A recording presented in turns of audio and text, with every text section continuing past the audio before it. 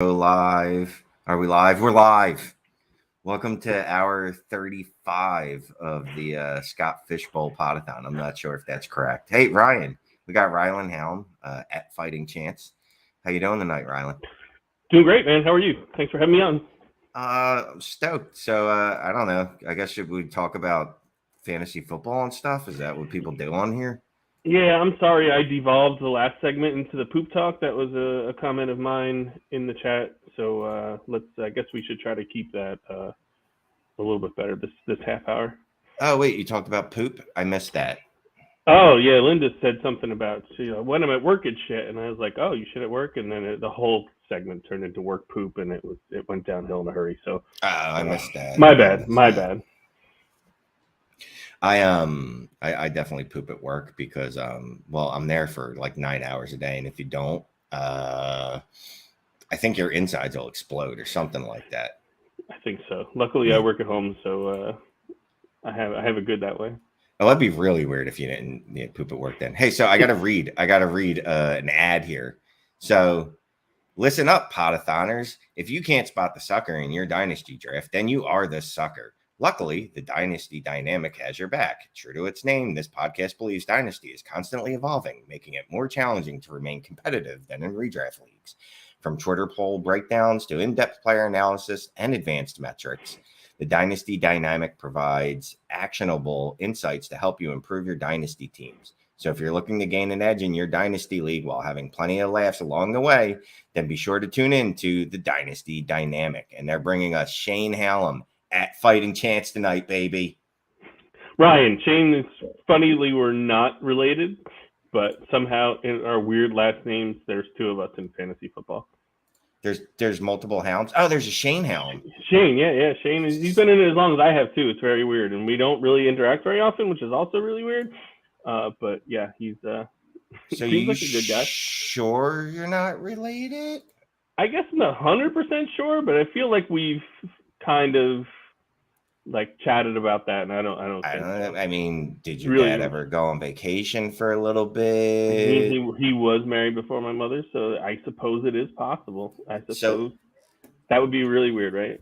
that is pretty awesome that we're discovering that Shane Helm and Ryan Helm are actually half brothers. Could be. Oh, I got one more live read. Dave's Oh, yelling at me. Hold on. I got you another better do it. live read, guys. I'll Guess have what? another drink. You know who else this guest is presented by? The Long Game Dynasty Podcast. It's a roundtable discussion offering diverse and actionable perspectives for dynasty managers of all skill levels. The hosts of The Long Game are longtime friends and serious fantasy football players. This creates a unique show chemistry that blends film-oriented and analytics-based approaches with humor and actionable advice. Follow at TLG_Dynasty for an engaging, fun, and informative Dynasty podcast focused on the understanding of player value, big picture strategy, and most importantly, winning Dynasty championships. Listen to the Long Game Dynasty podcast all across all streaming platforms today.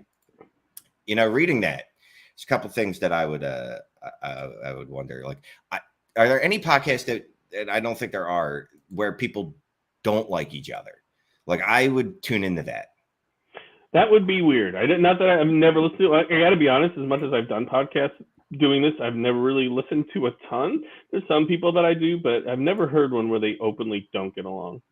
I think that's something that people should look into. So if you have someone you don't get along with, maybe an ex-wife, ex-husband, just an ex period, see if they want to start a fantasy football podcast with you, because I would listen to that. I've actually now been married twice, and neither one of them was into football. Both freaking watched Grey's Anatomy, but neither one of them was into sports at all. It's very unfortunate on my part. Grey's Anatomy. Can you imagine that shit is still on? Oh my God. Oh, we just found new half brothers. Zach Reed and George Reed Jr. are actually half brothers as well. There you go. I mean, look, the dynasty community, fantasy community, and all, we're a small community, right? So I would not be surprised if some of us aren't halflings. Well, you spend the all off season talking about trades and draft picks and everything else. I'm not sure if you have time to procreate in that way. All right. Dick Sickles, I just need to say, he thinks Grey's Anatomy is great. I'm going to disagree with him. It's the worst show ever. It's definitely up there with like Riverdale and some other things like that. Wes Booth says he got his wife in the dynasty with him a few years ago. She beat me in the championship last year. I would divorce her. In fairness to me, though, I'd probably get divorced anyway. But definitely, if my my spouse were to beat me, that's not cool.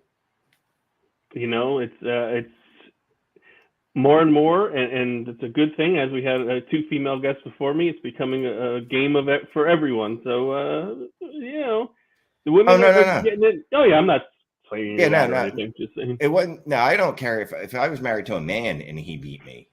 You, We get divorced. Yeah, fair like enough. my children, if they were to play fantasy football and they were to beat me, they would get disowned and taken to an orphanage probably that evening. Just left at the firehouse. Don't even bother with the orphanage. Oh, Joe says her ex got her in the dynasty and he's not here right now. Maybe she beat him. Does that mean he's dead or he's just not around? That sounded like she murdered him, like a confession, right? You didn't go like Lorena Bobbitt on him, I hope, or anything. I don't know. That probably dates me if anyone doesn't remember that from the 90s. But I think that's pretty cool that we have our first admitted murder on the SFBPodathon. Like that's never happened before, and we're just good things happen during the podathon, and we got someone to admit to murdering their ex. Apparently, I mean, if he did well enough in Dynasty, why not? I mean, I've seen things where people have been taken out for less. Oh, all right, Joe. So I guess after this SFBPodathon, we can start a podathon for Joe's legal defense for the murder of her ex. Let's go fund me. Yeah, go fund me. Awesome. So here we go, Ryan. We'll talk some fantasy football, I guess. Sure. Were you in a live draft by any chance? Unfortunately, no. I am about 2 hours away from New York City, but I'm not even sure. Like, did New York City even get one? That's the closest that city that I wasn't going to like Western New York, which is kind of like the butthole of New York. It's all old and like factories and stuff. And I have no desire to go out there. So no, I unfortunately did not get into a live, but hopefully it seems like it's awesome. So hopefully Scott does that, in more years. So maybe I can get into one sometime in the future. But he definitely did not do one in Philly. It confused me. I'm not going to lie to you. I was very confused by the whole setup at one point when I went on to the SFB site and you had to pick your preferences. And I saw that there were like 400 different cities. I was like, wait a minute, all these places are having live drafts? Like, that's pretty cool. And then I realized, no. Yeah, I think I messaged at one point. I was like, New York's going to get one, right? And he's like, very unlikely. I was like, oh, that's very weird.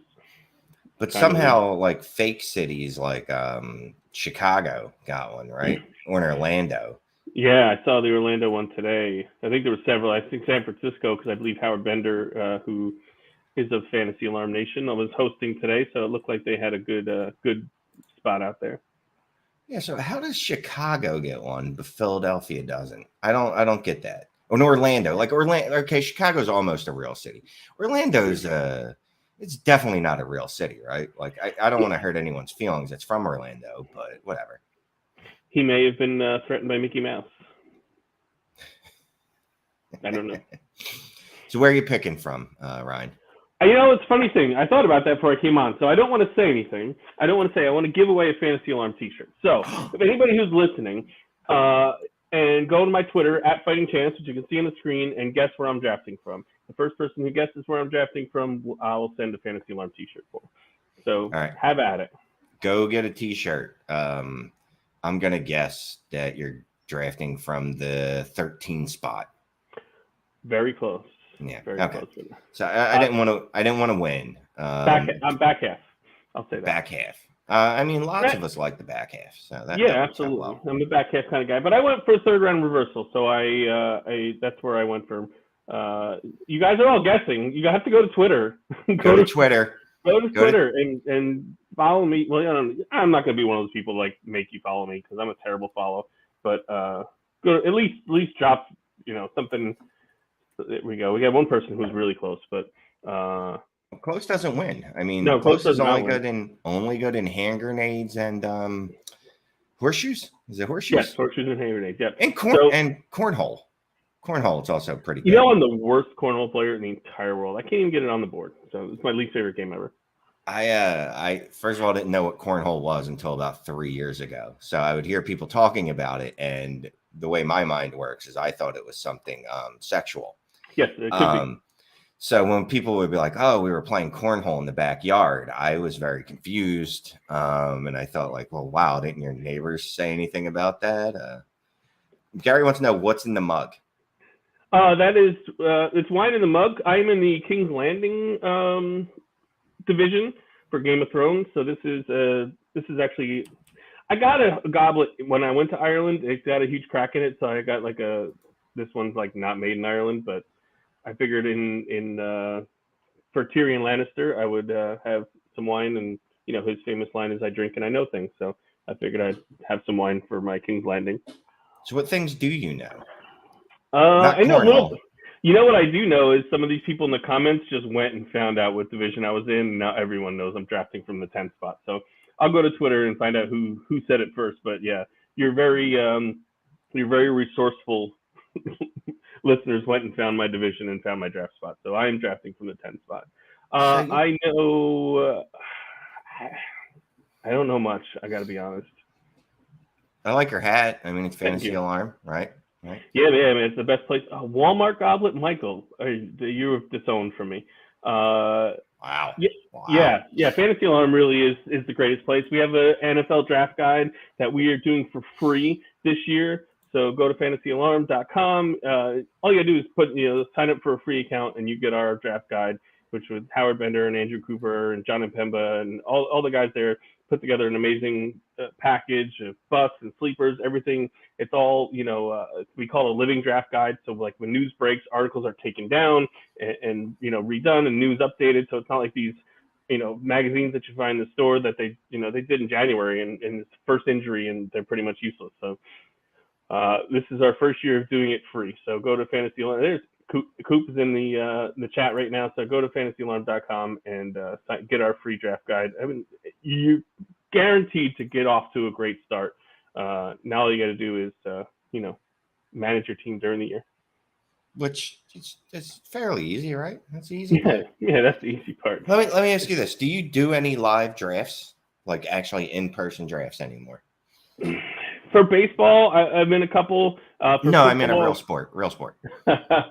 Unfortunately, right now, no. I wish I was. Like I was trying to get a hold of Scott because I would love to do, a live draft, but I'm not in any for football at the moment. But I would love to. I live in upstate New York. It's kind of a small place, so there's really not, it's not like a big city or anything. So I was in one for a little while, but it was people I was kind of wishy-washy about. So I don't know that I really feel like spending 5 hours on a Sunday afternoon with you folks. So. Unfortunately, right now, no, I'm not in any live drafts, but I love them. See, I don't know geography or directions very well. So when I picture New York, I just picture it's all Manhattan, and then what I've seen in the Batman movies. So there's bridges to other places that aren't Manhattan. I am 90 miles north of there, so it is it's a very rural area. Nothing like New York City. Doesn't smell like pee up here. We don't have a lot of homeless people or shootings or things like that, like New York City. So, in case you can't tell, it's not my favorite place in the world. But you don't. So you were born in a small town. Yeah. I've lived kind of within about an hour and a half of here my whole life, one way or the other. I wouldn't feel like New York to me. Like if I lived in New York, I'd want to live in New York. Where do you live? I live in Philly. So I need the shootings. You know what I mean? Like the shootings are comforting. So if you lived in a city, then New York would be great. There's been times that I spent some time down there. And I'm like, oh yeah, I could do it. And then I spend some more time down there. I'm like, oh God, get me the hell out of here. So it's shocking that it's so close, and the people here and people there just live amazingly different lifestyles. You get, that's the one thing with city living, right? So you get used to certain noises. You get used to screaming, random screaming, gunshots, fireworks all year round at any point. and or M80s or gunshots. And then you get weirded out. Like I'm more weirded out personally when I go into like rural areas and see deer at night. Like they freak me out more than like gunshots. Oh, there's deer everywhere here. I've hit 3 in my life with my car. It's pretty terrible. I pretty much hate them at this point. Did you purposely hit them? Like were you taking them out? No. One I hit. I was going too fast. I used to be. Well, I still am a San Antonio Spurs fan, but I haven't really paid as much attention to basketball lately. And there was like when they were in the playoffs, and I was coming home, and I was trying to get home really fast, and it just came out of nowhere. One I saw coming out of the woods and just ran into me. So, here and there, they're just. So I have a general disdain for deers. Really hate them. And I kind of, and I don't know, like hopefully Pete is not watching, but like when I see them sleeping on the side of the road, I think to myself, good. They probably deserved it because they're always running in front of cars for no apparent reason at night too. Like at night, not during the day when you can see them. It's only at night when for some reason they just want to run out in front of your car. And I kind of think they get what they deserve. Yeah. So I see, I'm looking in the chat. My friend Gary Haddow wants to know my thoughts on Jalen Hurts since you were talking about Philly. I mean, I don't think I'm drafting him this year. I'm just, the addition of A.J. Brown is huge, obviously. I still question the running game. And just, I don't want to say his accuracy, because I will draft Lamar Jackson, but I don't know. I just feel like there's quarterbacks are deep enough that I have more faith in other guys. Despite the running game, even despite his running yards, I still feel like I'd rather have a guy like Derek Carr than Jalen Hurts.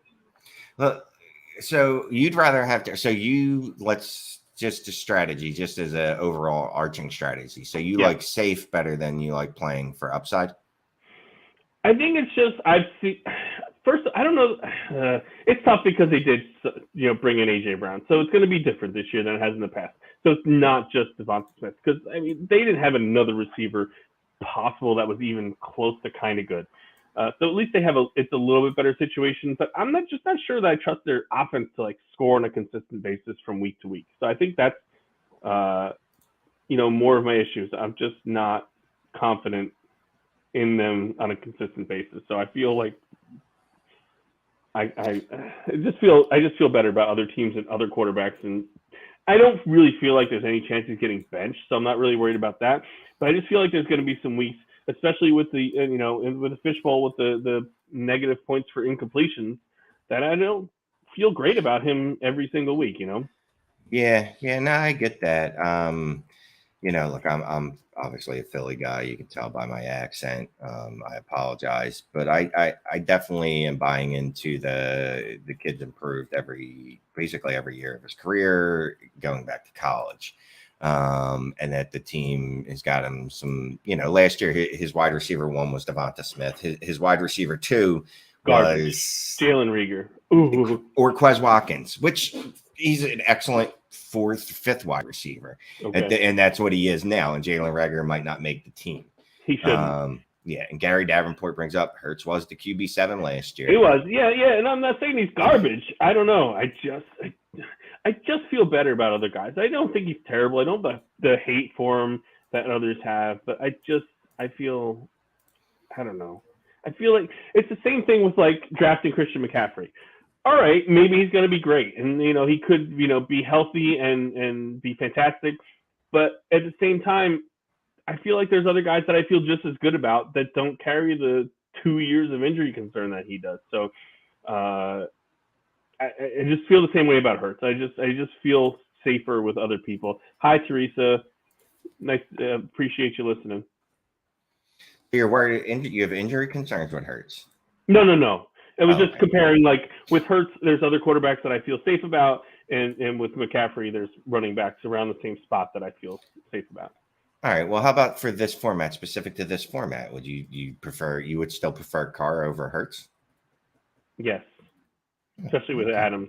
I feel like Devontae Adams is gonna have a huge impact. I really do. I really feel like he's a top 3 receiver in the game. I feel like you can just throw anything at him and he's gonna catch it. I think, coming out of Green Bay in the way that it ended there, I think he's gonna have a little chip on his shoulder this year to kind of come in and prove something.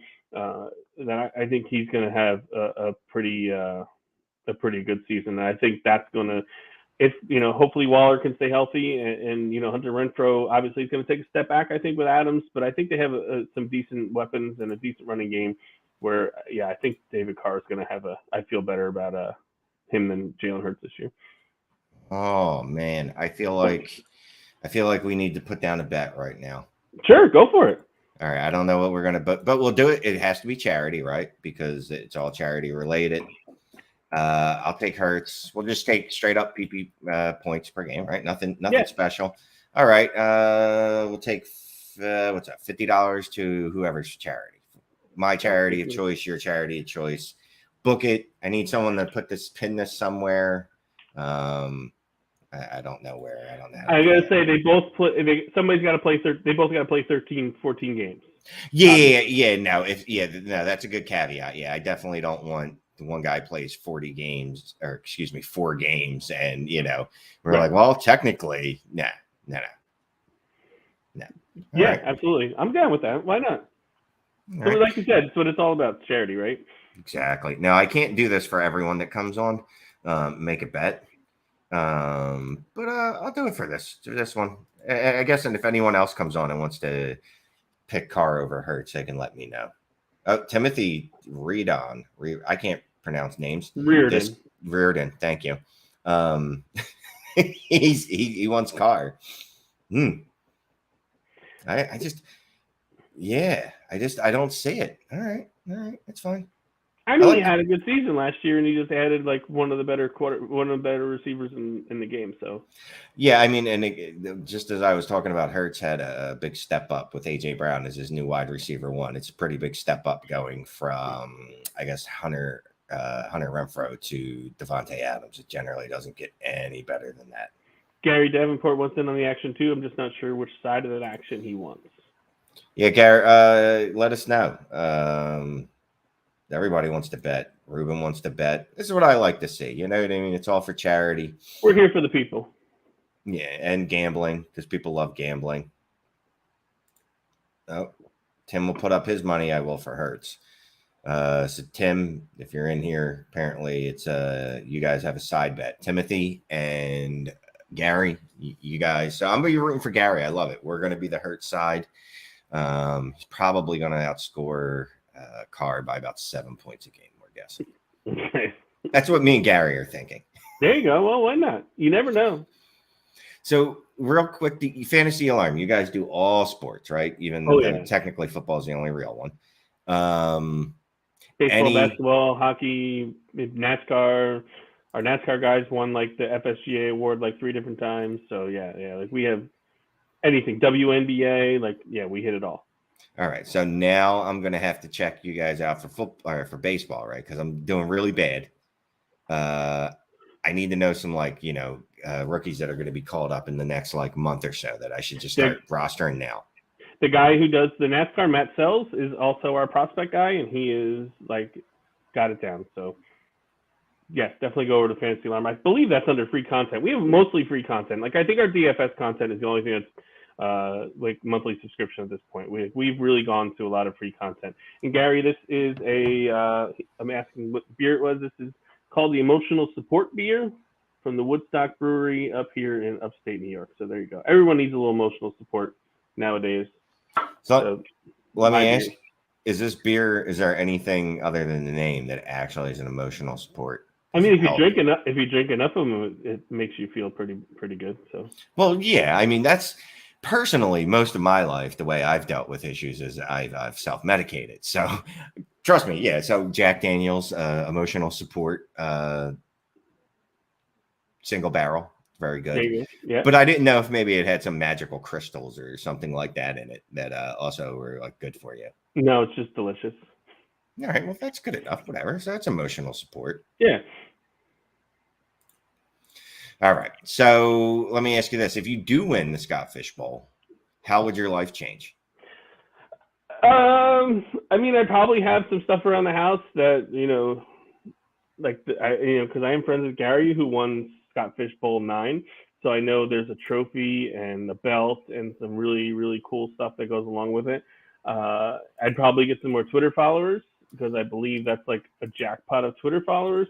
But God, I really don't know if any, like, I can't see my kids being impressed or anyone around me really being thinking it's all that great. I'm not really sure that too many people understand what I do for a living, never mind like this tournament. So outside of the internet and Twitter, I don't know how, I think my online life would change more than my regular life. So your kids would not be impressed. Not at all. Do they play fantasy? No. I have 16 and 14. They don't care about sports. I think they think I have a cool job, but I don't think they really care about sports at all. When they were younger, I think, because I'm a 49er fan, and I think I need to at least make an appearance of my mask, the 49er luchador mask that I found in Mexico.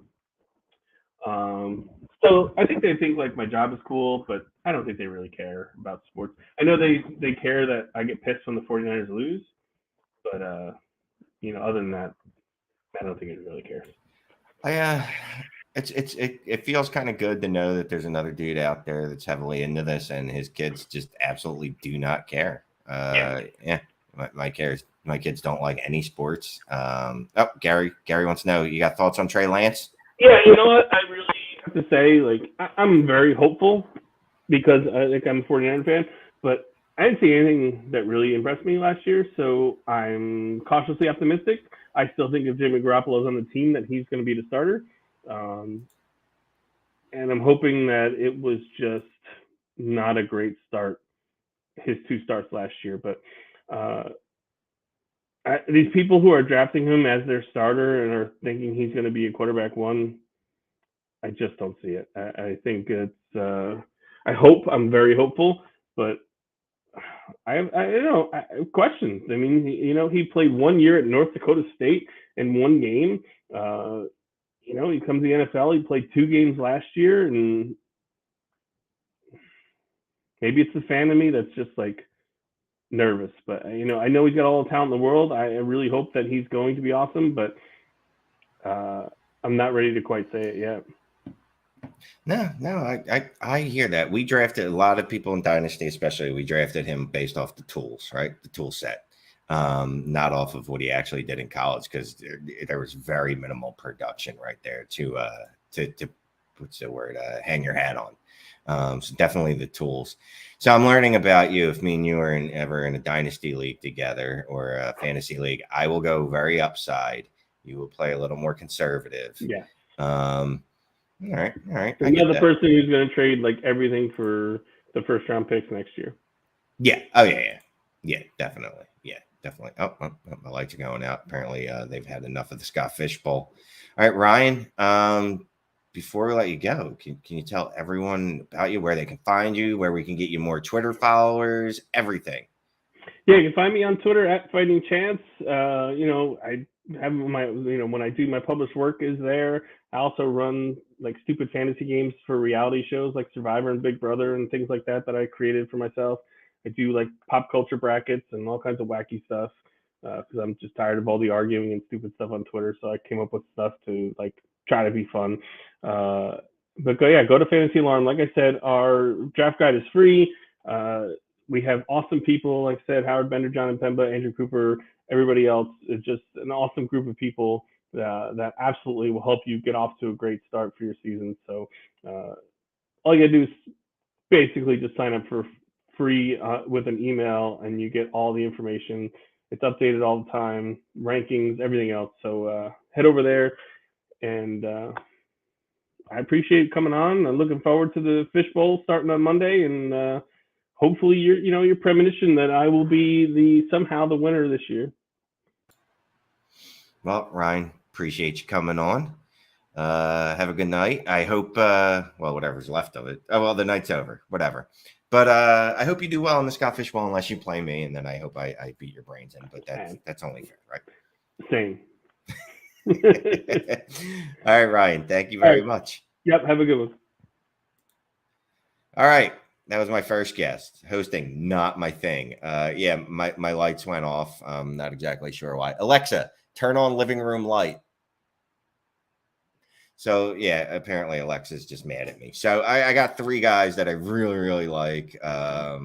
Not that I didn't like Ryan, but you know, I got three of my homies here that we're gonna bring them all in. We're gonna bring in Nate. Oh, Shane, what up, my buddy? dude Scott. Oh, Hey, Shane. And What's guess up? what? We got one more. He's almost like a son to me. If you get that reference, you know what I'm talking about. It's my dude Seth. What's up, guys? Seth, Scott. Look, So it's still guys- light out. It's still light out here. Where are you? Are in Canada. Almost. Seattle, Canada, same thing. Same difference. Yeah. Neither place are real. Yeah. So, guys, I got to do a read real quick. Okay. Sorry, guys. I'm a terrible host. Who are you guys? First of all, Hey, man, we are, as you know, Shane, we are the cast of In Between Media. I'm Seth. I'm the founder of the company. Shane, this is a pleasure being on with you tonight, man. You actually helped me kind of get my start in this industry about 3 years ago. So, been riding with you since, man, and appreciate you having us on tonight. I love you guys. I love what you do. There's a fantasy obviously involved, and then there's other stuff where you talk about the other stuff. And over the last couple of years, especially, that other stuff has kind of bled into our community, into our talks. And I for one am one of those people that really enjoys it and likes it. And I love what you guys do. Appreciate that, man. We couldn't do it without Nate and Scott, man. These two are really the backbone, as well as Nate's wife, Jen. They're on with me every week. We have fantasy NASCAR in addition to fantasy golf and football, and it's just a well-oiled machine over there. And our staff, man, that's what keeps us humble, and what keeps us hungry at the end of the day too. Shane turning random people's lights on. I Yeah. love it. Wouldn't be Scott Fishbowl without weird shit, right? Look, Alexa, here's the problem with Alexa, right? She thinks she controls your house. So like your light, she's like, well, no one's moved in that part of the house in a while. So I'm just going to turn this light off. And you're like, but I'm sitting here. Like, you can hear my voice. I know you can hear my voice because when I say, hey, Alexa, turn on living room light, you do something, right? Like, all right. Anyway, I got to read. Let me read this and come back to you guys so we don't waste any more time with my nonsense. Hey, guess who's bringing you IBT Media's Seth, Nate, and Scott? It's tough to break into the content creating industry. It takes a bit of technical knowledge and understanding of platforms on top of content mastery. Content Design Coach, a product of Reader Design Company, is owner at Nate Cheat, providing tutorials, interviews, resources, and a community to help you get your break in the fantasy industry and produce the content you want to create. From individuals to staffed websites, get your questions answered, improve your product, and overcome what's holding you back. Follow at Nate Cheat, subscribe to the YouTube channel Content Design Coach, and keep an eye out for the contentdesigncoach.com launching soon. All right, we got one more, guys, and then we'll spend the rest of the time talking to you, sweet, beautiful gentlemen. This guest is brought to you by yardsperfantasy.com. The Yards Per Fantasy mission is to bring fantasy football fans of all levels closer together. Download our mobile app for fantasy advice and tools right at your fingertips, including the most accurate and customizable redraft trade calculator available. Find our flagship show, the Feed Me Fantasy podcast, and search Yards Per Fantasy on YouTube and the TikToks for next-gen fantasy football content. Plus, Yards Per Fantasy will be donating $1 for each of the first 100 people to join their Discord during the Podathon and through July 11th. They will be donating 50% of their proceeds from their 2022 projection template to the SFBPodathon. Check out Yards Per Fantasy today. So go do that. Go join their Discord, and they're going to be donating $1 to charity. That's pretty cool. Shane, real quick. Yeah. The first ad there was for Nate Cheat's new content creator company coming out, trying to coach people. And if I could honestly just give an honest testimonial, I left my job earlier this year to go and venture out and do full-time freelance work, a lot of that web design, SEO work. And I met with Nate probably 4 or 5 different times. Just, he freely met with me, kind of giving me advice. and he gave me life-changing advice that has really set me up for today and the future. So if you really honestly do want to check out Nate's new company, I'm not sure the web address if you want to read that again, Shane, but it really is great life-changing advice if this is what you want to do. All right, if you're gonna make me read, damn Damn it, Seth. Making you work, Shane. I'm pretty sure you're doing this just to prove that I can read. Content Design Coach. There you It's go. a product of Reader Design Company, and the owner is Nate Cheat. I would go ahead and follow him on Twitter, Definitely and follow follow the YouTube channel Content Design Coach. Because I will say this, Seth, there are a lot of people that put out content. And there are a lot of people that put out bad content. So I would take advantage of Nate Cheat's help and make your content less bad. Yeah, absolutely. Yes. Be on the right side of history. Yeah. That's all I'm saying. So they should donate $1 for every time Shane mentions lights. There's a real, you sparked a real Alexa conversation in the chat. Yeah, you did. Alexa, test smoke alarms. Now, I hope that makes someone's house just go nuts. Oh, chaos. Oh, Absolute chaos. it's beautiful. Do any of you guys have Alexa hooked up to any of your anything? So we used to. No. I wrote an article about this for within between a year ago maybe. Oh yeah. I went batshit crazy with the technology. I made a commission check and I was like, let's go. I'm going to make our whole house smart. So I bought the Wink Hub. I bought probably 30 of the smart Wi-Fi light bulbs. I got a connection for our garage door. We got one of the smart Schlage locks, right? It was awesome until everything started falling offline and you have to reset it. And it's got to the point where it's this isn't worth it anymore. So we have all these smart bulbs everywhere that are connected to nothing. So don't do it. I did. So I have smart bulbs. So me personally, right? So I have my smart bulb on. My light is probably about 10 feet away from me. I will yell at Alexa to turn it off no less than 300 times before I'll walk over and turn that light off. Yeah. It's just not going to happen. Real quick, we don't have it at our house at all. We go find the light switches. We switch them on and off. No, I'm still trying to figure out how Bluetooth works. So okay, so that's just depressing and sad. Yeah. So I do this to feel young. You know what I mean? I let it control my television and my lights, because I want to feel like I'm part of the whatever century this is. What is this? Millennials? What are you, Seth? I'm right in between millennial and Gen Z, so I'm right on that line. Whatever you want to put me in, Shane's, whatever makes you feel better. A Gislennial. You're a Gislennial. That's a good way to put it. Yeah, I got it. So, right. Joe, if you've never heard of these guys, make sure you check them out. We're not so bad. They are awesome individually. They are awesome as a group. Shane.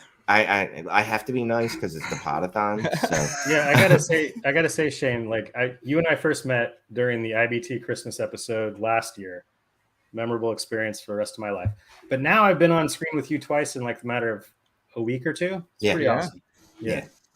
Yeah, I will say we always come in and Shane, you're our closer. You're closing down our Podathon kind of there on Christmas, and things get a little bit out of hand. So I'm glad we're a little more in check tonight. But those were some memorable experiences as well. We can't have Shane on any earlier than we have him on. We just can't. He's the type you got to get a couple drinks in first, make him look a little better, make him sound a little better. It's kind of like back when you would watch cable TV. It's when Adult Swim starts to be good. That time of night. That's Shane time. I thought we were talking about something else, with the old school cable and the squiggly lines, and you're like, "Oh, if I just change the channel fast enough, move this antenna a little bit." Oh, I know what you're talking about, Shane. Oh, shame on you. Yeah. No, I look. So, SFP Podathon After Dark. If you guys want to talk anything fantasy football related, go for it. If you want to talk about weed being legal in Colorado, talk about it. You guys, is everyone coming to the Canton Campus Fest again this year? Oh, yes. We just booked our plane tickets. First time for me. I didn't go last year. You so look, the people, great. Not the people that live there. It's a hellhole. But the all the people that come, just a great time. You're gonna have a blast, man. Lots of I'll tell you, it's kind of crazy. You know, it was November of 2020, I think, when I came into this whole place. I met somebody I developed a relationship via Twitter. I met the first person ever in person today, and that Wow. was Michael Short, Third and Short. I have not met anybody else in person, and I'm very excited. Really? Oh, Yeah. I was lucky. I met both of these two dudes. I met Jen, obviously. I actually just hung out today with a buddy from Dynasty Rewind, Michael Bauer, a buddy of mine from Fantasy Rookie Fever, Michael Finero. Oh yeah. Yeah, got to meet Brandon Lejeune for the first time.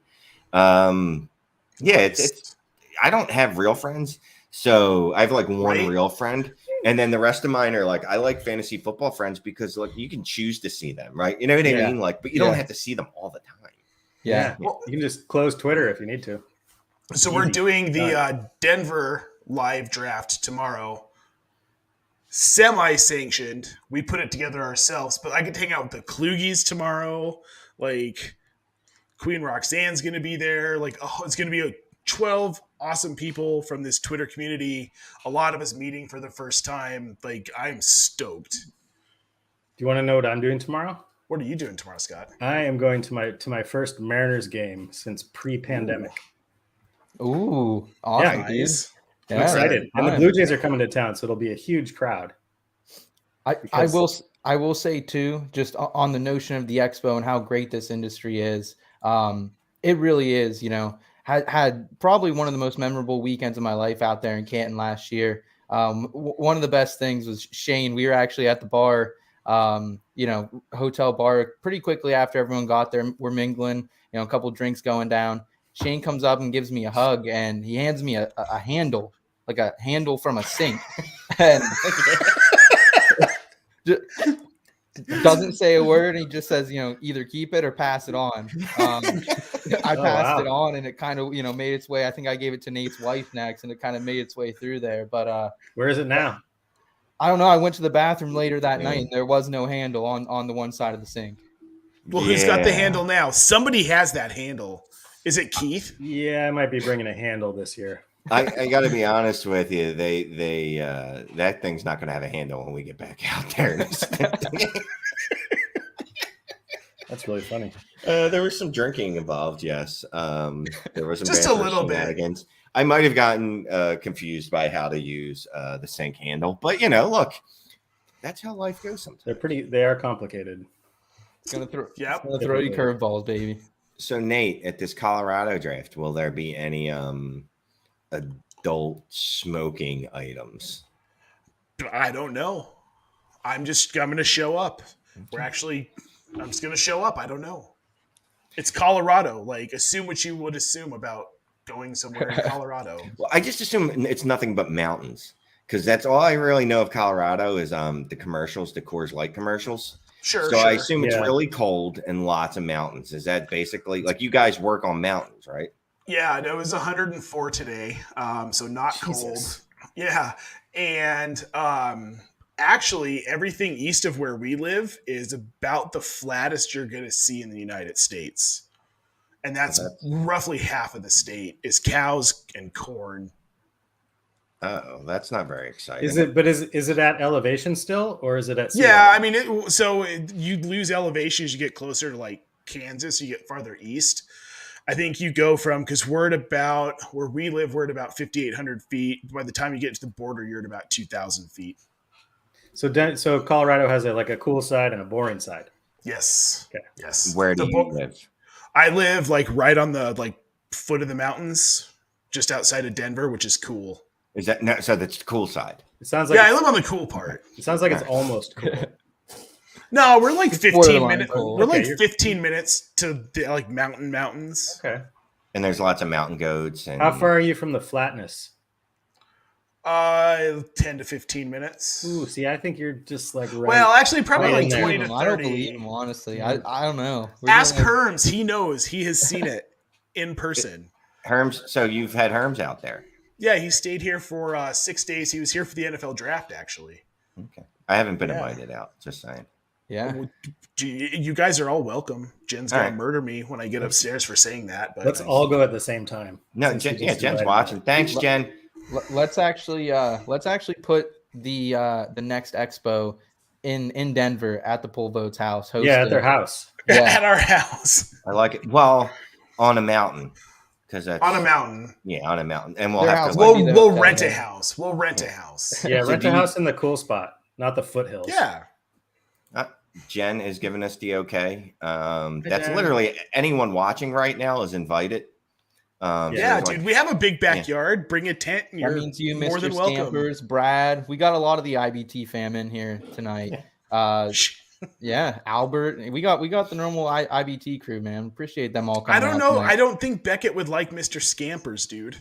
Or Cat. I don't know that they'd get along. That might be a problem. Mr. Scamper. So that sounds like a creepy, like I don't know, some kind of like some animal that was made in a lab. Like, you know what I mean? They were like, let me use this half human DNA and half rabbit DNA and see what happens. And you're like, holy shit, it's Mr. Scampers. That's Yeah. what happens. No, dude, Mr. Scampers is on all the cool live streams. He's on Yeah. every FYF show. Oh, Like all the he's FYFs. all over. You're not cool until Mr. Scampers shows up on your stream. Yeah, I think that's actually a sign of respect right there, Mhm. Mr. Scamper showing up. Sure Hey, is. Mr. Appreciate Scampers that. is No on the big deal. stream tonight. He's Watching. an outside cat, NBD. Yeah, let's go. Mr. Scampers, where's Mrs. Scampers? She's gonna be so mad you're watching this without her. So you have several cats. We have one. Oh, okay. We had 4. Can I bring my retrievers? Yes. Sure, backyard. As long as they can stay Cats, outside. dogs love each other. Yes. Oh, they get along so Always. well.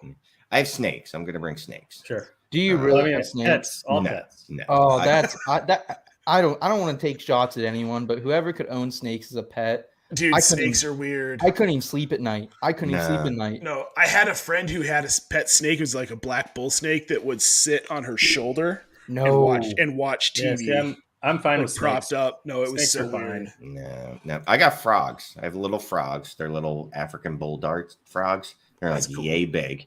Had Cool. 3, but one of them didn't make it back when I was changing the tank the one time. So that little soldier's gone.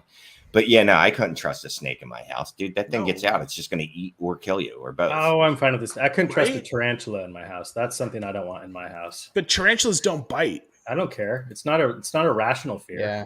Yep. I That's agree. true. I couldn't deal with the tarantula either. Nope. We have this place here called the Butterfly Pavilion, and you can hold a tarantula. And like you'd think a kid would No. be super right. We figured Jackson would do it. He No. won't do it. Smart No. kid. No, Smart those kid. things are basically the devil's like pets. Like they look frightening. Like no one likes them.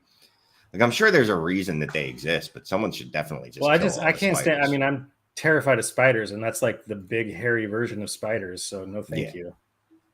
All right, Yep. a garter snake. Yes, Joe. Those are the little green ones. We Yep. used to catch those when I was a kid in the park, and keep them as pets. So yeah, those are harmless. Not a. Oh my god. I'm still good on it. Like I respect Johei on that, but no, I'm staying clear. I legit didn't see a garter snake until I was like in my late 20s.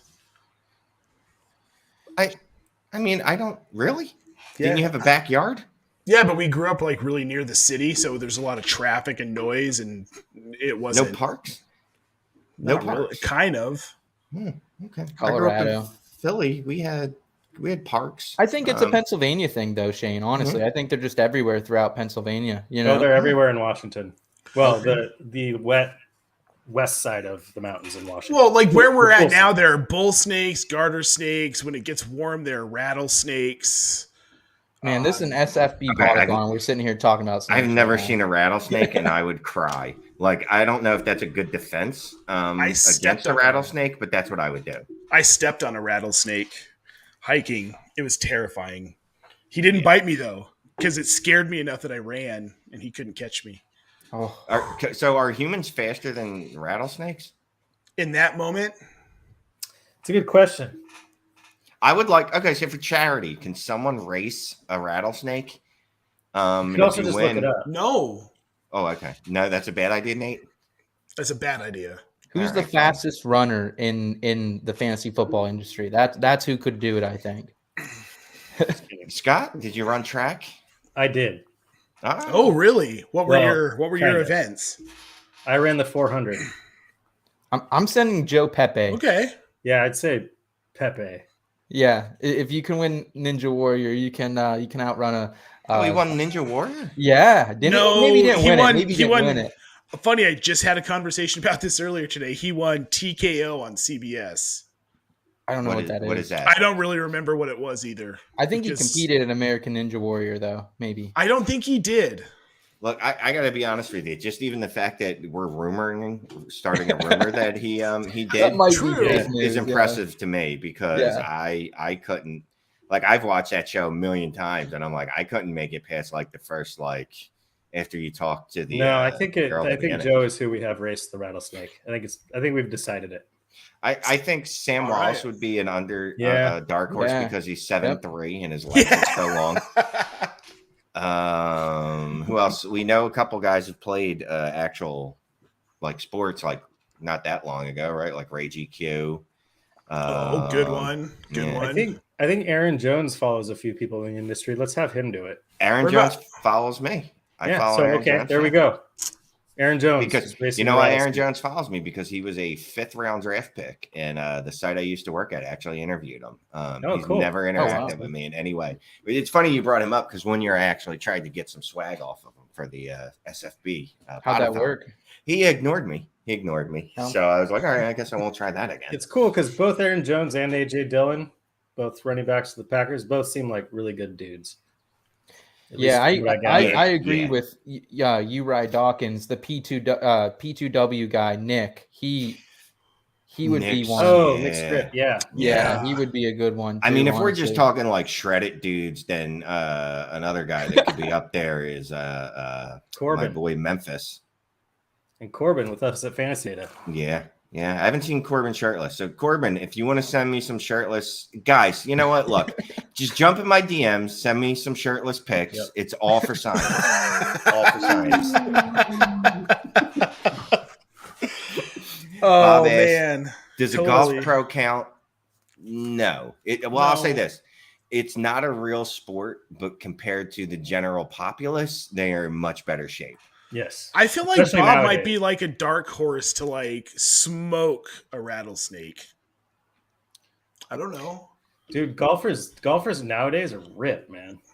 Yeah, it's true. They are. Yeah, those are athletes, Shane. I think we could send Shane, honestly. I think Shane will get the job done. It's not going to be pretty. It's not going to be sexy. It's kind of like spending your first round pick on Kyler Murray and SFB this year, but still, it's going to get the job done. So let me ask you this. I got the 101. Where are you guys picking? 3. 9. 106.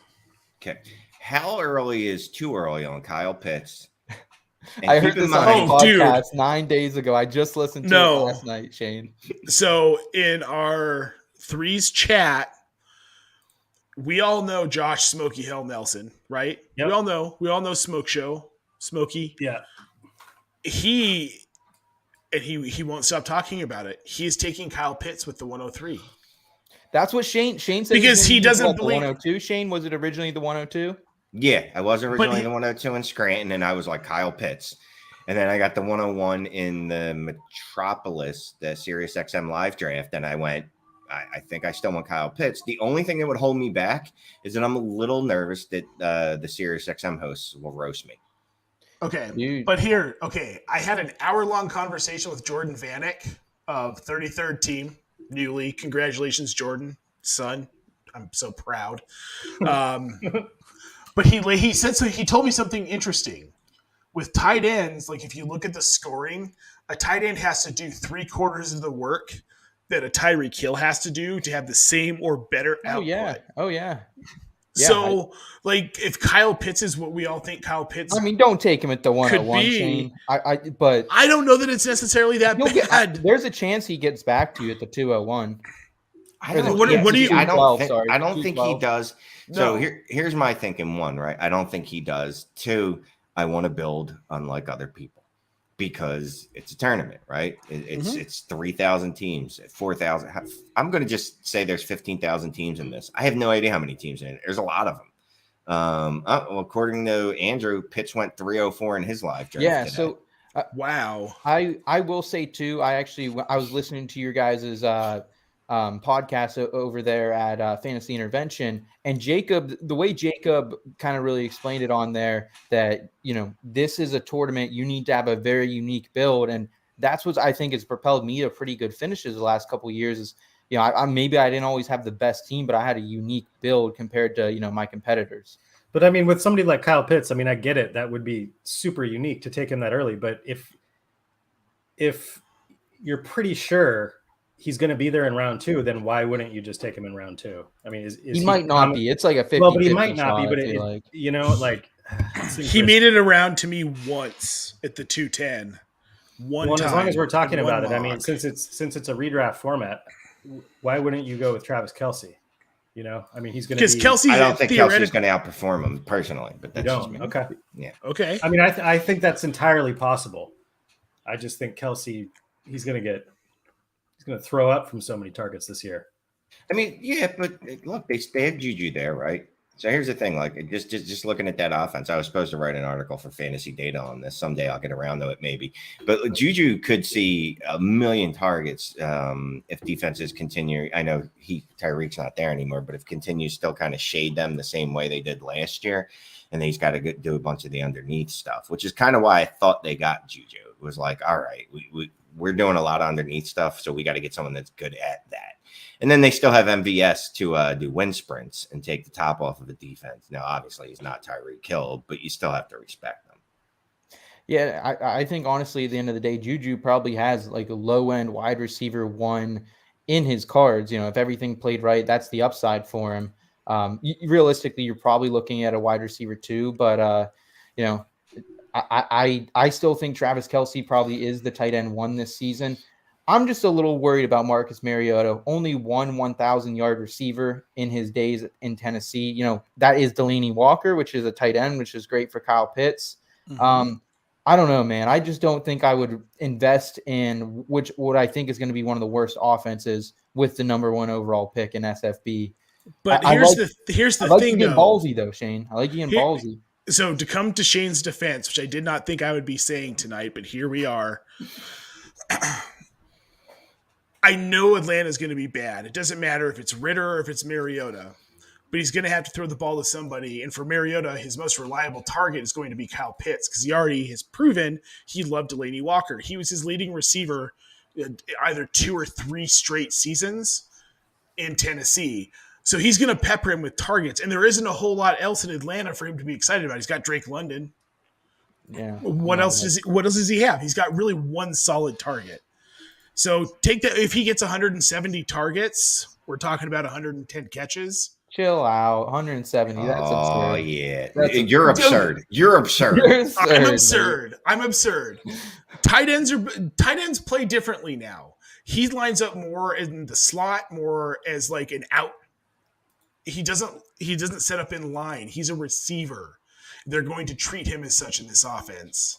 Can you guys remind me real quick what is I can't remember off the top of my head, the tight end scoring?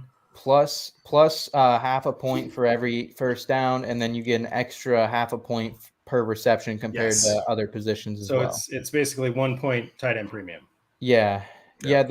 Shane, have you in the past couple of years gone tight end heavy at all? Because and it's never worked. It's never worked. Really? Yeah. Okay. Yeah. Last year, I've had Kittle and Evan Ingram every draft. That's part of your. So last season, I went, just for reference, Kittle in the 3rd round, and then either the 4th or 5th round, I came back and I grabbed Mark Andrews, got Dalton Schultz late as well, and those 3 tight ends together during the playoffs of SFB probably propelled me to combined at times close to 100 points, if not over 100 points. They were just insane. So I really do think tight ends are worth it in this format when you get that boost. That said, though, Shane, good luck with the 101. But to be fair, with the tight ends that you just listed, Seth, I mean, you did strike gold by getting Andrews before he was the number 1 that late. You know what I mean? For sure. Not everybody can mimic that. And I will say as well, too, the year before I also went tight end heavy went Darren Waller and went Zach Ertz. Zach Ertz didn't pan out in 2020, really big bust to my team, but Darren Waller ended up being such a boost that it kind of made up for it in a little bit of a way, even though I spent the draft capital. Just to be clear, With Shane, that, I still think it's a bad idea. All right, I get it. It's a great idea. So before we kick you off, let everyone know where they can find you, beautiful, beautiful men. You got it, Nate. So you can find me at Nate Paulvin on Twitter. You can find my work at In Between Media, a bunch of other places. Check out my profile, but In Between Media, Seth. Yeah, you can find me at _SethFF on Twitter. Just huge shout out to Scott Fish for putting this on this year as well. I mean, you want to talk about a selfless, a righteous man. That is Scott Fish. Don't want to ever lose sight about that here. And thank you to Sal, Shane, yourself, Mike, everyone working here on the SFBPodathon, everyone out there donating. I hope we continue to donate tonight. I'd rather people do that than have to go find us. But we are In Between Media. We're going to combine feel good lifestyle advice with our fantasy sports advice. Scott, bring it home here, man. Well, hard to follow that. What he said that way. But yeah, you can find me. Scott Rainier is my name. You can find me at Munder Difflin FF on Twitter. Been with IBT Media since I got here. I write a column called The Mondays and a YouTube series called Pulp Fantasy, and work with just a fantastic team of people at IBT Media. So, and again, I mean, the fact that I'm just sitting here on the SFB Podathon is quite the honor. So thank you. All right, gentlemen, love you. Hugs and kisses. We'll see you soon, Shane. We'll see you soon, baby. Smooches. And gone and gone. All right, this hosting thing is really hard. I'm going to add my good friend at Andrew Hall to the stream. Oh, and my buddy Rocky, one of the people that I've gotten to actually hang out with in real life. Yeah, I've gotten to hang out with Shane. I get on the SFB Podathon for the first time. I don't even get to meet Sal. I've already met Shane. Yeah, so they definitely they brought the C team and me and said, "Hey, you're gonna host a couple of hours because Sal needs to rest apparently." You mean Sal can't go 36 straight hours? Most people can't. I would like to see it. I'm not gonna lie. I would love to see Sal at hour 36. Like, it'd be great. So real quick, Andrew Hall and the DAP team, or just Rocky at this particular moment, they're brought to you by CampusToCanton.com, a website focused on all things college fantasy, including Dynasty, Devy, College Fantasy, and Campus to Canton leagues. Campus to Canton is the fastest growing format in fantasy where your teams have college and NFL lineups. And as college players enter the NFL, they join your NFL roster.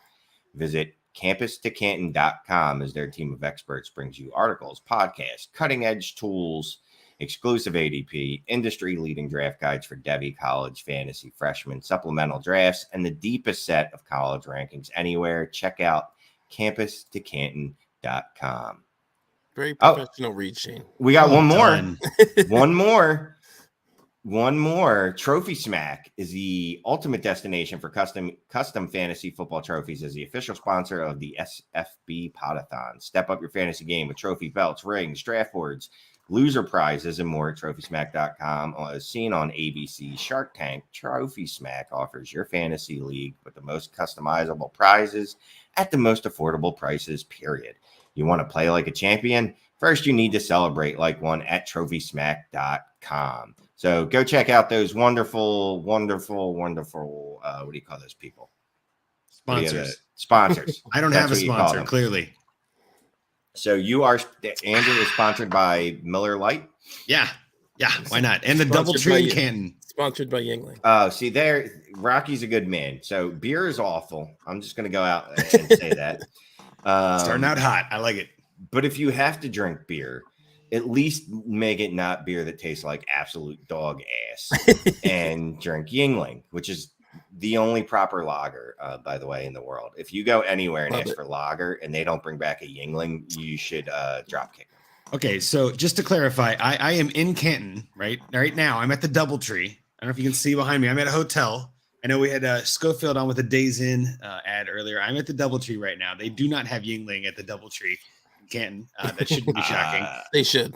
They should. They should. Yeah. Keith was here. I got to say hi to Keith. I got good friends with him. He's still rocking it, working his butt off as best he can. But no, so they didn't have an option for anything really that I would take that was less than Pisswater Miller Lite. So I'll take it. So real quick, I saw that picture of Keith. Why is he so fucking stressed out that now? Like, what is his problem right now? He looks stressed out in that picture, bro. He does. He's just not. Honestly, like I got to talk to Keith tonight. He was an interesting character. I didn't really get a chance to really talk to him at all last time at the expo because he was running around. I haven't been in the expo yet, and I've heard so many stories about Keith. It's not even funny. Yeah. Are you coming? Are you coming this year? I am coming this year. Yes. Yes. Okay. Flying or driving? Driving. The plan I think right now is to drive actually with Russ and Zach. There you go. To Canton. Oh, I know them. Yes, Outhouse and Zach Reed. Yes. Yeah. You see, it always screws me up using real people's Russ? names. Yeah. I'm like Russ. Like even in my phone, if I go to text him, he's in there. Outhouse. Yeah. Yeah. So yeah, it's pretty funny. Like Russ is in parentheses. So we're all going to Canton this year. Yes, sir. Okay. And Keith hopefully will still be there. Hopefully. Okay, so I talked to Keith. He was very confused because we all walk in after doing the draft at the Hall of Fame. He thought this was Expo weekend. He's like, "Oh, great! Here comes all these fantasy dudes." He goes, "You guys had the basement, right?" And Bob's like, "I don't think so, not for this." And so, no, we did not have like the room that he thought we had. He was like, "Yeah, it didn't look like you guys had as many as you had last year." I'm like, "No, there's only 30 of us that came from the draft. Like, it's going to be like 500 again." He goes, "Oh, okay, great. That'll be fun." But no, I think Keith is a good dude. He's not a bad guy. He was just, he's busy. He's just overworked. And I do think they're going to have extra help. So, but yeah, he was an okay man. I got to know Keith a little more tonight. It was good. I got to say, I liked Keith. I was hammered. I did too. Pretty much the entire time I was there. So he did his job in my eyes. Yeah. I didn't have much of an issue with him. I know others did, but Jen, I would love to say hi. Maybe I go back down after this and get another beer because that's where I was like, I took one up. I'm like, hey, I might as well go take one for the podathon. But maybe I go say hi to Keith and be like, Jen says hi. There was a wedding tonight too, by the way. So there was a wedding ending as we were leaving. Did you and crash it? Like, no, but it was tempting. But a bunch of us yell like at nerds, it like, don't do it. A bunch of us nerds wearing Scott Fishbowl shirts. We would have stood out. It would have been really weird. Whatever. You go in, you kiss the bride. Dance with the mother, just do what we got to do. Yeah, basically, just whatever. So, guys, what is going on with okay, so I just want you to know this. DAP network, right? It has a very different connotation on specific websites you go to. I don't know if you guys were aware of that when you chose the name. Neither one of us chose it, right? I mean, Rocky, I don't think you chose it, right? I was kind of involved when Russ was coming up with the name, but yeah, I was not aware of that, Shane. Okay. All right. I just wanted to throw that out. Here, let's just do a callback real quick because Sal had an issue earlier in this podathon where he clicked on a bad link and froze. And it was a porn link in his cloudy screen. I don't know if anybody was here listening to that. It was actually hilarious. But no, I don't think anybody really had thought about that at DAP headquarters, that there might be some other thing there. So maybe that's just me. Yeah, so I feel I bad. don't know what you mean now, so I'm not sure I want to know what you mean. Google it. I'm not going to do that. But first, definitely do incognito mode. Yeah, I think so. Especially if you share your computers with kids or spouse. Yeah. Oh, yeah, this is a good idea. Andrew should go down there and interview Keith. You know what? That's not a bad idea. That would be really funny. Get Keith on the podathon. That would blow things up. That'd be hilarious. Big Guy Fantasy Sports Network checking in, saying right. the Thanks, Expo Bob. rocks. Yes, it does, and that's Bob's baby, man. Right. No, it was good to see Bob again tonight. We got to talking about a lot of stuff. So I love Bob Lung. He's such a good dude. All right. People keep asking about fantasy football stuff related, so I guess we have to talk about it. Wait, what do you mean incognito modes? That's what incognito mode means. No one can say it. I think it just doesn't track it on your phone, but your ISP definitely knows. All right. Well, then that's I'm gonna have to put my laptop in the tub at one point or another. Apparently, just throw it away, Shane. It's dirty. Throw it away. Just smack it with a hammer. As long as your wife and kids don't see it, that's what matters. Well, luckily for me, happily not married. That's true. Yeah. So yeah. Let me ask you this, guys. Do you have an actual strategy for the SFB? Any? Well, Well, Andrew actually already. I was gonna say I drafted. had mine, so I can give you what my strategy Oh was. shit, that's right. You had. What was your Yeah, strategy? We have drafted 21 rounds. I've got 21 picks. We did 20 live, which was crazy. We were supposed to do 10. Scott was like, if you can get through 10, we'll call that a good day. And we got there, we're like, we can beat that. So we had like a 1-minute timer. We had stickers. We had everything. We were 3 drafts, all going crazy. You know how when you get to the board and you get the stickers, and I'm sure you guys have seen live drafts before. There were 3 drafts at the same table. So there were 3 sets of stickers all at the same table. So you go up and you're like, I am screwed. You know what I mean? Like, where's Jalen Hurts? I have no idea. It was chaos. It was awesome. But we got through 20 rounds in our draft in I think it was about 2.5 hours. We started at 2. We were a little after 4. We kind of got through the 20th round. So we were crushing it. But my strategy, which I went in pretty heavy, I'm in the 103. We had the 103 chat. We were talking about it a lot in the last week or so. And I actually just got in there on Thursday when we finally picked our draft slots. But my thought was I want to stack as much as I can. That was just why not? Let's just go something crazy. Let's go best ball mentality with this. And let's just get as many players on the same teams as I can get and see how it goes. So I did a couple of mock drafts and ran through some things. And my favorite outcomes were when I started Burrow at 103, because that gave me the most amount of options to stack. If you go with Herbert or Mahomes or whoever, you only have like 1 or 2 receivers. Eckler's not coming back. You have Allen maybe with Herbert. Like, it just wasn't my thing. So I was like, maybe I can do a Burrow Chase stack. That would be amazing. Didn't work out because I got sniped right before me. Dennis, bastard, took Chase right before me. So I ended up getting Higgins in the 4th and Boyd in the 10th or 9th, I want to say. I got it up here. But I got Boyd in the 13th, sorry, and I got McPherson in the 16th. So I got 4 Bengals. And then my other quarterback, I drafted Goff in the 10th, and I got Hawkinson in the 5th and Jameson Williams in the 11th. So I'm heavy on the Lions and the Bengals. But then I also got Davis Mills, and I got Nico Collins and Rex Burkhead. So like I'm stacking on Houston. I got Kenny Pickett with the 15th pick, and I got Najee Harris with my 2nd. So like I'm stacking a little bit on the Pittsburgh team. So like my thought was I'm just going to stack as much as I can, and I don't know, see if that works. Why not? That's about my only strategy going into this is let's just see what we can do and stack everything. I do like the idea of stacking, and like someone like the comment up here, I love stacking Scott Fishbowl. It makes a lot of sense with a tournament type. When it differentiates because there's not a lot of people are doing that, and I feel like I might as well just go all in. Just be crazy. It was great. Yeah, my only really major piece of strategy was already done before the draft even happens this Monday for me. Is I picked the 11th spot. I wanted a late pick with the 3rd round reversal. I think it's going to help a lot having 3 of those first 26 picks for me. And I'm actually, it's going to be funny. People who listen to me hear me. I'm actually leaning towards quarterback, either first 2 or 2 of the first 3. Where I'm usually if you need help. I know I'm usually a fade early quarterbacks and superflex, but I was talking to Andrew about it earlier. I had Ben and Tua last year because I waited on quarterback and I did not make the play. How'd that feel? That did not feel good. And this is pretty punitive scoring for mediocre to bad quarterbacks. So I'm going away from my normal strategy a little bit. I think hopefully my division mates aren't listening. But I'm leaning towards either quarterback, or I'll take one in the 1st and then maybe another one at 302. But other than that, I don't really have much of a strategy. Just take the best players and hope it works out. How can you go wrong, right? Nate was just here. He's saying Davis Mills in the 8th and 9th is your quarterback. I got Mills in the 12th. Yeah, I'm going to disagree. I mean, here's my logic. I was thinking if I can get 2 QBs early, that'd be great. But if I can pull off a weird upside down stack and do a quarterback later, maybe I do that. So that's why I went Goff, Mills, Pickett as my QB2. Like one of them each week will be a worthy QB2 is my guess. That's kind of where my thought was. I don't know if Pickett's even going to start, but again, I don't like having too many QBs in this. I think too many is a bad thing, but with those 3, those are all 3 kind of flyer, like late round QB kind of thing. So I'm fine with it. So let me ask you this, asking for a friend. You wouldn't draft Kyle Pitts at 101, huh? No, okay. So I was backstage when you were talking about this, and I was just like, "What?" Okay, so I don't mind it if you want to be different, and if you want to get people to talk about you on national radio, that's the way to do it. You know what I mean? Like, just go all in. Your name will be synonymous with Kyle Pitts. That's not a negative. All right. So look, you have the 101. Yeah, I have the 101. I've tried the getting famous through hard work and putting out well-reasoned content out. Maybe I just That shoot ain't my working. shot with Kyle That Pitts. doesn't work, Shane.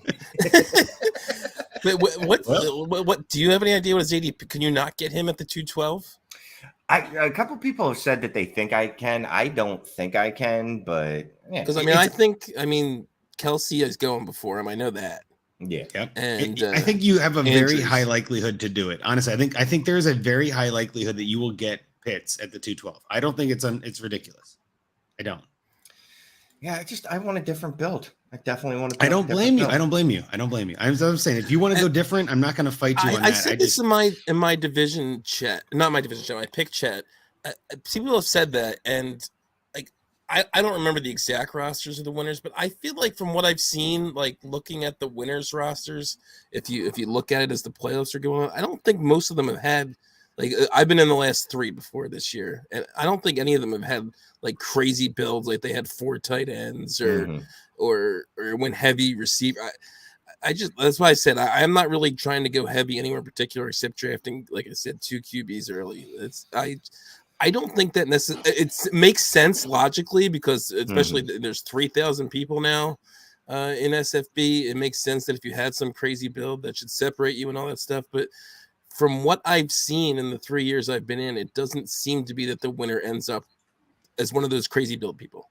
So you've done some actual research to see who actually has won this thing. I've done none of that. I couldn't tell you who won last year or the year before. All I know is our buddy Stompy won 1 year. SFB8, I think, right? Yeah, and I believe Mike Clay won the first one. And I think last year was a fan. I might be wrong on that, but it was. Yeah. Yeah, Jamie Cernica won. Yeah, won 2 years ago. 10. Okay. And then I forget the guy's name. He was on the beginning of the Podathon, like 14 hours ago now at this point. I know he started out with Sal, but I'm just gonna lie. I won SFB 7, and the way I did it was definitely a weird build. And here's someone saying, look, if you want to go weird build, take Kelsey at 101. Hope Pitts goes to you at 212. I mean, so it's funny you mentioned that though. Hang on. So that's actually funny you mentioned that. So Kelsey went 109 in ours. And then in the second, this is Rob Norton. Rob took Brady with his first QB at 204. The third round reversal at 304, he took Pitts. So he did start Kelsey, Brady, Pitts. That was his bully tight end start. And I don't hate it. It's definitely a different build. So and just thinking about it, honestly, to win in the playoffs, so much of it with this many people is just kind of luck. Like I made my first one I was in was SFB 9, and I made the finals. I did not have any kind of crazy build. I didn't win, obviously, but I just got hot. Like my team, I remember posting my team on Twitter during the final when I was in the finals, and people were like, "Your team's in the finals." I just had a team that got hot. I had like AJ Brown, I think was his rookie year, and Devontae Parker. Remember that was the year he went off with Ryan Fitzpatrick late in the season.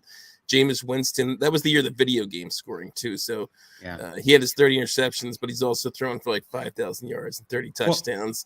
So I just had a bunch of guys that got hot at the right time, and that's how I made it into the final. It's funny you mentioned the playoffs because what is Pitt's bye week, Shane? Do you know?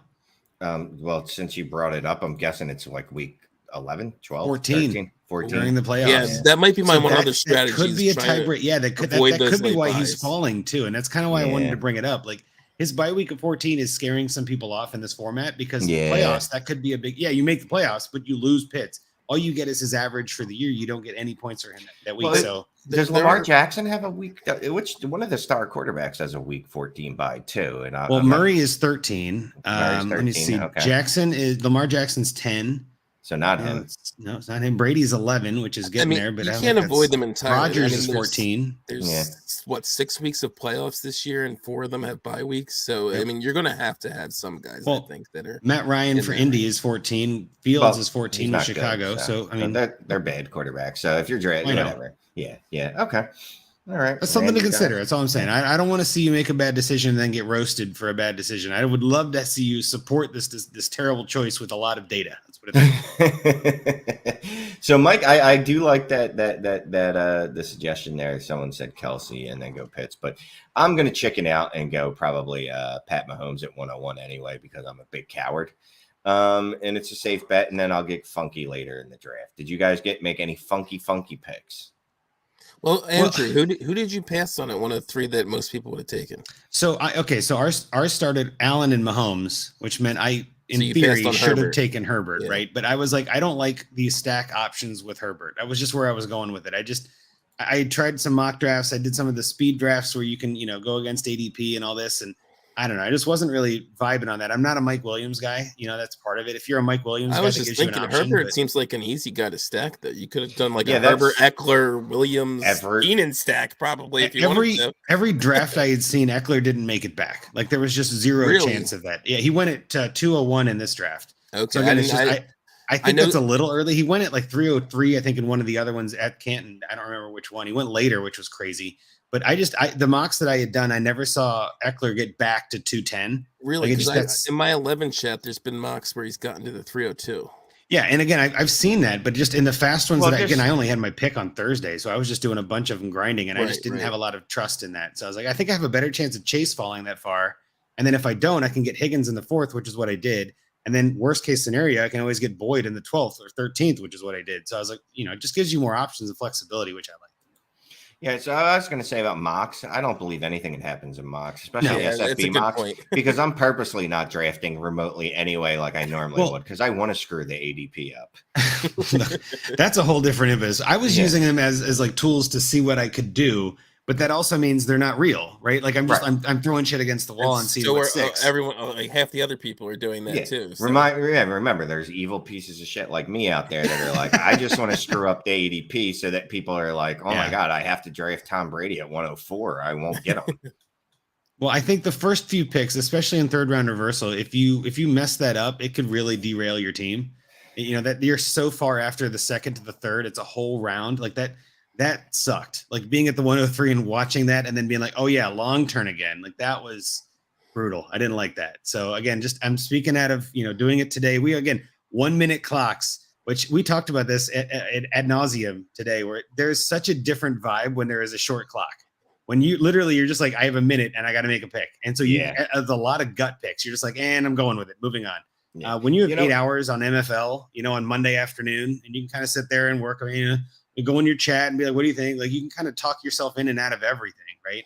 When you're literally on a 1 minute by yourself on an island, no matter what cheat sheets you have, you only have a minute. Like it's crazy. It's a very different thing. So, and you're going to go straight to whatever your gut instinct is. And it's going to go, all right, I don't want to do this, or I want to do it. Either I'm going to balls up and do it, or I'm not. So, someone asked Gary about, here is so right too. Every 12 teams is so monster. Like Very true. every division, Yeah. there's something crazy that happens. ADP doesn't even make sense for this thing. Like people are looking at ADP. We had 5 drafts. Like that's such a small sample size. Does it even matter? And then like now we've added another, 12 drafts or something from today. It's too small. It doesn't matter. It just won't matter. Like, and then you're going to have people that listen to this ADP and then overcorrect on Monday when live drafts start. So it's literally just go with your gut. Just do what your heart feels. Do what your heart tells you, Shane. You will never lead you wrong. So, someone else in the chat just says someone actually drafted Mac Jones 212. I know a guy who had his live draft in Chicago who got him in the 10th. Mac Jones went 10-2 in this draft before me when I took Goff at 10-3. Which I'm not touching Mac. Someone I don't want drafted Mac Jones. I want to see pictures of that, George, or it didn't happen. I know. It's basically That's how crazy. I feel about it. I mean, that feels like, my girlfriend. Yeah, she lives in Canada. She's real. She goes to a different school.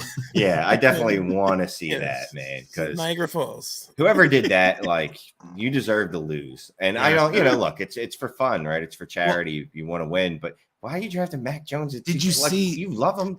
Trey Lance went Matt 105 Barkley in the first. Hang on. Trey Lance went 105 in the SF draft. One of the SF drafts. Trey Lance 105.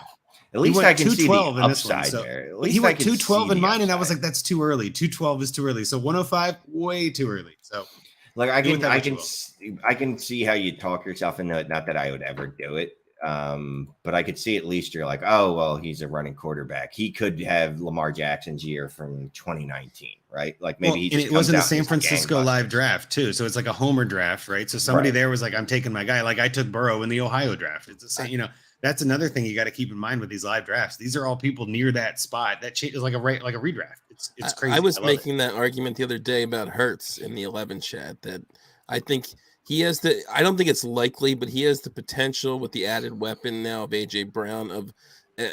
And if he runs he also had his kind of running was curtailed a little bit towards the end of last year with an ankle injury. I think there's the like 5% chance he could have a Lamar Jackson break fantasy type season. I don't think it's likely, but I mean, he could run for a ton. And if he has like one of his crazy TD percentage seasons, he could go off. He's another guy I might be looking at in that 111, 202 range. So again, Philly division, if you're listening, don't listen, turn it off. Well, if you're thinking like Pitts at 101 just to be different, Lance at 105 is to be different. You know what I mean? Like Hurts at 111 or 211 or 202, I guess it would be for the 11 chat. Like that's where you can get, go be different. I don't blame you at all for that. And I think that's the other thing that I don't know is getting talked about enough with this. In normal Scott Fish Bowls, we're all placed in random divisions and it's all, online and who knows. There are a lot of people, even if you're in like you, I think Shane, you mentioned like the Metropolis draft for the Sirius XM thing, right? Like that's a random one, but there's a lot of people I know in like the Cincinnati draft that are in Cincinnati. A lot of people in the Vancouver draft that are in Vancouver. Like those, that will change ADP, which again means ADP means nothing. You know what I mean? Like it doesn't, just do what you got to do. Make yourself happy. Get the team that you want to have. You're not going to be able to trade your way out of it. So just go have fun with it. That's so silly to me. I'm talking about Hurts, but it has nothing to do with the fact that I'm an Eagles fan. It's no, but you know what I mean. Like that's gonna. But there are people in Philly that might take him ahead of people in look, Washington. And as much as we don't want, even if we acknowledge a bias and we want to pretend that a bias doesn't exist, we can't help it. It's a subconscious thing that we literally can't help. We have no control over it. So my mind's going, Jalen Hurts, but in the back of my mind, I'm going, but he's a Philly guy too. Like, how fun would it be to root for him? And he wins me the SFB. Like, how much do I want to tweet out? Like, I won the SFB because Jalen Hurts took the Eagles to the Super Bowl, and none of you believed in him. And don't watch my video from 2 years ago when I lost it when they drafted him. Yeah, I was right. I was right there with you, Shay. I just wasn't on a podcast at the time. And if it doesn't work out, you don't tweet about it. Nobody knows. It's fine. You know what I mean? Like it's all good. Like if it doesn't win, you just like, yeah, my team sucked, and you move on, right? Like there's no loss. There's no risk, all reward. Why not? Right. So now I'm thinking Jalen Hurts at 101. I don't know. So many different things I might. Glad we could help. Yeah. I'm going to, I'm talking brave, and there's absolutely no chance I don't take a quarterback at 101. But who's your overall number one quarterback in this format? Allen for me. I just think that it's too easy with the rushing and the way that offense performs. Allen by a mile to me. Yeah, I think it's got to be Allen in almost any format. I mean, his completion percentage is good enough now at this point over the last couple of years, which is one of the big things you worry about in this format. Well, he's got the highest floor, and at 101, I'm looking for a high floor, especially in this kind of format when there's a third round reversal and all that. Like, just give me somebody that I'm not going to be upset about. And I don't think you're ever going to be upset about starting Josh Allen. I could see you being upset about starting Kyle Pitts if he's on a slow start or something. Like, it just like I would hate to not want to start my 101, my first round pick would just be like, oh God, what have I done? Like I'd rather live with Allen and live to see another day. You know what I mean? I think Herbert would be closer to Allen to me than Mahomes. Actually, Mahomes. I would agree. Actually, I had Herbert over Mahomes in my like rankings. And after doing some of that quick study at the 103, I was like, you know what? It's a fun draft. It's a charity league. Give me Burrow. Give me Bengals. Like, why not? I'm a Bengals fan. Everybody knows it. I don't have my Ocho jersey behind me today, but like, I'm a Bengals fan through and through. And then my father-in-law is a Lions fan. He doesn't do fantasy. And I was talking to him on the way up today because he called me and I was like, well, you should get into fantasy. And he's like, I don't really want to do all that work. I'm like, okay, well, I'll draft a team and then I'll tell you who we got. And you can be a part of this team. And so I drafted a bunch of Lions for him. That was kind of my thought. I'm like, well, maybe I can stack Lions then and he'll have fun with that. He's a Detroit guy. So it could be fun. Who knows? It's all about fun. That's the whole point. And I got to be honest with you. I want to win. I've had fun multiple years. It'd be fun to win and then just talk trash on people on Twitter. And I mean, personally, me, if I win, I will be obnoxious. Like, I won't be like stompy, like where you're already obnoxious. So how much more can you get? No singlet chain. Yeah, it won't be stompy obnoxious. Like, this will be like, oh, this isn't an act. Like, he's genuinely being like a jerk off about this. Like, that would be me. You know, like so much so that I probably wouldn't get invited back the following. Oh, come on. If you won, you get invited back. I had fun last year not making the playoffs. I'd like to win this year. That's fair. That's fair. Well, guys, let everyone know where they can find you and a little bit about the DAP network. Again, when you're searching that on the Googles, be careful. Just different connotation. I'm terrified of searching it, but you can find me at Andrew Hall FF on Twitter. Again, a lot of the guys, I got to meet a lot of good guys today in Canton. It was a lot of fun hanging out with everybody. And obviously Bob Lung put on a hell of an event at the Hall of Fame like usual. And just getting to draft a fantasy team at the Hall of Fame was just such a cool thing. Like, I don't know, just felt really neat. But yeah, you can obviously find us at Dynasty Junkies too, and at DAP_network. Don't Google DAP, at least not on your work computer, I guess. I gotta think. No. Yeah, I don't want to. I'm not even going to do it. I'm just going to trust Shane. He's my litmus test if it's right or wrong, and he says it's wrong. I'm going to trust him. So, but that's where you can find most of the stuff I know we do. Rocky, I don't know if you have more to promote. Yeah, not really. I'm at Dynasty FF Addict on Twitter. Andrew mentioned the other handles. Obviously, I'm also doing Trade Addicts with Russ, or Outhouse, as Shane would prefer I say. Right. Yeah, so we got a bunch of great shows on there. Also, on the DAP Network is the Fantasy Timeline with Josh and Drew. Casey Kasem's Get Real. So find the DAP Network on Twitter. Just not, whatever Shane's talking about, and subscribe on YouTube. And you can get all those shows. A lot of them go live, so you can watch them as well if you'd rather watch on YouTube. But yeah, that's pretty much it. Well, I love you, dudes. Oh yeah, love you too, Shane. And I loved hearing that you were going to be hosting this. I'm like, I love Sal. I would love to talk to him, but oh come on, it's my boy Shane. I love talking to Shane. Yeah, so I look Shane lives 10 minutes from me. I could have driven over and done the show from Shane's place. But you turned off the light earlier. That's what it was.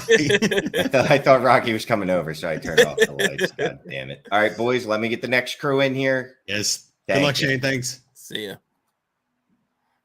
No, I don't want to ban them. Yeah, remove, add, and add. There it is. Oh, hey, there it is. Oh, gentlemen. Hey. So what's going on? What's happening, Shane? Holy smokes. Undroppables. You cannot drop them even if you tried. It's in their name. You used to not be able to pick this up either. Yeah, unpickable. Unpickables. Nothing's unpickable if you believe enough. Hey, it's Jax Falcone. Yeah. I never knew what he looked like. Beautiful man. I legitimately thought he looked like the picture on his Jean Renault. Yeah. Yeah. So no. I wish. And Tommy. Kind of close. No. What's up, Shane? Guys, what is going on? You're pulling the late night hour with me here. What time is it? Where are you, gentlemen? West Coast. We're both West Coast, California, both of us. Okay, so that's whatever. 10 o'clock. 10 We're o'clock. ready. Yeah, we're fucking 10 fired o'clock on up, Saturday Shane. night. Yeah. Shane, we're bringing the energy for you. We know you're fading fast. It's like 1 a.m. I don't know what you've gone through this evening, but we're here to pick you up, brother. No, we've done good. I have a couple reads I need to read now, though, because there's people that have sponsored this. Yeah, let's do it. Fantasy Wildcard. It's a UK-based Dynasty podcast bringing you a unique blend of strategy, game, and entertainment. Game theory and entertainment to help you win the Dynasty League and have a laugh along the way. We bring you the best guests from across the globe on our weekly show and also run an annual charity streamathon supporting mental health. This season, we're launching an exciting news recap show discussing major talking points in the NFL and analyzing from a real point of view. Come check us out on Twitter and YouTube. And remember, when you have the wild card, you have the power to change the game. Fantasy Wildcard. Check them out. And as I'm reading that, it dawned on me they're actually British, not Kentucky. When I saw UK, for some reason I thought Kentucky. The Wildcats. Yeah. I thought they were the Wildcats wild card. Okay. And next, this guest is presented by the Long Game Dynasty podcast. It's a roundtable discussion offering diverse and actionable perspectives for dynasty managers of all skill levels. The hosts of the Long Game are longtime friends and serious football players. This creates a unique show chemistry that blends film-oriented and analytics-based approaches with humor and actionable advice. Follow TLG at Dynasty for an engaging, fun, and informative Dynasty podcast focusing on understanding player value, big picture strategy, and most importantly, winning Dynasty championships. Listen to the Long Game Dynasty podcast across all streaming platforms today, but not right now. Right now, what you're going to do is you're going to listen to Tommy Moe and my dude Jax Falcone. I am in a league with Jax, not in a league with Tommy. Jax asked me to come on his show about 6 years ago. I said, all right, but it's got to be a short one because Jax likes to do several hour-long podcasts. What? And then he got the vid, and That's then I true. never heard from Jax. But anyway, let's talk That's some par SFB, for the I course, guess. just so you know. That's what I do. I disappear. I bop in and out. I don't know. What do you want me to do? Oh, Tommy was dancing on Twitter. Oh, always. What were can you dance a little bit for us now? Right now? Yeah. I mean, I haven't had that many drinks in me. It's still early, but I mean, you're not giving me much like space to work with here, so I don't know how to use this screen. Oh, what's up? You give me more real estate now. It's on. Okay. It's on, Yeah. Shane. Yeah. What are we All right, working let's with? do No, this. what What's do you this got? What do you do? got for me? Well, What's nothing. that? I can't figure out how to change this. Oh, that's me. No, Wow. we don't want to do that. No, not that. No. And then See, this if you is just give me. Oh, nope, now we're gone. That's just me. That's awful. There we go. No. Let's go back to this. Let's just go back to this. No, I bust the TikToks. I do anything that is gonna, I just have fun with it. Just be silly, Shane. Anything to, get some content out there, deliver some fantasy football content while just, doing some funny dances on TikTok, whatever I can do. It's for the kids. Jax's kids love it. I mostly, They do. do it for, I do it for the children. And to, just Do it for the kids. Yeah, it's for it's the all kids. for kids. It's for charity, just like Scott Fishbowl, right? It's all for the kids. So that's why we're here. No, we have fun with it, putting out media on a bunch of different platforms here at the Undroppables, because we don't take ourselves too seriously, even though we might take our content seriously. But yeah, Jax is the king on the mic, so I got to use my feet in different ways as a former football player, and I still feel like I'm lying on my feet, but we have fun with And the he's shade. better looking, so that helps on the camera. Well, That's why you don't normally see Jax. That's right. Yeah, I stick in the Jax darkness. does his podcast and he uses a fake photo It's not on fake. the podcast header. Well, it's not you. It's not fake. It's It's that not guy. me. Who is Why that would guy? you lead with me? Who is that? Look, Who is Red Bull didn't put the guy who invented Red Bull. They put hot chicks out there. I mean, at least I'm being non-gratuitous with that. Okay. It's Just a real got some photo. other guy who, who's an assassin. It's cool. I mean, I'm not trying to represent me. I didn't You don't think have a about picture of you on yours. that. No. Well, it's not. None of my podcasts are technically mine. I'm just the co-host on all my You're shows. definitely it's all you, man. I love it. Just so you know, you're the best. Everybody loves you, and if they don't, they can definitely kiss my ass. Yeah, we don't like them. I love Sal, but I've never been on a pod with you, Shane. So I'm actually excited to talk to you. I know Andrew was talking about like he was a little bummed not to talk to Sal, but like you gotta Yeah, I switch took it that up every personal. now and then. I took that personal as shit. Like me and Andrew are gonna have words, but no, yeah, man, it's cool. No, we definitely haven't been on a pod before. Me and Jax haven't been on the pod. Well, Been in the league for it's 6 happening. years. It's 6 happening. years. It's At least And 6 years. I feel like we were in a league at one point, but like maybe one of those random free leagues like 4 years ago with like Pauly from Pauly Sleepers or something. Yeah, probably. Like, Maybe. yeah, you do this long enough, you just get random invites in the leagues, and you just accept. Right. You just Yeah. see like charity or Yeah. hey, it's the Raz Bowl. I don't remember signing up for this, but I will do it. Let's go for it. Yeah. Yeah. But Scott Fishbowl, we're always excited for Scott Fishbowl every single year. Always excited to come on the show. Thank you again for having us, Sal, the whole team. Shout out to Mike for getting us this sweet schedule because Jackson and I we're all family men here at the Undroppables. So like I was down in South San Diego by the Mexican border, like hanging out doing rugby all day. So I am pumped to now finally be here, not doing dad stuff for like the first time since 6 a.m. this morning, literally till now. I've been on duty, so I'm here to party. Let's go, Shane. We're How excited old to are be your here. kids? Why are 6 they and 8 harassing years your old. That's too goddamn early. 6 a.m. No, we you had to back go. sleep. Hey, rugby started at 8:30, so we had to book it. That was Rugby. like a 2-hour drive for us. Like, it's So just- are your kids in a rugby league? oh yeah, Are they Australian? We're No, we're they're Samoan. We're Samoan. I don't know. Do Samoans play? Yeah, come on Oh now. yeah. I don't know. Oh yeah. The Shane. Samoans. I Come know on, Samoans Shane. wrestle. I know Oh, they they do. wrestle. Oh yeah, that's true. Yeah, shout out to Roman Reigns, The Rock, all that. No, Yeah. rugby. Yeah, we're big on rugby. Manu Samoa, the rugby team. Yeah, Okay. Samoans are beasts. They go play overseas, and we should look up some video. Just YouTube one time. Just Samoan rugby highlights. It's It's going to be pretty legit. She talks football. Where do we donate? Go on the SFB. If you follow anyone that's hosted this show, or even me, I just retweeted a link to it. It's follow the SFBPodathon on the Twitters. There's a link to the League Safe where they're taking donations. Because I guess that's actually what I should be talking about. Yeah, well, it was up to yet. Shane, it was up to like $38,000. What's it up to right now? Do you know? Yeah, these are questions that are probably asked of someone better than me.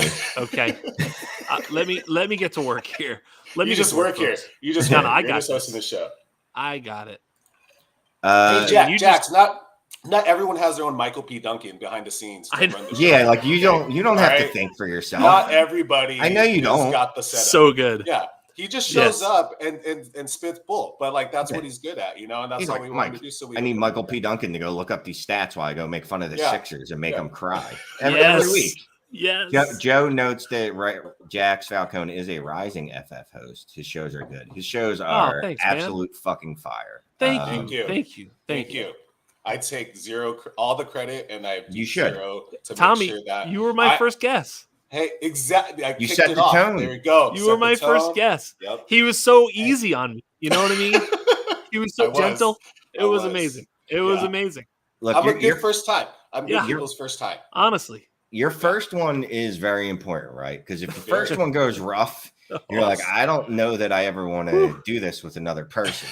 Like, I don't really rough. Yeah, you know what I mean? By myself, right? Yes. Or if it's just bad. Yeah. Just say it wasn't good. Bad. We didn't go live. It's good. Jackson's show is a podcast, audio only. He is a good looking. It's not because his looks. I swear. It's because we just we need a little bit of time. You just have him go live. But this is perfect because he's going to be on his game right now because it's SFB. Like we have to, right? Yeah. I'm ready to rock. What's up, Adam? Apparently, Tommy's out here just telling everybody that he's their first. I'm sorry. I was a lot of people's first. I'm sorry. He told me that. I don't know if that's true or not. But I don't know. Yeah, I don't know if our man Trav is on from True North Fantasy Football, but I was his first too. So it's sorry. I'm sorry. I get around. I'm not gonna lie. What's up, Dukes? I don't know what that is. That sounds like some. So let me ask you this, guys. So our last guest, right? They're the DAP network. Love those guys. DAP. DAP. Do you know of any other connotation that I just say, speaking from where I'm at in Long Beach to where Jax lives in Central Coast, you can't really just say that around these parts. Like throw that around. I'm like, people are like, excuse me. Like, what did you say? Okay. All right. So it's not a me thing. That is awesome. Yes, undrafted is fire. Very much. I love it. Listen, I love Appreciate you. We try. Yeah, no, Jack's one of the greatest podcasts. And as like I said, taking all the credit as VP of content over there. But our man, Nick, Chalk, 101 Chalk, holds things down. So I just want to give a quick shout to him because, none of this could be possible without 38. him. There it is. There we go. 38,000. Let's go. My people got it. They're working on it. It seems low. I don't know what the goal is, but 40 people total. That's what it says on the thingy. Oh, guys, you need to donate that seems more. Slow. Yeah, ladies, women, men, all of you just need to donate more. That feels extremely low to me, and I'm a little embarrassed. Yeah, I'm thinking we can get it up there. I mean, especially right now, like just hop on there and like hit pay. Like literally, the least amount is $1. Everybody can afford at least $1, so at least everybody should do it once. Are we still talking about donating? Yeah. No, I just I get easily distracted because there's all these comments over here. So Gary's been on the Podathon chat room for a hot minute. So let's get a question. He's got a question for Tommy. Yeah, let's do it. He's played. He wants to know, for the sake of the chat room discussion, can you discuss playing with injuries and the pressure to do so? Yes. And so the brief context, Division II football player. So like nothing, remarkable, but even at that level, that's still remarkable considering compared to all right, it's not the NFL, but it's compared to just to say, right. Motherfucker played at modern day. I mean, give him 98% of the people watching this have never played college football. Top 10 program in the country. Top 10 program in the country, period. End of story. Anyway, continue, please. Anyway, so just to say, even at that level, at a high pressure high school, high pressure at Division II, Division I college football program. Yeah, immense pressure to get back in, to not just be obviously play hurt, but not say you're injured, not be just that guy that's always injured. Like, that's the worst thing, like, as a player, to have that coach just be like, oh yeah, I can't rely on this guy, he's always injured. Our high school coach always talk smack on the guys that were injured, and that continued through college. So that being said, like, at the pro level, I mean, it's a little bit less about like your pride of just like, oh, okay, I want to get out there and not have people think I'm injury prone. I mean, obviously you don't want that, but you got to protect yourself, and it's more than just the game. It's your career, it's your job. So in the NFL level, yes, you still have that pressure from the game to get out there, pressure to play, pressure to show up for your teammates and your coach and your team. But at the same time, it's a job. So I feel like they have maybe more pressure to really protect themselves and have that longevity, and like taking a game or two off if they really need it is going to be a smarter move in the NFL. So I just think there's a little bit less. The pressure is different, right? It's not just about the game. It's like, I want to obviously be back out there, so I'm earning money, so I'm, playing in the game. But I also want to be healthy, and I want to, make smart decisions too. You got to think about, the long run, the longevity. And then now guys are thinking about CTE and the real long-term effects of stuff. So I think more and more they're starting to put their health a little bit first, or at least, not just like pop a bunch of Vicodin and get back out there. I think those old days hopefully are done. I mean, at least when I was in college in 2005, like, that stuff was still kind of happening, but hopefully it's a little bit different now. I don't know, Scott Jax, what do you think? I think the medicine's better, but I think really what you got to say is fuck them coaches, fuck them owners, because these players are the ones putting their bodies on the line, and these motherfuckers are paying them non-guaranteed contracts. And I guarantee you, it's all about the money. Because if you've got a player with a lot of guaranteed money, they're probably going to be cautious with that guy. They got some guy on a 10-day or, non-guaranteed. They're like, fucking can't make the club from the tub. And so all that nonsense, is bullshit in my opinion, because these guys are putting their body on the line. They've got short careers. They've only got a limited time to make some money. And so, and the other thing too, is a lot of these guys play hurt, and then they develop scar tissue and actually have longer term injuries that they can't even perform as well as if they'd have taken care of their bodies in the first place. So all told, I mean, the medicine's way better, but I think there's an immense amount of pressure for these guys to play injured. And it does kind of frustrate me because, they should expand the rosters, right? They should guarantee some of these contracts. They should really be doing a lot to protect these players, because they're the ones who are the barbarians out there, and they're the ones we love. Who the fuck cares about the owners? The owners could all change it. We wouldn't give one shit. But if Patrick Mahomes and Josh Allen were out of the league, we'd all know it. Yeah, and that's someone noted the whole Baker thing. Like, that dude, whether you like him or not, the dude played through a torn labrum, right? And what was his reward for that? Nothing. We're getting you out of here, and we're bringing in a serial sexual predator. So if I'm, and I get that. Look, if I'm a third, like you're saying, if I'm a third round, fourth round, fifth round pick, I get it. I got to do it. I got to play hurt. I'm Baker Mayfield. Cleveland would have got a big, it's done. I'm done this year. Like, I'll see you next year. And that's, if you're a star player, that's why I don't really trash them when they sit out. Like, they should, because the team, all they are is an asset to them. And they look at them like that. And people bitch about how much they make. And you're like, dude, you realize how much owners make. Like, there's a guy who pays that signs that paycheck. Yeah, that's right. Yeah. And most players, or even star players, are underpaid for what they bring in. For the revenue they produce. So I'm always on the player side, always screw the owners. If they can afford to sit out, look, as much as I hate it in fantasy when I'm like, Julio's not playing this week, that soft ass, blah, blah, blah, blah, blah. Sure. But you know what I mean? In real life perspective, like, they should sit out those games. That's right. That's exactly right. But we can talk out of both sides of our mouth. Like, the part where we're a fan, yes, we'll say that. But the part when we're being real, you gotta support these players. I mean, yeah, the owners have plenty of money. They're going to be just fine. And they get to own the team till they're 80. You get to play from like 22 to 27, and that's it. And then you're fucking done. And you have to pay all this money to agents, all this money in taxes. They're 22. Let me just tell you, there isn't a motherfucker watching this program right now that if I gave them $4 million when they were 22 would have spent it wisely. Not a single one of y'all. None of them. Nope. None of them. And like you're saying, Not like me. and you're talking about like being an owner forever. Like Al Davis, literally like 1 foot in the grave, still like calling Yeah. the shots, for the Raiders. Mhm. Like you literally be it forever and Yeah. like have no physical ability left, but you're still breaking in the dough. Yeah. So Next question. And then they hand it down to their spoiled ass children who've never worked a day in their life. But the best fucking haircut ever with from the Mark worst Davis. haircut. That's Jesus. Good It's the Lord, I best. don't know. I What love happened. that guy. Are you kidding me? Hey, the new president is gonna hopefully turn things around. But just shout out to the Raiders for hiring the first female black That was awesome. president in the NFL. That was pretty 2 days cool. ago, or was Yeah. that Friday? Was that on Friday? Why would they announce that on Friday? Like that seems like one of those good A news stories you'd dump. want Yeah, on a exactly. Wednesday or a Thursday. Yeah. Hey, and speaking of the president, Shane was reminding me of the president when he was doing those reads. It's been a long day. You know what I mean? I'm on the East Coast. It's 1 o'clock, quote. right, Shane? End of quote. Yeah. Let me read that again for you guys. Repeat. Meanwhile, the people that sponsored this are like, "What the fuck? Seriously? What did we? Like, this is who you gave us? Yeah, we get lost Sal money. back out there. We had people cancel subscriptions during the read.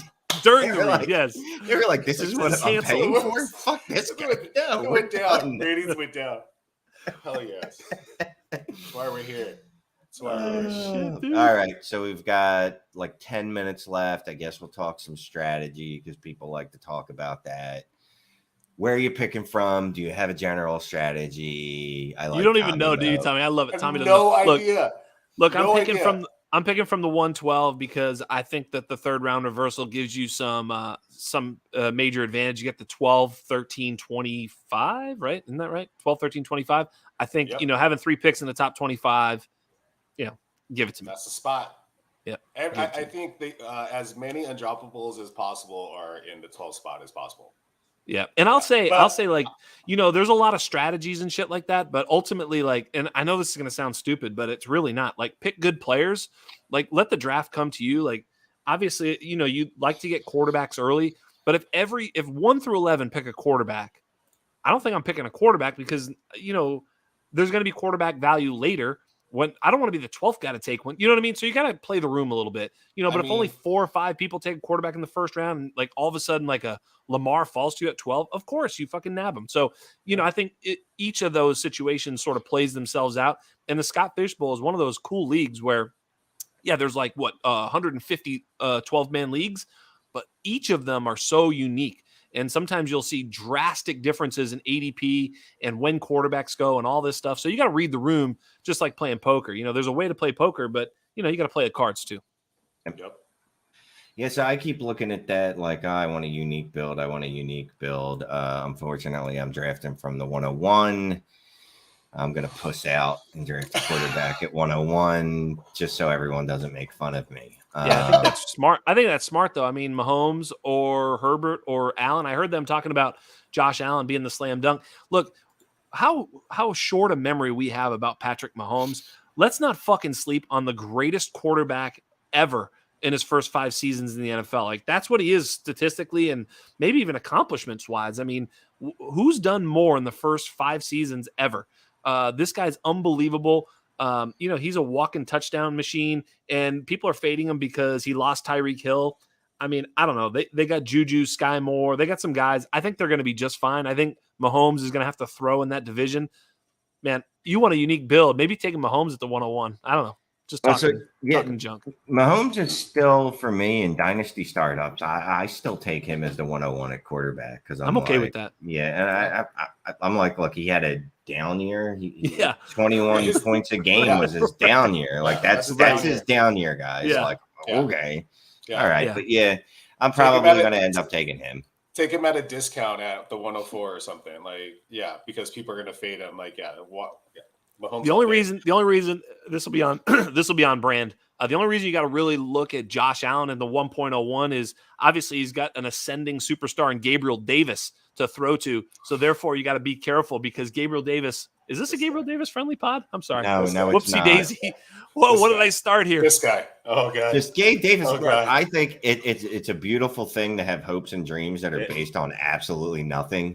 I mean, I grew up in Philadelphia, so as a sports fan, like that's what most of our hopes were pinned to, is just absolutely fucking nothing. So I get it, right? Yeah. And that's the Gabe Davis, like, no, guys, he's got vacated targets. They're like, I love vacated targets. He couldn't beat out Emmanuel Sanders last year, guys. No. But in the 3 games that Emmanuel Sanders was hurt, and I'm like, but he couldn't beat out Emmanuel Sanders.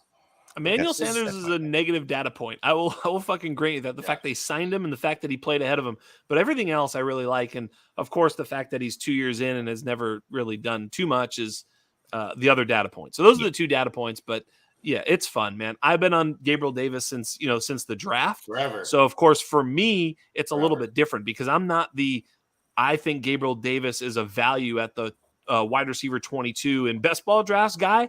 I'm the guy who's telling you that, he was a good pick in your rookie draft in the 4th and 5th round. And, know, I can victory lap that, but we'll see what happens this year. As of right now, if you don't believe, but you bought him early, just go ahead and sell and reap your rewards and move on. But I'm holding. We're going to watch him roll. And I'm fine with that, except for the holding part. You should be trading him immediately and cashing out. I've said this. Hype's real. Hey, yeah, no deal. I said this everywhere. I'm just mad at myself that I don't have him in any leagues because I can't trade him anywhere. Like that's all I want to do is like every day I go in and I check Dynasty Planet. I'm giving them a free plug, whatever. And I'm like, Gabe Davis. And it's like, no, you still don't have any of them on your roster. Like you never liked them. So you don't have him. Too late. So I tried the next day and I'm like, still no. Shane, he's my most owned player. Look, we all got that one guy. I got like Boston Scott's my most owned player for reasons not entirely clear. Hunter Renfrow. Well, that worked out. Okay, so you picked a good player. See, me and Jack in the 4th round of rookie drafts that year, I just like all over the place. Shane, he's going to be good. I'm telling you. Alberto is my second most owned player, so I'm rolling with the Gabe Davis Alberto breakouts. There you go. I'm hoping it happens. Mine's not fun actually. Mine's actually DJ Moore. Ooh, I love DJ Moore. Yeah, but it's not like oh my god, I've never heard of that guy. You know what I mean?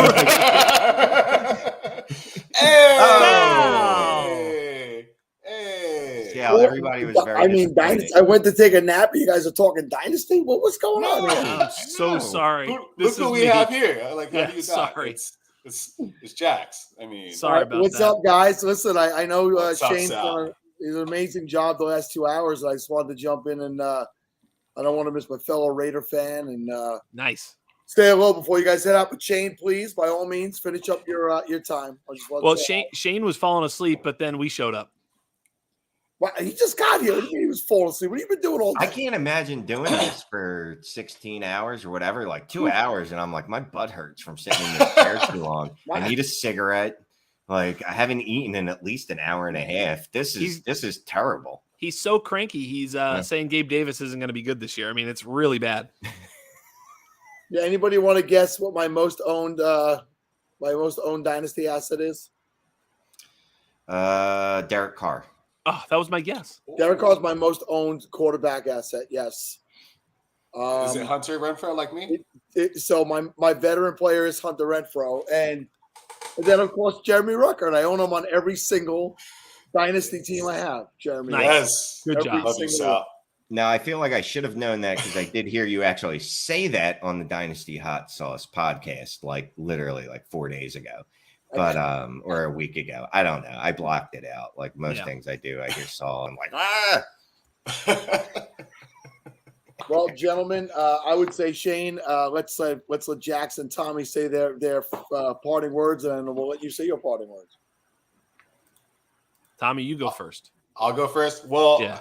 Nothing to contribute for draft strategy because I'm in the LA live draft for Scott Fishbowl, so I have no idea what we're doing because TrophySmack is making us pick our positions at the draft. So that's going to be fun. We'll probably do some streaming, some content from the draft. So look out for that. We can catch all of our stuff at theundroppables.com, our YouTube channel, The Droppables, TikTok, Twitter, Instagram. We're everywhere. Like I said, shaking my butt, doing whatever to get you to watch our content and listen to my man, Jax Falcone here, the best in the Dynasty game, #1 podcast in our network, but subscribe to all the podcasts in our network.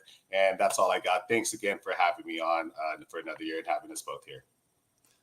Yeah, it was. This is short form for me. My pod's a little longer than this, so I don't know how to fill this small a space. It's really, can we go another half an hour? Thank you for having us. It was awesome. I appreciate it. We do have a little bit of a thing going. We also have UN Bets, Undroppables Bets, and Brian O'Connell's doing an amazing job for us. We've got a whole team, as they say at ETR, grinding their dicks off, I guess is what they say. That's what they say. That's what they say. But our team's doing the same thing, man, and it's a lot of fun. And so please subscribe to UN Bets because you can win money. And then the whole rest of the team, amazing. Thank you for having us on. Scott Fishbowl, go donate money for kids. I mean, what more do I have to say? Donate money for kids. And then check me out. I'm at Dino Game Theory on Twitter. And just go to the Undroppables. Search the Undroppables for all of our podcasts. And I love you all. Thank you so much. Cool. That's all I got. Sal, you're the man. Tommy, you look great, man. I've been following your weight loss journey, man. You're looking great. Thank Good you. job. He looks awesome, Thank man. you, Good Sal. point. Yeah. I was going to mention that Appreciate he's sexy Dude, as fuck, but I he didn't want it to is be so awkward. good looking. He was sexy when he was a little bit chubbier, but he still looks good now. I mean, what's the brother going to do? He is appreciate Samoan. it. Yeah. So love Shane, you guys. clearly you've done a great job.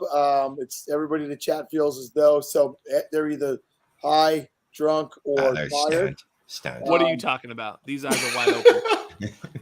Shane, go ahead and say your parting words, my friend. No, I mean, I had a blast hosting. Thanks for letting me host for a little bit. Feels good to be joining in. Hopefully some donations keep coming in. Keep those donations coming in because it's a good thing. I don't know. That's all. You know me. I'm a Shane is the worst and whatever. All right. Good morning, I guess, everyone. Take care. Later. Good night. All right, I am back. I took a 2-hour break, and there was no way I could sleep through my next guests. I was absolutely positively not missing these guys, so I took a quick 2-hour break, and I am back for them. And it is the Aussie guys, and don't settle for the same old convenience store snacks. Bite into beef jerky snack sticks with John's Elgin Market, with over 30 products to choose from. There's a flavor for every craving, from barbecue beef or hot and spicy venison to exotic meats like our best-selling alligator snack sticks. It's time to treat yourself to damn good jerky. Visit johnselginmarket.com to check out the mouth-watering options. Plus, now through July 16th, contact at Stefan_Rodo on Twitter to place an order and receive free shipping with 10% of all proceeds going to Fantasy Cares. That's right, we ship nationwide. Smoking quality meats since 1880. Snack with the best at John's Elgin Market. And listen up, Podathoners, if you can't spot the sucker in your Dynasty draft, then you are the sucker. Luckily, the Dynasty Dynamic has your back. True to its name, this podcast believes Dynasty is constantly evolving, making it more challenging to remain competitive than in redraft leagues. From Twitter poll breakdowns, in-depth player analysis, and advanced metrics, the Dynasty Dynamic provides actionable insights to help you improve your Dynasty teams. So if you're looking to gain an edge in your Dynasty league while having plenty of laughs along the way, then be sure to tune in to the Dynasty Dynamic. Let's get right to these guys because they never let us down. Gentlemen. Except this year, we're letting you down. We got no fight. Our special effect this year is me just keeping my head in the way of the sun. Hey, Sal, how you doing? I'm doing. I was up for 16 straight hours, took a nap. I'm back for you guys. Oh, yeah, I listened to you just before you went and had a nap, and I thought, oh, no, you're not going to sleep. But, yeah, anyway, I'm glad you had a quick power nap and you're back. Hey, given the Scott Fishbowl theme this year, we thought we would go on location.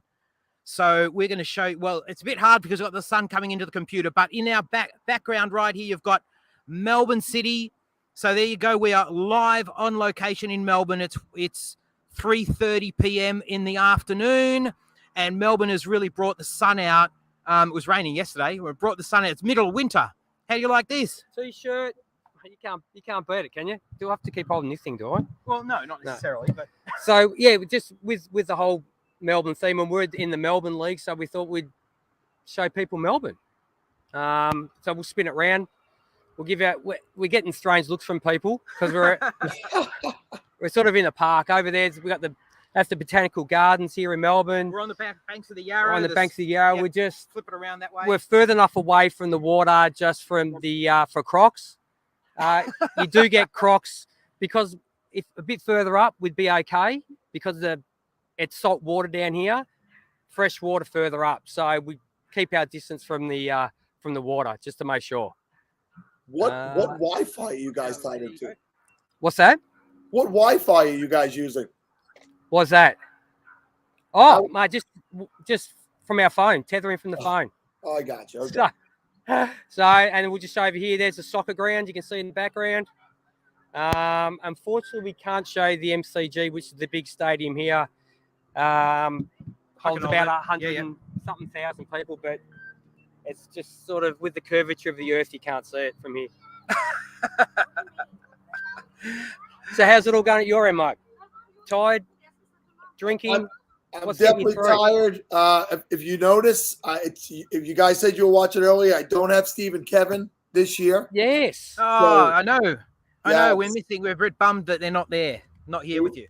It'd be like you guys not being together. You know, it's been very different for me this year because, as you know, all 5 years you guys have been with us.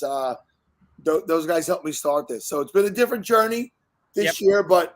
We rock on to continue to raise some money for Toys for Tots and doing what we need to do. And you guys are back, and it's just so awesome to be here with you guys. So, we got the quiz all ready to go because I figure everybody's sort of so drained about listening to the same players over and over again. So as usual, we brought a quiz. There's only you, so no. Listen, everyone, I can see Mark in Michigan, Matt Hatton's there, Richard, Dukes, Mr. Scampers, whoever you are. You can all muck in, all right? Yeah. So what we thought the quiz this year, we're going to base it on cities and sports. So the relation between the two. So you want to see how we go? Let's give it a shot. Let's go. See how you go, so. All right. I was going to say there's no Liverpool questions in here because we had a problem with Liverpool Beatles in the pod last year, didn't we? We had, Oh yeah, that was a bit. Ooh. It got a bit ugly for a short time there. Yeah. The overrated Beatles. We deleted that. Nobody can ever find it. All right. Okay. We'll do some questions. Okay. What city hosted the first stage of this year's Tour de France? Paris? No. That's where. That's what I could say. That's where. If I said where does it end? Wait for a few more. Tim said Paris. He's wrong. Sorry, Tim. You are wrong. How about my friends at home? Anybody else besides me? I guess Paris also. Another Paris. Oh, come on. Certainly not. Oh, hello. I'm pretty sure Americans only know one city. Gotham. Yeah, okay. You'll have to tell them. Okay. The city was Copenhagen. Oh, Copenhagen. Okay. Yeah, so you find with the tour now that they sort of move it around the whole of Europe. They have stages in other countries. So they have countries in Europe. Did you know? Yeah. Yeah. I don't remember Copenhagen being in France, but okay. Do they know that there's other countries outside of the United States? I'm not sure. Not sure. Besides Canada and Mexico? What? Yes. Next thing you're going to tell me there's more than one continent. Let's go. Cut it out. All right. Second question. What city was home to Lionel Messi for his 778 games? Or Barcelona? Nice. Very good. Someone actually put a different Marcel. That's all right. All right. What city would you find the world's biggest stadium? And this is it's not a trick question, but it is because I don't actually know what sport that actually play there. Oh, or they'd be playing amongst themselves pretty much. We feel it might be used for other purposes. Yeah, other purposes, maybe political purposes. That's right. Is it Abu Dhabi? No. It became the biggest. Mexico City. Now, the one in Mexico City, bigger, but no, it's not. It's not. As of May 1st this year. Yep. This is going by Wikipedia. No. So if it's Gary, you're in the vicinity. Oh, okay, so that wasn't the correct answer. He guessed it, but it wasn't him. Okay. No, Oh, Gary. fuck. Gary's in the ballpark. And just to let Gary know, China is not a city; that's a country. But then again, that's okay. We don't judge. Tokyo, no. No, we'll move. Korea, well, more information, George. Which Korea? There are two. Korea. Say North. No one's North getting Korea, it. No, South okay, Korea, you got it. Maryland, Monroe. Let the cat out of the bag. Phnom Penh in North North Korea. Korea. Now, what sport they play? I have absolutely no what the is it soccer? Well, Is doesn't he love basketball? So Does he? Is he basketball? But it's like how big is the stadium? I don't know. Maybe it's target practice with the civilian population. I have absolutely no idea what he'd use it for. Okay. Question 4. Name all the professional sports teams based in New York City. All of them. Yes. Yes. All right. So baseball, Yankees and Mets. Okay. We're not. So the Jets and Giants. Okay. Yeah, Jersey. Yeah. Jersey's part of you. Okay. I know. I don't want to start anything, but we'll put it in there for now. Okay. So Yankees, Mets, Jets, Giants, Rangers, Islanders. Technically on Long Island, but we'll put them in there. The Brooklyn Nets, the New York Knicks.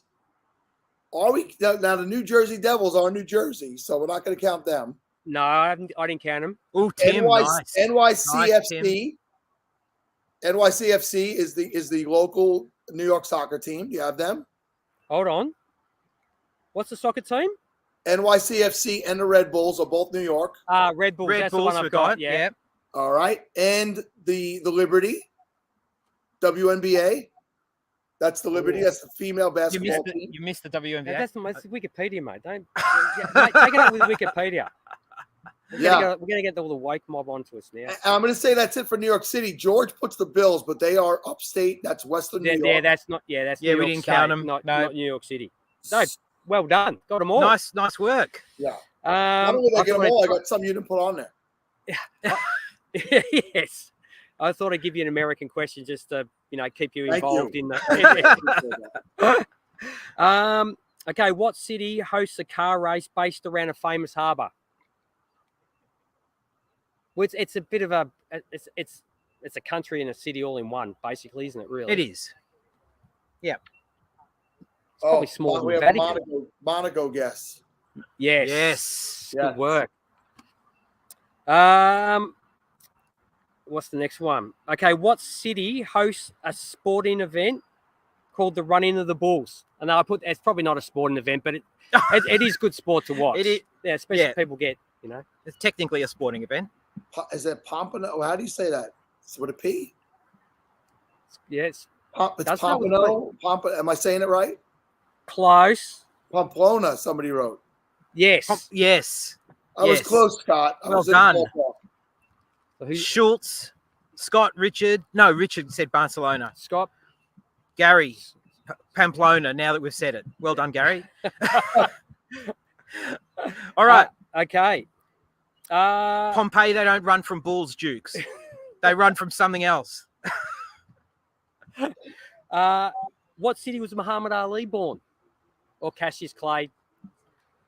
He was born Cassius Clay, but obviously, what city? Oh my God, I honestly don't know the answer to that. So, what city? God, what part of the country was he from? Yes. FF Spaceman on the money. Nice, Louisville. Perfect. Good job, Dave. What, Copenhagen? Is he joking? Copenhagen. Yes. That maybe it's his Wi-Fi is not too quick. All right, next question. What city is known as the capital of curling? Curling. Curling. I'm gonna. It wasn't invented there, but it's known to be the capital, and it's American Of based. curling. It's Yes. American based. So I'll give What you that. city? What city? Hurling What is city? Dublin. You're right. You're right, Tim. Yes. On the streets of Dublin on We a got couple Friday of guesses Friday for Dublin. night. So they're mistaken. Yes. Is it? It's in Florida. Yes or no? Curling. Curling? No. No. Florida. I Florida? suppose they got a nice hockey team. Anything's possible. You know what curling is, right? Oh, curling. Oh, shit. Curling. Now I remember. It's I'll say You got Detroit. the guys with the brooms and Detroit. It's close to Canada. Detroit. Has anybody got it yet? Machu Picchu. Somewhere in close. Minnesota. Yes. Minneapolis. Yes. No. So where are my Minnesota people? Come on. is that right? Is Duke's right? No. No. No, that's There was Canada. a movie that came out probably about. Here's a hint that came out probably about 6 or 7 years ago about a little alien, and the movie's named after the alien, and it was played by is it Seth Rogen? It was voiced by Seth Rogen. He's the comedy guy, isn't he? What movie are you talking about? I don't know the movie. I got no idea. There. Oh, thank you. What? Minnesota. St. Paul. St. Paul. Well, a lot of St. things Paul. happen in St. Paul. David That's a little Scott, Good Mr. work. Scampers, and Dukes. Yep. Good work, After. guys. Yep. After the siren, Dukes. All right. Okay. The baseball team. I don't even know how to pronounce this. Yomina? Yomia. Yeah. Yomaha Giants are based out of what Asian city? Hey, that's another continent for you too. See, you're learning all the time. No, I mean I've heard of that team. Obviously, it's probably the biggest. It's probably the biggest baseball team, or the most famous baseball team, I think, in that country. Oh yeah, hold on one second. You got a world map. It's going to bring the globe over. Yokohama. Oh, Here's one of the most famous Japanese ball players to play here in the United States, Hideki Matsui. Oh, very nice. Can't say I'm a baseball fan, to be honest. So. No. Nah, just I have been to a game. I follow the Mets only because the first game I ever went to when I went to the States with my family was a Mets Pirate game in New York. So, not Tokyo, Gary. It wasn't. No, it is Tokyo. Oh, it is Tokyo. I'm sorry, Gary. Gary. Tokyo. Yes. Tim, who's in the waiting room, I never said he wasn't. Tim, yes. Tim, yes. Scott, yes. All right. Good work. Okay, here's one. In 1946, what team moved from Cleveland to LA? 1946, Cleveland to LA.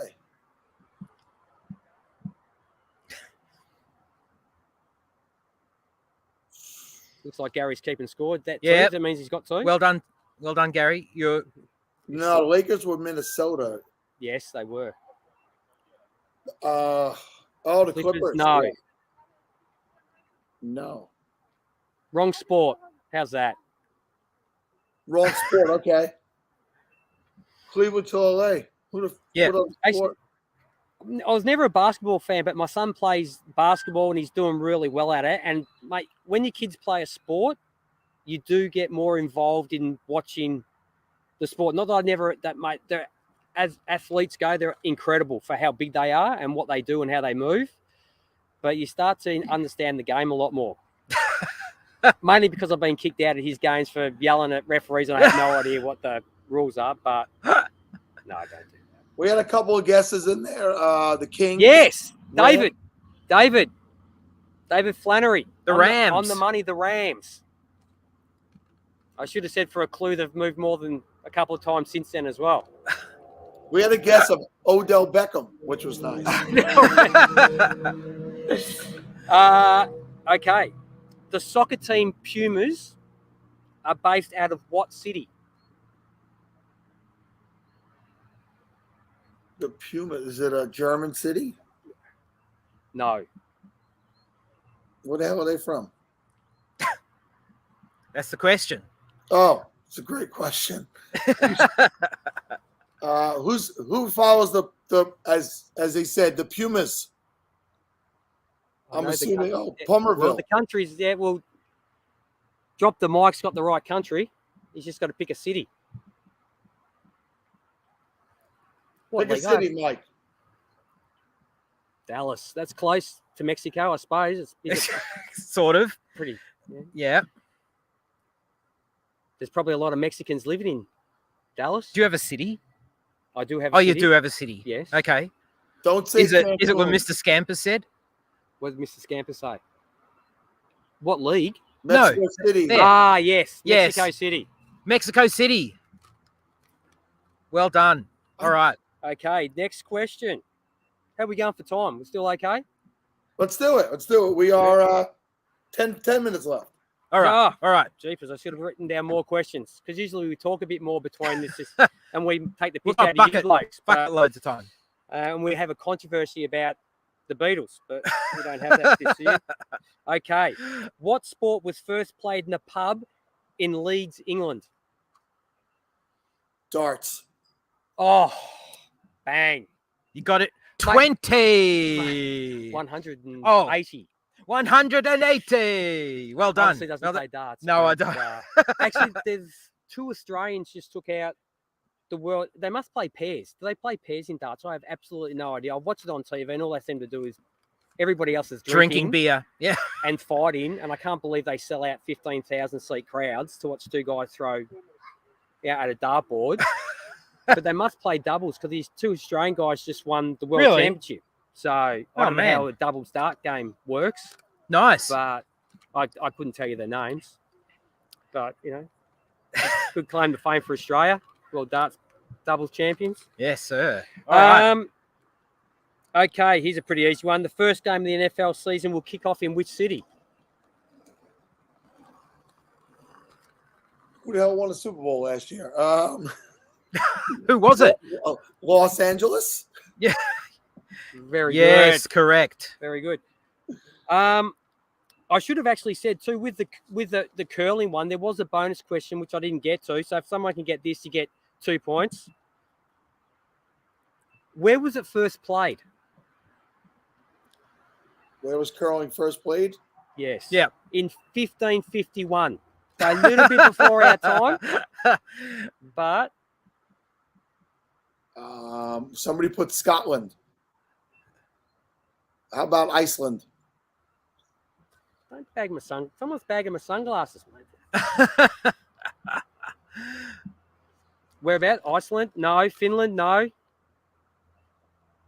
You're in Europe, so you're close. Dublin? Norway. We got a Norway. Dublin it starts with a D, and it is in Scotland. But it's not Dublin. Come on, people. That's hard, though. That's a good question. Hard. They had brooms. I wonder what type of brooms they had. They would have had the side ones, not the, like just a bit of straw. I don't know much about the history of brooms, to be honest. I don't imagine broom technology has advanced a lot. Denmark. Do you think? No, Since 1551? probably not. A broom's a broom. Mate, Oh, that. local riffraff. Bloody skateboarders. Yeah. Oh. Damn you kids. It is the city is is it Dublin? Someone who's Scottish could probably tell me. Dublin in Scotland. Are there any Scots in the house? Yeah. Dunblane, Scotland. Somebody looked it up. Yeah, Gary, good job looking that up. Hogwarts is good. Yellowknife. That must be an American thing. No idea. All right, let's keep going. Okay. Oh, here we go. We got a speed round here, so are you ready? And most of these are American based, so you should be. Right. You guys I should be don't know, okay. but let's go anyway. Okay, match the team with the city. Easy as that. Easy. Mavericks. Dallas. Yes. Yeah, I'm just seeing if anybody else gets it. No, okay. no one's going to type quick enough. No. Red Wings. Detroit. Coyotes. Phoenix. Yeah. I put down Glendale, but it's Phoenix. It's just a suburb of Phoenix, really, isn't it? Glendale, is that right? Yeah. Juventus. Now this one got me. You said it was American based. Oh no, I'm going to throw a couple in there, mate, just to keep you on your toes. Juventus. I don't know. Torin. Oh, good work. Nice work. Very good. Okay, I'll give you there's some more that aren't American based, but just to keep you on your toes. Well done, David. The Rapids. Colorado. Yep. Raiders. Oh, well, Los Angeles, Oakland, Las Vegas Raiders. The Ducks. The Anaheim Mighty Ducks or Ducks? Okay. Celtic Rangers. So Not Boston not the Celtics. Bottom, yeah, The not Celtic the Bottom. Rangers. Yeah, no, the Celtic and Rangers. So there's There's two two teams. teams. Just wanted to put it together so people, if I said Celtic, people just would say Boston. Queens Park. No, that's another soccer team. From I don't know. We yeah, got a glass. Matt, FF Doormat's got it. Yeah. Matty's got it. Matt's got it. Yeah, Glasgow. Ferrari F1. Ferrari F1. It's Italy, correct? I don't know where. Yes. You don't drive one? You don't have one? I don't. I'm sorry. Mate, I there's have a some sheep over there. NASCAR. He doesn't have one. He's got 3. I have a NASCAR. I'm sorry. Oh, yeah, you guys just like going around in circles, don't you? You do know that motorsport, you can turn the steering wheel the other way. We got somebody guessed. We got Milan. No. But No, it does start with an M. it's not Rome. No. It's not Unless Rome. I'm wrong. It does I might start be with wrong. an M. No, probably not. Maranello. Now, I don't know if someone will probably, that's not a city. What, Maranello? Yeah. It Madagascar. might just be a suburb of a city. But the Hornets. Charlotte. Elks. Did you say Elks? Yes. I don't know. I don't even know. I mean, we have Elks clubs where old men hang out. Mate, is it a lacrosse team? I should have written down what sport they play. I don't know. A lacrosse team. I have no idea. No idea. We have guesses. Yeah, we got who's got Tim. it here? Tim got it. Tim got it. Good work. Edmonton. Oh, I don't watch CFL. What are Hey, they? Do you know, hey, Tim? Do you know what they are? Yeah, tell us what. What sport is it? sport. Canadian Football League, they're saying. Is it Oh, is it really? CFL? Okay. Okay. CFL. The Elks. Pretty Dot- scary Elks. Dynamo FC. Oh, gosh, I can picture the team, too. Dynamo.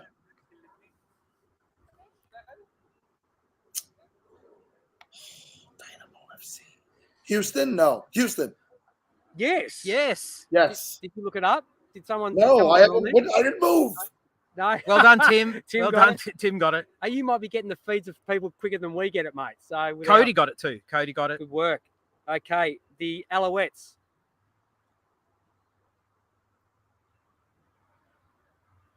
The Alouettes is another CFL team. Montreal. Yes. The Sea Devils. That one Yeah, I this will don't be know. good. I don't know the Sea This Devils. will be interesting to see if people get this. I'll let the rest of the team guess. I have no idea. Sal's been up for so long. How was the kid? Was Mate? it- Was it good while we're waiting to see if someone gets it right? Was it a good 2-hour nap, power nap? Were you able to go to sleep? Can you go to sleep that quickly, Sal? Just like I go to can. sleep. I can. I didn't get. I probably got an hour and 20 minutes of the 2 hours. That's not bad. Yep. First thing you do when you get up. P. What do you mean? What, even if it's only an hour and 20 minutes, we all still do the same thing as guys. If it's 8 hours, 4 hours, Doesn't matter. Hour 20, doesn't matter. so we got Atlantis. Somebody guessed. No, Atlantis. Sea Devils. No, Uh, no. Where are they? They're a Euro gridiron team. So when that start? 2021? Did they start a new league? I think it's 2021. So Who the trick question sons of? All right, we're close to running out of times, gents. Let's, no, Gary We're got close. We're close. Hamburg. it. Gary got it. Okay, and the last one is Last one. the Richmond Tigers. Well, I would say they're from Richmond. Wait, you said That's the the name. clue. That's the Look, clue. said- You said the name when you came There's on. the clue. Melbourne. Yes. Oh, Tim's in the chat. Look, Tim's paying attention. Yes, Tim's on the money. Listen, he's the next guy up. Let's just bring him in. Look, he's What's in the up, background. guys? That's Tim. Oh, But that's I feel awful following up Melbourne and going to Frederick, Maryland here in my little office. I feel very small and very And props to your pronunciation, Melbourne.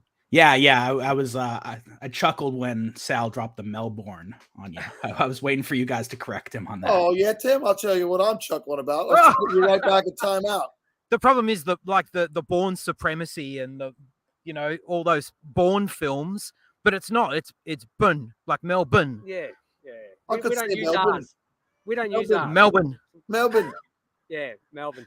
You Melbourne. two Said like guys. an Aussie. You two Said guys like an have Aussie. you've been with me since the beginning. I love you both. I can't wait every time.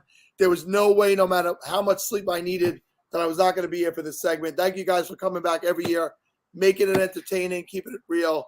And Yeah. I look forward to speaking to you again in the future. All Thanks, right, Sal. Thanks, Sal. See you guys. Thank All the you. best, Kevin Keep donating. and Steve. And We the other missed guy, you. yeah, Yeah, and the other guy. See We you, missed you fellas. guys. All right. Be well. See ya. All right, we'll get Tim back in here in 1 second. But first, this guest is brought to you by CampusToCanton.com, a website focused on all things college fantasy, including Dynasty, Devy, college football, and Campus to Canton leagues. Campus to Canton is the fastest growing format in fantasy where your teams have college and NFL lineups. And as the college players enter the NFL, they join your NFL roster. Visit CampusToCanton.com as their team of experts bring you articles, podcasts, cutting-edge tools, exclusive ADP, industry-leading draft guides for Devy, college fantasy, freshman supplemental drafts, and the deepest set of college rankings anywhere. Check out CampusToCanton.com today. This guest is also brought to you by the Lateral Show podcast, a sideways look at fantasy football. If you're looking for ADP breakdowns, late round target talk, and combing the depth of the waiver wire, the Lateral Show is the podcast for you. Hosts Herms and McLateral look where others don't to bring you the information you need to give you an edge in your league. The Lateral Show brings you humorous, entertaining, and actionable content year-round with expertise from draft session to the championship and throughout the offseason. The Lateral Show isn't here to tell you what to think, but to help you challenge how you think to become the top dog in your league.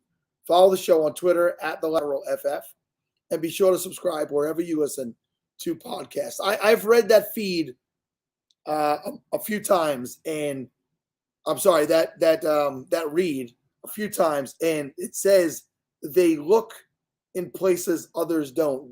I wonder where exactly it is that they look. Herms is here. So Herms, tell me, where is it that you're looking that other people aren't looking? I need to know. But that brings me back to Tim. Tim, I was having a little fun with you there, and I know you have a good sense of humor. So, listen, I'm a New York. I say Melbourne. What are you going to do? See, I'm a Bostonian, so I'm used to not saying the R's. So Melbourne is fine by me. And shout out to Herms, who was in the Silver Spring, Maryland division of SFB until he left earlier today. He ditched us, so he's on to bigger and better SFB divisions, I guess. But he's no longer in the Silver Spring division with me. So I found that the secret place we look is behind an abandoned gas station. Okay. All right, cool. I did that. Jennifer Eakins from 4 for 4 got mad at me. She said you were in my league until this morning, and then you left. I was in a league that I didn't put myself in, which was a King of the Hill, whatever the town is in King of the Hill. I couldn't tell you what that was. Yeah, and I moved to Gotham City. So what I will tell you, where is it here? I am not a Giants fan. I am not a Cowboys fan. These are also not my helmets behind me. So one of my very good friends, this gentleman right here, he owns all these helmets. I'm going to post this after the show. This is his business. He does all the signings in person. He does them himself. They're all verified, certified, guaranteed, whatever you need to be called in the memorabilia business. And they do a wonderful process where they have things personalized. And these helmets are beautiful. They're amazing. There is a bunch of giant ones here. There's actually Dolphins, Bills, Cowboys, 49ers, Jets. Curtis Martin is over here. This one's Emmitt Smith, the Cowboy one up there. There's even a New York Mets. That is a New York Mets football helmet right up there. So what's up, Tim? What's going on in life? I'll have to look him up. I got this this face for radio. You don't have to see me on TV or on video too often here. So in the background, it's just a regular curtain. I believe it was Mark who's saying I have a shower curtain back here, but it's just a regular curtain. I promise. There's a window behind it. No shower curtain here, but not much, Sal. I just got back from a vacation. Took the last week off, paid no attention to fantasy football, haven't prepared a lick for the Scott Fishbowl draft kicking off on Monday. So going to really dive into it the next couple of days. Looking forward to it. Yeah, well, I could tell you that, and I don't know how much of the show you've caught today, but over 36 hours, I'm going to repeat myself a little bit. I took a new job in January, and now that it's 2 o'clock in the morning? Is it 2 o'clock in the morning? Yeah, it is. Maybe on the East Coast. I could talk a little bit more about my job because maybe people aren't paying attention from work. So in January, I took a job as a director of engineering at a hospital in Brooklyn, and it's a job and a half, man. I love the job. I absolutely love the job. It's a lot of work. I get up at 4:30 a.m. I leave at 5:30 a.m. I come home about 7:30 p.m. every night. That's my day, 5 days a week. I have not looked at anything fantasy football related. I barely was able to put this show together if I didn't have the help of some tremendous people, Dave Wright, Mike Fiala, and Bob Gilchrist. This show would not have happened this year. If you notice in the past, as I spoke with the Aussie guys, Steve and Kevin are not here. My two former co-hosts. They'll always be my co-host brothers forever. So, yeah, when it comes to the Scott Fishbowl, I do not have a clue what the rules are this year, and I need to do a crash course between now and Monday when I draft. And, of course, I'll be here pretty much most of that time. So you and me are in the same boat, Tim. Yeah, 36 hours is impressive, man. I just started doing my own little podcast Game of Dynasty thing. I'm a producer at Sirius XM Fantasy Sports Radio. I haven't been on the mic for basically since college, so I just started podcasting again, just trying to get my hosting acumen back up there to where it was before I started producing shows. And just talking to myself for 30 minutes is really, really tough. Doing 36 hours is really impressive. So props to you, man. Yeah, and anytime I get complimented, I put it up on the screen. Thank you, Bonnie. You are the fantasy queen bee, of course. Bonnie, queen of the ACI as well. Shout out, Bonnie. So, yeah, so I won't be doing all 36 hours, which would probably not be humanly possible. This show has typically been 24 hours, and we've done all 24 hours straight. That's always been our gimmick because we're not really that smart or funny or good to look at, but we could stay up. That's our whole deal. That's the talent. That's all it takes. Stay awake. So this year, right after last year's show, John Bosch and Scott Fish reached out to me. And they're like, more people want to come on. Maybe we should expand it, get more people on the show, and try to allow other people to help you. Because when you create something like this, even when I did it with Tim, I'm looking at your name. Even when I did it with Steve and Kevin, you create something like this, you want to have your hand in it because it becomes your baby. Like this was my baby. This idea came to me after playing in the Scott Fishbowl for 2 years.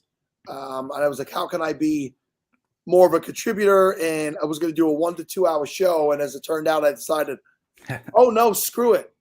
We're going to do not a telethon, but a podathon, 24 hours, raising money. And 5 years later, it's become a big part of the industry. So I'm honored, really. Yeah, it's a great idea, and I mean, there's people as Scott is saying, dying to get on this thing. I mean, it's 2 a.m. here on the East Coast in Maryland, and I'm here, I'm on the show, and I see a pretty active chat as well. So people are hanging in there throughout the entire night with you. The chat is always, I don't want to say it's second best thing to the show because it's as good as the show. I mean, the chat. And we get people. I see Scott. Scott's been in there pretty much in and out all day.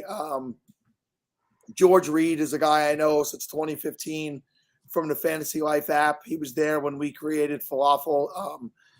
He wasn't a Falafel member at the time, but he eventually became a part of the league and plays in there with us. And it's they help keep me going as much as the guests keep me going. It's the chat and the people. And my voice is you got that 2 a.m. voice. It's hopefully when I go to sleep in another half an hour, because I'm going to take after Peter Gent, I'm going to take another break. I get it back for tomorrow. But it's this fantasy community is great in so many different ways, and being a part of this, just phenomenal. And we're trying to get some contributions to scottfishbowl.com/give, so we could go buy some toys for kids at Christmas time. So. Yeah, the Scott Fishbowl has really gotten me kind of involved in the fantasy community on Twitter. I don't think I ever really realized how big that community was until my first Scott Fishbowl. And you get the invite, you get added to the chats, you get added to the lists, and I keep getting added into these divisions where there are all these people that are so well known in the fantasy space, and I'm just being introduced to them. And I was with Andrew Cooper last year from Fantasy Alarm. I had never heard of him, never heard of his stuff, and being able to follow him and follow his tight end stuff over at Fantasy Alarm has been great. And just the connections you make with people in this league is so cool. Yeah, Coop is great. He was on early today, I believe. Yeah. He was with us. Yep. Plugging this in here. How many Scott Fish Bowls have you been a part of? Is this the first one? This must be 4. Oh, okay, good. So you've been in there. Yeah. I think this is my 4th. Last year was my first good one, so we can ignore the 2 before that. But last year I made it out of the I had the highest score, I think, in my conference, but I had like a 6-7 record somehow. So luckily Total Points got me through. But yeah, I got into the playoffs. I think I made it 1 round through the playoffs, but sputtered out a bit through after that. I put a lot of eggs into the Baltimore basket, and it was doing well for a while. And then Lamar Jackson getting hurt. I don't think I had Huntley as his backup. So that was the downfall for me last year. Did you have Dobbins like me? No, I didn't have Dobbins. I avoided that landmine. I believe I did pick up Devonta Freeman, though, down the stretch. You got to love fantasy football when, Devonta Freeman and Tyler Huntley become league-winning pickups halfway through the season. You just got to love it. My top 2 running backs were Cam Akers and J.K. Dobbins. So you can imagine how my fishbowl went last year. Oh yeah, no, I'm sure you're not the only one as well who had that combination of like I said, just landmines that before the season even begins, you're like, I'm done, I'm over. Well, I'll tell you this: I made the playoffs. Oh, did you? Yeah, like yourself, I made the playoffs based on points, and that's kind of sort of been my MO in my career of the Scott Fish Bowl. Is you could somehow be a sub 500 team in the Scott Fish Bowl and score a ton of points. It's just a matter of how many big weeks you have and the weeks when you are putting up points. And I squeaked into the playoffs, but I went out right in the first round. Tony Reimer, Mr. Meeseeks over there, my buddy, he's right. That team managed through a ton of injury and other things. I had Cam Newton on that team. He got cut. I had So what I've managed to do, and I think this is kind of the thing I do in a lot of my leagues. I'm really big on a waiver wire, and I'm big at grabbing guys maybe a week before they could hit, maybe a week before they could break. I try to look for those things. Not every one of them is going to hit, but if you keep doing those ad drops, looking for guys like, he might be getting a little bit of edge here. You might grab a player a week or 2 before they're going to get a role on that team. It's just something I've had a knack of doing for years. Tony and I also play in a 16-team 3-player keeper league, which is an excruciating league when it comes to running backs. So if there's 32 teams in the NFL and there's 16 teams in a league, you can imagine how difficult it is to get starting running backs on a weekly basis. Oh, it's got to be a lot of fun, I'm sure. Yeah. So I've earned the knack of of picking up players before their time. Yeah, we on the channel, our staff league on Sirius XM Fantasy Sports Radio, we kind of open it up to anybody on the staff who wants to be in every year, and we got a pretty big staff. So usually we've had the staff league end up being 20 people deep. And I feel like those are my specialty, those leagues that just go that deep. And whether it's drafting or picking people up off the waiver wire or finding those gems or starting the right people, even, I've had a lot of fun in those just ridiculously deep leagues that, like you said, I believe in when we had the 20 team league, we only had to start one running back, but even so, digging 20 running backs deep for an RB1 is really tough. Yeah, and I want to say I'm disappointed in the chat. The guy said we have a pretty big staff, and there was no, that's what she said from the crowd. I mean, if you guys are going to be the overnight crowd, you're going to be quicker with stuff. Dude, I don't get that. What are you talking about? Tim, don't make me explain to you. Young Timmy, sit down. Let's have a talk. Yeah, let's have a talk. You actually talking about last year's Fishbowl. What band were you a part of last season? Guns N' Roses. Guns N' Roses. Okay. Yeah, I was in there with the guest that comes on after you, Peter Gent or Gent. I know Peter for years, and I still don't know how to say his last name. He's from Germany, so we were in that league together last year. Yeah, Peter's a great dude. He runs the European Fantasy Football Championship League, which is basically the European version of the Scott Fishbowl. Yeah, so you got me sandwiched here in between the Aussies and the Germans.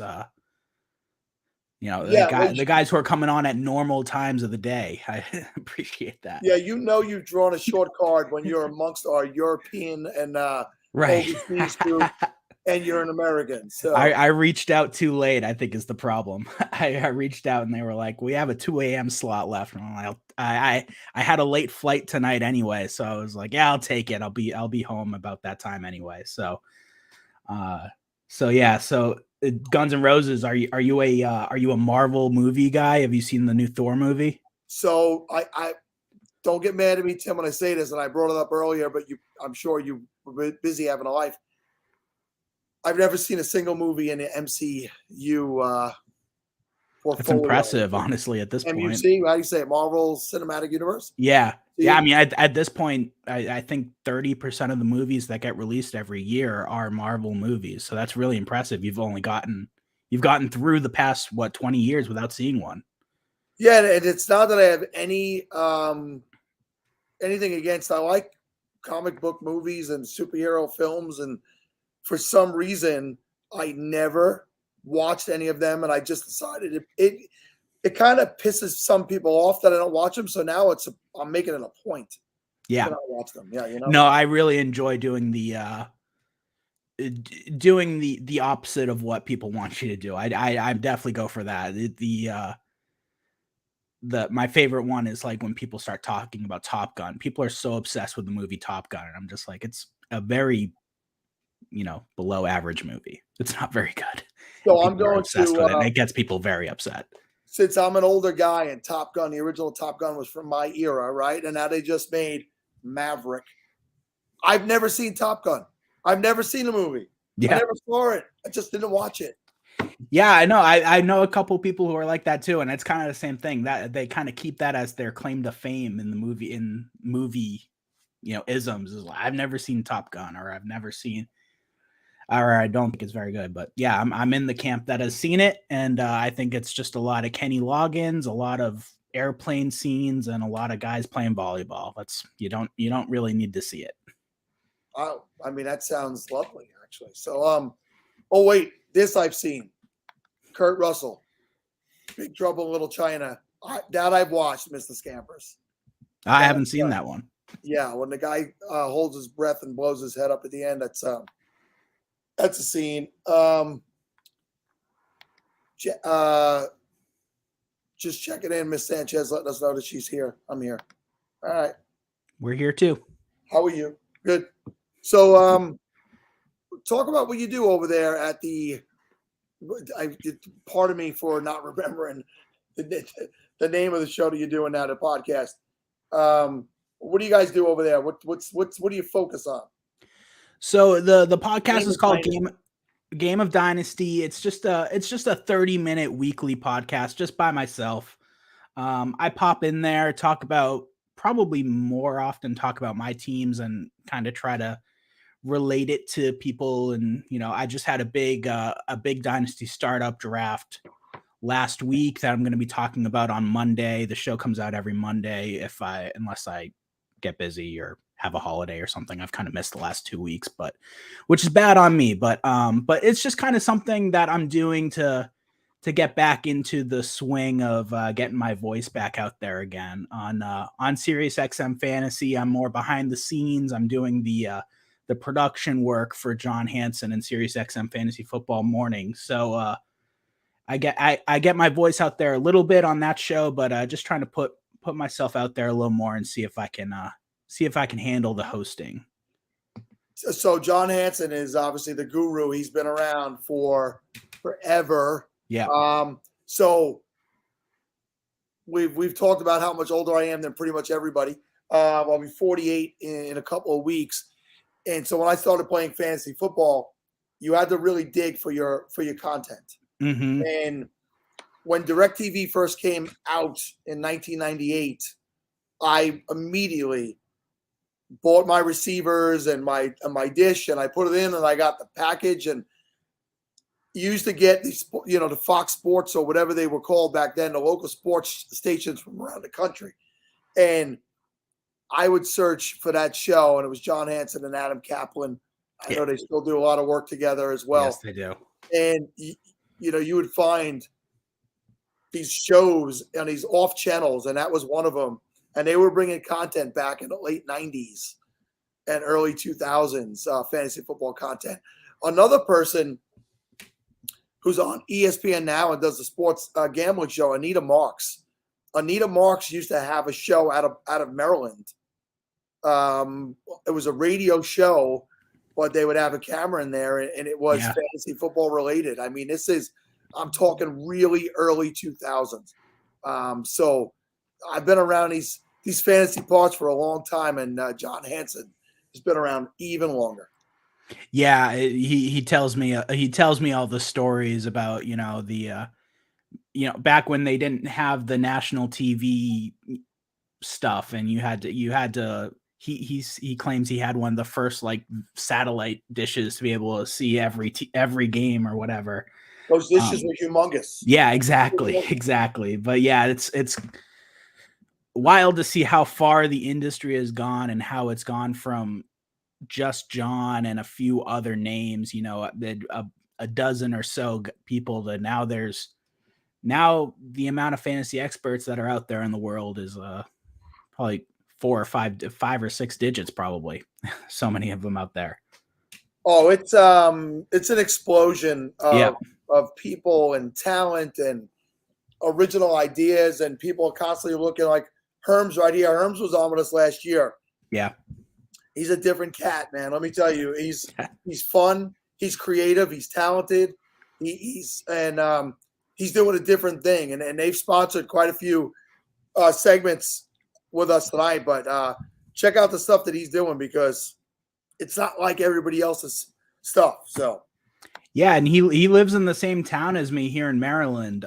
So I'll definitely have to try to get a beer with him and check out some games this year. Yeah, and so speaking about back then, when before we had satellites and all these things, I live in New York, and we'd be forced to watch the Jets and Giants every week. That's it. We didn't get like a game of the week, because most cities have one team. Yeah. And then you'd get another great game. No, we'd get like the Giants, who were typically pretty good, and then the Jets were never good. Yeah, we kind of get that here with the Ravens and the Commanders now. You get every single one of their games every single week. So you get the third game, and you hope that the third game ends up being an actually good game, because the Washington team and the Baltimore team recently, since they got Lamar, but before Lamar, those games were brutal. The Ravens games and the Commanders games. The Ravens games were all defense, and the Commanders games were all suck. So not a lot of fun when you need to watch those two games. I've never gotten the package where you can see everything. I've gotten Red Zone a couple of times, but if I want to watch my team, the Patriots, I have to find a stream or go over to a local sports bar and hope that they're playing the game there. Yeah, that's the way we used to do it here. I remember the name of the place. It was Crawdaddy's. I wasn't even 21 yet, but I used to get in there with my brother, and my brother and I are both Raider fans. We've just been Raider fans forever, and we've been born and raised in New York. So when you're a fan of a team that's not local and you can't watch it, you go to find a place to watch it. So we did that for many years until I was able to get the dish in 1998. But who is it that you follow? Before you got into fantasy and we all become fans of our fantasy teams, what is your NFL team? It's the Patriots for sure. I grew up right outside of Boston. I barely even remember the Drew Bledsoe days. 30 years old. I was 10. I just turned 10 the first Super Bowl. So I grew up with Tom Brady and all of the Super Bowls in New England. So they're my team for sure. So you're spoiled. What you tell me is you're a spoiled brat. A little bit. Yep. Need a couple decades of dominance out of Boston. I don't blame you. Somebody wants to know if you remember this, and Scott is a Boston guy. Ask him if he remembers the baseball tavern in Boston for football watching. So I moved out of I moved away from Boston. I moved to DC for college. So I was never really an adult in the Boston area. I know of the baseball tavern. I've heard other people talk about it before, but I've never been there, and I've certainly never been there for football watching though. But I've heard it was a great spot, and I believe it closed down, which is too bad. So you're implying now that you're an adult? Is that what you're saying? Yes, I'm an adult now. Okay. Yeah. So I've lived my adult life in DC and in Maryland. So I haven't been able to get up to Boston much. Operation Merge Chats, yes. All right, so you're not doing a live draft, right? You're drafting a long draft in Scott Fishbowl? Yeah, we were talking about. I believe before you came back, it was Shane. He was talking with some of his guys, and I believe the Denver draft, they were able to get together and do an in-person draft despite it being not live.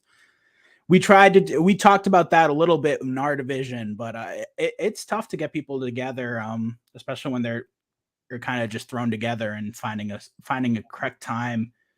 But yeah, so we're just going to do the offline slow draft, or online slow draft in the Silver Spring division this year. I don't know if you heard my idea earlier, but we have live drafts where they're getting done all in one day, and we have the slow drafts, which take sometimes 2 weeks. Yeah. My idea for next year is Scott Fishbowl reality television, a slow draft done live where the people live in a house. I love that. While they're drafting, Yeah, just to see how crazy everybody gets. Yeah, that would be incredible. You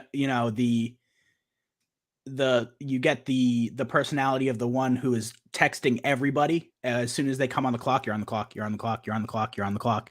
And then the guy who's, I have a life. I'm not updating the website every 2 seconds. I'm out there watching. I got the kids. I got a job. Whatever. All that stuff. Fantasy football is not their life, I guess. But yeah, that would be really interesting seeing all the personalities there. Yeah, it's like just make the pick. I got 8 hours. I got 8. But you're right here. We can't leave the house. Especially this year. This is an interesting year with the slow drafts and the Deshaun Watson situation, where you don't want to. We don't love the guy, but we're gonna find out this week or next week whether he is going to be suspended or for how long he's going to be suspended, how many games he's going to play this year. It's going to be interesting for the slow drafters that, when you come on the clock, you're kind of putting yourself at a disadvantage if you take your pick right away. You could miss the game. You could miss breaking news when it comes down, as Bonnie is saying there. If you just have a feeling that the Watson news is going to break any second now, and Watson's still on the board, I'm going to sit there and take my time. Ladies and gentlemen, you heard it right here. This is the man that is slowing drafts across America. It's a strategy. I'm trying to win. I need to win the Scott Fishbowl. I got the playoffs last year. I got close. I need to win it this year. All right, Tim, we're coming to the end of your time with us. I really do appreciate you joining us. What is it you'd like to say? Promote what you want to promote. Tell people what you're doing and where to find you.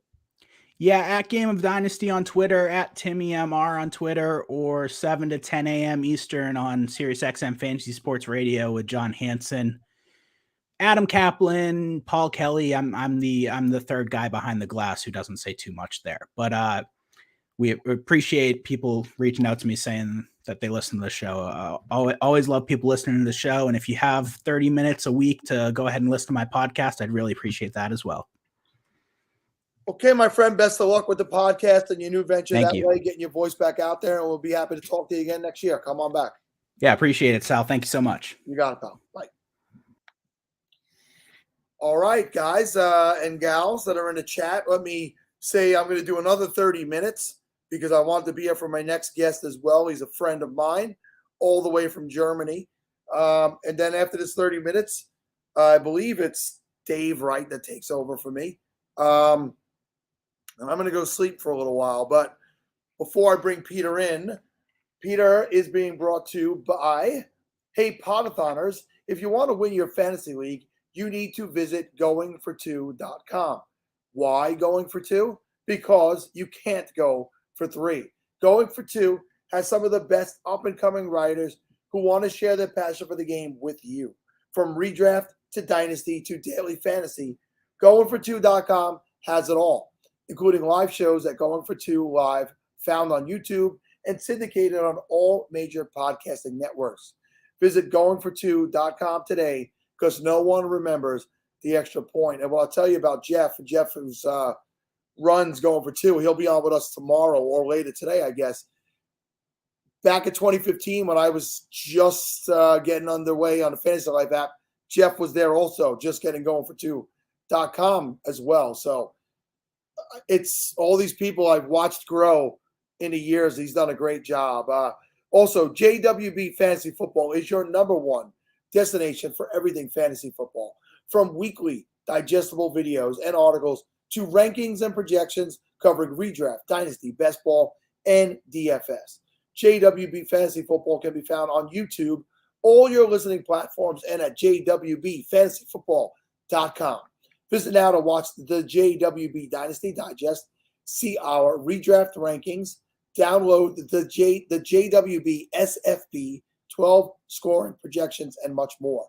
Let JWB Fantasy Football give you the analysis you need to crush your competition. So they have Scott Fishbowl rankings and projections right on their site. So jwbfantasyfootball.com, check them out right away. All right. Old man is still going strong. Hey, whoop, whoop. Here he is. All the way Good from morning. Germany, my friend Peter. Peter, I probably asked you this last year. Is it Ghent or Gent? Ghent. Ghent. It's like the city in Belgium. Yeah, if you think I know there's a city in Belgium named Ghent, you're wrong. But thank you for throwing it out there like you thought I might actually be cultured, worldly, knowledgeable, geographically inclined, any of these things, but I'm not. But hey, my friend, it's been a while. How are you? How are you? I'm great. I'm doing fine. It's 8:30 here in Germany. My son's birthday. He's getting 7 today. Wow. So yeah, it's been quite some time. So you usually see with the kids how old you're getting.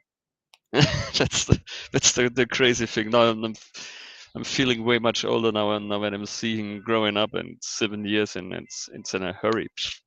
7 years are gone. Are you do you want to know how old I feel based on my children? No. You don't? I don't even know how you feel at 2:30 in the morning because you're doing it solely this time. Where's Kevin and where are all the other guys? So Steven and Kevin, I've mentioned a couple of times, they're both healthy. That's the most important thing. And I think everybody in their families are healthy, so that's really important. But life gets busy. Things change. People have a lot going on, and they just couldn't line up this year. I mean, Kevin has checked in a couple of times in the chat. He's been around. Steve unfortunately has not. But I'm in contact with them on a regular basis. I love those two guys. We started this together back in 2015. Not this show. This show we started in 2018, but our venture together into fantasy writing and podcasting started back in 2015. So, I miss them this year. I miss being able to get up and go use the bathroom while one of them talked. Yeah, where's John and all the other guys? I thought John John Bosch. Bosch would Yeah. regularly check in because he's everywhere now. It's crazy to see John doing everything and becoming the guy who he is now with the eliminators and everything.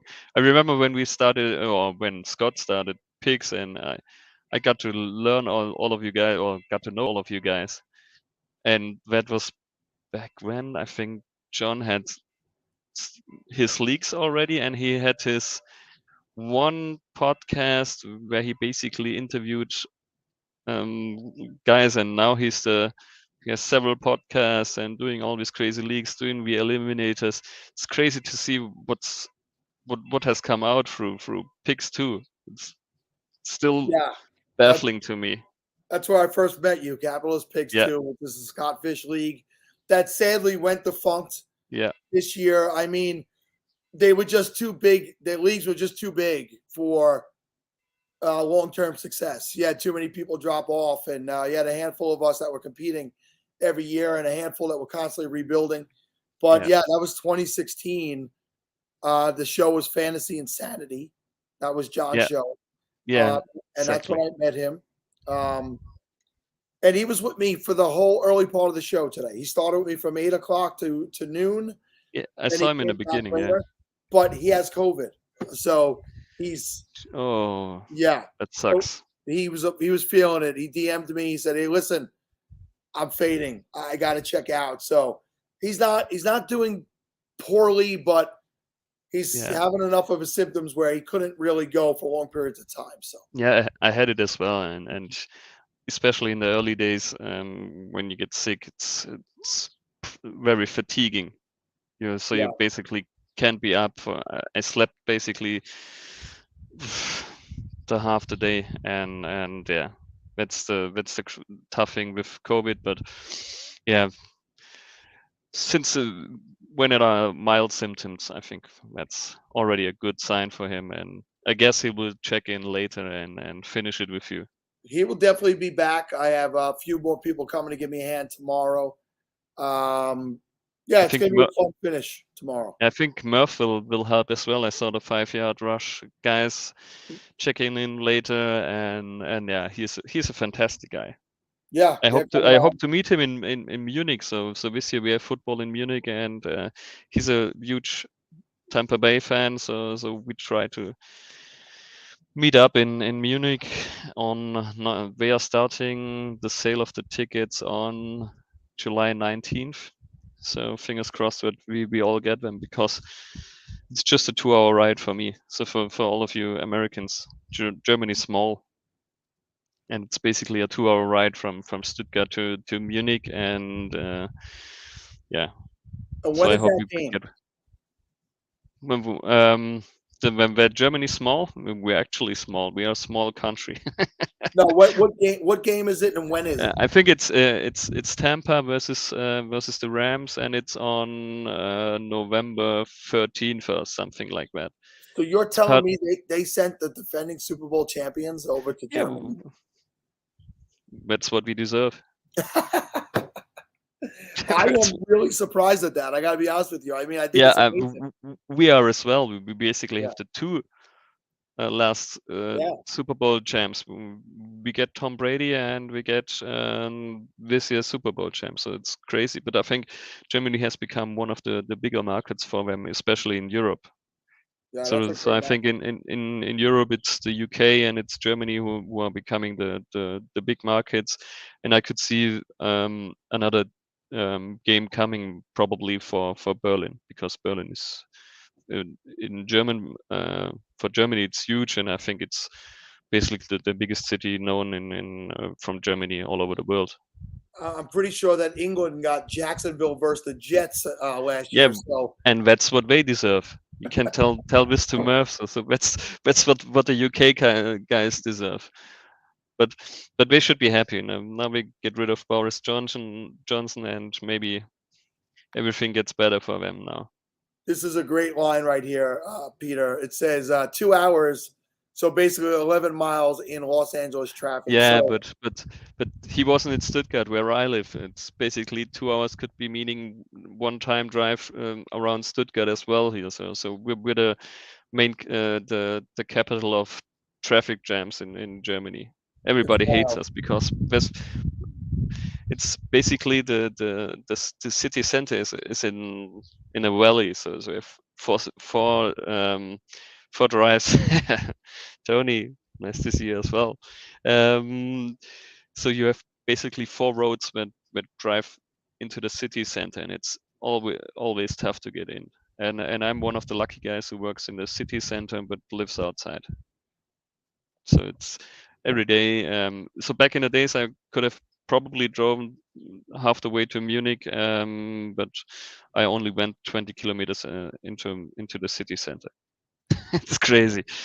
So what are you doing fantasy wise? I saw you basically got rid of everything just to be Podathon and the SFB 12.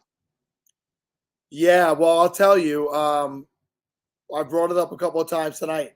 I took on a pretty big position at work. I moved to a new hospital. I'm a director of engineering now at a hospital. And great. You can imagine it's a 1 million square foot campus. You can imagine what I have to oversee on a daily basis. Yeah.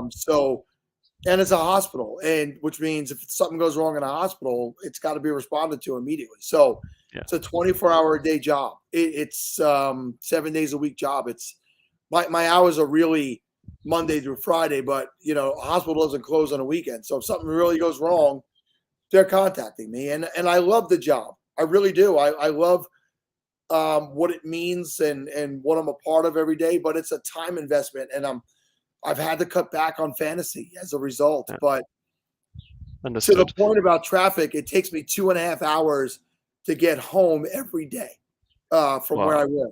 So that's bonkers. Yeah, so I'm moving literally across the street from where I work in September. So what does that mean? That means no more commute, a lot more time back in my life, and the ability to get back to doing some of this stuff in the evening. So I was doing some work with TrophySmack. They created a content page, and I was doing the Off the Ropes show with them, and Chase was running the stuff, Chase Vernon. So I was happily doing that stuff, but it just got too busy. I think I talked Matthew Berry into basically trying to give me a job over at Fantasy Life this morning. So in September, I'm hoping to start doing some things again, but this summer I will not be. I won't be doing. I'll make appearances if anybody wants to invite me on their show, but I can't be committed to a regularly scheduled thing on a weekly basis right now. It just doesn't make sense. Yeah, but that's probably happening to a lot of people. I guess Kevin had this similar issues. I started a new job on April 1st, and it's basically the same. I think I cut 7 or 8 leagues, including red list picks folded. So it's not the standard leagues, and it's usually tough to get out of these leagues because they are great when they are doing so much supportive stuff, especially Matt Price with the animals, and so it's tough to get out of these leagues. But at some point you have to decommit yourselves from to gain some time, and with the EFSC and Shark Tank still in the background, it's a lot of work to do. And yeah, I hope I can keep it up. But looks pretty good right now, but I'll be able for into the future to do it and keep it going on, because yeah, as we all want to do, we want to do something good and help other people, and that's the great thing about you. I think you're one of the ambassadors of fantasy, and a lot of people know you from especially in Europe, because you've been a great voice for all this TrophyPodathon and all the other stuff. And I think that's the great thing, and that's also why I asked, because I think you've been missed in the fantasy community. Especially Well, Mark Hill probably misses you for sound bites. Mark Hill has taken a big step back as well. I mean, I Mark has know. cut out a lot of leagues. I mean, Yeah. people we've seen around those chats and stuff for 6-7 years. Life happens, you know. But Yeah. those are kind words, Peter, to hear that people are missing me. Miss what I do. I know there's probably a bunch of people in this chat tonight that have been exposed to me for the first time, because that's what happens here with the Podathon. We get new people who come through, and you know, this is me. I'm the type of guy who likes to laugh, have a good time, talk sports, talk shit sometimes. But at the end of the day, I'm a pretty loving guy, and Tony's going to say some nice things about me. And he's not. Please don't blow smoke up my ass. It tickles.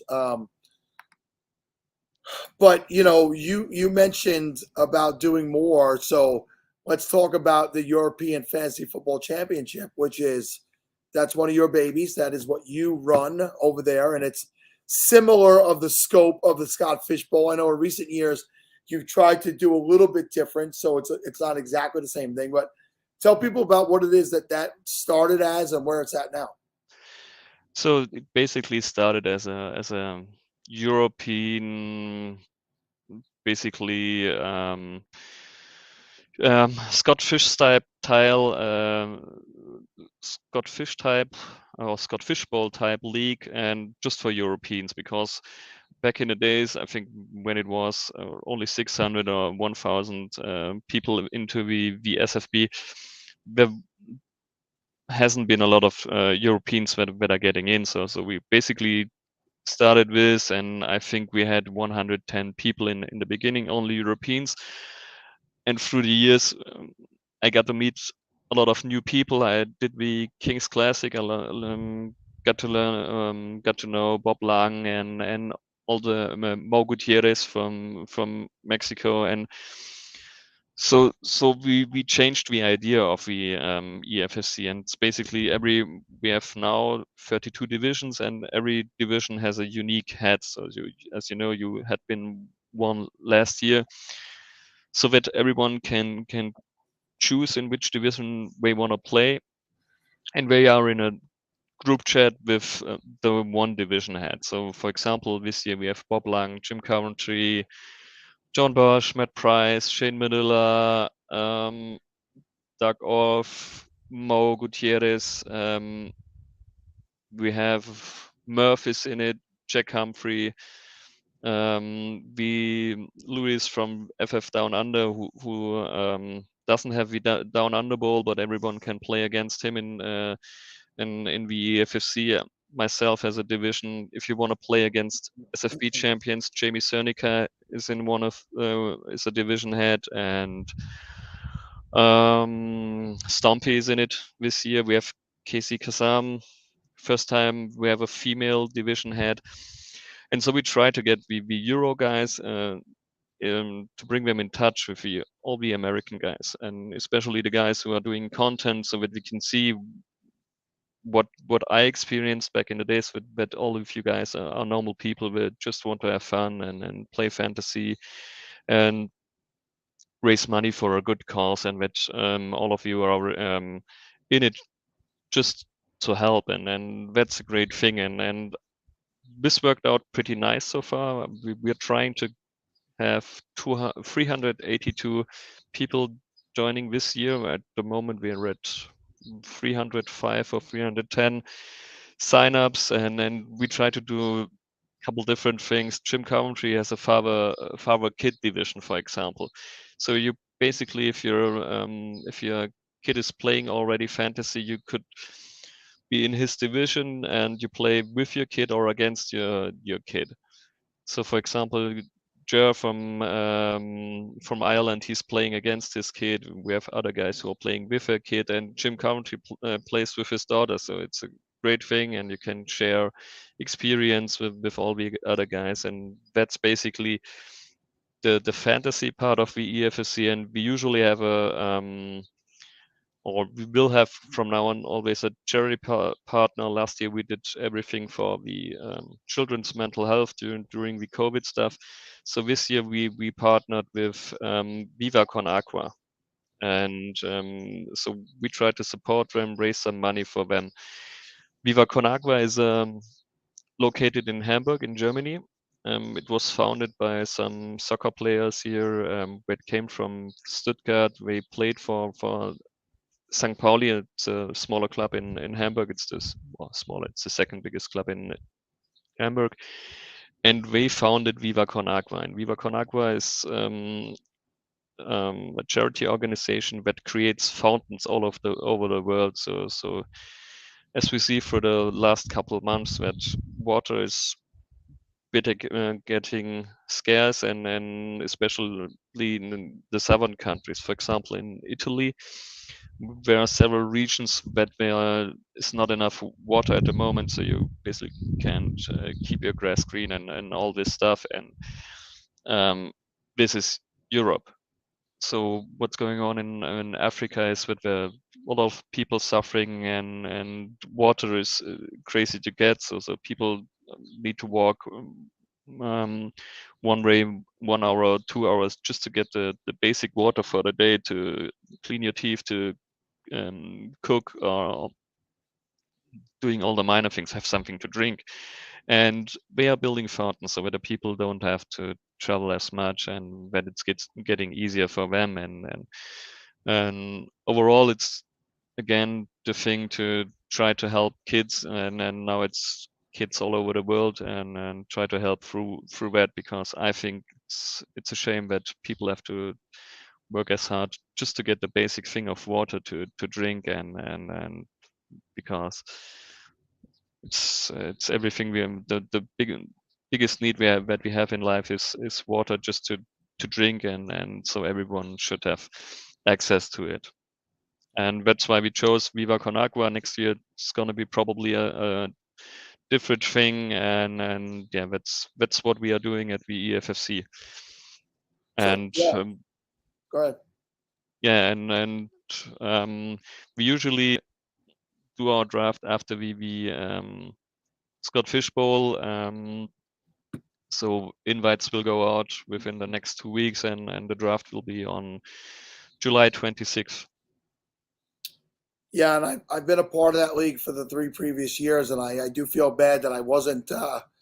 I know you reached out to me. I was just a little too busy. Don't worry about it. Don't worry about it. I'll be back in that one next year for sure. Yeah, absolutely. Yeah, But we forget about how good some of us have it, and there's simple things like, when I'm plugging along on a show tonight, and JB reached out to me. He's like, "Hey, what do you need?" I tell him what I need. He shows up with 2 big bottles of water like this for me, and that's how easy I can have water.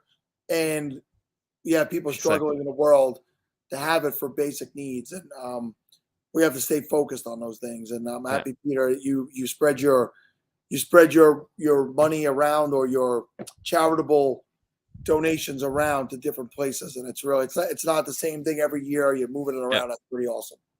Yeah, and I think that's probably that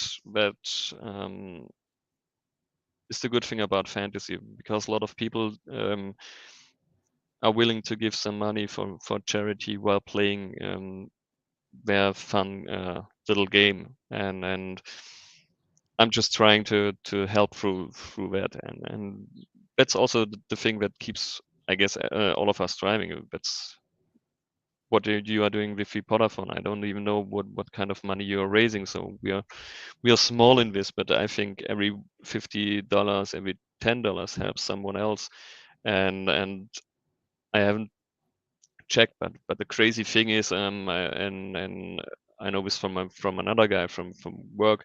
So what you can do with, I think, 10 or 20 bucks. So you could probably adopt a kid in a third world country for 20 bucks, and the kid will have eating and access to school through only this 20 bucks for the whole month.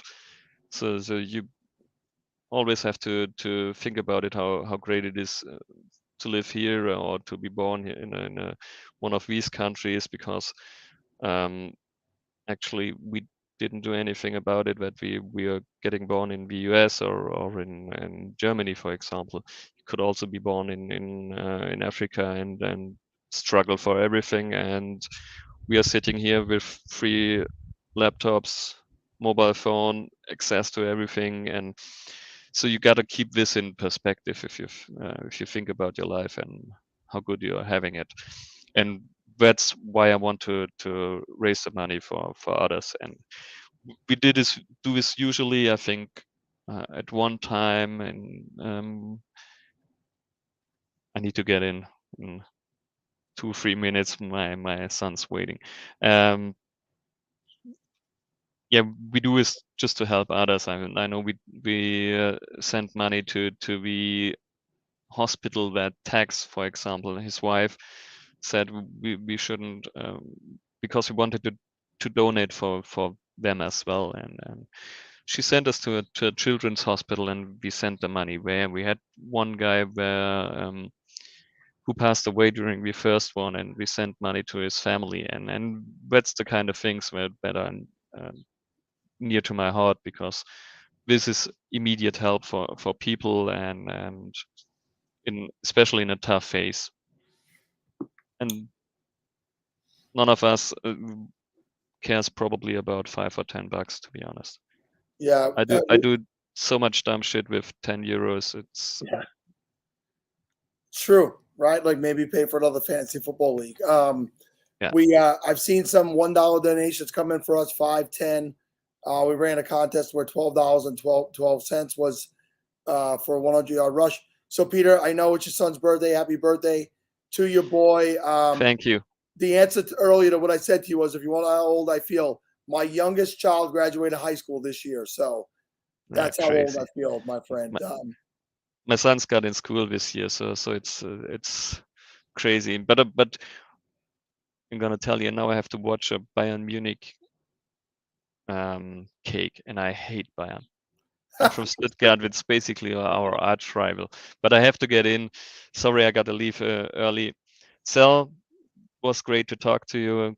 Keep this up, man, and I hope we see us soon again. I definitely will, my friend. Be well. All the best. Sal, take care. Bye. All right. What's up, Dave? You're on mute. Dave, you did it. You're on mute. See, I wasn't ready yet. I wasn't ready for Peter, who did a great job to leave quite so early. But man, Sal, legendary performance so far, my friend. Thank you. And Dave, you've been hard at work behind the scenes, working the Twitter handle for me as well, which means I know you haven't slept. Unless you're sending out timed tweets, which would be the smart move to do. I'm not that smart. You want to let me behind the curtain on that one? I have the timed tweets for while I'm hosting. I didn't think that far ahead while I was watching the Podathon, of course, but oh well. So whether you've been on here with me or not, you've been running behind the scenes, man, and people need to know just how much work you've been doing, and you're gonna venture on now and take the reins of the show for a couple of hours, more than a couple, few hours. Hopefully you have some people checking in to assist, wake up some of these guys. Bob Gilchrist, tell them to stop being lazy. Mike, get Mike back up, and I'm gonna go over to the couch that's right over here, and I'm gonna fall asleep. And as soon as I wake up, I will jump back in. And if I feel good in 3 hours, 4 hours, I'll get back in as soon as I can, man. Awesome, Sal. Well, thanks a lot, man. This has been awesome so far. So I'll steer the ship until you're back, my friend. Thank you. And before we get to our next guest, I just want to say, make sure everybody's hitting up the scottfishbowl.com/give to make your donation to the league safe. It's been rolling in slowly overnight. Let's get that moved in the next couple hours. So when Sal wakes up, he'll have a nice little present in his inbox there from everyone who's manning the European hours, the graveyard shift, and excited to be to talk about this with this next guest. I just started following him today, so that's all about what the Podathon's about and the Scott Fishbowl is about, is meeting new people, creating this community. So I'm excited to talk to Matt from Toilets to Titles. But before we bring Matt in here, let's get to our first my first live read. So let's see how I can do. Sal did a pretty good job, and let's go here. So hello, everybody. This segment is sponsored by the Samba Dynasty League podcast. Did you think you have a badass Dynasty League? think again because not only is the Samba Dynasty League sponsoring the SFBPodathon, but we're extremely unique. The Samba Dynasty League podcast covers a single home Dynasty League. How wild is that? Our hosts, Ken the Commish DeRoca, the insider Dave Flannery, Nick Money Travins, and Bad Mitchie Snowden have the best chemistry on the airwaves while providing A-plus entertainment and enlightening strategy discussions. Tune into the Samba Dynasty League podcast today, and thanks for having a giggle. And this guest is also brought to you by the Lateral Show podcast, a sideways look at fantasy football. If you're looking by ADP breakdowns, late round target talk, combing the depths of the waiver wire, the Lateral Show is a podcast for you. Hosts Herms and McLateral look where others don't and bring you information you need to give an edge in your dynasty league or redraft leagues too. The Lateral Show brings you humorous, entertaining, and actionable content year-round with expertise from draft season to the championship and throughout the offseason. The Lateral Show isn't here to tell you what to think, but to help you change how you think to become the top dog in your league. Follow the show on Twitter at TheLateralFF and be sure to subscribe wherever you listen to podcasts. And without any further ado, let's add Matt here to the stream. Matt, welcome into the Podathon. Nice to meet you, sir. Dave, how you going, you little battler? How are you, mate? Hey, 3 a.m. our time. I think you're from Australia. So what's it over there for you? It's just about to tick over to 5 o'clock. So it's pretty sweet time zone. I think the Aussie guys had the sun in the background. That's a good time to do it. 3 o'clock. That sounds like a bit of a punish. So, well, that's what Sal likes to be like this. This nice guy, he raises a bunch of money for charity, but then he's like, Dave, why don't you come on at 3 a.m.? So that's like a real nice thing to do. No, but seriously, he does raise a lot of money for charity, but I think one of his Tinder dates names was Charity. So I'll leave it up to you to, where that goes. But you know what? It sounds good. Sal's sleeping, so he'll never see this anyway. So yeah, Charity had a twin sister too, probably. Who knows? But so Matt, tell us about yourself. So what's your Twitter handle? What are you doing in the fantasy space? And then we'll keep going from there. Yeah, sure. So FF_doormat. I've been playing fantasy since 2014, 2015, but just mucking around. And then from 2017, sort of got a little bit more serious. Was listening to the Aussie guys and played in a couple of leagues with them and tried a bit of everything, a little bit of Devi, a little bit of, force trades, pirate leagues. Haven't tried any C2C, but mainly I play Dynasty. I don't really play too much redraft unless it's one of these events, just because I'm just not that good at it, really. So, don't want to waste my buy-in. Don't like to support charity, but not that type of charity. And just joined Toss the Titles a couple of years ago. Coach Sheps sort of got me in. I was a bit hesitant at first, but he sort of encouraged me and, did the sort of the fancy cares approach where, just gave me a bit of confidence and a bit of, encouragement. And the team's been great. I've been there for a couple of years now and, really, really enjoy it. I think there's a team of about 17 of us or so. So we've sort of got guys that are strong all over the park, redraft, Devi, college, whatever it is. There's sort of a whole team of us there. So, yeah, it's good to be part of it. So, all right. And now your experience in Scott Fishbowl. I assume you're playing this year, correct? Yeah, this is my first year, actually. I've been trying to get in for a little while. So it's that's my exciting. First year. That's exciting. Pretty stoked to be in. Yeah, I played a couple of satellite leagues. Been trying to get on for a little while. So yeah, it's really great to be able to be part of it this year. And so, yeah, tell us about your division, what pick you have, and let's just get into the Scott Fishbowl here. So I'm in Hawkins. Shout out to Stranger Things. I'm in Hawkins division, which is pretty cool. If I, was technically savvy, I would have the rage that is the new song there. That's everyone's raving about here. But I'm sorry. Kate Bush. Yeah. Shout out to Kate Bush. I think that's the song there. It's her first number one hit. I think it was from the 80s or something, right? And then it's gone number one now because of Stranger Things. So that's crazy. Yeah. That's crazy. That's madness. But yeah, I'm in Hawkins. I'm drafting from 106. which I'm pretty happy with. Normally in Dynasty, I'll try and jump on the turn, even in the third round reversal. I don't mind grabbing that 101 spot. And I was thinking about doing the Allen dig stack. But just because it's redraft and it's not really my strength, I just want to jump in the middle there and not be affected too much by that third round reversal. Just sort of stay, neutral and let the draft sort of come to me a little bit, I guess. So yeah, that's what I chose. How about you, Dave? So I'm at the 110, and I wanted to take advantage of the third round reversal and kind of go from there. Now, of course, I am now starting to panic a little bit because I haven't done too much strategy research yet, because I've been kind of hanging out with the Podathon team trying to get this whole thing ready. But I've been enjoying some of the strategy here. I've heard some crazy things from a sponsor, from our friend Wyatt from JWB. He got Kyler Murray at the 110, which seems pretty great value. Yeah. But it's a great value. Now, are you trying to attack the QB position? Or are you going to let, you said you want to kind of let it come to you because that's kind of your strategy of not really wanting to have the third round reversal affect you very much. Now, are you trying to attack the quarterback position because of the scoring? How are you really approaching the QB position? I think in normal Dynasty, I'm one of the guys that sort of overvalues or maybe properly values quarterbacks. So I'll always try and leave, with as many young quarterbacks as I can. Not necessarily young, but just maybe stud quarterbacks. This one I'm a little bit unsure, really. I want to have a bit of fun with it. So it depends who's there at that 106. If JT's there, I think he's going to be a real difference maker at that position.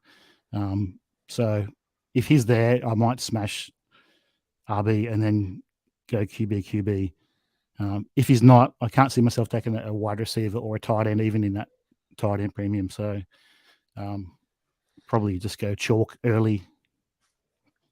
Yeah. So it's a lot of people are, and I think there's 3,000 people in it this year. A lot of people are trying to approach this like it's a best ball tournament, which it's a little bit different because I think almost half of the league makes the playoffs the way it is. So it's really, once you get into the playoffs, that's when it rapidly becomes more of a DFS tournament.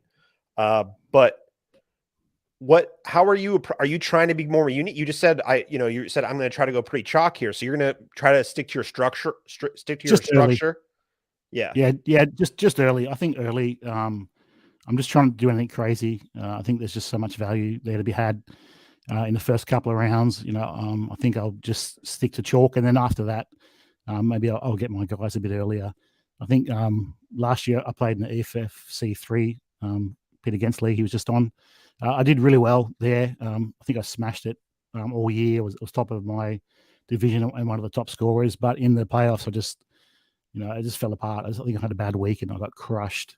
So it was great fun. But you do need to have a little bit. You can't just go chalk the whole way through, right? Because if you're going to play, you want to win. You want to try and get some upside guys. So I think for me, it's just about finding that balance. A bit of both.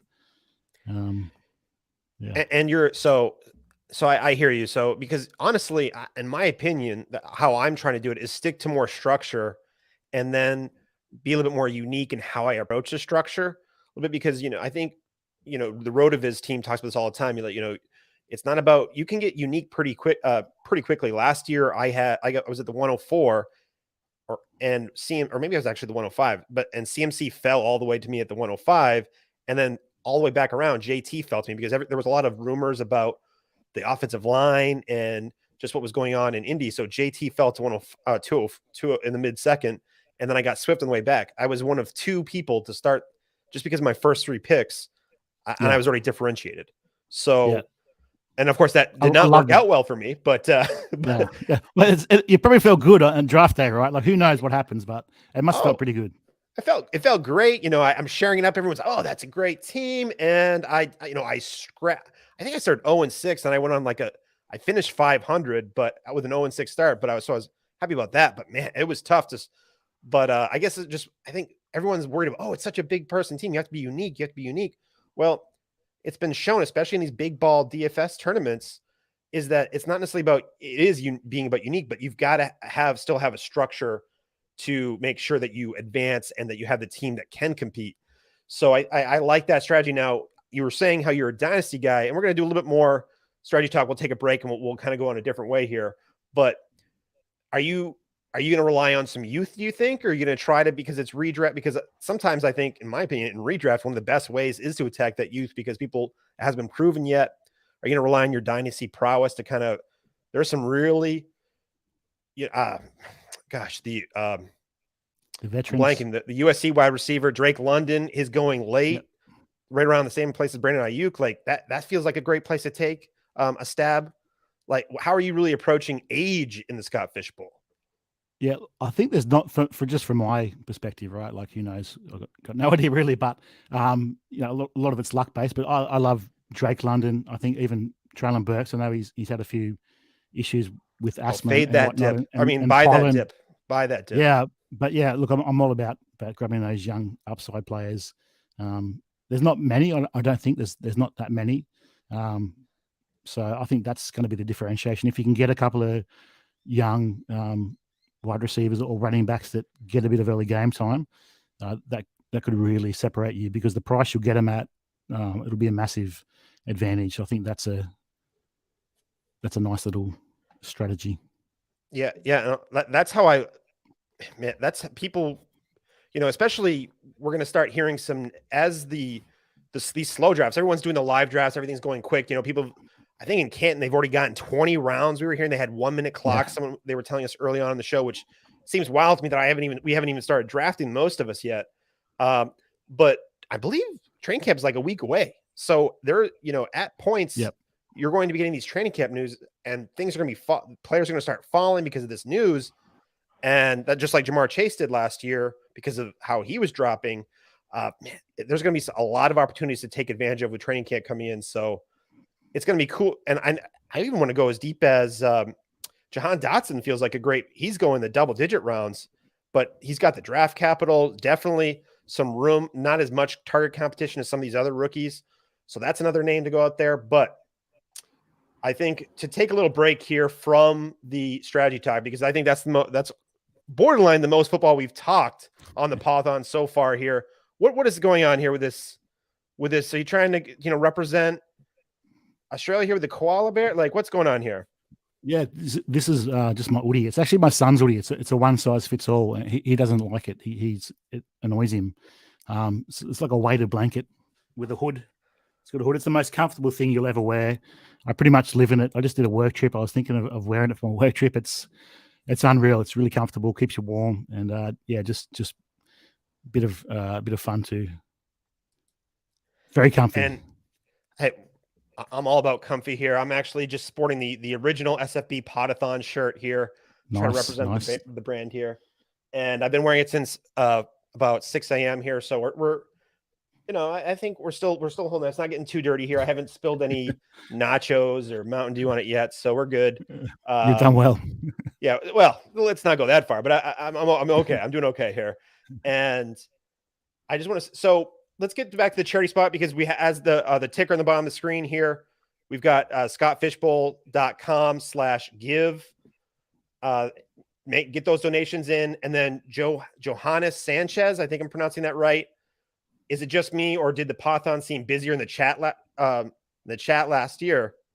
It's late night. We're at 3:12 a.m. We're gonna keep it going. Don't worry, Johannes. We're gonna pick it up here. We've got some of the our happy hour friends coming in. Herms is here. Nubs is here. So we're gonna have a lot more of the chat picking up as we've got. We've got, I think, 50 people. Yeah, we're well over 50 views here at 3 a.m. So I'm digging that. And Matt, let's talk a little bit about charity and what Scott Fishbowl, what he's been doing. Like we mentioned at the top of the show, he's bringing people together. This is the first time you and I have had a chance to talk together. I'm already having a great time. Really excited what that's going to mean to meeting other people this year too.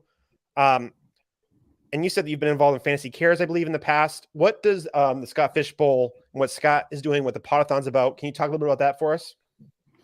Yeah, look, obviously it's great, right? The amount of money that we raise and Toys for Tots and whatnot, that is sensational. think that makes a real difference. But I think the biggest thing is just sort of raising that awareness, in the community, in your everyday life. It just puts it that sort of charity approach, or that just having a bit of caring attitude for others. Maybe normally everyone's stressed. I think we're so busy. We're coming out of the whole world was in lockdown for a couple of years and whatnot. It's just getting more and more stressed, more and more busy. And I think it's just good to just sort of bring that yourself back into focus of where you can just make a difference to someone's life, just with a little bit of charity. Maybe you see someone who's struggling a bit, a GoFundMe page, or just you might see a homeless person that perhaps you might not have thought of in the past.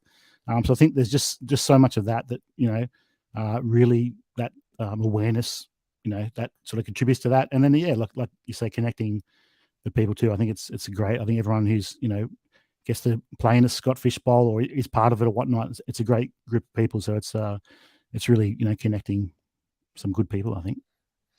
Yeah, and and I think part of the thing we have to remind people of the donations too with Toys for Tots, Sal, Heath Cummings, Scott Fish, John Bosch, and lots of people are going out and they're going to be buying toys at Target and other stores to bring those toys to the kids during the holidays, which is always one of the best times of the year, seeing those pictures of literally 18-wheelers being packed up with toys, with $10,000 worth of toys. Pretty cool. But as I'm just checking, I haven't hosted on a YouTube stream in a while, so I'm trying to get the chat here. You're killing it. You're killing it. Thank you. Flattery is definitely accepted at late night. The flattery is always welcome. But yeah. So all right. So Scott Fishbowl, we're the charity, and I know it actually has it means a lot to a lot of people who have been over the last couple of years. We've done the Equal Justice Initiative, the Trevor Project, No Kid Hungry has been part of a sponsor here. So it's not just Toys for Tots here. So that's what our donations are going to. But getting back to a little football talk here, because late night, the chat can get a little finicky. You're off the rails too much. You got to get back on here. It depends who's in there. So no one's happy. Yeah, well, that's usually how it works. I'm married, so I'm used to that. Yeah, I hear. Just kidding. Just kidding.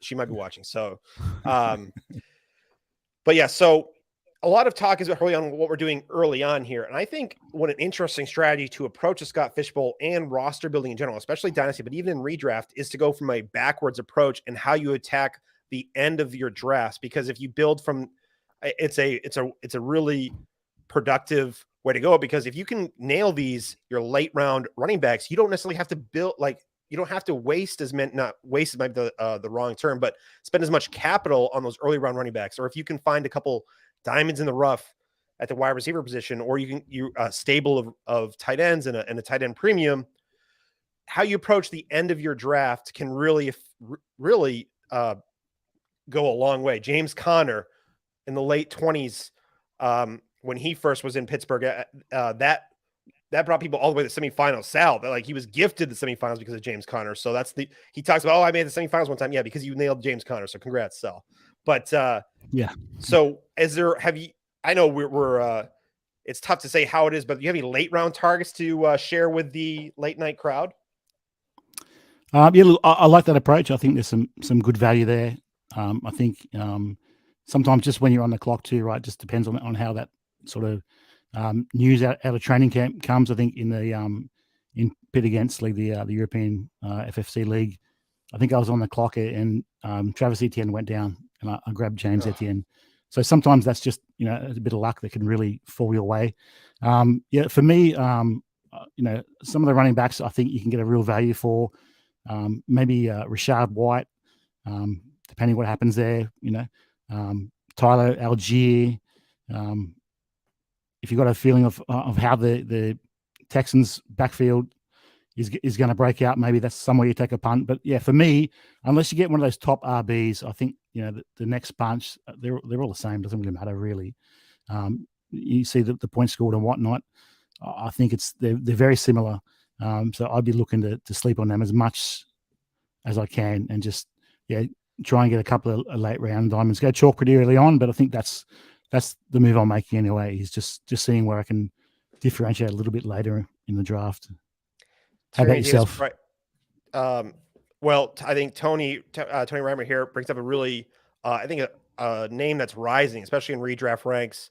Tyrion Davis Price surprised a lot of people with draft capital. I know the dynasty community, I don't think a lot of people thought he would be getting third round draft capital, but Trey Sermon busted last year. There's definitely some opportunity to share the load there in San Francisco. A lot, and he was, I wouldn't say he was the all-purpose back at LSU, but he definitely has some receiving ability. So he's an interesting price. I really like that one.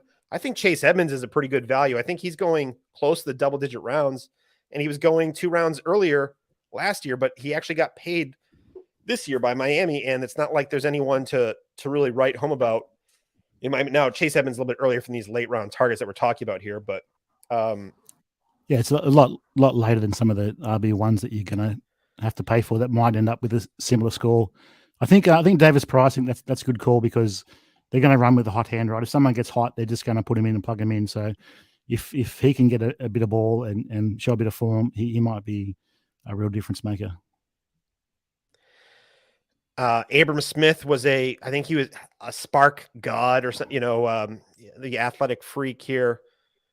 Coming out, or at least there was a lot of rumors that he was going to be a real athletic specimen here. New Orleans is interesting, that especially with the suspension looming over Alvin Kamara. I can definitely understand that that speculation here. And honestly, I think especially when we're talking late, it gets ugly quick. When we're talking, because it goes 20 plus rounds. You start really just scripting for anything. I think just knowing the running backs you think are going to make the 53-man roster is a good research to have. Is these beat writers have their projected depth charts. I know there's always surprise every year, but across these depth charts, but trying to have a running back that you think that's going to be just stay on the roster in those late rounds is a value. So I think that's a good little strategy here. I actually kind of agree with Cody that Kamara suspension could be coming in 2023. A lot of popular opinion is Kamara is this year, but his lawyers are working, from speculations, they're working really hard to prolong the case into next year, but who knows how that works here. It wouldn't surprise me at all. I think that's another, opportunity there. Deshaun Watson as well. If you're one of those guys that really like to take the risk, you can really hit pretty large. I think you're getting that major discount on both those guys. So maybe that's an option you could take too. Yes, definitely. And then Snoop Connor actually is a pretty, Travis Etienne, he's looking great in camp. He's looking like he's almost fully recovered from his foot injury that was quite serious. James Robinson coming off the Achilles, a lot of optimism there. But hey, if things don't go well injury wise for Jacksonville, Snoop Connor could just walk his way into some opportunities. So I don't hate that at all from Cody. And I just want to say, Joe, I've been corrected on my pronunciation of Joe. She's getting back on the good graces here, talking about Lord of the Rings. So I'm in a Lord of the Rings themed Dynasty League with Rom and Nubs in the chat here. So definitely can get on board with Share the Load and Lord of the Rings talk here late night. But Matt, all right. So let's talk a little bit more about toilet to titles. Now let's talk a bit more. Are you writing articles? Are you just podcasting? Let's get a little bit more to what your content is and share, as we got about 8 minutes left in this segment here. Yeah, sure. So we have shows pretty much every day of the week. There's like DFS shows. There's a waiver wire show comes straight after Monday Night Football for the Patreon. So that's a good get. Every day there's a different show. Pretty much for me, I'm just on the Dynasty. So Down Under Dynasty is the show that I run with Live from the Ben. You couldn't make it with me today. Can you say that one more time, the name of your show? Sorry. No, that's all good. Down Under Dynasty. Down Under Dynasty. Okay, so there we go. DUD. Yeah, we're duds. But yeah, Down Under Dynasty is the Dynasty show that co-host with Live from the Ben, talking all things Dynasty. And then also a big thing that Toilets to Titles are doing is there's a forced trade league that we have. It's a multi-copy forced trade league called the Frankenstank, which is it's a bit of a monster, which is a play on the title there. I started off as a 12-team forced trade league, like a vampire league, but sort of no one's a vampire. You just play each other each week, and if you lose, the winner can take someone off your team. So that's something that we've had a lot of fun with this year. It's 5 divisions. It's absolutely massive. There's player cards in as well. You can draft, so like powers where you can go back and you can adjust your lineup after the games have done, or you can take 20% of your team's your opponent's points and put them on your team. So that's pretty wild. Having a lot of fun there. And to get the draft order in, there's a massive rock paper scissors tournament, which Justin and Coach is running, which is also just another bit of fun. So yeah, that's check it out if you're looking for something a little bit different. Maybe next year jump on that. And I think $500 we give to charity as well from the buy-in. So that's another good little thing we do there too. Hey, we talk about game theory all the time in Dynasty. Paper, rock, scissors is where it starts, right? Great game theory you can have there. So I hear you there. So that's interesting. So Toilets for Titles, you see, honestly, I see it all over my Twitter line. So and Twitter feed. So it sounds like you guys are doing some really cool stuff here. Now, fast forward a little bit here, and we'll play a little prediction here to wrap up the show. What can you give me some 2 bold predictions for the season? It can be a dynasty take, it can be a redraft take, something that you've been in whatever you've been really hammering all offseason. You got some a couple of hot takes for us, or just some things that you think are going to surprise some people? Yeah, look, I'm not really a massive hot takes guy, but I've just been really high on Dobbins since he came out. He was my RB1 up there with Taylor, and I'm loving the fade talk that people are putting out there that he's being faded a bit. So I think he's going to have a massive year, and also ETN too as well. I think he's an RB1, definite RB1. I think he's going to have a massive season. So for me, they're 2 big buys in Dynasty. I think they're both undervalued.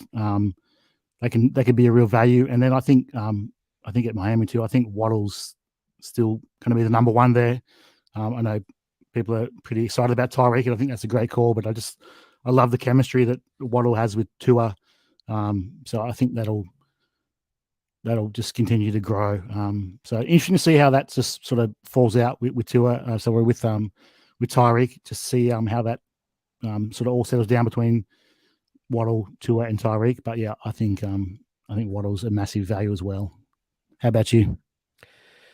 I love the ETN take. I loved it a lot more when sometimes people are really slow to react to this injury news, and you just know that they need time before you get those hype videos. And if you just act a little bit quicker on the injury news, and you just realize, hey, he's gonna jump 2 or 3 rounds as soon as that first hype video comes out, and that is exactly what's done. ETN's really hard to get now because he's jumped so high in value. Where you could get him in the 6th round.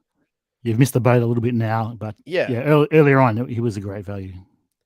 And then, so then the Dobbins thing is he is a free fall right now, especially over an underdog. I think his ADP is starting to fall. So as people are trying to play Twitter doctor, and I'm not going to say that I don't have his medical reports. I'm not an expert, but a lot of speculation is really affecting Dobbins, and it's not even training camp yet.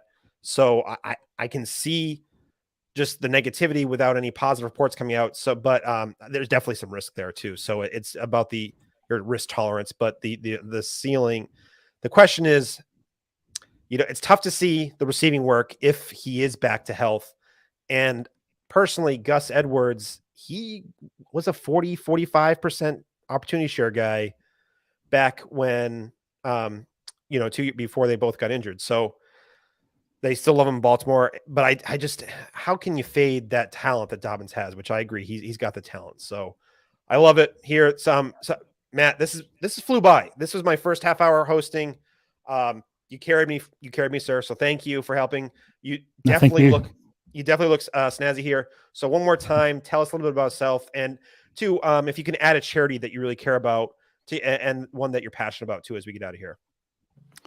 Yeah, look, I think the buy-in for the Frankenstein is going to Toys for Tots. I think that's a great initiative, really supporting kids. So I think that's fantastic. You can find me at ff_doormat on Twitter. And yeah, Toys to Titles, just chuck that in Google. There's a website there. Andrew Campy does a lot of great work on the website.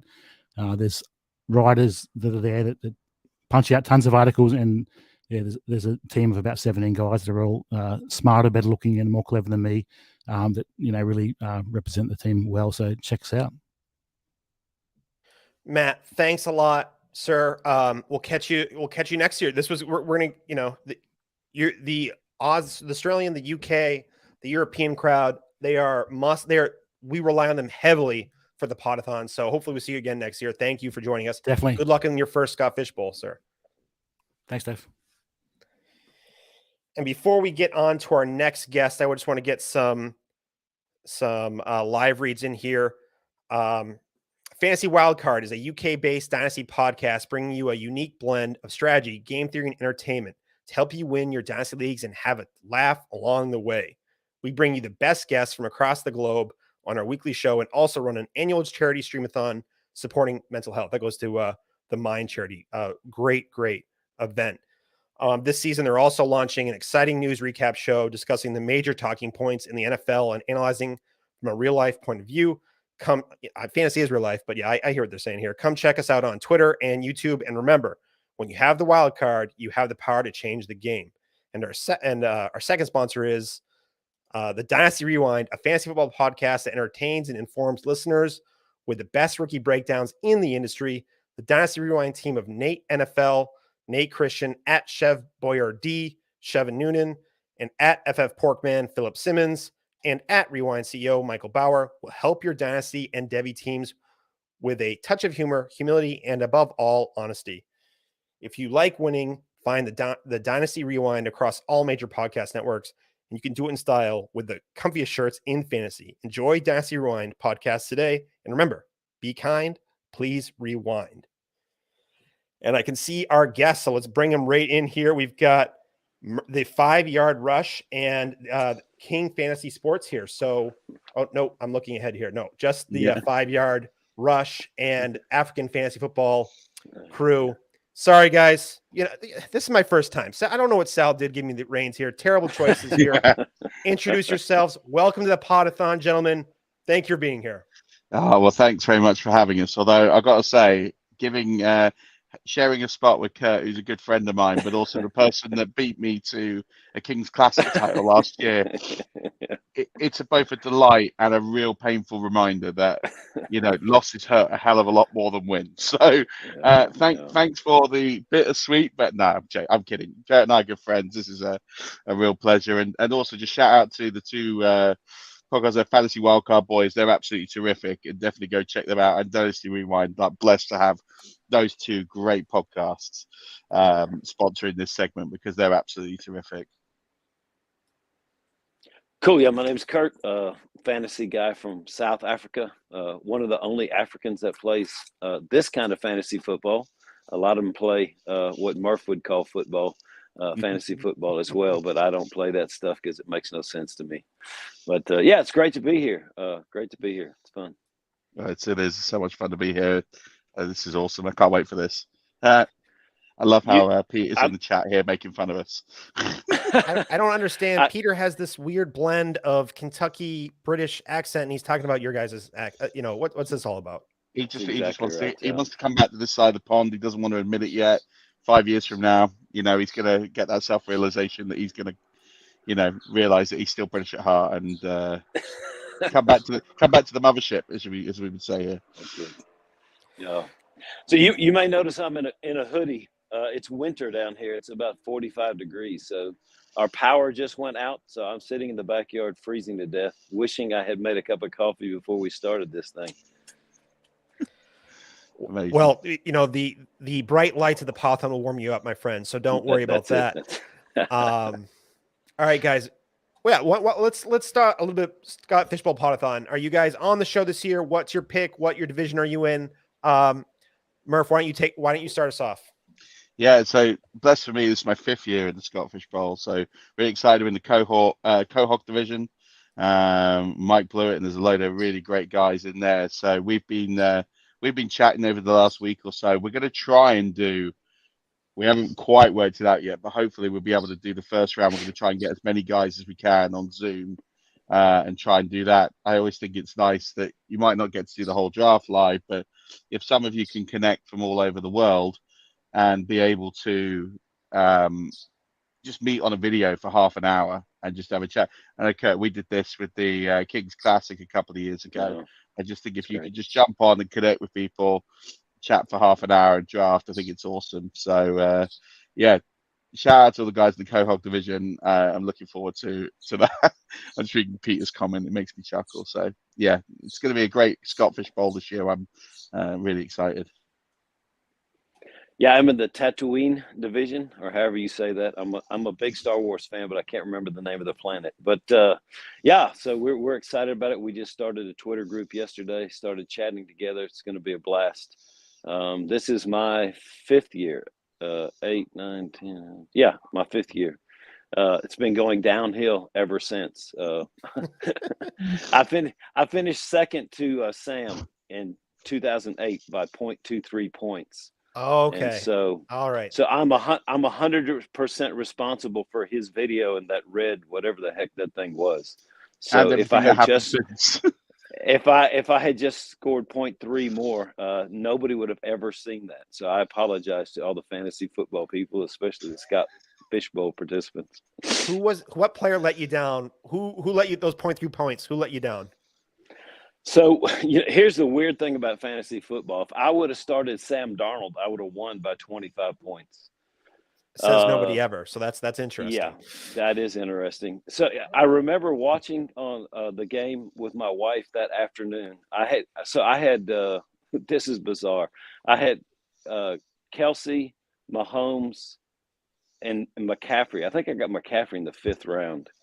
But in the early game, Kelsey was all by himself on the sideline. Mahomes overthrew him by about 3 yards, and it was like a 30-yard walk to the end zone. And I looked at my wife and I said, I just lost the Scott Fishbowl. Yeah, that was like a, I don't know, 12-point play or even more than that. Oh, that we're trying to keep the vibes well. I don't know why we went down this road. I was trying to keep the vibes happy here, and I'm just starting to sink into at 3:30 in the morning, I'm starting to sink into a pit of despair here. So to cheer us up, everybody, go to scottfishbowl.com/give and throw a little bit of money towards Toys for Tots and Fantasy Cares. You'll have to make a league safe account, but that is quick and easy. We're doing that because it's to keep our money safe, essentially. Other methods not quite so safe, and so we're trying to do that, and it really goes a long way for kids during the holidays. So go do that. Murph, talk to us, my friend. Yeah, and everyone, I learned the hard way. I knew it was Murph. I called him Adam in a DM, and I thought he was about to slap me right through my DM. So I apologize. It's all good. So take it away, sir. Yeah. So in terms of why? What do you want me to take away? That's a good question here, because I was really thrown off by that Travis Kelce nightmare story. So I'm having trouble recovering my composure. But why don't you talk about how you've done the Scott Fishbowl, and then how you're gonna, and let's just get into some pick strategy here as we move forward too. Yeah. So it's been 3 playoffs out of 4.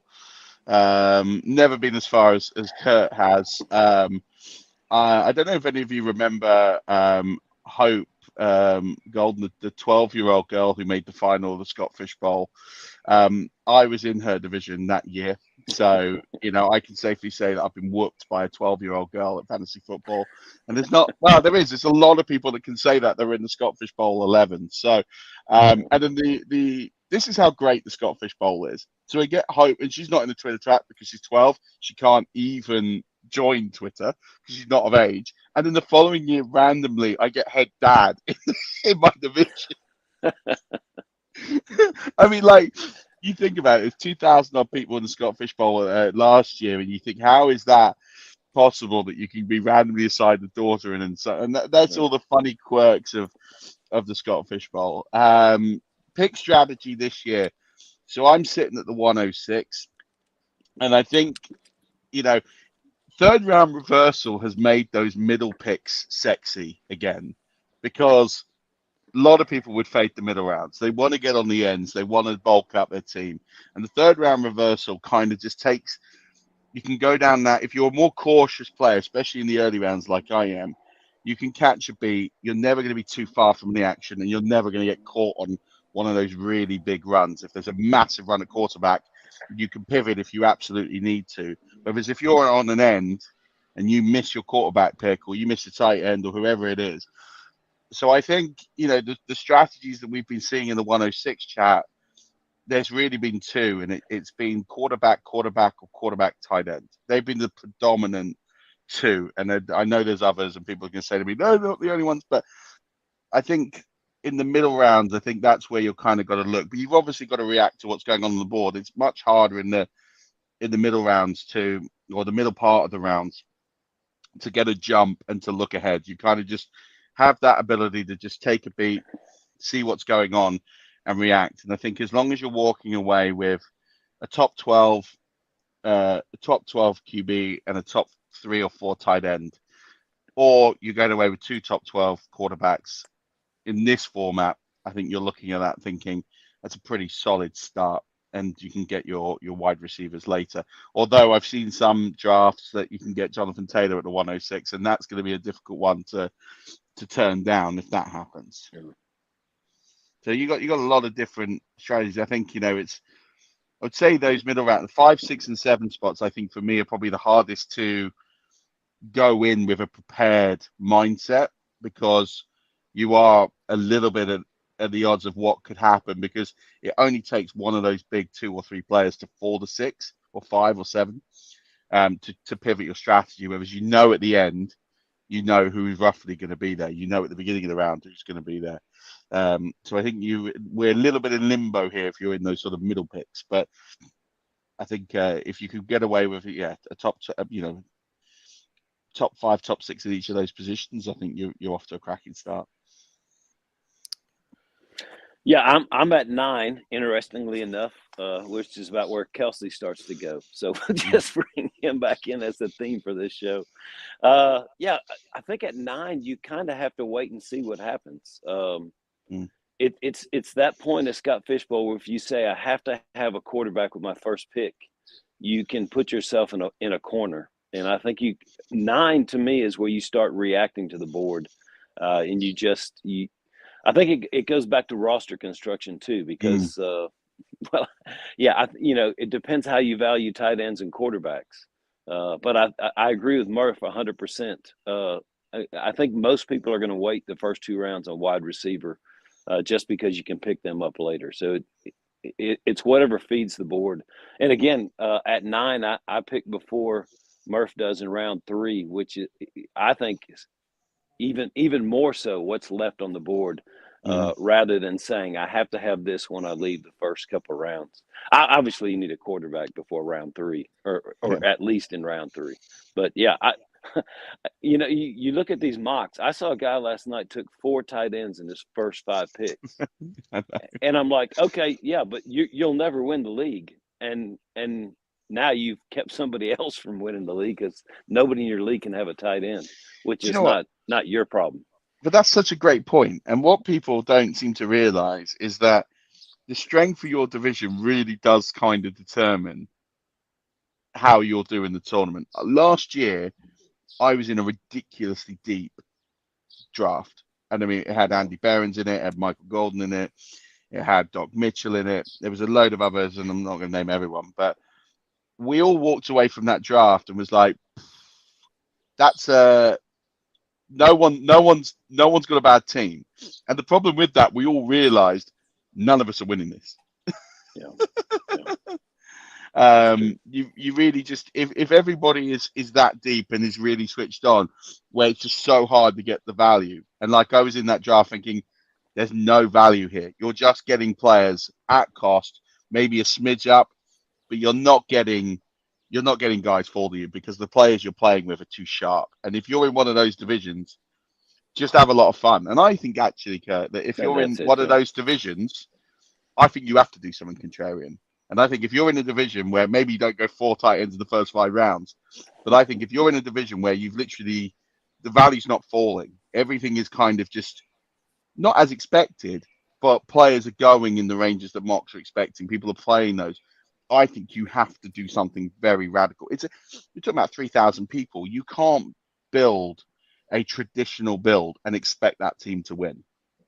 This isn't your home league. This isn't a league of 24, 36 people. This is 3,000 people. You're going to have to do something crazy. And I think if you are getting into round 3 or 4 and you're seeing what's going on with the board, I think you really have to really hammer a position or two and just do something a bit different. Because I think if you want to be contrarian and try and win this thing, and that could be fading running back altogether, fading wide receiver altogether, maybe even fading quarterback, and waiting for the waiver wire. And I think that's you've got, the good thing is, and the strategy I would give to anybody listening to this, get to know your league mates beforehand. And I've written Fantasy Football Playbook, and I talk a lot about just trying to get an edge in your league.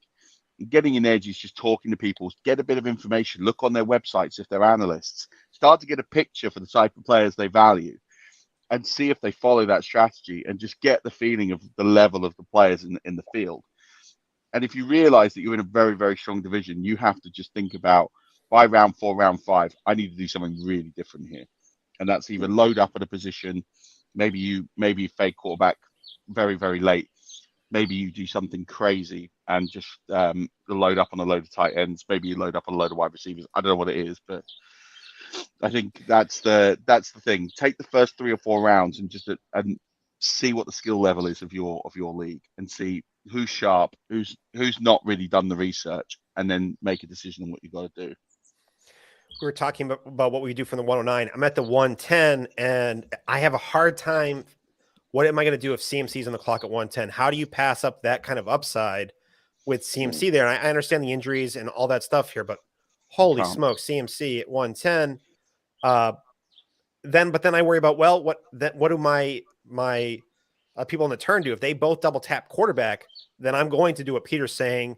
I'm not going to get a top 12 QB, so I'm going to have to probably wait until Tua or Mac Jones to probably go quarterback at that point. And I'm fine, because you're probably going to get You're going to probably get a tight end or Derrick Henry back around here. So I've seen Derrick Henry go as far as 303. So that feels like that we talk about players that can really, you don't have to do something crazy, but they're just people that can it's the upside is there to really put you in a different stratosphere. So I agree with Peter here. And I just got a couple answer some things in the chat here. I am doing my best. Kevin Cotillo, former host of the Podathon, he recorded from his basement year 1, and everyone called it he thought he was a serial killer. He had his freezer behind him that was where he kept the dead bodies. Apparently, I am redoing. I'm taking the summer off. I'm redoing my basement on the other side where I usually am set up. So I am using my wife's. She does teletherapy. So I'm using her backdrop. There's a furnace behind me and a chimney. So I'm doing my best in the I love my that. MASH studio here. So thank you. It's better than where I am. I'm in a hotel room on the sunny English Riviera, because I'm on for you Americans, I'm on a bachelor party. So that doesn't sound like a bad. Everything you said there sounded great. A French Riviera. Did you say the Riviera hotel room? Yeah, what's wrong about this? I mean, it's just the fact that I've got disgusting curtains and floor and carpet. But other than that, no, it's great. I know that there are some people here that have tuned in to see how bad my hangover is, because I was still awake at 5 a.m. So what was that, 3.5 hours ago? That's what time I strolled back to my hotel room. So I don't know if I've met expectations or failed expectations miserably with my hangover, but I'm still compos mentis. So. Hey, I got a great Kevin Cotillo story. So in Red List 3, it starts out by you auction off the teams. And I won the South African Penguins. And Cotillo calls me or tweets me the next morning, like, dude, we got to talk. and he had told his daughter he would win the Penguins for her. That would be her team. Then he's like, so now what do we do?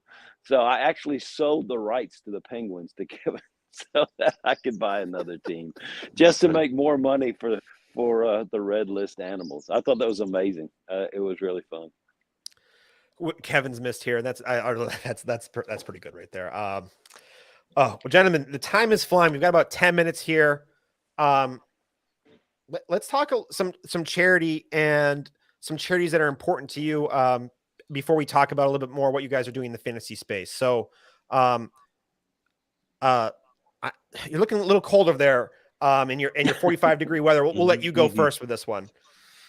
Cool, man. Yeah. So one of the things that's really near and dear to my heart is called the Door of Hope.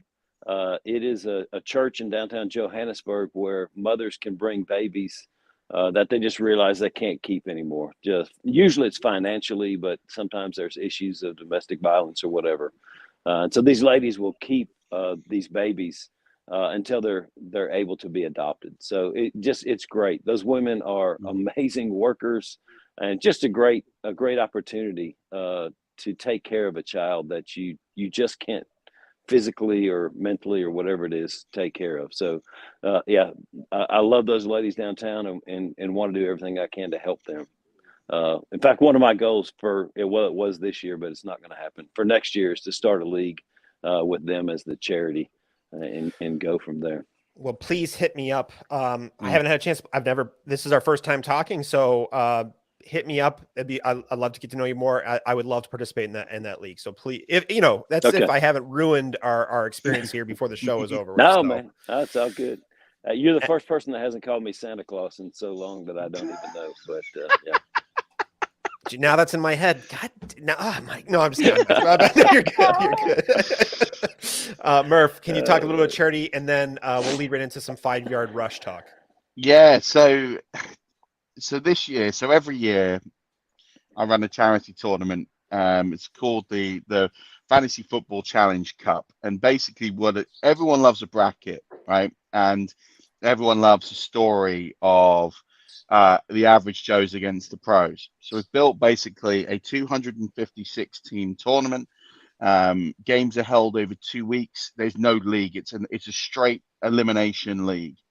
So I draw a bracket out, and you literally draw your opponents. You get to play, basically whoever you draw. So you could be someone who has played fantasy football for a season, 2 seasons, and you could play against someone like Joe Pisapia or Justin Boone or Pat Fitzmaurice or Carl Yates or whoever else has been kind enough to take my invitation to go. Or Kurt and I, although they're probably more gimmies.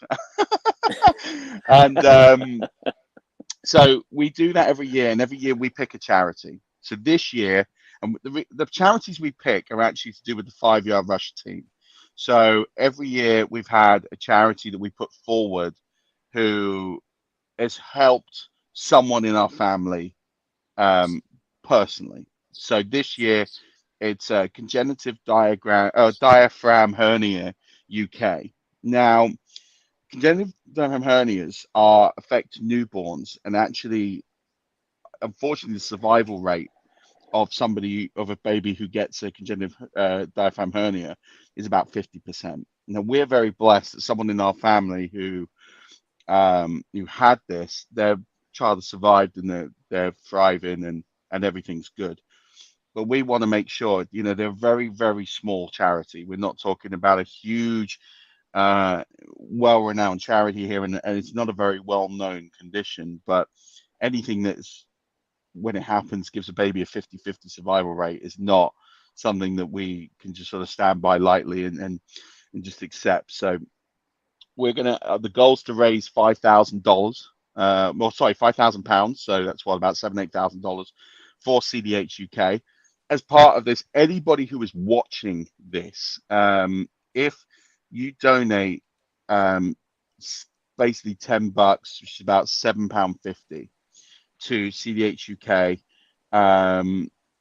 and I've got a link, and I can share it on my Twitter, and I'll put it on the profile.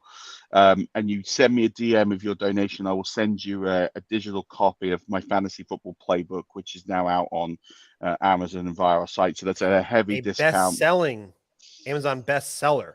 So Yeah. we got to put that in there too, Murph. So Yeah, I mean that would be too much of a sales pitch now. But yeah, so at the end of the day, I want to raise as much money as possible. We're almost at 50% of goal. I would love to get there by the end of the weekend. So if you're watching this either live or on delay, hit me up in the DMs. Find CDH UK. Send me the receipt of the donation.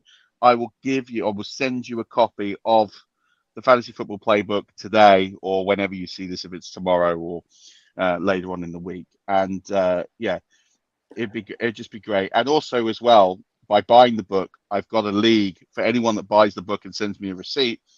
I'll enter you into that, and there's going to be signed merch and everything else. It's completely free to play. The cost is basically buying the book. I added Kurt to the chat yesterday. I haven't even told him about this. So there'll be an opportunity to win. There's going to be a Deontay Johnson signed jersey. There's a CJ Mosley signed jersey. There's going to be some other stuff in there as well that we'll put together. So CDH UK is really a very small charity. I probably haven't done them enough justice, but go read up about it, because it is something that's very severe. And we're very blessed that the person in our family in our Five Rush family who experienced that, their child is fine. And Five Rush is just growing from strength to strength. It's a strange thing. I started this with a friend of mine, so 5-6 years ago. We now have a whole host of writers. You're going to see some of them on in about 35 minutes or so. You can see Dan and Hannah and Rob. You're going to see some really great people who are just help spreading the word of fantasy football in Europe, in the UK, and across the globe. And people don't understand our obsession. Whenever I speak to anyone in America, so you stay up till 5 in the morning and watch games. Yeah, exactly right. It's exactly what it is. You got the same thing. You're staying up all night. We're watching games, and that's how much we love this. We love this sport. We're very blessed in the UK that we get several games a year. Can't wait to go to Munich. I know you had Peter on just before then. I'm really hoping I can get to hang with Peter, and so he can show me his King's Classic belt that he shares with you, Kurt, and really pull that wound a little bit more. Peter's a good friend, so I'm looking forward to meeting him in person and going to watch a game together. But yeah, Five Rush is great. We do podcasts most days, especially in season.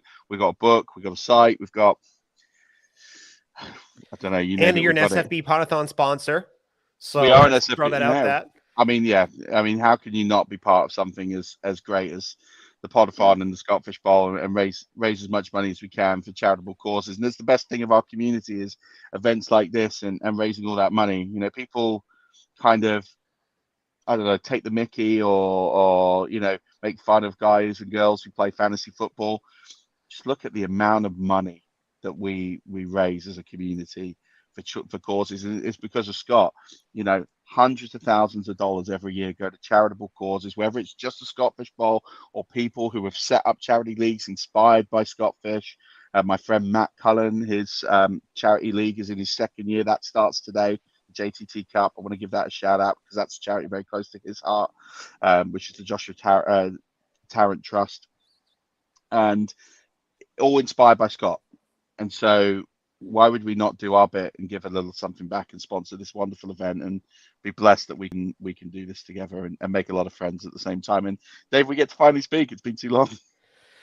I actually think we were on a stream to get Peter Howard, who's in the chat. We were on a stream of Peter's, was it 3 or 4 years ago, I think, and we were talking Scott Fishbowl strategy. This was a long time ago, and that's why I knew your name was Murph, but I just wasn't confident enough to go with it. But always, so Matt Williams was on that as well. Sevens, yes, I remember that chat. Yeah. Oh god, that was a good while ago. Yeah, I probably took DJ Moore too early in that draft too. But guys, this has been a lot of fun. It flew by. I want to give you guys a little bit of time to before we go out and bring on our next crew here. But I just want to say, Murph, thank you for bringing up that charity. Actually, both you guys, thank you for bringing up your charities. But Murph, in particular, those small, rare conditions, they don't get targeted by the drug companies as often because there's just not enough money in the end game for them. So charities is a huge charity and generous donations are how they fund their research, how they fund their care. So that it really is an important thing to do. So thank you, Murph. And then how can you say enough about victims of domestic violence in Johannesburg? So guys, thank you for including these charities. I would like to play in both of these leagues, guys. I am going to my mind is going to be melted by the end of this. So please, if you guys can hit me up over the weekend or Monday, that would be appreciated. But I want to give the air to you. So we'll go with Kurt first and then Murph to give you guys a couple minutes, or to give you guys a minute each before we get out of here. Yeah, it's amazing we made it this far without talking about the Gunners. Hey, Murph. I got slammed last year for too much ramble chat, so I was trying to be cautious. Okay, I hear you. Yeah, yeah. So just to wrap it up, man, I think just the way fantasy football has developed the last few years because of Scott Fish is amazing. It seems like it's gone international and it's gone charity. And what a great way just to join a few leagues. And even if you don't do well, you know, some money goes to a great cause. So, yeah, I'm so thankful for the Podathon. You know, at the bottom of the screen, it's rolling there. How to give. Go to that site. I did it this morning when I woke up. Hope you guys will do the same thing. We can raise some money for this great cause. Yeah, absolutely.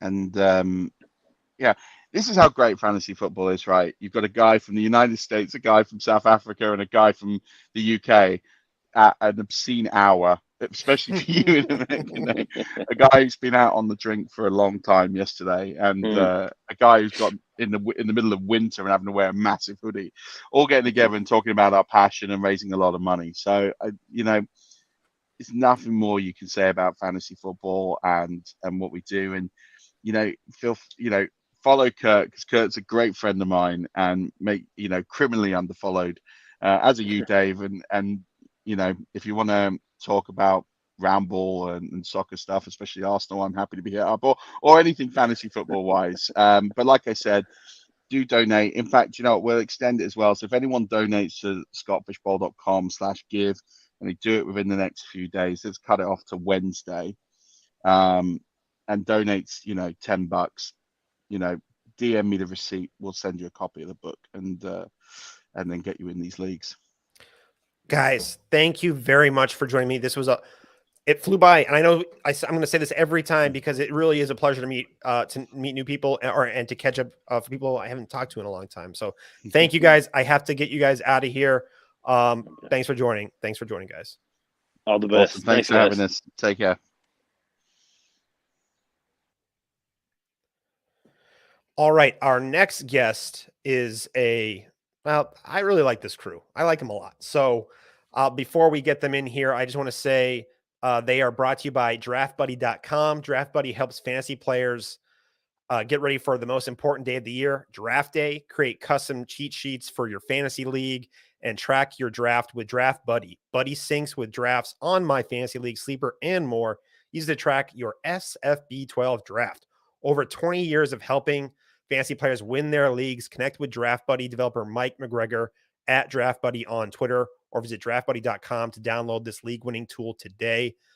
Mike is an awesome guy. He has been a long time sponsor of the Podathon and been very generous. So, and as he's a fellow spreadsheet nerd. Definitely recommend checking that out.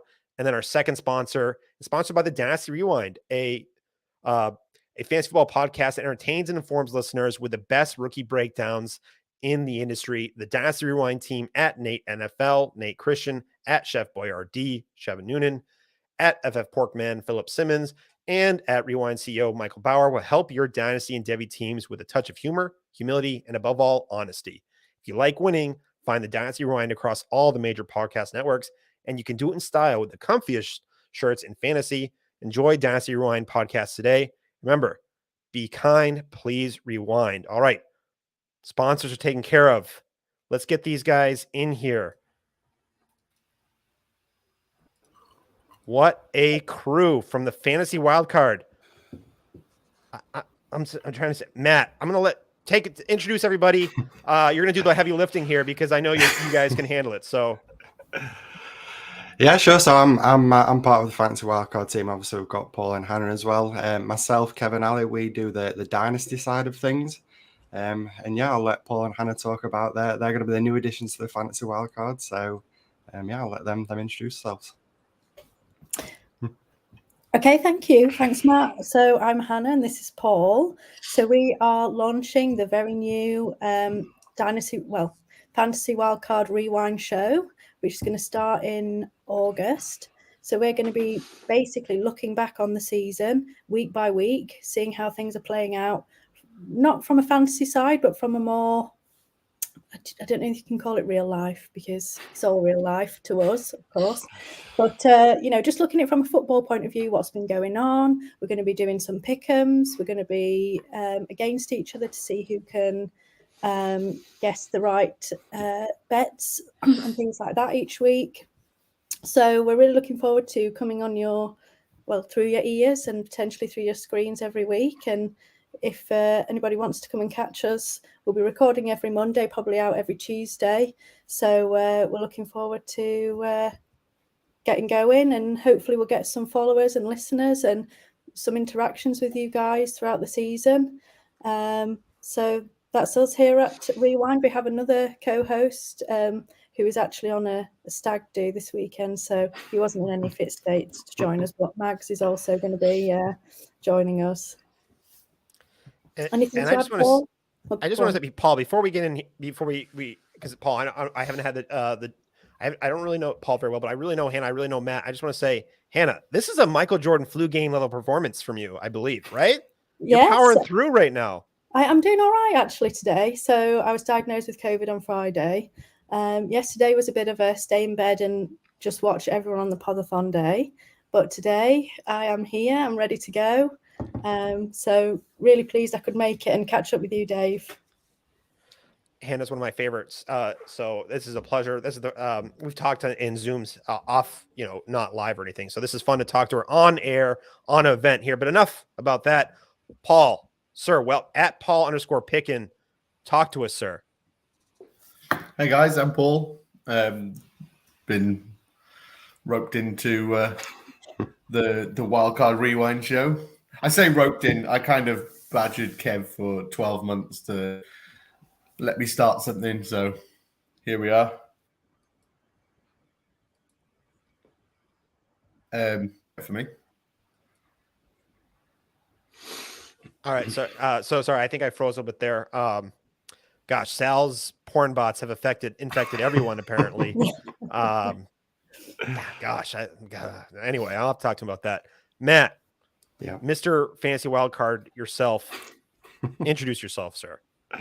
Yes, as I say, I'm Matt FF Dynasty on Twitter. As I say, we do a Dynasty show, myself, Kevin Alley, that drops weekly. Every Tuesday is a podcast, every Wednesday is a stream, and yeah, just for myself, I obviously produce for the FF Astronauts as well, trying to bring content over there, and just on Twitter in general, dropping the threads, things like that. So yeah, it's all a lot of fun, and it's great to be a part of the Podathon with yourself, Dave, and obviously Sal and everyone that's been a part of the team and putting this all together. We really appreciate you giving us the chance to come on and help.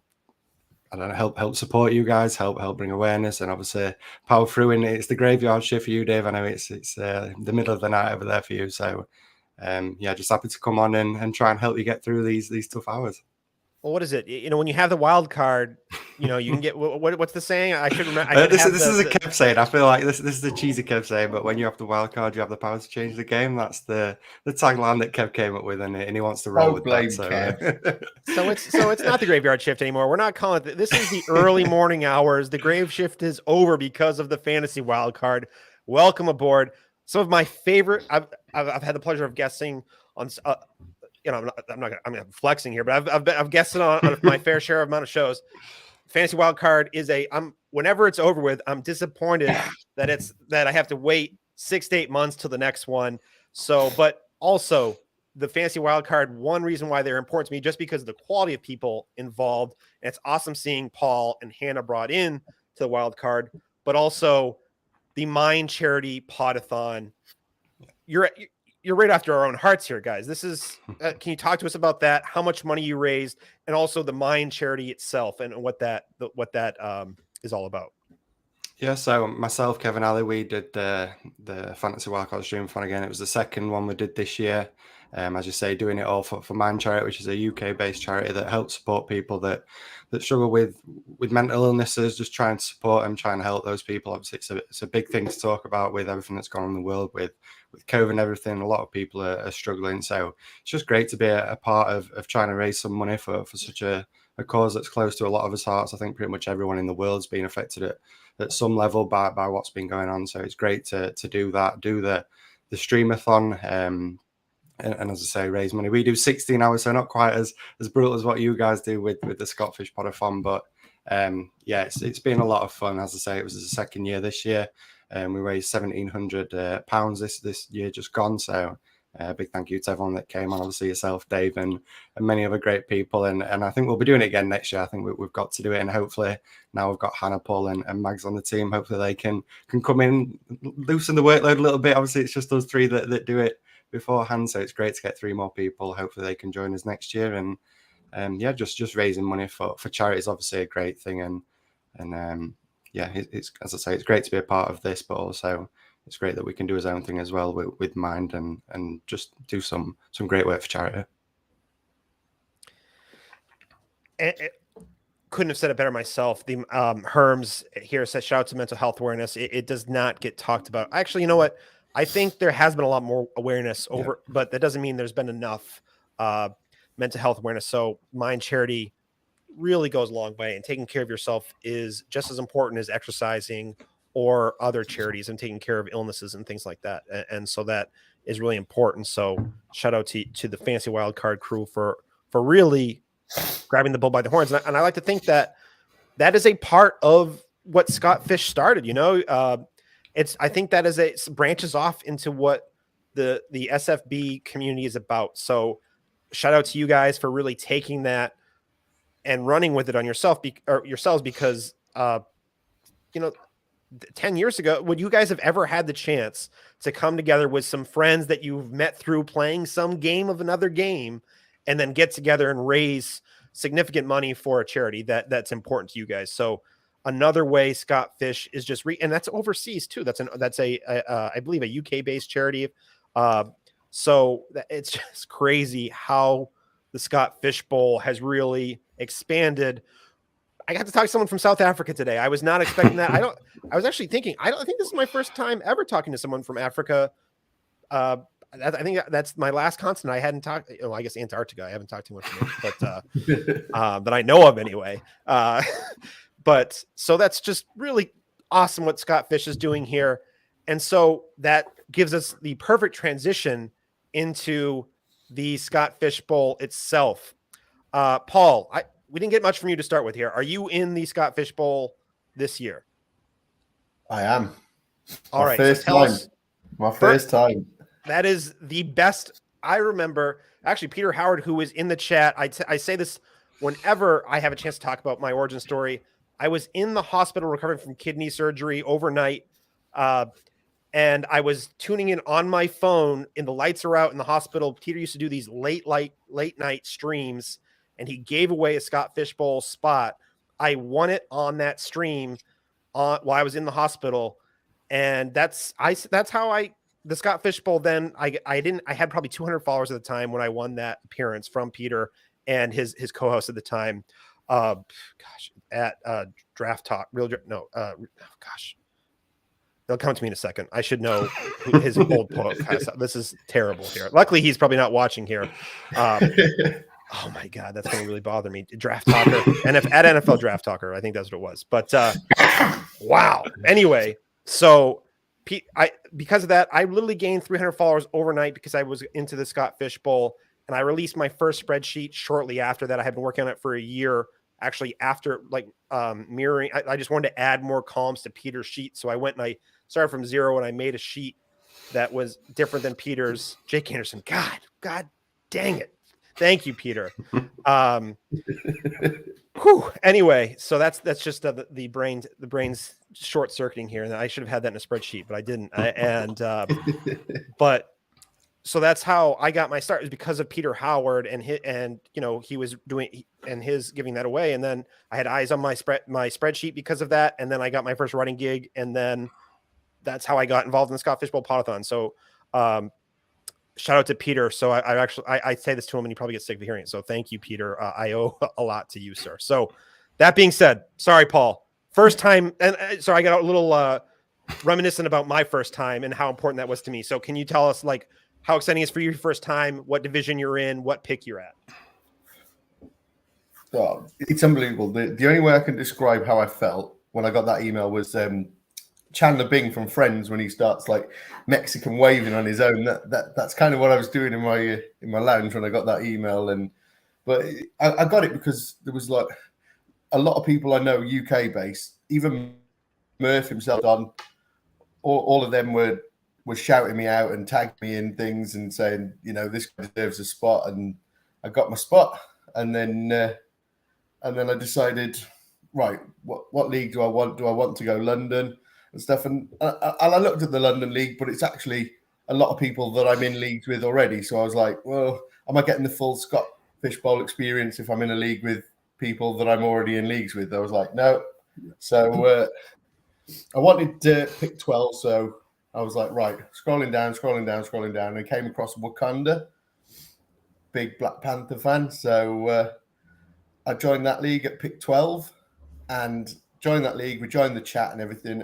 And all the players in there, we've all agreed that we're going to make a separate donation to the Chadwick Boseman charity.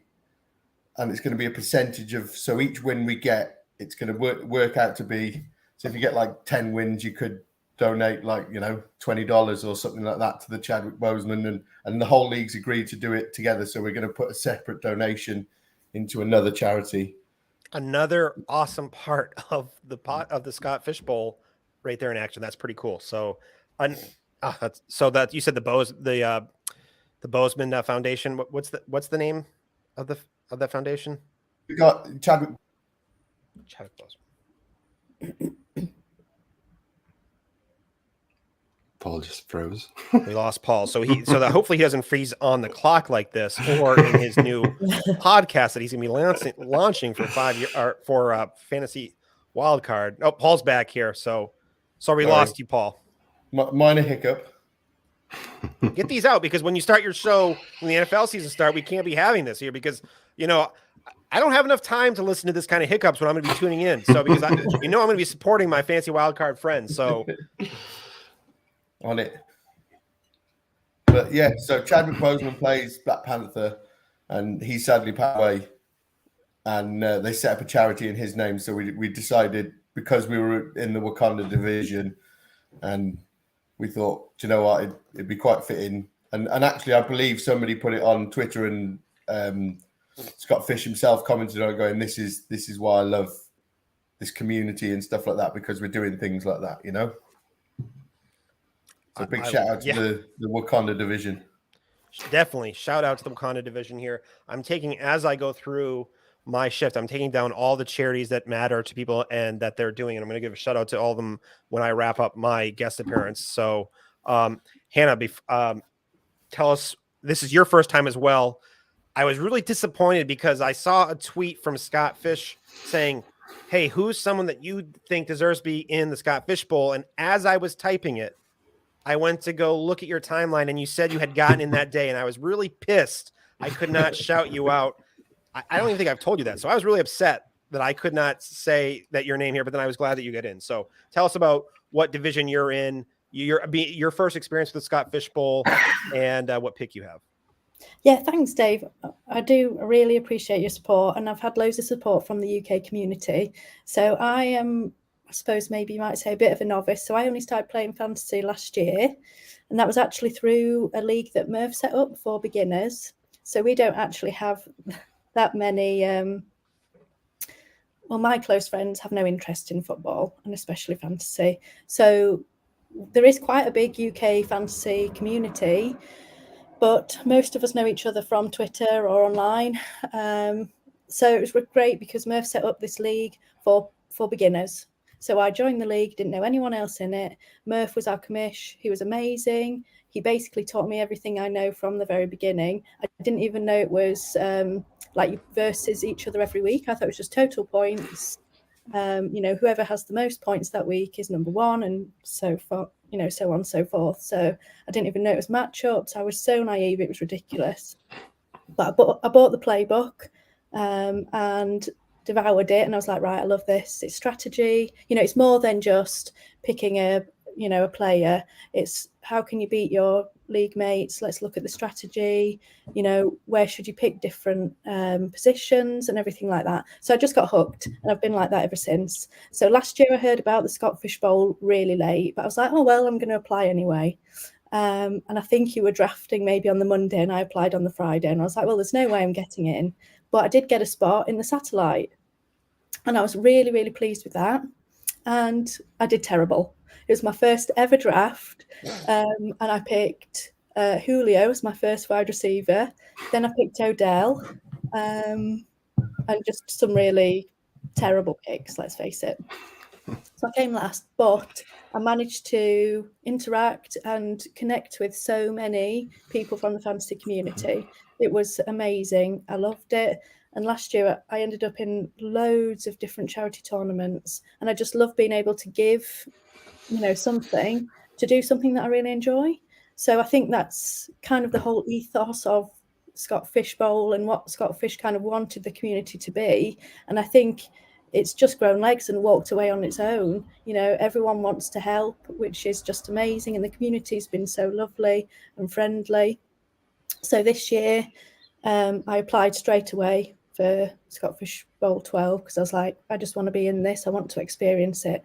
So I was really lucky to get quite an early invite. And thank you, Dave. You were one that was going to put your kind of name out for me, and I really appreciate it. You don't know if that's true or not because you already were in, but no, it sounded good when I. No, I'm just kidding. No, I'm glad you're in. I'm glad you're in. So to cut my really long story short, I'm in the Hogwarts division this year, which I think is probably the nerdiest division because on our Twitter chat we just talk about Harry Potter and football and usually combine the two. So, but it's great. The people are lovely in there. There's a couple of UK guys in there too, and I'm drafting from the 106. So I still am a bit of a cautious drafter as a beginner. So I thought the 6 is quite a good reactive spot. You know what's going to come to you. You know what's there.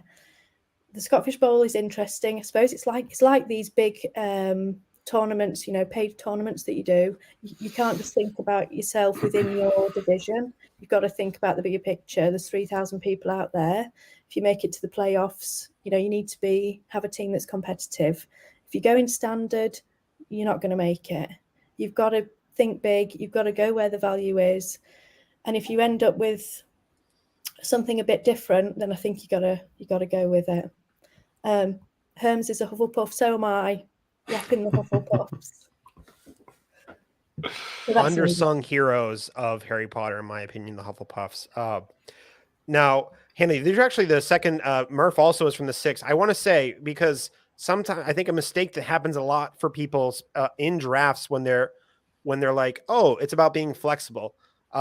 I think it is important to be flexible and to be able to pivot to different strategies, but it doesn't necessarily mean you let your draft dominate you. You want to still attack it with a plan and and not necessarily, I'm not saying not, be uber aggressive, but just to make sure that, you can start runs still from the 6. You can still put pressure on your league mates for your draft strategy, even from the 6. So, even though you are in a nice neutral position to be flexible, I think it's important too to still have a plan here. And knowing how you approach strategy, I know that's what you meant too. But I wanted to say it because I've heard that quite frequently from the middle groups talking about, oh, it's being flexible. I think it's still important to be really to have a plan still from that spot and not just be totally reactive the entire draft. Matt, we're already freaking 20 minutes in. That just means I was talking too much. So Matt, tell us about your Scott Fish Bowl experience, what pick you are this year. And I'm actually going to run to the bathroom real quick because I know you got this handled. Sounds good. Yeah, so this is going to be my second year in the Scott Fish Bowl. The first year, so this is my third year producing content, being in a dynasty community. So the first year I was like kind of landed in the satellite. Really enjoyed the experience. It was a shame that I couldn't get into the main league, but as I say, as somebody new into the community, I wasn't holding out too much hope. So it was great to get in the satellite, get to meet loads of different new people that you wouldn't usually maybe associate with, get to really know, get to connect with. So it was great to do that, and then managed to get in last year. getting to my first ever Scott Fishbowl. It was amazing going through all the feelings that Hannah and Paul are obviously going through when you get that email. It's amazing. You see it pop up in your email box, which is full of just rubbish, but you get to see that little Scott Fishbowl icon, and yeah, you start jumping around like Paul said, like Chandler, doing a little dance to yourself, and it's a lot of fun. And to be honest, the way it turned out last year wasn't great for me personally. I absolutely flunked the draft. I panicked. I think I'm just having a look now. I took Kamara and Herbert first, so started really strongly. But then, like Hannah, I ended up getting guys like Julio Jones. My QB2 was Ryan Fitzpatrick, who obviously didn't contribute too much to myself, and then Daniel Jones as my QB3. So yeah, it wasn't the best first Scott Fishbowl experience in terms of how I finished, but the entire experience was a lot of fun, getting to meet loads of people, get into those group chats, and as I say, get to connect with people that maybe you don't talk to too much in the community. Obviously, it's such a massive space; it's hard to connect to everyone. So it's great to be in Scott Fishbowl and talk to people in your division and get to know them. But yeah, this year I'm drafting from the 112 a little bit like Paul, and I'm in the Vice City division. So a little bit like Paul said, to be honest, I was thinking London, obviously being from the UK, but you're not getting that full experience. Going with all the guys, obviously a lot of UK people are going to be in that London division. So I wanted to get the experience and look through the division, saw all the different, obviously US cities and everything. And there's no point me being over in the US. I thought I'm going to go for one of these fantasy divisions, and I went for Vice City. It was the one game that really got me into Grand Theft Auto. It's obviously one of the biggest games in the world, and that was my first experience of it. Absolutely loved the game. Probably a little bit too young to be playing it. I think I was maybe 15, 16 when it came out, maybe even a little bit younger. But you get away with these things, and it's what hooked me to the franchise. And I thought, yeah, I've got to get in that division. And there's some really interesting people in my division. I've got some great analysts, but then great fans, and I think that's what's so great about Scott Fishbowl. You get all these people from all different walks of life, all different countries. Obviously, from the UK, you get people from all over the world in there, but we've all got this one common thing, and it's the love for fantasy football. And I like to think as well the love for charity, doing something for charity, and being a part of such a huge event of raising money. So yeah, absolutely thrilled to get in for my second Scott Fishbowl. I can't wait. And as I say, I ain't got too much to live up to after my first experience. So I'm looking forward to hopefully doing a little bit better than last year and just enjoying the Scott Fishbowl. Matt, from what I heard, that was phenomenal. So thanks for taking I was just going to say, show. I'm sure you enjoyed that, Dave. The last 2 seconds that you got of that long speech. I thought I've got to just keep talking because Dave's obviously he's struggling early in the morning. He's got a lot of liquids to get shut off. So I won't give it like a replay of what happened. I was just I thought I was actually disappointed. I was expecting you had a poem prepared about. I'm just kidding. But well, guys, I was prepared. I didn't know how long the toilet trip would be. I didn't know. Obviously, what was going on with the toilet, so I was prepared, Dave. I was ready to take over the host slot. I was ready to introduce his next guest. I was fully prepared, Dave. Don't worry. I had total faith. Guys, this is the Fantasy Wildcard are crushing it. I'm excited for the new show that Paul and Hannah are going to be doing. Guys, quickly, can you talk a little bit about what you've been doing for content here as we head out? And then a quick shout out to a favorite charity. We only have 4 minutes now, but a quick shout out to a charity that's important to you. Ladies we've already done the charities. Sorry. But a quick, a piece of content that you've been working on, and then, and just a little one final thought here as we transition here soon. And we'll start with Matt. We're making him go last the entire time. We're making Matt start. I thought we should let ladies go first, Dave. I've just had that massive ramble. I feel like we should let ladies. You know what? Matt's still running the show. I guess. I guess I see it. Yes. Hannah, I've done most of this segment, Dave. So I might as well carry on hosting. Let's Hannah go. Let Hannah go first. So I'll let Matt talk. A coup in the middle of the podathon here. Yes, Hannah. Yes, please, Hannah. It's been awesome talking to you this half hour. Tell us a little bit about you and some of your content as you get out of here. So I'm one of the writers for 5 Yard Rush, which I think is coming on next. So if you're watching, stay for those guys. A really great community, as I said. And then I'm the great Spark group. So I'm going to be hosting with Paul and Max coming August on the Rewind Show. And I'm hoping to start, I've been a bit quiet recently. I've got some exams going on, but I'm hoping to start powering up as the season gets going, getting more content out there, doing some more articles, and then obviously getting to do the Rewind every week. So hopefully you guys will see me a bit more on Twitter and at 5 Yard Rush and Fantasy Wildcard. But if there's anybody who wants to connect with me on Twitter, I'm at Han Rowland, so always open to catch up in the DMs for beginners or anybody alike. Matt, you're running the show. Who's next? On to Paul, surely. On to Paul next. I think that's the logical way to go here, Dave. But I mean, Paul's frozen. And So, Paul's I mean, frozen, guys. This Matt, is what you now do. You've got to we're in be on the control. ball, so you've got to be ready. So I'm prepared for this, and I'll take the second spot. And I'll just say most of my content's over with the Fantasy Wildcard, doing the podcast with Kevin Ali, talking Dynasty. As I say, it comes out every week. We're going to be doing a lot through the in season as well, talking Dynasty. I mean, this is tough for me coming on Scott Fishbowl because it's all obviously redraft based. My mind is fully into Dynasty, so it takes a lot of hard work for me to switch my brain over to redraft. But yeah, that's where you can catch most of my content. Obviously on Twitter as well at my FF Dynasty. I occasionally drop some threads when I've got some spare time to myself, but a lot With of some my great focus. stats. I really like your stats that you. Well, I mean, I'm a fan of your Patreon, Dave, so I've got all the stats I need right over there. So, yeah, obviously, just catch me on Twitter at Matt F Dynasty. Always happy to talk to anybody. And as I say, being part of the UK community, it's great to show that even us guys over in the UK, we can hang with the Americans and your sport. And yeah, looking forward to the Scott Fishbowl. And I just want to say a massive thank you to the sponsors, Draft Buddy and Dynasty Rewind. Just want to say thank you to them for sponsoring our segment. And then again, Dave, thank you for yourself and Sal and everyone that's been a part of the Scott Fishbowl Podathon and what you've done for the Scott Fishbowl and for charity and everything. It's amazing. And me, myself, Hannah and Paul, it's been great to be a part of this. And yeah, I'm looking forward to watching it for the rest of the day. It's still only at 9:30 in the morning over here, so we get to enjoy the rest of it while you're struggling through the night, Dave. We can enjoy it this morning. So yeah, thanks once again for having us on. Just quickly before we go, Dave, I want to echo everything that Matt says. Thank you so much for having us on the Podathon and being here so late to chat with us, guys. We've had a great time, and our sponsors, we really, really appreciate it. It's been awesome. Yeah. Thank you guys. You guys carried it. Your back should be sore from carrying me for this segment. So thank you guys. But we have to go here as we go here. So have a good one. So our next guest is sponsored by hello everybody. This segment is sponsored by the Samba Dynasty League podcast. Do you think you have a badass Dynasty League? Think again, because not only is the Samba Dynasty League sponsoring the SFBPodathon, but we're extremely unique.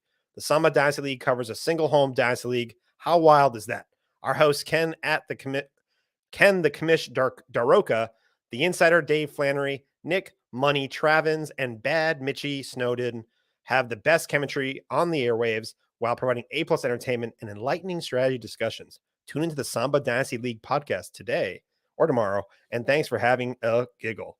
And the Fantasy Wildcard, I've never heard of them. I think they might have been just on. They are a UK-based Dynasty podcast bringing you a unique blend of strategy, game theory, and entertainment to help you win your Dynasty leagues and have a laugh along the way. We bring you the best guests from across the globe on our weekly show and also run an annual charity streamathon supporting mental health. This season, we're launching an exciting news recap show discussing major talking points in the NFL and then analyzing from a real-life point of view. Come check us out on Twitter and YouTube. And remember, when you have the wild card, you have the power to change the game. All right, our sponsors have been taken care of here. And coming up is the 5 Yard Rush crew continues to crush it. We've got Dan Hughes and at FF_lights_out7 here. I believe it's Antonio. Welcome, gentlemen. Welcome to the Podathon. Dave. Hello. How are you doing? Doing great, guys. Welcome. I believe you guys are nice. You guys look nice and fresh. It must be 9:30 a.m. for you guys. It is indeed. Yeah, we woke up in our house with the kids. We've stuck YouTube on, and I'm sitting here watching all these friends I know from the UK talking fantasy football. It's a very surreal world here right now. Same. It's nice and fresh, Dave. How much coffee have you had? That's the question. None. I actually didn't. I've been drinking water all day. And then at about 11 p.m. my time, I switched to some Mountain Dew. I don't drink coffee. So, and I don't normally drink soda. I'm usually anti-caffeine, but for the show, I was afraid that I would fall So give it 2 asleep hours, mid-conversation. Dave. Give it 2 hours. So that being said, I have to say, I always get a kick out of when fantasy analysts show their young kids on YouTube. So if they want to tune in on the YouTube, we'll keep this very kid-friendly episode. We won't talk about any David Wilson heartaches or heartbreaks. We'll keep it very kid-friendly here. But anyway, talk to us about 5-Yard Rush before we get into the Scott Fishbowl a little bit. The 5-Yard Rush has been a huge sponsor for us this year, doing and they've had a strong presence here overnight, helping us carry us through the night in the US. So can you guys talk to us about 5-Yard Rush? Yeah, obviously, you just had Murph on recently, which you tuned into. So I host a flagship show with Murph. It's a big team we've got here under the umbrella. We've got a flagship sort of redraft show. There's a dynasty show. There's an IDP show that goes out. There's a DFS show that will go out in the season. I think I've got them all covered. There's a college show with stocks. Each of them had their own team of writers. So the website and the content is being pumped out throughout the weeks all the time. Antonio does a bit of writing for the Dynasty guys, I believe. Is that right? That's right, yeah. So with Liam, shout out to Liam and Rich, Dynasty Island and FSA tweets, do great work at Dynasty, 5-Yard Dynasty, and the community, the 5-Yard community overall is great. Dan hosts the flagship show, as you say, with Murph, and just everyone's so supportive. Can't say enough good words about them. So long may it continue over at 5-Yard. Well, to show our love for the first off, are you guys both in the Scott Fishbowl this year? Yes, sir. Yes. First appearance, second appearance. How many times you guys been in? Second for me. First for me. First time. I love we had some first timers last time. So Antonio, pretty great, right? Absolutely. Over the moon when I got the the logo on my email, as has been said already. I've been playing Dynasty. Been playing fantasy for a while now, so I'm very aware of the Scott Fishbowl and the years before. So it was an absolute honor to be part of it. Can't wait. Drafting from the 10th spot, Dave. I think you are as well. So what are you? What is the best case scenario? Our choice between CMC and Kyler? What are we thinking here? Or Kelsey. Or Kelsey. I'm going to go. A lot of tight ends go late to that long, but I haven't been paying that close attention to it. But let's see if Kelsey gets there. CMC, Kelsey, Kyler, Dak, in that range. But if Kelsey's there, I think that'll be my selection. And Dan, this is number 2. Now you got invited because you won a bunch of trophies from TrophySmack for how well you did last year. Now, how did this is that why you got invited back, or how did you do last year? They literally felt pity for me after the roster I built last year. Let's go through it. Saquon, Matt Ryan, Calvin Ridley, 3 of my first 4 picks there, obliterated. Further down, Myles Gaskin, Sam Darnold, Raheem Mostert. That's 6 of my first 10 picks blown out of the water. So did you come last, Dan? Yeah. There's no even denying it. Dan, I started 0-6, so but I was able to go on like a 6-game winning streak, and I just missed the playoffs. At least I tell myself that. I'm not sure how close I actually was, but getting back to 500. So I feel your pain of these bad starts, the injuries. Now that being said, as kind of celebrate some 5-Yard Rush here, we've had some loyal people in the chats. I just want to say one thing. A friend of mine from Happy Hour. I have not had any G&Ts yet. I'm going to wait until 9 a.m. when I'm done hosting. I might have a drink or just go to bed. I haven't decided yet, so none yet for me. Nubs or at Timmy, and then I just want to say we're going to give away. They didn't say I couldn't, and Ryan said we could throughout the show. We're going to give away a Scott Fishbowl appearance or an entry right now. We're going to give away 2 entries to the Scott Fishbowl, and the first people to reply they have to be registered already for Scott Fishbowl 12, and they they just reply that you want in from the Podathon, and we'll do it here. So we'll wait as they come in. Okay, big moment. I hope people are listening. That's a bad if we're not listening here. Giving away. It's my burner account sitting there commenting, Dave, right? Here we go. Like, nope. Come on, guys. Well, these just are hardcore. These hardcore. These are people getting insight from everybody, right? These are people doing their real research. Cody, are you on the Scott Fishbowl?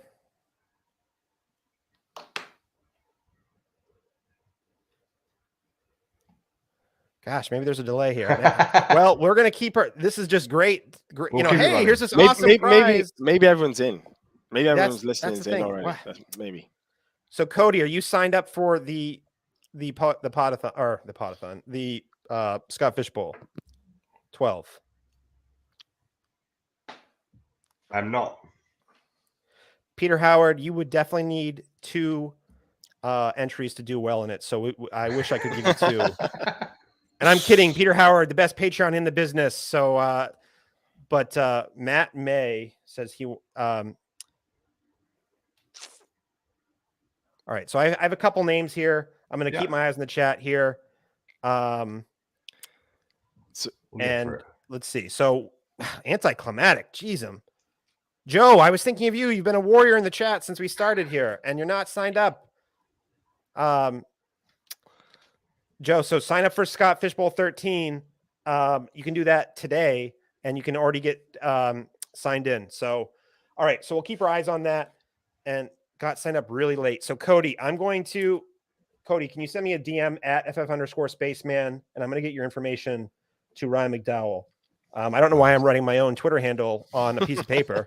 That just shows you where my head's at. So enough of that. So that one will. I hope we're going to get some people signed up here. Guys. Yes. Yeah. Take it away. Let's hear here. I obviously I'm reeling here, so I need you guys to do some heavy lifting here. Yeah. Dan, what are we doing next week, Dan?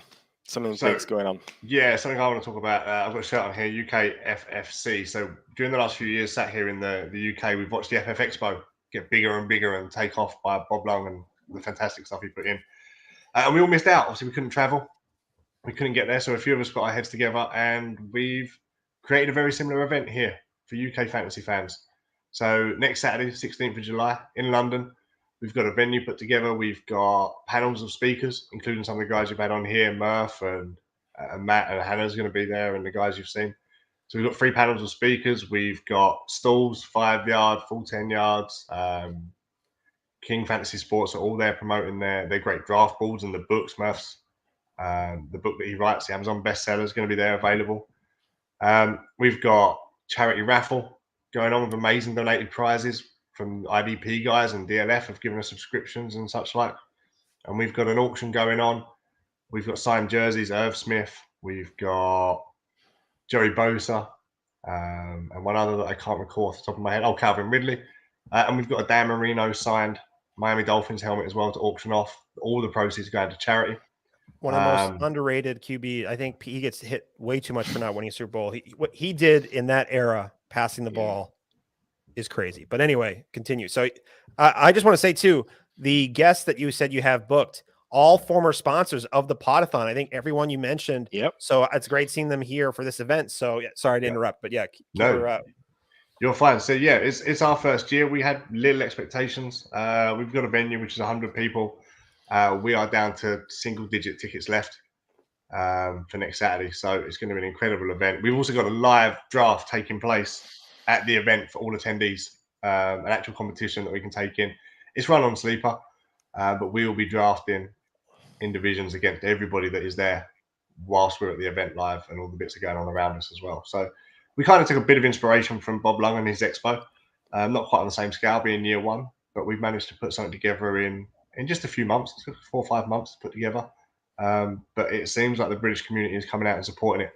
And I can't wait for next week because it's going to be great fun just to see all these people that we all watch the pods and we listen to the pods and we get their shows and read their content. And we're all spread out across the UK and even some from Ireland are coming over. So to be able to put this together and have everybody come over and have a beer with them and listen to what they got to say and draft with them live at the same time is just going to be incredible.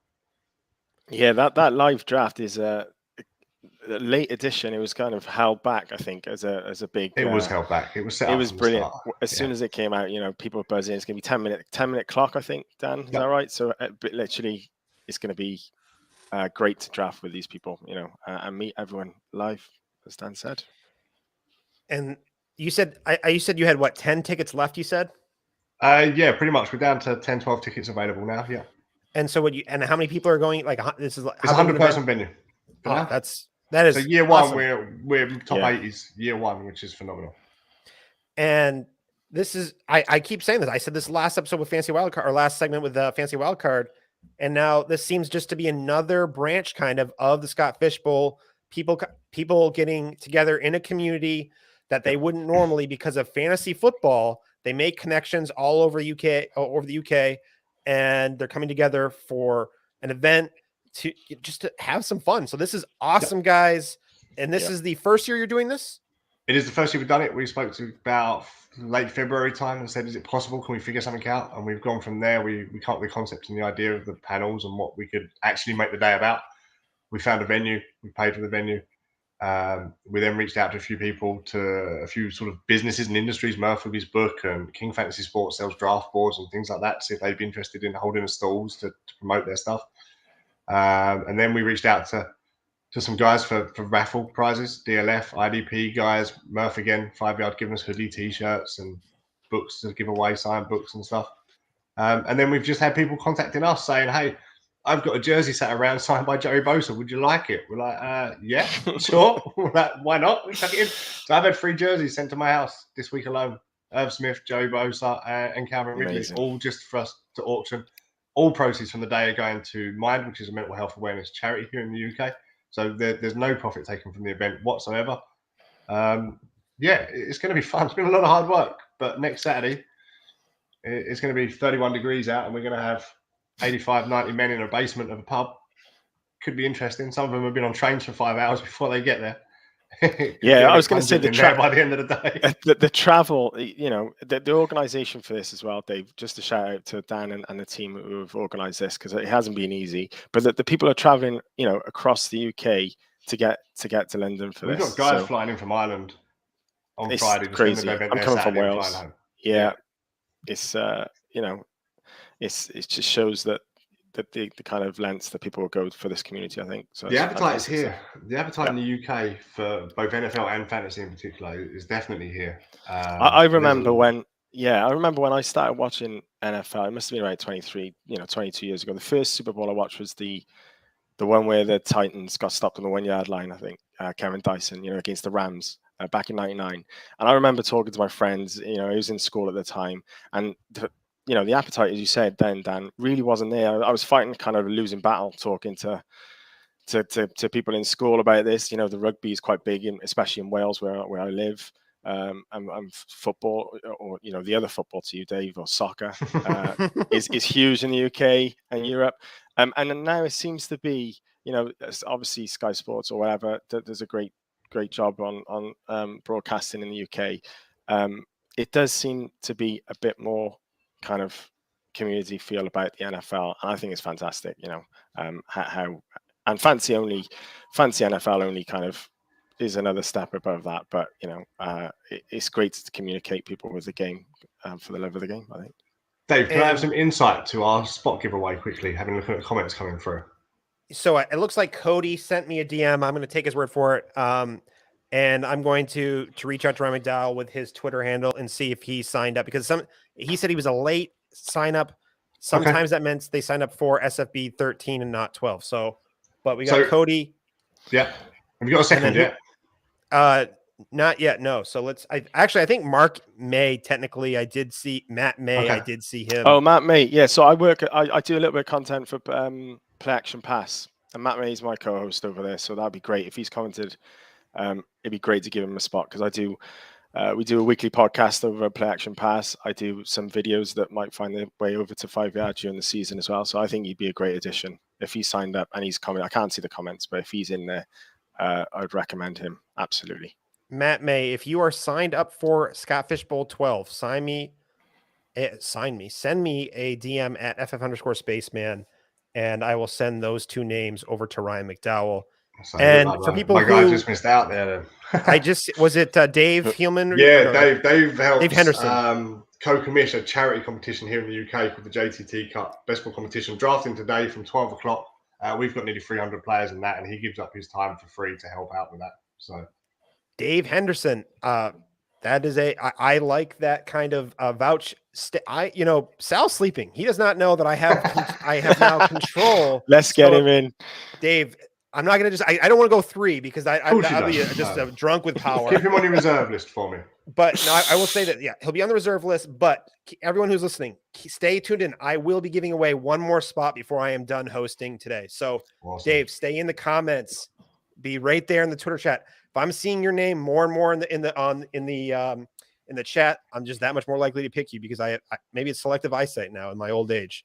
But so because you guys talked about the NFL UK UK and the NFL. Do you guys think that's is that directly related to just the NFL having more and more games? Is that what's really causing the spread, or is it something else is it the fantasy that's really causing? Like, can you guys talk a little bit why you think fantasy football is getting or football and fantasy football is getting more popular over in England and UK?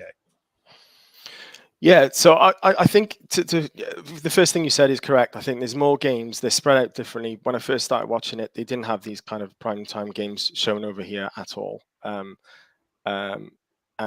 Red Zone's been a big part of it as well because people, friends that I speak to who are newcomers to the game might not want to go through the whole game of an hour at 3.5 hours with the adverts. They find that a bit like, okay, the comments that I get, is a stop start or there's a lot of commercials all the time. So Red Zone's done a really good, I think it's been really big in the UK community to actually watch the game, whereas there's action all the time. You can switch screens, teams in the Red Zone, obviously, it goes to that.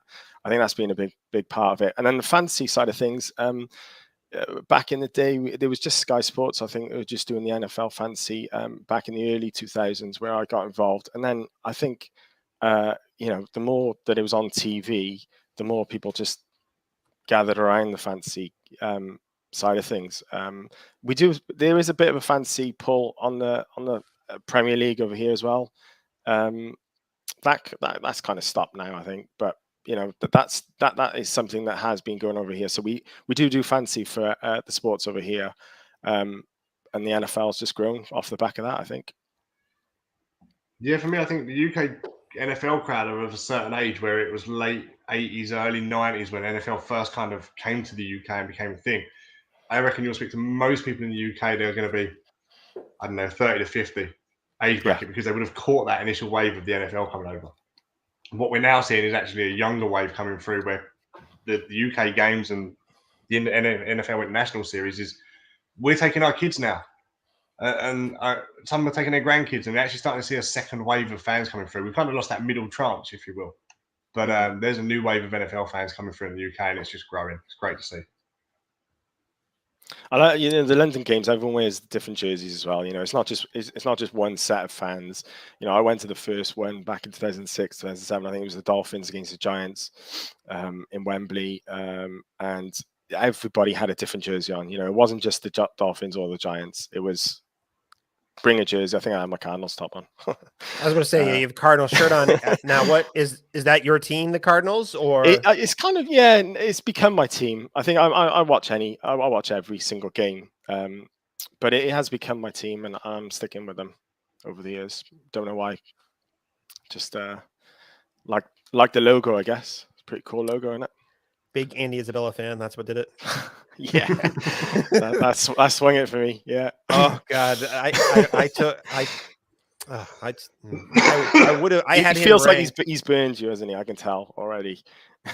As a loyal Peter Howard zealot early on, and just listening to Peter's advice, I had Andy Isabella over DK Metcalf. So I blame Peter for that. No, not really. That was just my own stupidity. But anyway, Dan, what's your team? Do you have a team that you root for? Yes, sir. Tampa. Yeah. So are you a bandwagon guy, or you've always been Tampa before they got good? No, bandwagon since I went to my first game out there in 2007. So I watched the NFL for a year or two, a couple of years before. Couldn't really settle on a team. family holiday, Orlando, made the trip down to Tampa, absolutely fell in love, and I've tried to be there at least once a year since. So it's not a cheap hobby supporting an NFL team from the UK. So this year we've got flights and tickets out to Germany. Hopefully, we need to get match tickets still, but we've got flights and hotel booked in Munich. So we hope to get out there and see that game. Yeah, that's interesting. Dan. When you were a Tampa Bay fan, probably in the early 2000s, their defense was great back then. And I remember watching, early 2000s, the Ravens defense was always the one that was great around that time for me. It's interesting, obviously, going to fantasy now, it's all about the offensive players, but defense really pulled me into the game, which is great. It might have been the same for you, Dan. Mm-hmm. So guys, before you guys are gonna have to we have about 5 more minutes before we have to start wrapping things up now. A loyal listener, a big fantasy fan from Lithuania is Ram Klim in the chat. I call him, he's known as Ram in my circle. He tunes into, we have a group, happy hour group that has gotten together through the pandemic. We did a weekly Friday night hangouts through the pandemic. We've been doing it every Friday for 2 years now, over 2 years. And so Ram asks some mid wide receiver targets for the Scott Fish Bowl. What do you guys have here? Josh Palmer, probably a bit late. I like that's mid. I would call him a late round. I think he's past 10. Yeah. So I'm thinking like mid round guys for me. Russell Gage, banging the goal on Russell Gage. Godwin, the talk yesterday is that you might only miss a game or two, but Gage has still got a role. They've paid him $30 million. He is not there to play a bit part. And the other one I really like this year, and I'm on my own on this one a bit, I think, is DJ Shark. Jameson Williams is going to be out for a period of time. They brought Shark in. He's on a 1-year prove-it deal. I like Shark. I'm a fan of his anyway. So I'd be looking at those guys late to have a big impact. Yeah, I agree with Shark. MVS as well. Let me just throw that in there. Around Shark, where Shark's going. If he's starting to creep up boards a little bit, if he gets into that range, I'll be looking to jump on MVS. I'm not surprised to see the Tampa Bay fan throw out Russell Gage just like that. Gosh, Dan, I don't know. Like, can we get? We talked about my roster last year in SFB, right? I got Antonio Brown in the 11th last year. That was my one pick that did here. Oh yeah. The rest of them, the first 10 never, but that one did. And then even he left me. So, all right. And then just before we get you guys head out of here, how are you guys approaching QBs? That's I keep asking everybody because I think everyone, people know there's basically a couple ways to approach tight ends, but I think the QBs is one of the most polarizing conversations. How are you guys approaching the QB position this year? And give away all your secrets in case your competitor, your league mates. Go on, Dan. You go first. Fine. So last year I took it in the first and third, Dak and Matt Ryan. I'm drafting at 6 this year. I'm hoping someone like a Lamar or Joe Burrow may be there. If they're not, I may have to pivot or something. I'm not sure, but depending on how often they go, I'll definitely have one in the first, I reckon, if one of those guys sit there. Whether or not I then pick one up in the second or wait till the third, I think depends quite how many go and how they fall through. But by the end of 4, I need 2 QBs on my roster. Simple as that. Yeah, so similar. I think with our spot 10, be looking at it's interesting to see who's going to be there at 3.3, 3.03. I think if I can get away with one in the first 2 rounds and then see who's there at 3.03, I won't be pushed into one at that spot though, unless Kirk Cousins, Derek Carr, even Trey Lance might be there around that time. That might be the kind of second quarterback I'll be looking at that spot. So I'm unlikely to go 2 QBs in the first 2 rounds at 10. Jeez, Peter's just he's showing why he's a Slytherin. Thanks, man. And then, all right, guys. Well, let's. So I assume. I know you guys are doing this event for the Mind charity. I assume that's a charity that's really important to you guys. So if you have another charity you want to shout out, and then just one more time, give a pitch to your event where they can, if they're maybe you want to try to give away or not give away, but get someone to buy one of those last 9 tickets, plug that, and then we'll wrap this episode up, or this segment up. Yeah, so the UK FFC event is all in aid of Mind Charity, a mental health charity in the UK. So we are down to practically single-digit tickets. Find us on Twitter. We are @_UKFFC. And maybe in a second I'll put that in the comments for you, Dave, if you could just pop that up for me. I'd appreciate it. Lots of things going on. Lots of fun for charity. Also, obviously, by representatives of 5 Yard Rush. You've had Murph on. I saw him with talking about the FFCC event and the charity work that they do. His book's on Amazon. Get out and check it out. It is worth having the fantasy playbook. But yeah, getting these things are all fun. It's all about meeting people in the community and giving back something. And I'm just grateful to be a part of it.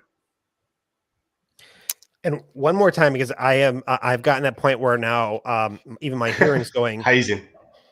And one more? Can you slowly pronounce what the name of your event is? The UK Fantasy Football Collective.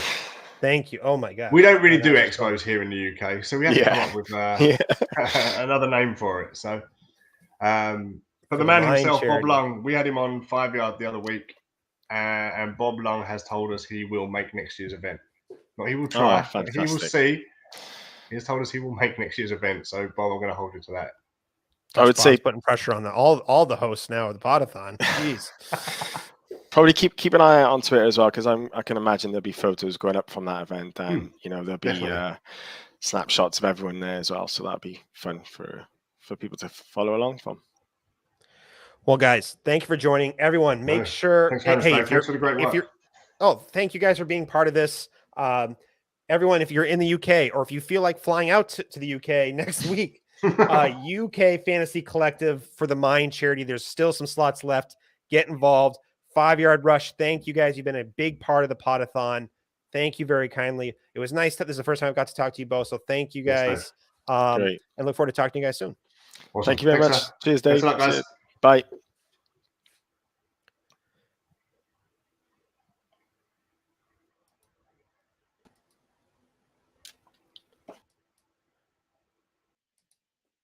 Now things are moving all around. Sorry there. And then I'm just going to do a quick live read to, before we get on to our next guest. All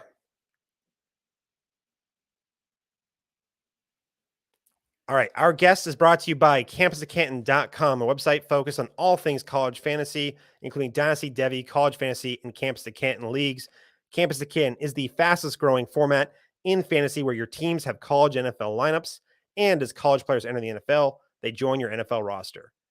Visit campusofcanton.com as their team of experts bring you articles, podcasts, cutting-edge tools, exclusive ADP, industry-leading draft guides for Devy, College Fantasy, freshman supplemental drafts, and the deepest set of college rankings anywhere. Check out campus.com today. There's like 2 sentences in that entire read, and I'm out of breath. So, campusofcanton.com. But then the other sponsor for this guest is the JWB Fantasy Football as your #1 destination for everything fantasy football, from weekly digestible videos and articles to rankings and projections covering redraft, dynasty, best ball, and DFS. JWB Fantasy Football can be found on YouTube, all your listening platforms, and at jwbfantasyfootball.com. Visit now to watch the JWB Dynasty Digest, see our redraft rankings, download the JWB SFB12 scoring projections, and much more. Very popular. Highly recommend going to go check out their SFB scoring projections, and let JWB Fantasy Football give you the analysis you need to crush your competition. And I believe this is the cleanup hitter for 5 Yard Rush. I'm excited to have these guys on. We have, so I can try to find my mouse here. We've got at NATO NFL and at 5 Yard Rob. Gentlemen, welcome to the Podathon. You guys are batting cleanup for 5 Yard Rush. Welcome. We're happy to do so. Mopping up at the end, clearing up anything as well. Thank you for having us. Mopping up, is that a shot at how I've been doing hosting? Is that what that was supposed to be? Is it getting sloppy? No, you've been absolutely fantastic. I've been watching for the last few hours, and your stint has been absolutely top notch. So Sal, Mike as well, amazing stuff so far. You did a fantastic job. Guys, incredible, Dave. Incredible. Well, you guys are starting off perfect. This is already one of my favorite guest appearances with, and I did not pay you guys to say that. I promise. All right, tell us about where they can find your fantasy content before we got talking about the Scott Fish Bowl. Nick, go ahead. Right, you can find me at NATO NFL. I'm all over Twitter. But mainly I do all the IDP stuff for 5 Yard Rush. And now I'm doing quite a lot of content for Dynasty Rewind as well. Again, I've started on the IDP side of things. That is how I really got into fantasy and into NFL. Actually, that's how I became a Vikings fan. And we're hitting loads of stuff out at the moment on 5 Yard. 5 Yard's absolutely growing it seems to be growing by the day. There's somebody new that's joining the groups and things like that. But yeah, we're pushing out lots of content. Devi, Dynasty, everything you can think of. We're putting it out there.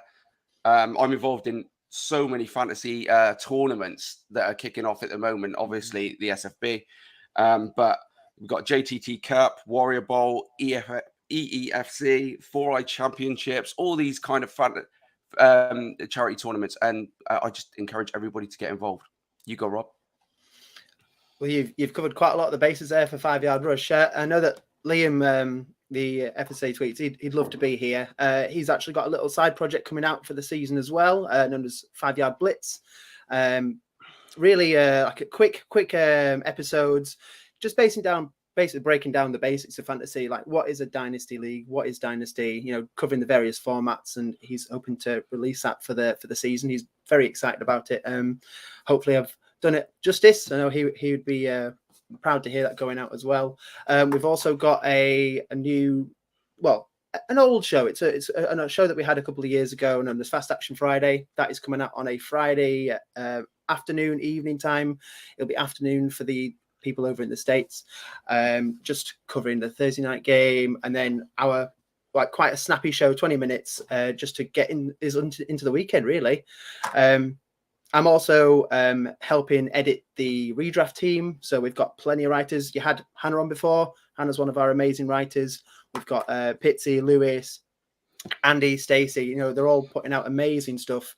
Content that is really relevant for redraft. Some new parts coming in as well. We're just happy to be part of that, like Nate said, that massive expanding team. Guys, I have to say that I really love the energy that 5 Yard Rush has. I think you guys have the values in the right way. The way you never.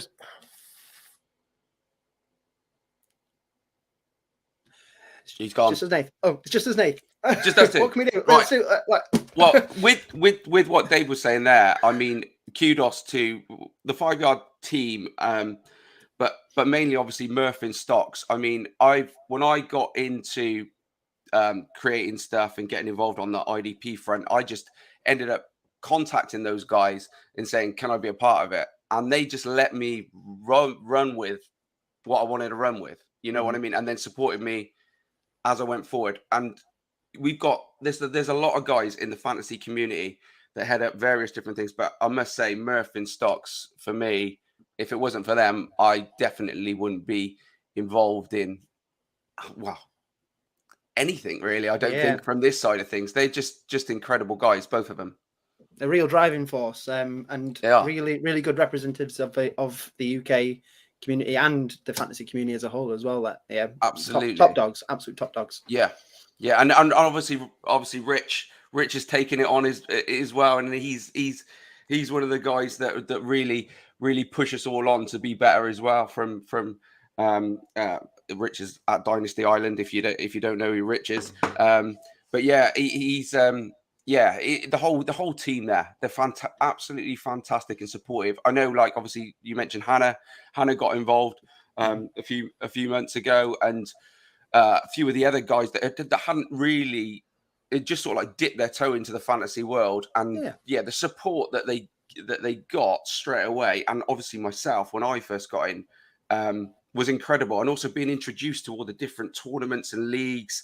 Obviously Murph writes the book, the playbook. They're fantastic pillars for the UK community. Who is that? Who's commented? Is it Murph? It's Peter. It's Peter. Yeah. Well, there you go. I'm a little disappointed, guy. I have a power button that is right next to my mouse hand. It's one of the worst design. I have a new laptop. I love it, but there's a power button right next to your thumb where my mouse is. And that I'm flabbergasted that just happened. So, but I just want to say I got the tail end of that. I just wanted to say I have an incredible respect for how your entire team at 5 Yard Rush carry themselves. And you mentioned some of the names, and I honestly don't know the whole team. I just know when I see 5 Yard Rush, you never see them involved in some bickering on the Twitter and getting involved some of the squabbles or any drama. It is strictly, hey, we're covering the sport that we're in this pastime that we're very passionate about, and we're also trying to do some good along the way and just build the community, build the brand, and it just hats off to you guys. And I think that really just ties into what the SFB Podathon is about community, about Scott Fishbowl, and what's about. So you guys are, I'm hoping you guys are both in the Scott Fishbowl this year. First time up. Both of us. We've had a couple of, this is like our, since I've taken over, it's our 5th or 6th first timer. Tell us what it was like getting into the Scott Fishbowl for the first time. And I'm sorry, it means a lot. It meant a lot to me when it happened. So feel free to talk about that and what it just really means. And then to you to be in it. And then also what pick you are and what division you're in. So we can't have our phones on us at work. So most of our job involves us working with children. So it's with safeguarding issues, our phones stay very securely in secure places. So on one of our breaks, got back into the staff room and checked the phone. There was the email, and I think the entire staff room jumped in shock about the loud, high-pitched squeal. I'm not afraid to say it. I'm not embarrassed to say it. It was a high-pitched squeal to get that email, because I know how much prestige this tournament has and how much good work it does for the community outside of fantasy as well. So to just be a part of it, and I felt like it was a veil that was lifted away when we got added to those chats. Like this is the real core of the community. You know, you're getting invited in, and to see all the amazing work and all these people with such passion for doing good and enjoying fantasy as a whole was something really special to myself. Nate, how did you find out about it? Yeah, there's the same kind of way.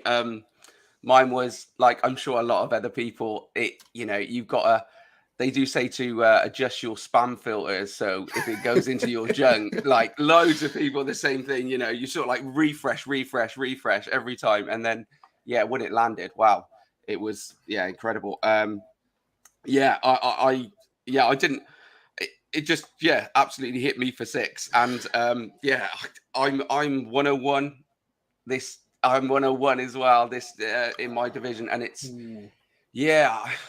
I'm not loving it, to be honest with you, and a lot of people that like are all in for the 101, and you go, but it's a long time to wait for that second pick.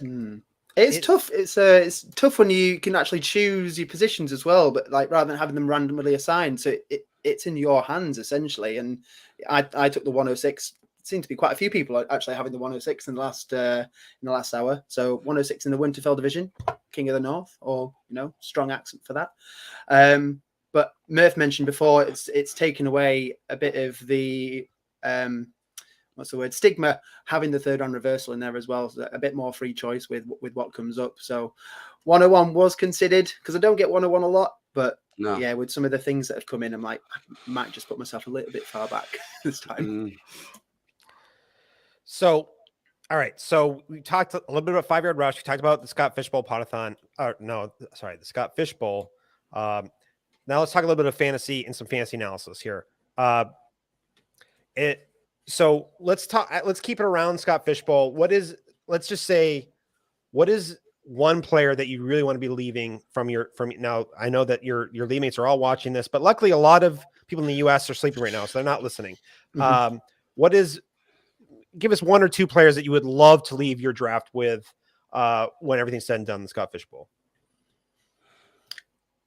Or you can just say, hey, Dave, why are you making us give away our secrets? It's up to you guys. No, absolutely great. It's a good thing. There's a few quarterbacks that are taking my fancy at the moment. In the 106, you're very lucky if Taylor does fall to you there. So Taylor would be quite a nice take. He's ranked as my RB1 for the Scott Fishbowl rankings. So it'd be great to get him. Aside from that, it's looking at the quarterback runs. So I'd love to get one of the top 12 in my ranking quarterbacks, preferably top 6 if they're there. So I've got Burrow and Brady around that 6-7, especially with the completion percentage affecting the scores as well. So I would love to get one of those two there, and then maybe even finish off with another quarterback, maybe Hurts or Carr if they're available in that second round. Realize that's a big giveaway, but yeah, I'm happy to put it out there. Yeah, I mean, I'm obviously at the 101, so for me, it's quite straightforward for me. I mean, I'm a bit of a Josh Allen fan anyway, so that's where I'll be going. But I've been quite a lot of fantasy tournaments recently where we're drafting today in the JTT Cup. Anybody that's in that, but I've got a thing about trying to stack Lamar and Mark Andrews. I mean, that's the kind of thing that I want to do. I'm also high on Hollywood Brown, and and Juju, which is not a big thing at the moment, but they're players for me where I want to take a punt on them, because I just think that that there's a lot of people that will leave them. But yeah, that's my kind of take. So there was a lot of Ravens players, that you were, or former Ravens players. Are you a Ravens fan? No, I'm not. I'm a Vikings fan, but I'm a. Oh, that's right. You said that in the beginning. In the beginning. Sorry, that's right. But I'm a defensive guy, so I quite like the Ravens as well.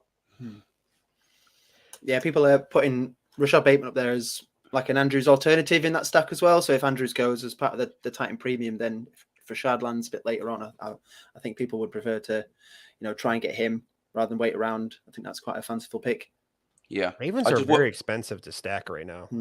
Yeah, that's the only thing. Definitely, and like with Dobbins and maybe Edwards coming back as like a mid-late, if they share that backfield, that's something that you could see them creeping up as well. Yeah, I mean, that's it from last season. I mean, you watched them throw the ball more than they had to throw the ball because their running back room was destroyed. So, but this year, I don't think that'll happen. So it'll be quite interesting to see what the stats say, what Lamar's stats say at the end of this season. But I'm really high on Lamar. I wouldn't be surprised if he goes absolutely off the scale this year. Yeah, but I think I've got him down as my quarterback too, based on the scoring, especially with the points for first downs. I think he's going to be up there making those scrambles. With Dobbins and Edwards coming back, they're like, okay, we've got the running backs to concentrate on. Lamar can just keep making those runs, fake plays, run around the edge. I think he's good for those things at the moment. Exactly. I'm with that. I'm with you on that, Rob. Oh, Gus, Gus Bus in the comments. There you go, he's been mentioned. He's probably the cheapest way to go about the Ravens at this point, to be honest. Yeah. If he comes back from the injury with the same kind of level that he had in his previous season, I think he'd be quite a nice steal, to be honest. I see Cody put in there, I'd rather stack. That's the Rams rather than Baltimore. Okay. So here, what are you saying? Stafford and Cup then, or because you're not touching Higbee and you're not touching. Well, I'm not sure about the targets that Robinson's gonna get. For me, it's gonna. I don't know. It's difficult to calculate in the moment. So a couple players. I want to talk about Robinson really quick, but Juju is I am a burned Juju lover. I was all in on Juju before that precipitous fall. I'm a real big believer. I do not think he is the low A dot everyone thinks he is. I think was the best, and I agree. Pierre and I have talked about this a lot. I think he was just out of the wide receivers that was in Pittsburgh. He was the best at running those routes, and that they needed those routes in Pittsburgh. And Juju has the best all-purpose skill set. Now, he's not the deep field stretcher, I would say necessarily, but he can really do it all. And if you look at his efficiency by depth of target, he's up there. So I think the people who always are saying that Juju is just a low A dot guy and he's just boring, I think that's I don't think that's right. So is that kind of why you're on Juju, or is it just simply he's in KC and you like the opportunity in KC? Yeah, it's just going back.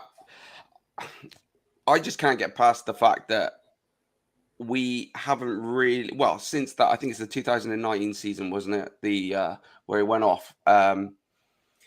Since then, it's been, Big Ben hasn't been able to throw the ball properly. Then he had that season where it was Mason Rudolph played a bit of it, and it was, it's been a bit of a mess for Juju anyway. And the year that he was sort of like touted to really go off, which was after his breakout year, was the year where AB left, and then he was going to come in, and that he was going to be the guy, and it just didn't work because for me they didn't really use him. They pushed him to limits that, and also the issue with Juju as well. I don't think his headspace was in the right place for some reason. Things just weren't right with him, and now the difference as well. Casey have been chasing Juju. They've shown their intent that they really want this guy, and it's like, okay, then if they really want this guy and they're going to put him in their offense with Patrick Mahomes, I mean, God, yeah, it could. It's just for me that's a gamble that I'm willing to take straight away. Absolutely, absolutely. I know it's only a one year deal, but that could very much lead to a decent payout down the line as well. Ben was in decline. There's no two ways about it. He was declining the last few years, and now Juju gets a quarterback on the rise, on the constant rise, and with a bag of tricks and a great arm. I think we could see an upwards trend for Juju as well. Absolutely agree. Someone's put in the Herms as well, put in the economy. Pittman and Ryan as well. That could be a great stack as well. Pittman is in my top 10, I believe. So if I can grab that, if I grab Pittman, that'd be super. Ooh, top 10. That is a little spicy. Yeah. I like spice. Don't get me wrong. I like spice. Yeah. I have a few other spicy ones as well. If you're interested. Keep them coming. So actually, why Pittman? Give me a quick why Pittman. I think he had flashes last year with Wentz, and Wentz got quite a lot of stick. He's just been getting a lot of stick since he dropped off the radar at Philly. So I'm hoping that Ryan coming in with that line in front of him, just is able to use Pittman, and that there are some really good offensive pieces in that team. Campbell coming back as well. If he can keep him healthy, then there's actually going to be less of a pressure on Pittman, and I'm a bit of a Pittman truther, to be honest. I'd love to see him there. I'd love to see him do well. I mean, he definitely has shown flashes in the NFL, and target share is very solid. Target share in that offense, on his catch ball is pretty efficient. I think he does get dinged a little bit because he's was not the 21-year-old prospect like some other people were coming out, and also too I don't think people at the time knew just how good the wide receivers have been at USC. So while they want to give Drake London some slack for playing with Michael Pittman didn't get that slack for playing with Drake London when he was coming out. So I think there is a little bit, people want to explain away all the Ohio State wide receivers and the target competition they had to deal with coming out. I think sometimes it gets overlooked with Pittman. Now that all being said, I'm still kind of just, I'm like in between. I'm not like I'm not like anti-Pittman by any means, but I'm seeing him go top 12 in redraft. You are. Hey, it's spicy. I like it. Yeah, but you just want to see a bit more. You just want to see a bit more. Yeah. No, I'm happy with that. And yeah, it will just be taking that chance. I think there's some people who may be seeing it a little bit ahead of the trend, but you never know. We have seen it go the other way as well. So I'm happy to put my name on that spicy take. And all right, so Nate, it's Nathan, right? Yeah. Nate. All right. So, are you going to go are we going to go spice take for spice take here? What are we doing here? Or are you more of a more reasonable, like, hey, let's take it easy here. What are we going to do? Well, I'm one of these guys that is, it depends on where I quite like my dart throws late.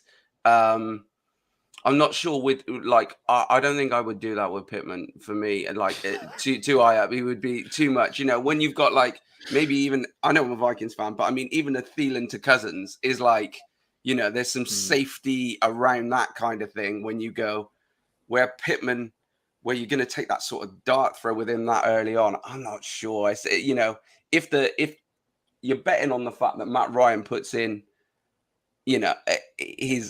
his old performances really, which he might do. I like Matt Ryan, and I was a Calvin Ridley guy last season, and and Julio Jones in years past, Russell Gage. It's been great for those sort of wide receivers, but I do worry about Ryan. I do worry about where the sort of drop off is with him, and the fact that Pittman really hasn't done enough quite yet to go. So you've got two parts to the puzzle there, that both of them are a little bit dodgy for me at this moment to go. You know what I mean? If I had one of them, at least if I knew when my quarterback was nailed on. But yeah, I would rather go, I would rather go like a Kyler Hollywood Brown, because at least you've got something between those guys straight away. We know what they've had before, and they're say best friends and all this kind of. I don't read too much stuff into that, but I do like that. I do like that pairing, especially with D-Hop missing some time as well. I'm just frustrated. I mean, I love that Hollywood got traded to Kyle. I think. I'm not going to complain that I think Kyler is a very good thrower of the football. I think he's incredibly accurate, especially on his deep passes, and it's strength for strength. But I really loved where I was getting Hollywood in drafts. He was he was such a great discount before that trade, especially in Dynasty or in early best ball, which I don't play. So I'm acting like I play best ball when I said that. So I apologize. But it sounded good for half a second. But all right. So I also like how Nathan, he's like, oh, what's a hot take? And he spent the first 2 minutes of his hot take just tearing down Rob's hot takes. So way to go there. Like, oh, it's hot take. No, I'm just going to throw water on somebody else's. I was saying all these nice things about 5 Yard Rush Crew, and then they're at each other's throats here. What is going on, gentlemen? I'll take it like a true gent. I was like, I respect your take, Nathan. It's absolutely fine. We're not going to throw any fisticuffs or anything like that. It's too early. It's still early here. I've still got my early morning grumpy head on. So yeah, I'll chill out later on. Oh, don't give me about too early here. Don't get like now you're pissing me off here, Nathan. What the heck? No, I know. Sorry. Oh, bro, I'm off. Well, guys, we've got about 3 or 4 minutes left here. I'm going to turn it over to you. Talk about maybe anything that's really on your mind, and maybe just a real quick reference to a charity that means a lot to you as well. So the Mind charity that the collective are working on is a really important one as well for the team at the moment. We've also got the CDH UK one for the 5 Yard tournament, the FFCC.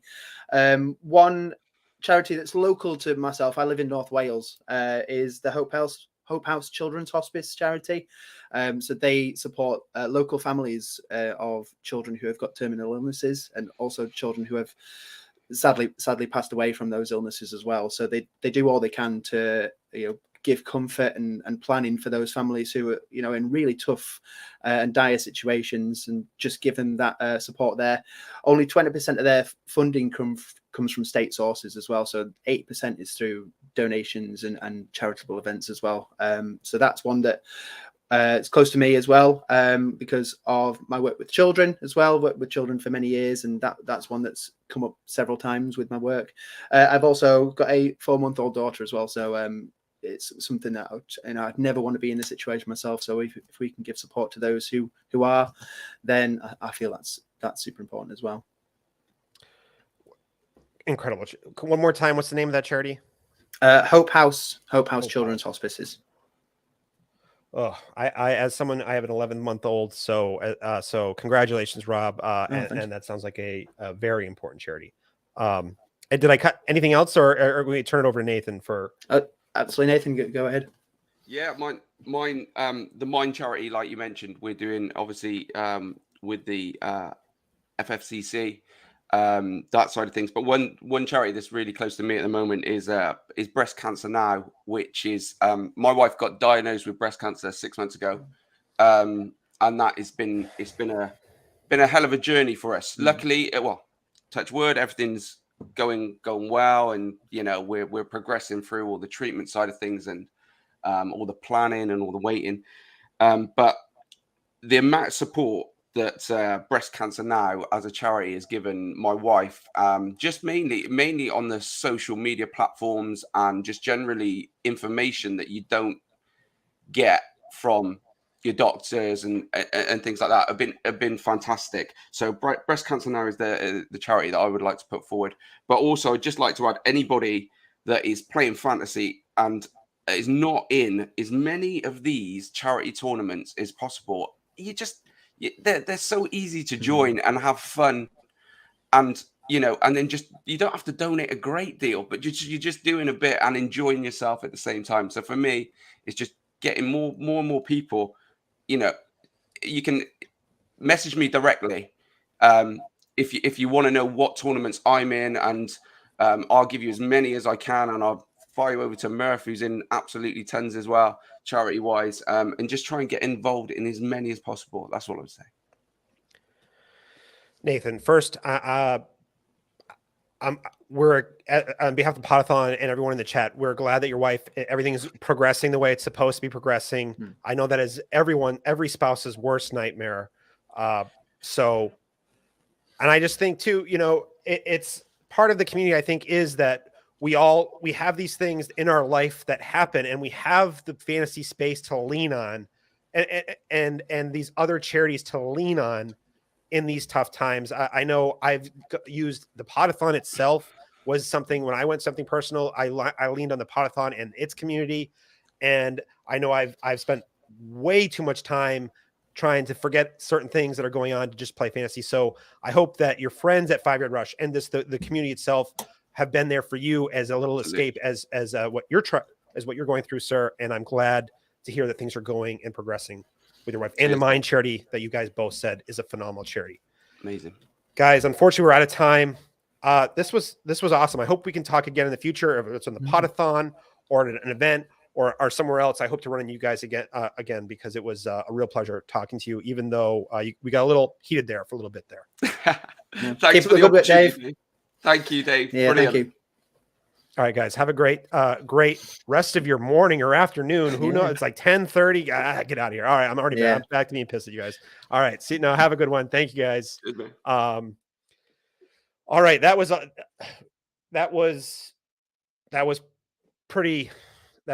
really enjoyed talking to Rob and Nathan there. We're still waiting for our next guest to join the stream here. So I'll get some live reads out of the way and say that our guest is brought to you by the CampusToCanton.com, a website focused on all things at college fantasy, including Dynasty, Devy, College Fantasy, and Campus to Canton leagues. Campus to Canton is the fastest growing format in fantasy, where your teams have both college and NFL lineups, and as college players enter the NFL, they join your NFL roster. Visit Campus to Canton as their team of experts bring you articles, podcasts, cutting-edge tools, exclusive ADP, industry-leading draft guides for Devy, college fantasy, freshman supplemental drafts, and the deepest set of college rankings anywhere. Check out CampusToCanton.com today. And then our second sponsor is brought to you by our second sponsor is DraftBuddy.com. At DraftBuddy helps fantasy players get ready for the most important day of the year, draft day. Create custom cheat sheets for your fantasy league and track your draft with Draft Buddy. Buddy syncs with drafts on MFL, Sleeper, and more. Use it to track your hashtag SFB12 drafts. Over 20 years of helping fantasy players win their leagues. Not only win, dominate their leagues over at Draft Buddy. Connect with Draft Buddy developer Mike McGregor at Draft Buddy on Twitter, or visit draftbuddy.com for top shelf spreadsheets and league winning tools today. Now, we're still waiting for our next guest, and I just want to say a big thank you to our title sponsor, TrophySmack. You've seen their name in the top right, or the top right of the show. All for what are we? I can't do math anymore. We're 25 hours in, and TrophySmack, without them, they've been incredibly generous. They've got a great team of content creators over there, and they have the best championship gear out there. It's totally customizable. The options are endless because they let you bring in your own images to put on trophies, on rings, on championship belts, and the quality of people over at TrophySmack is unmatched. So we really thank them for being a title sponsor, and we haven't really talked about them enough, to be honest, and just what they're doing. So we're going to talk about them a lot more today. We have, like I said, a little under 15 hours to go, and we're still waiting on our next guest here. I'm going to just reach out and just say to that guest really quick here and try to multitask. This is everyone's worst fear. They're like, Dave's going to have to multitask on this podathon, and that's everyone's worst nightmare, to be honest. But I just want to say what Sal, what Zach Reed have done so far and really bring this thing home. We are crushing the donations, and it's been awesome. I think we're up almost to 39,000 raised over to League Safe. Please be sure to go to scottfishbowl.com/give and go donate to the League Safe account. Now, you do have to create a League Safe to do that. And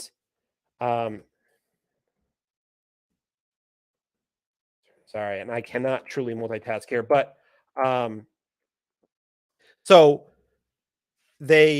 so definitely come and donate here. We got to keep things going here. We got to need a really second half push for the donation. I think we're a little lagging behind. We've done awesome. Don't get me wrong, but I think we're lagging behind a little bit of where we were in previous years. And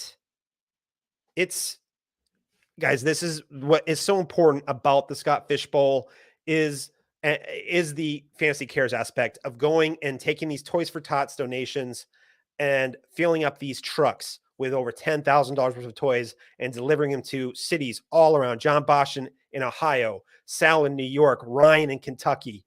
And I think Bob Gilchrist does some in Boston area, all over the U.S. The fantasy community has come together and really stepped up. So a shout out to everyone who has done so far, but I think we can do, and we can do this. We can do this some more. And as we still are waiting for our next guest here, I just want to take a little time and just say why the Scott Fish Bowl Podathon is really important to me. I usually am behind the scenes here. This is my third year being involved. I reached out to Sal 3 years ago, and to say, hey, it was like February, and it was right before the pandemic. I say, hey, Sal, I'd really like to help with the Scott Fish Bowl Podathon this year. What do you need? And Sal said, hey, come aboard. The more the merrier. That he was just him really was doing a lot of the work at that point. And then Tim at Tim NFL was also involved. But then the pandemic happened and everything kind of changed. And everyone was stay at home. This was the beginning of any idea if there's a way for internationals to donate. League Safe doesn't work. Matt, that's a good question. If you DM at John Bosch, he will answer that for you, Matt. So DM Matt to DM John Bosch, and he'll do that. But so at the time, my wife and I were pregnant with our first child at the time, and in late March we had a late term miscarriage, and we were devastated. We were in lockdown. There was the entire state of Rhode Island. There was only emergency personnel were allowed. There was a curfew. You couldn't do anything, and that happened. And we were devastated, absolutely soul crushing. We were incredibly, as a late term miscarriage, we were incredibly excited. It really took my wife and I to some really dark places. And one of the things that happened was I could not even accompany my wife to the ultrasound where she found out that she had had the miscarriage. I get her call, and as I'm going to try to keep it together here, but get the call, and I have to drive over to the appointment, and to as we go through our loss together there, and we couldn't even visit our family. We couldn't hug our family. It was our friends. We couldn't rely on anybody at all. So it was really tough. I won't lie to you guys, and it's still pretty sore. But my wife is an incredibly strong woman. I had to drop her off at the hospital where she had her DNC. I was not allowed to accompany her into the operation. I had to drop her off by herself. It was the only hospital that was still open for that procedure and round, so we had to wait almost 7 to 10 days. So that was also incredibly painful for her and emotionally. But so we get the procedure. She had to drop her off. But the thing that I bring this off is that my wife's an incredibly strong woman, and I cannot believe what she went through and how amazing a woman she is. And it was really tough for us because it was just that we were in our house all day. We had baby stuff already around the house, so it was just really tough. But one of the things besides just our relationship together, which was bound on friendship and being there for each other, was the fantasy community. I had just started to get to know John Arrington. Ram was in the chat. Nubs was in the chat. They were a happy hour group, and I was just starting to get to know them, and it was a place for me to talk and get my mind off of things. But more importantly, I had started to get to know Sal. I hadn't known Sal up until that point, and he said, "Hey, Dave, we need to really kick up our fundraising this year. We've raised $10,000 before, but we really need to take it to the next level." And I really just took it to the next. I really took it to the next level. Sal and I, we worked together of doing the sponsors. This year we have 50 something different sponsor donations and 50 sponsorship slots filled. And we have a title sponsor in TrophySmack. None of this was around. And I just spent the next 3 months before the Scott Fish Bowl invested into the Podathon. And it really allowed me to dedicate myself to the, and as a way to kind of tribute to my daughter Lily, who we had named her. She as a tribute to her. So just to let you guys know why I do a lot of work behind the scenes for the Scott Fish Bowl Podathon, and this is the reason why. We have a healthy son now. He's 11 months old. I can actually hear him crying right now as he wakes up at 5:40 in the morning. But if it wasn't for the Scott Fish Bowl Podathon, I'm not sure. I mean, I would have gotten through it, but the ability to connect with the community, and we raised so much freaking money that year because there were so many people who didn't have food. The economy was in shambles, and without people who were the sponsors and the people that you meet in this community, I'm not sure if I'd still be the person I am right now, because to see the community come together for strangers, for kids, it was really special. So that's why I so clear my throat here, but that's why I really step it up for the Podathon. Beyond the hours, I probably spent, I'd say, 100 hours at least of prep work for the Podathon. I wrote a 75-page document of live reads for the sponsors. Mike Fayella also put in a ton of work out, and he put in a similar amount arranging the guests. So, and it was people like Mike that really so that this is why the Podathon means a lot, and that's why I'm honored to be host this year. And for my daughter, Liz will pay it forward to know that she had a small part, and we've raised over $100,000 in the time since I've been involved in the Podathon. I've been an incredibly small part of it. Incredibly small part. Sal and the guys, they all crush it. And Scott Fish and what he puts on, and the money that goes everywhere else, and knowing that I was a part of this community, and that's why I've been asking all the guests who come on. These are the list of charities that they've mentioned. The CDH UK Fund, which is a that I believe is for a rare genetic disorder for infants that has like a 50% death rate. And that he had a relative or a close friend in the 5-yard rush community, I think, whose kid went through that, but is okay. And that's a really important charity. The Black Panther Foundation, I'm blanking on his name, Chadwick Boseman Foundation, the Hope House charity, which is a charity for babies of victims of where there's domestic violence in Johannesburg. The UK Fantasy Collective, which is basically it's a fantasy. The guys over there, they're having their own kind of expo over there, and they're raising money for the Mind charity. The Mind charity it keeps meeting up because we've had a lot of people from the UK on, and just how they have done work for the for charities. So and then we have the Nathan mentioning the Breast Cancer Now and what their tools and the access they had on their social media and what's that meant for his wife who was diagnosed with breast cancer 6 months ago. That was an incredibly powerful share. And I just want to say, if anyone is having a league that has a charity aspect to it, and if it doesn't, think about getting one of your buy-ins to be in the charity. And then if not, reach out to those guys and follow up with their charities or a charity that's close to you, because unfortunately we all have dealt with loss. We've all dealt with difficulties, health, mental, physical, emotional. Everybody has gone through some kind of, they've dealt with loss or tragedy in some kind of way. And I hope you can take your passion for fantasy football, your passion for being part of the Scott Fish. We talked to so many first timers in tonight who their first time getting in. And I hope these people who are taking this excitement, and these people who have been on, they are taking that excitement and they are taking it and putting it into charity.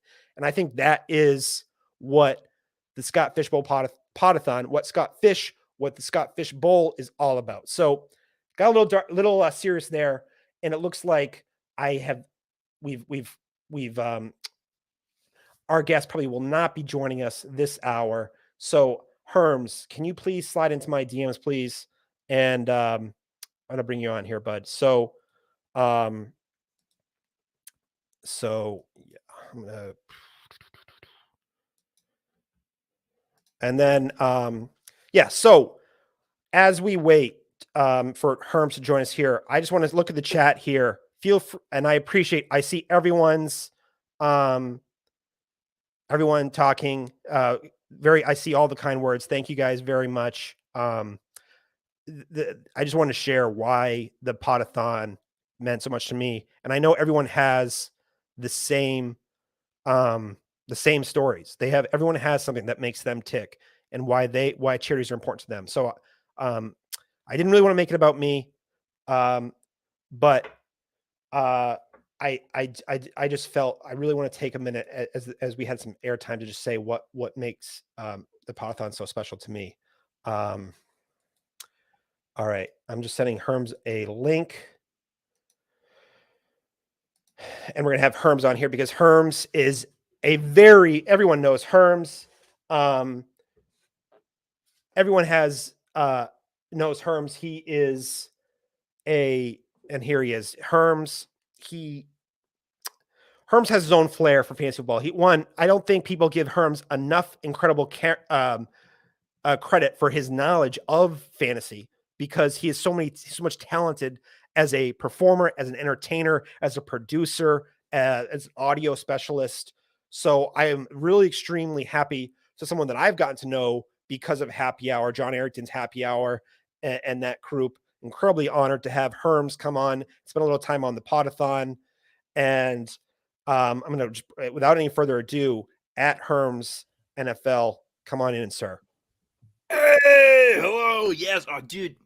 First of all, shout out the Scott Fish Bowl. Shout out all charitable aspects of everything that goes on with not just the tournament itself, but also the Podathon, just like everything about this. It's so wonderful that we can all come together collectively to be able to give back so much, because in a world that, you know, takes so much from, you know, every aspect, whether emotionally or financially or whatever, to be able to give an opportunity to give back is always something beautiful to be able to do. And I'm just super glad to be part of this. And, you know, if you heard the sponsored reads for the Lateral Show podcast, hey, yo, that's my show. So Herms quick is plug reel there. incredibly generous. Thank you. So Herms, a first-time sponsor.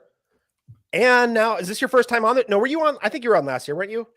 I was on briefly last year with shout out to homie Rum Boys Robbie as a part of the Rum Boys Fantasy Network, you know, spot that we did. And like, honestly, it was super fun. Like, this is such a wonderful event, and I'm so glad to be able to be back again and a surprise appearance. You know, like, dude, like, and also just like shout out, dude. Honestly, Dave, you have done such a great job during your hosting spot of this. Like, it has been so fantastic to watch this entire morning. Like, dude, like, you're my guy, dude. Shout out, like, you're the best, man. Part of the hey, you know, we're part of the team. The chat has been crushing it. Yeah. Joe and I got in a little rough start here early on. I didn't even know, I couldn't pronounce her name, but then she said she was in Lord of the Rings, and then she's been dominating the chat ever since.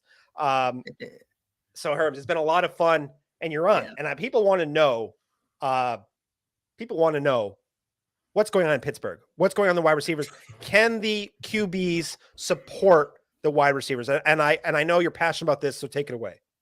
Okay, so actually, fun fact, while the podcast, the Podathon has been going on, I decided to catch up on some reading over at theathletic.com because Mark Cabali does a really great job of covering the team. I enjoy reading his work a lot. But I'll start with the quarterback situation because, I mean, obviously, well, when it comes to offense and stuff, I mean, you know, the ball starts, well, I guess it starts with the center, but then it immediately goes to the quarterback afterwards most of the time. The vibe that we're kind of getting just from like reading about stuff and whatnot, the world in which Kenny Pickett starts the season is kind of dwindling. You know, like Mitch Trubisky seems kind of locked into that job, barring any unforeseen circumstance, you know, like maybe like an injury or something. Like, hopefully that doesn't happen because you never want to root for an injury, but I digress. He will be the quarterback. He will be responsible for running the Matt Canada offense, which I would like to point out to a lot of people, it did end up being significantly limited by the fact that Ben Roethlisberger just did not have mobility the last few years of his career. I mean, I use this comparison all the time, but, you know, he was kind of just like a sack of potatoes with a rubber band slingshot for an arm, you know, he couldn't really do a lot. So hopefully we're going to be able to see a more refined version of this offense, which relies heavily upon just a lot of motion from the receivers doing a bunch of jet sweeps and stuff. You know, fun fact, shout out to the great state of Maryland. Matt Canada did have a pit stop as the offensive coordinator at University of Maryland. So I was familiar with his work prior to him being hired by the Steelers. So, like, you know, we'll see a little bit more of an unleashing of more of the quote unquote advanced concepts of the offense. But as far as it goes for the receivers, I mean, it's going to come down to how much Mitch Trubisky has in him. But I think Deontay Johnson's going to be really good once again. He should theoretically be hyper targeted like he always has been, because for as long as I've been alive and as long as I've been watching the Steelers, like, they have that one guy and they're just like, boop, boop, boop, boop, boop, boop, boop, and it's like super fun. Chase Claypool could be interesting too. He's another guy I've seen usually available in like the 10 to 12th round range of Scott Fishbowl drafts. Honestly, y'all pick up on that, because receptions, receiving yards, he did a lot of the same stuff he did in his rookie year. It was really the touchdown department that came down. So, like, we'll see about that. And then I've also seen George Pickens might be cast into the vacated Juju Smith-Schuster role, which may not be a lot, but as far as late draft targets, could really be something if he turns out to be, you know, the type of prospect that we think he could be. So I don't know. I could talk about the Steelers all day, but like, they're fascinating. And like, honestly, I encourage people to, you know, just follow the camp reports, because it's going to tell us a lot. Of course, my furnace, I'm redoing my basement on the other side. My furnace is on, so I'm not sure if you can hear that. Right? Can you hear that, Herms? Barely. Okay. I'll keep her going as it kicks on even louder here. So I'm going to quickly ask you the question and kick it to you. Now, I think, what about the Georgia wide receiver, as I'm blanking here now? What about him? Do you think, because I think one of the things that gets overlooked is the value of these rookies. And there's a lot of value rookie wide receivers right now that are pretty cheap targets right now, because everyone is focused on the top 3 or 4 rookies right now. Can you talk a little bit about I'm blanking on him. George Pickens. Jesus, I was going to get there. I mean, the interesting thing about him, I mean, like, so coming into the NFL, he had a lot of quote unquote red flags just in terms of like character stuff or whatever, like whatever that's worth. And then, like he did have a pretty significant injury that kept him off of the field this past year when he was at Georgia. But, and maybe this is a little bit lazy, but I kind of drew the same conclusion that a lot of other people did. Maybe it's a little bit of, helmet scouting, as we like to call it, but he kind of looked a lot like AJ Green, dude. You know what I mean? And we remember, that not the, AJ Green we've seen in recent years, but the once upon a time version of that type of receiver. Like, this guy really has a lot going for him. And fortunately, the Steelers do have a very good track record of being able to bring in receivers and really develop them super well. And, especially when it comes to the quote unquote character concern type guys. I mean, like, there have been successes in that area. I mean, Antonio Brown comes first to mind, and then like Martavis Bryant, another one. Like his career didn't do much once he left Pittsburgh, because I remember he went to the Raiders briefly, and then I think he washed out and went to Canada or whatever. But like, at any rate, like they can still really develop something there, and I feel as though it will be a good environment for him. And if some of the reports that I've been reading are true, like it won't be huge immediate impact, perhaps. But I would also like to point out, like, if something were to happen to either one of Deontay Johnson or Chase Claypool as far as like injury goes, like God forbid, that would be horrible. But if it did, like Pickens is capable of stepping in and actually, possibly being able to do something, because his prospect profile, just from an athletic standpoint, is incredible. Like I think this dude has a lot going for him. And then like that's why in a lot of my, Dynasty League rookie drafts, I targeted him heavily, like, and he fell to like the early parts of second rounds and stuff. So just like, I don't know, that's beside the point. That's a little bit further away from redraft and Scott Fishbowl specifically, but like, dude, he could be fascinating. He really could. All right. So Herms, you got about 3 minutes here. I think this got a little carried away early on because of the dynasty hype, but this is Mitch Trubisky's job to start, right? I would be stunned if he does not start. Yeah, and I think that's essentially it. Now, there is a situation where maybe Pickett gets a chance if he totally bombs out, but this very easily could be Trubisky's like whole season type of right? Or do you think it's a for sure thing Pickett works his way in? I mean, so the complicating factor of it all is the fact that for as awful as I think he is at playing football, Mason Rudolph is still there. And at least through some of like the offseason workouts and the minicamp type stuff, Kenny Pickett has been running with the third team offense the entire time.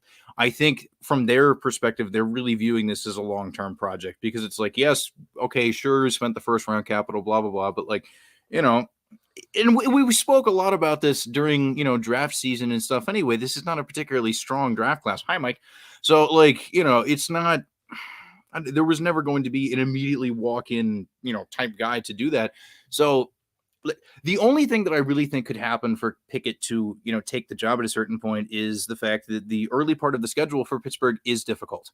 It is not going to be easy at all. So if he performs like super poorly, then I don't know, we'll see.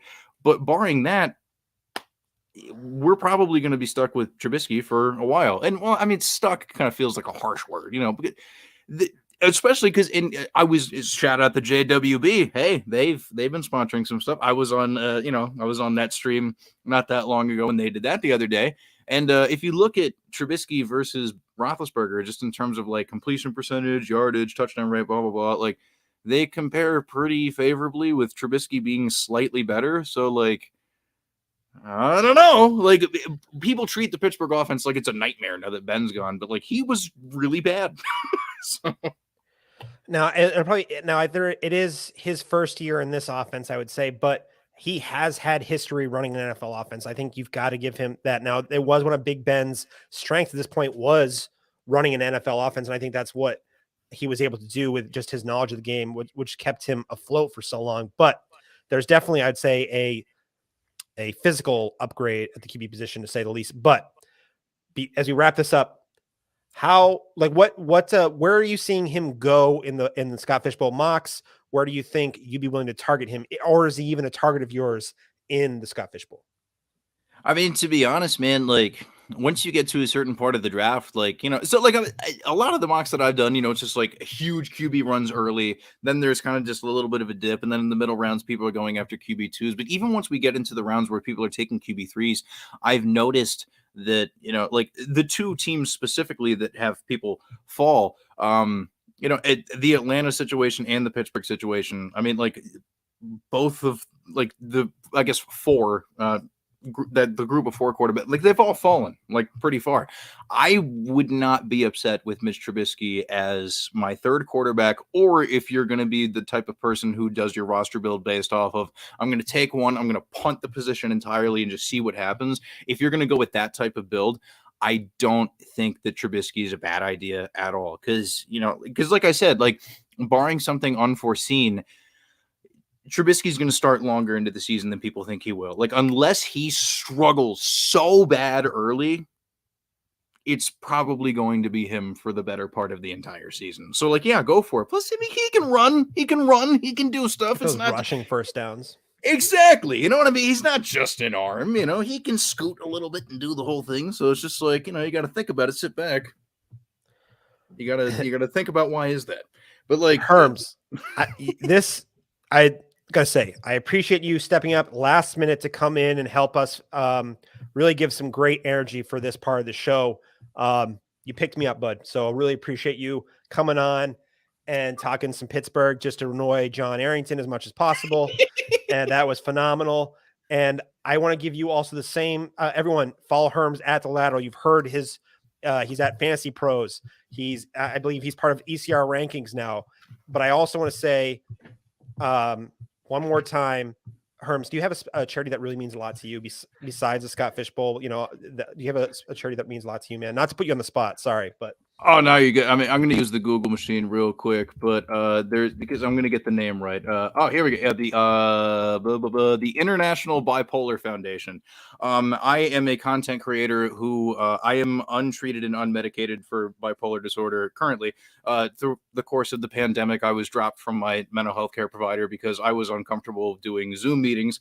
So I haven't returned to therapy since because, again, like I'm a lot more comfortable with in person. But either way, like that's something that is near and dear to my heart. I was diagnosed with bipolar disorder in 2015, and it's been very difficult to manage and deal with in my life. But it is also something that I think provides me with a lot of really great perspective in life and fills me with a lot of empathy. And, it's a struggle, but at the same time, I'm just a person just like anybody else. And I think that it's something that, hopefully, like, it doesn't have a cure or anything. And I don't know that there ever will be, but like, just research into it, understanding the illness and doing whatever. Like the International Bipolar Foundation does a lot of stuff. So if you want to check that out, donate there. That would be super cool. Shout out Bipolar Gang. What up? Yo, it's your boy. And yeah, thank you so much for, having me pinch hit. Herms, thank you for seriously, sir. International Bipolar Foundation. Everyone check that out. It honestly, we learn a lot. My wife deals with mental health. We are learning more and more about it. It's because people are they're being a lot more vocal about it, and they're being more open to talking about it, which this was not talked about 30, 40 years ago at all. And a lot of people have suffered for a long time because of the stigma. And so that's what organizations like that will do. And just people like Herms coming on and talking about it means a lot. Herms, I could talk to you for another 20 minutes, another 30 minutes, another 40 minutes, but we have to talk about our sponsors, and we have an amazing guest coming up. So Herms, thank you very much, sir. And you're a real one, sir. Thank you, sir. Appreciate you. All right. As we wrap this up, as we start the 6 o'clock hour, holy smokes, we are crushing it. We have 14 hours left to go in the podathon, maybe 15. I carry the one, who knows? But when millions of opinions just aren't enough, head over to thesheist.com to get your fix for film, football, and more. Founder Nick Scheist features a weekly curated release radar for new movies, personal film reviews, and recommendations. TheSheist.com also offers comprehensive run-throughs of matchups, odds, and lines for every NFL game and their fantasy football implications. Need more info on Bills Mafia? TheSheist.com has recaps, focused analysis, and observations for your Buffalo Bills. Visit TheSheist.com and listen to Scheist podcasts for the weekly NFL Pick'em show with co-host Kristen Ortiz on your favorite podcast platform today. And the second sponsor is Upper Hand Fantasy, created by Faraz Sadiq. Upper Hand Fantasy delivers high-quality content in digestible Instagram stories and posts. Don't assume you can't find good fantasy content on Instagram. Upper Hand Fantasy has built an amazing community over the last 4 years, and so many people depend on Faraz for his opinions and analysis as the NFL landscape shifts every day throughout the offseason and during the season. Come find out for yourself and visit Upper Hand Fantasy on Instagram at Upper Hand Fantasy. Again, on Instagram at Upper Hand Fantasy, and send Faraz a DM to say hi. All right, so I'm seeing a lot of familiar faces here, but before I bring in those familiar faces, I want to give a big shout out to our guest, Gladys Tyler. That's exactly right. I just started following you yesterday or the day before. I saw you were a guest on the Podathon, and I was like, I don't know Gladys. I would like to get to know her content, what she's about. I had no idea I'd be hosting at this time. So this is just, I think this is, you're flattering me already. You're already doing a good job as far as that's concerned. And I want to say this isn't serendipity, but gosh, this is what I'm talking about. What the Scott Fish Bowl is all about is bringing people together to talk as a community. And Gladys, first introduce yourself, and then can you talk a little about fantasy football and in particular the Scott Fish Bowl as we bring you here onto the Podathon? Well, as you said, you can find me on Twitter at Gladys L. Tyler. I do 2 podcasts for the Going for 2 network platform, which I think Jeff and Ryan will be on an hour after me, and they are spectacular, so you should listen to them. And then I do some content writing for Rotoballer and Sports Gambling Network and Gridiron Experts. And I am in Denver currently, so it's 4 o'clock in the morning right now. 4 o'clock, and it's a glorious day because it was like 99 degrees. This is great. It's like only 77 now, so it's great. I can take the dog out. We're good. It's all peachy.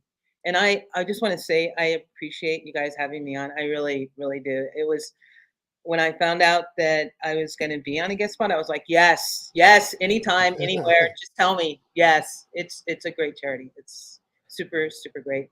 And if anyone can tell me where to get the 12 cap, like I have the Wakanda shirt, but I need a Scott Fish Bowl 12 cap. I couldn't find a link for it. Just hit me in my DMs for a link for that. I would be most appreciative. So you heard it here, guys. Podathoners, mobilize here. We got to get Gladys the 12 hat. Yes. I haven't seen that either. So, gosh, I just want to say, when you say thank you for having you on, you just read what you've been doing. Rotoballer, is it going for live too as well? And I think I missed a couple of things in there. You're running it, so a couple different articles. You just flex some serious fantasy football content. So don't sell yourself short. You definitely deserve to be on here. And I just want to say, all right. So how many times? So I'm looking here. Is this your 3rd year in Scott Fish Bowl? It's my 3rd year. Yeah. My first year is a COVID year. And I made it. I've been bumping in and out of your guys, the Podathon. And I'm listening to people and they're like, oh yeah, we've been playing for 8 years. And like a first year, this is who we drafted. And I'm like, I can't even remember who I drafted last year. Are you kidding me? They're like, yeah, our first pick was so-and-so. So this is my first year. I know I made it to the first round of the playoffs. Last year, I pretty much shat the bed. So we don't really want to talk about that.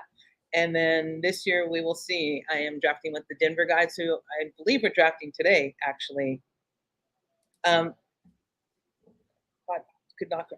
Well, I went to the shirts, and there's a really great, I'm not drafting in Pittsburgh, but there's a really great Steelers shirt that I'm probably going to get to go with my Wakanda shirt. But I didn't see any hats there. But I'll check again. When John Bosch wakes up, I'm sure it'll take a. Come on, we got it. John Bosch, has one of the best hands as far as merch is concerned.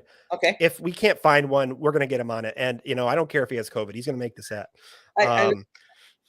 I have the 11, and I was going to wear it, but it wasn't fitting my head right. So I had to go with the dog's hat this morning. As you're seeing here, this is what I was wearing my hat for the entire day yesterday. So this is a mistake. So I should also have my hat on now. But no. Then when we missed that glorious face, are you kidding me? Well, oh, thank you. Oh, goodness. I am proud of the hairline though. I'm still, 34 and I still got the hairline. I'll take it. But all right. So sorry, one more time. Did you say what position you're in? What draft slot?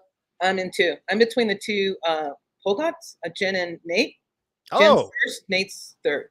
Oh wait, so Sal, who's will be hosting here soon, he was in your division at one time, and he saw that you and Jen were in it, right? And he no, Paul Lutz, Paul Lutz. I was thinking of Monday Mommy. Never mind. Okay. So I got confused, but I wouldn't be surprised of him backing out of your show either, because that's just what Sal does if he sees any serious competition. But so. Glass. So from the 2, are you just locked in at QB, or are you thinking maybe a running back to start here, or maybe are you a tight end person here? How are you approaching this? This is what's going to happen. Like the first year I drafted in the middle. Last year I picked the end.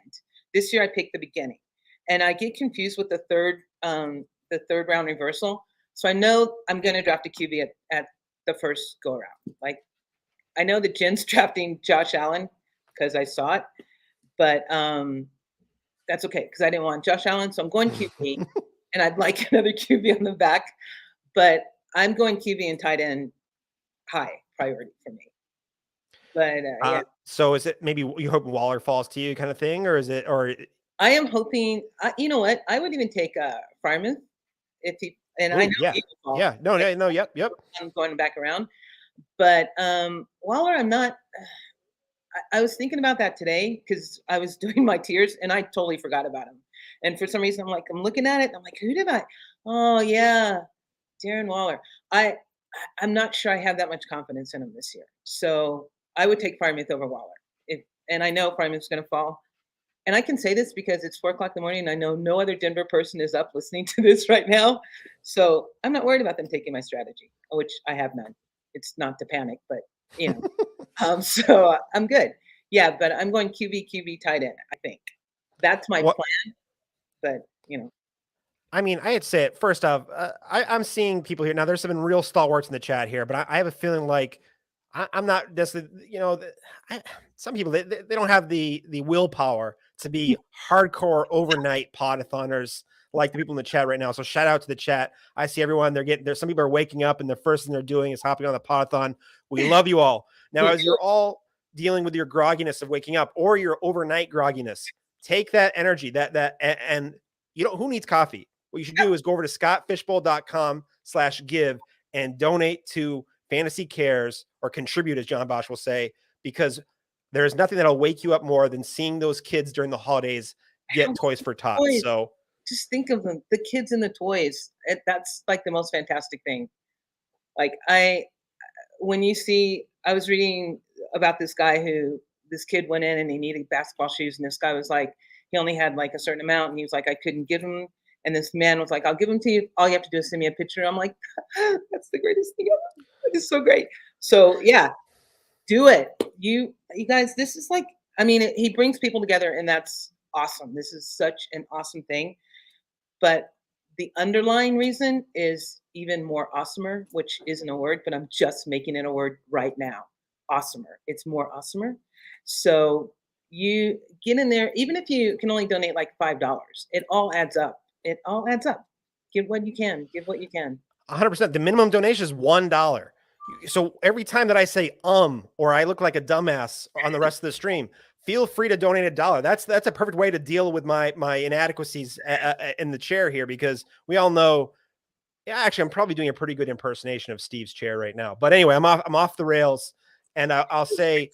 I don't know why you keep saying that. You're doing it because I'm trying to I haven't had a sip of caffeine in a little bit here, so. But I will say, Gladys, as the viewers are starting to come in here, and I'm loving to see everyone waking up. But so I also want to say, you don't care about other people taking your strategy. I agree. That kind of conviction is, hey, I can tell you what I'm going to do, and I'm going to still kick your ass in the Scott Fishbowl. I'm still going to do it. But I want to say one more thing about charity, because I just remembered this. On the Going for Two, we have a gentleman. We call him Doc. I think his Twitter handle is @TFSDoc. And he has a book out on Amazon called Injuries Suck, But Your Fantasy Team Doesn't Have to. It's really not that hard reading, but it's great reading. But 25% of the proceeds of that book he is giving to the Scott Fish charity. So if you want to know about injuries, you can talk to Doc, but you can also get the book on Amazon, and 25% you're donating right then. Boom, boom. Boom. Two I have to birds, say, one stone. Gladys, the Going for Two community, Yeah, it's awesome. They have been really stepping up this season. They've been a big time charity sponsor in the past, and I do not want to ruin anything because I know what their team is going to do when they come on later in the day. I just want to see people get ready. When you see Going for Two on the schedule, lock it in, and you guys are going to be blown away by what they're going to do. So tune into that. 7 o'clock, I think they're on, right? They're on like 6. Yeah, I think they're on 7. That sounds good. They're going to be. Yeah. So yeah, that makes. Yeah, I think you're right. So and right, do it. Tune in because and they're gonna crush it because they have a big announcement to make, and I'm excited. It's gonna be cool. And here comes Mike, the guy, the schedule himself. And I'm actually also see JB. I did not see. I hope JB hasn't been there for very long. JB's on at 6:30. He's super proactive, and I love this. No, I also said he could come on and help out if he got up early, so he can help up. So yeah, you guys both look like it's a party now. Now it's officially a party. I love this. Well, Mike, I didn't know if you'd be up, but I feel like Dave's been grinding for hours. The poor guy should get to use the bathroom if he needed to, right? I didn't know. We don't do bathroom breaks here. It's a podathon, JB. I don't know if you've heard that yet. We keep rolling. Dave, need coffee? Need a bathroom break? You want us to? The fantasy wild card. They let me. They let me take a. Matt took over for a second, so I'm pretty good right now. But I want to say I did want to just say because Gladys was on a roll. Gladys, what is some of the because I don't want to get to me. I don't want to get to JB here because JB is going to be crushing it here in about 20 minutes here. But what is some of the content that you've been pumping out here? Because you were telling us all the places you were doing. Now, what's some stuff that you've been really excited about? What you've been able to put out on the airwaves or in articles or what have you? Well, so the way I do it is that I try not to have them cannibalize each other. So each one has a specific focus. So for the sports gambling podcast, I do targets. And the last article was on running back targets, which is for drafting, not for the season, because it's really hard to tell what's going to happen in the season. For Rotoballer, I'm doing I'm doing locks. It's 4 o'clock and I haven't had caffeine. Locks busted the same thing. Come on, it's fantasy. Breakthroughs on different teams. The last team I did was the Steelers. So, and I am a Steeler fan. I'm a diehard Steeler fan. So it was painful to do it because, yeah, who's going to be the breakthrough and who's going to be the lock? A bust, I can go. We can go on forever. And then for Going for Two, in addition to the podcast, I do right now. I'm doing bust on wide receivers that were first round picks. Jerry Jeudy, really low. Jerry Jeudy. If Jerry Judy's listening, and he probably is, why wouldn't he be? It's not personal. I just want him to know that, if you read the articles, it's not personal, Jerry. He's probably, what else does he have to do in Denver at 4 o'clock in the morning? He's probably listening. I know what I'd be doing in Denver at 4 o'clock in the morning. I'd be tuning into the Podathon, but that's just me. Yeah, that's just you, see? And then for Gridiron Experts, I do team previews. So, look me up on either one of those. Come see me on the podcast. It's, whatever you want. It's whatever. Whatever you want. Come DM me. As long as, pictures are fully clothed, I'm good with that. Just bring it on. Yes, assholes. You heard it here. Be freaking respectful. Except unless it's Sal's DMs. Do whatever you want. Sal unleashed the porn bots on us earlier. They burned down a computer. So, and I think my computer's starting to act up. So thanks to Sal to that. Send Sal whatever you want. But he's used to it.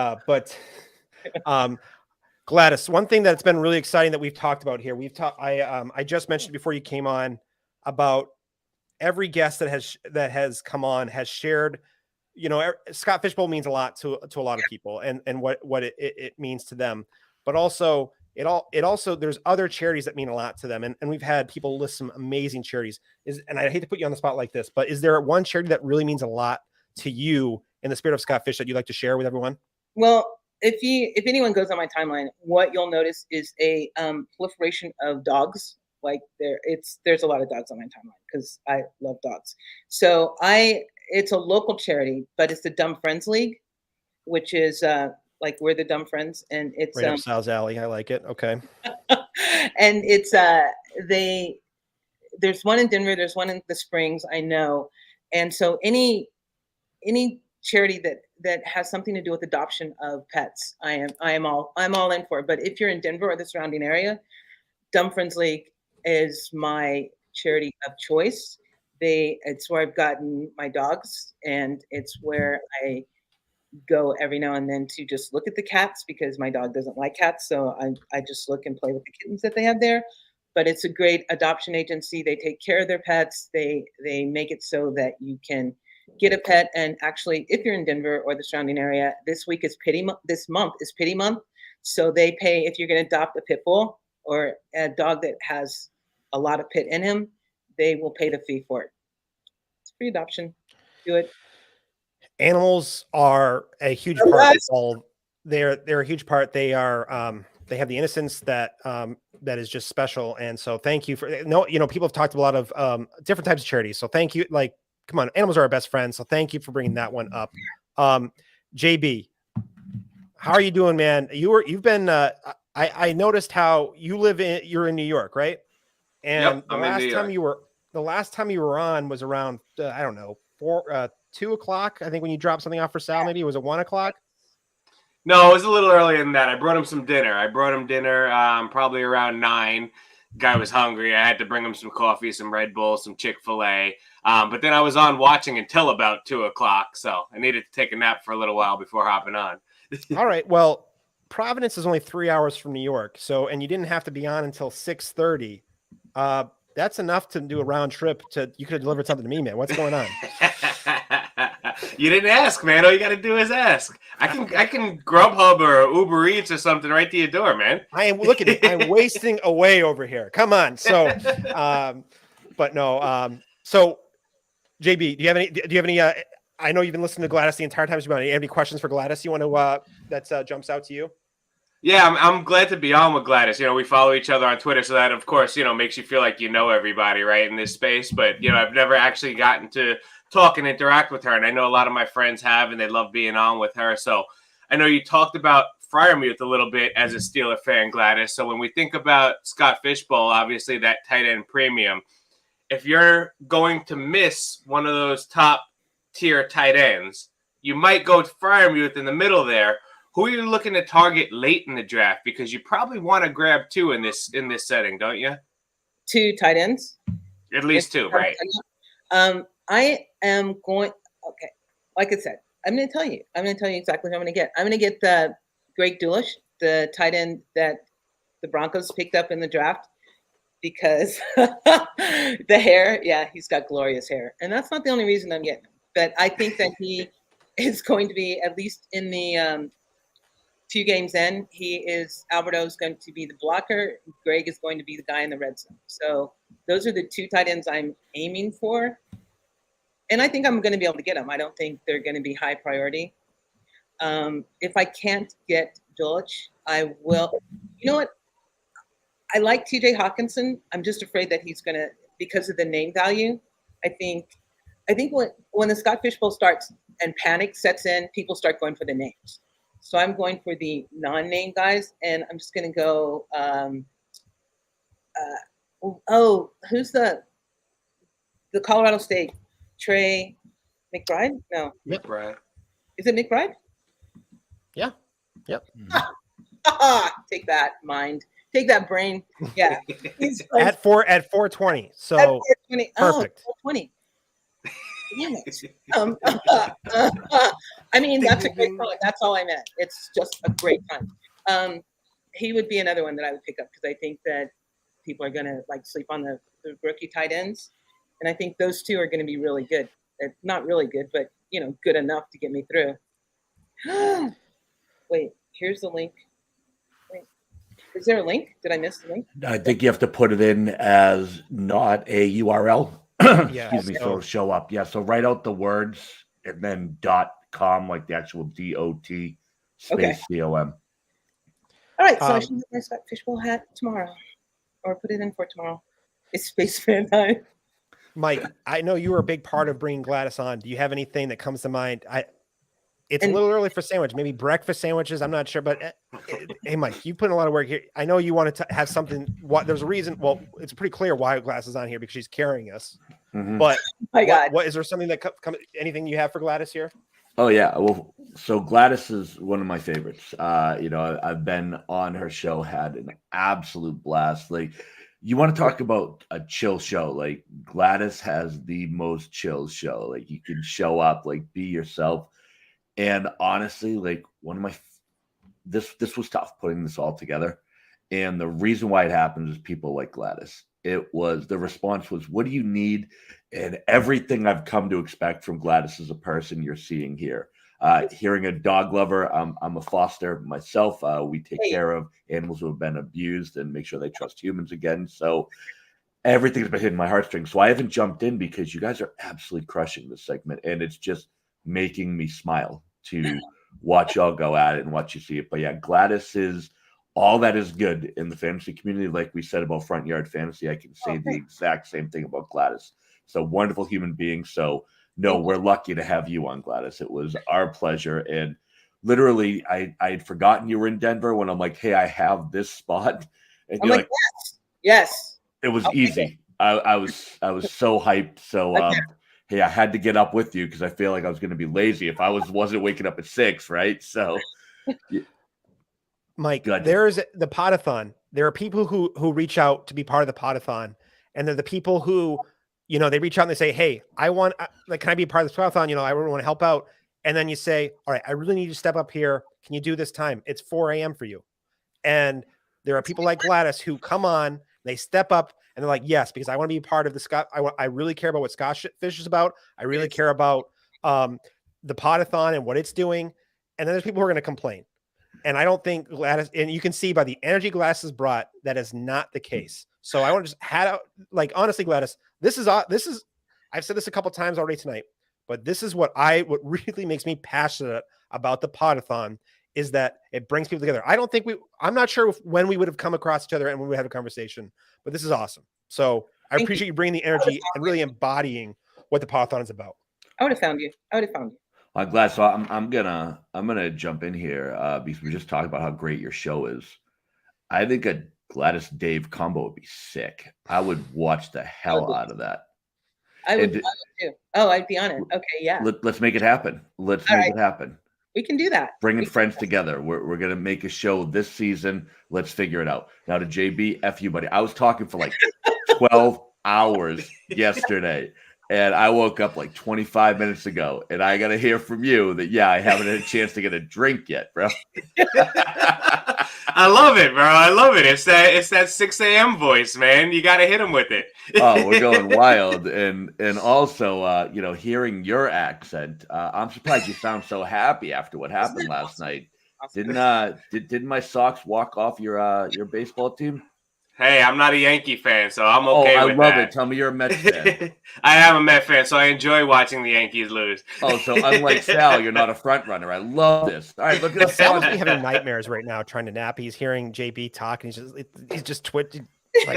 JB is everything a true New Yorker should be. He's got the accent. He cheers for the right team. Man, why do we even bring Sal on this show?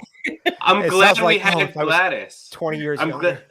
I'm glad we had Gladys and we had Herms because I was worried that, having all the great accents from across the pond on overnight, and then here comes me with my dopey New York accent and the poor viewers. But I'm glad, Gladys. Thank you for giving me a little bit of a buffer, bringing it back to the States and giving people something to be calm about. No, I bumped in between the two. Was it the 2 and the 2:45? And Matt, there's a guy, I don't know where he's from.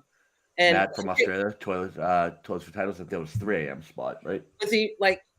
Oh wait, I'm going my time, so I don't know what time it was your time. Oh, I don't know what time it is your time. I don't do math. Yeah, I know. I carry the one. What the? But he was talking, and I couldn't understand a word he said, and I was like, I'm okay with that. It was like the greatest accent ever. I was like, I don't know what he's saying, but does it really matter? No, he's on the Scott Fishbowl. He's like across the pond. I would never get to talk to him. I would never get to hear this great accent. Just keep talking, baby. Just keep talking. So yeah, it's great. All the accents are great. The New York one, I'm particularly fond of the New York accents, and now I'm particularly fond of. I don't know if it's Ireland or it's cross pond. It's one of the ones cross pond. I don't know where it's from. Again, couldn't understand them. Don't care. Glass, we've got about 2 to 3 minutes here. I want to turn over to you. what are you passionate about? What do you want to share with everyone who's tuning in? Talk to us here. Close this segment out for us. Okay, I want to say one more time that go to Amazon. It's Amazon Prime anyway. In 3 more days. Doc's book. Injury Suck, but your fantasy team doesn't have to. Buy it on Amazon. 25% of those proceeds will go to Scott Fishbowl Fantasy Cares. You will get to know about injuries. So you're helping your fantasy team, you're helping charity, you're doing all of it. And it's like the best thing ever. Because now, you're helping yourself and you're helping someone else. And I don't know what could be better than that, unless you just want to help yourself, and then that's really bad. So go, Doc's book, Injury Suck, fantasy team doesn't have to. And then in an hour, I think at 7 East Coast time, see I split the East Coast time, Jeff and Ryan. 7:30 a.m. 7:30? Yeah, 1 hour from right now. Oh, from right now. 7:30 a.m. Come see Jeff and from the Going for Two.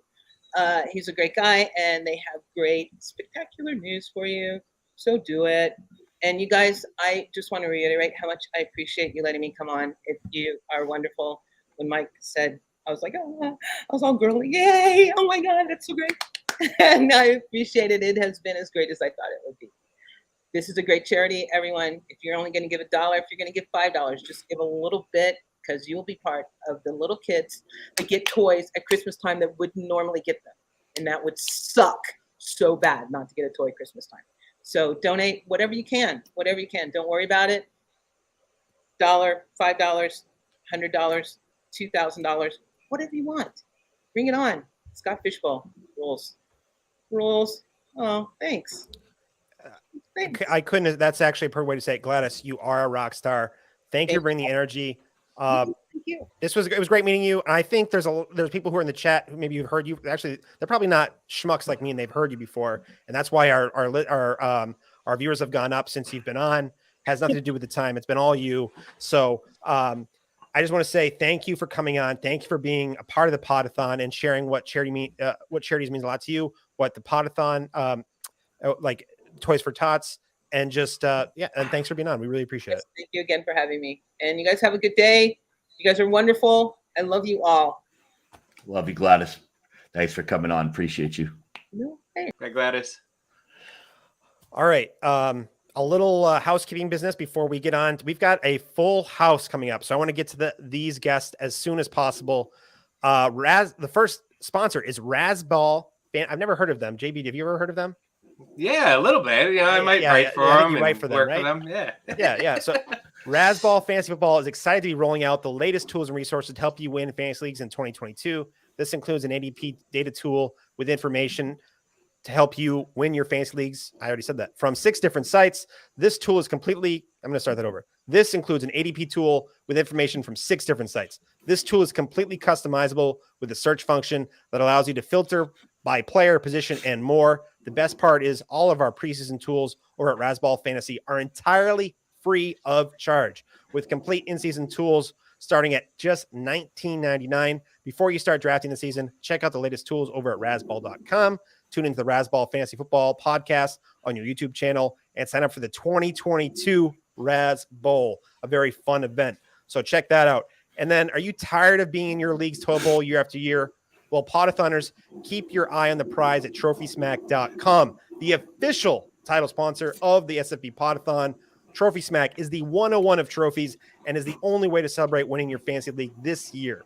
But it doesn't stop there at TrophySmack. They offer belts, rings, loser prizes, which John Arrington is coming up and knows all about that, draft boards, and more that are 100% customizable to your league. It's time you had your trophy, worthy of hours you spent combing over waiver wires, reading draft guides, and sweating your matchups. And it's only at TrophySmack.com. So I'll bring people in here. So JB is going to be on the show. Yep. Representing Razball. I'm going to bounce, Dave, because you have a whole gang coming up. So I'm going to go get something to drink and maybe shower. I love you guys. Absolutely crushing it, Dave. I've been killing the overnight hours. Every time I pop in, you are crushing it, my man. Love you. In case anybody doesn't know, and in case you haven't heard me say it, the Podathon does not happen without this guy. The hours he has put in, the time he has put in, Every live read you hear was written by Dave. Every sponsor was scheduled by Dave. Dave is literally the engine that makes the Podathon work. When you talk about the best things of the community, the Podathon is it, and Dave is the engine behind the scenes of the Podathon. And watching him do his thing, man, it's been a blast. I love you, brother. You've been crushing it. Mike, if you had any 5 more seconds, I would use my admin powers to kick you out of here. But thank you, man. I appreciate it. So I want to bring in someone that I have not talked to in person. I've talked to them in DMs a lot. They are actually one of the sharpest and one of the most successful people in fantasy. It's Brian Jester from Occupy Fantasy. Brian, welcome. And I also want to bring in from the SFB Avi Makers, Jordan Loop at Cantaloupe. Gentlemen, everyone, welcome to the Scott Fishbowl Podathon. Everyone's awake now. Everyone is awake for these guests. How are you guys doing? What's up, boys? How's it going? Good morning or good evening, I guess. Depends on how long you've been on here. But what's up? Doing great. Thanks for having me. And then, guys, it's a pleasure. SFB Avi Makers have been crushing it, helping us raise a lot of money for the Scott Fishbowl Fantasy Cares.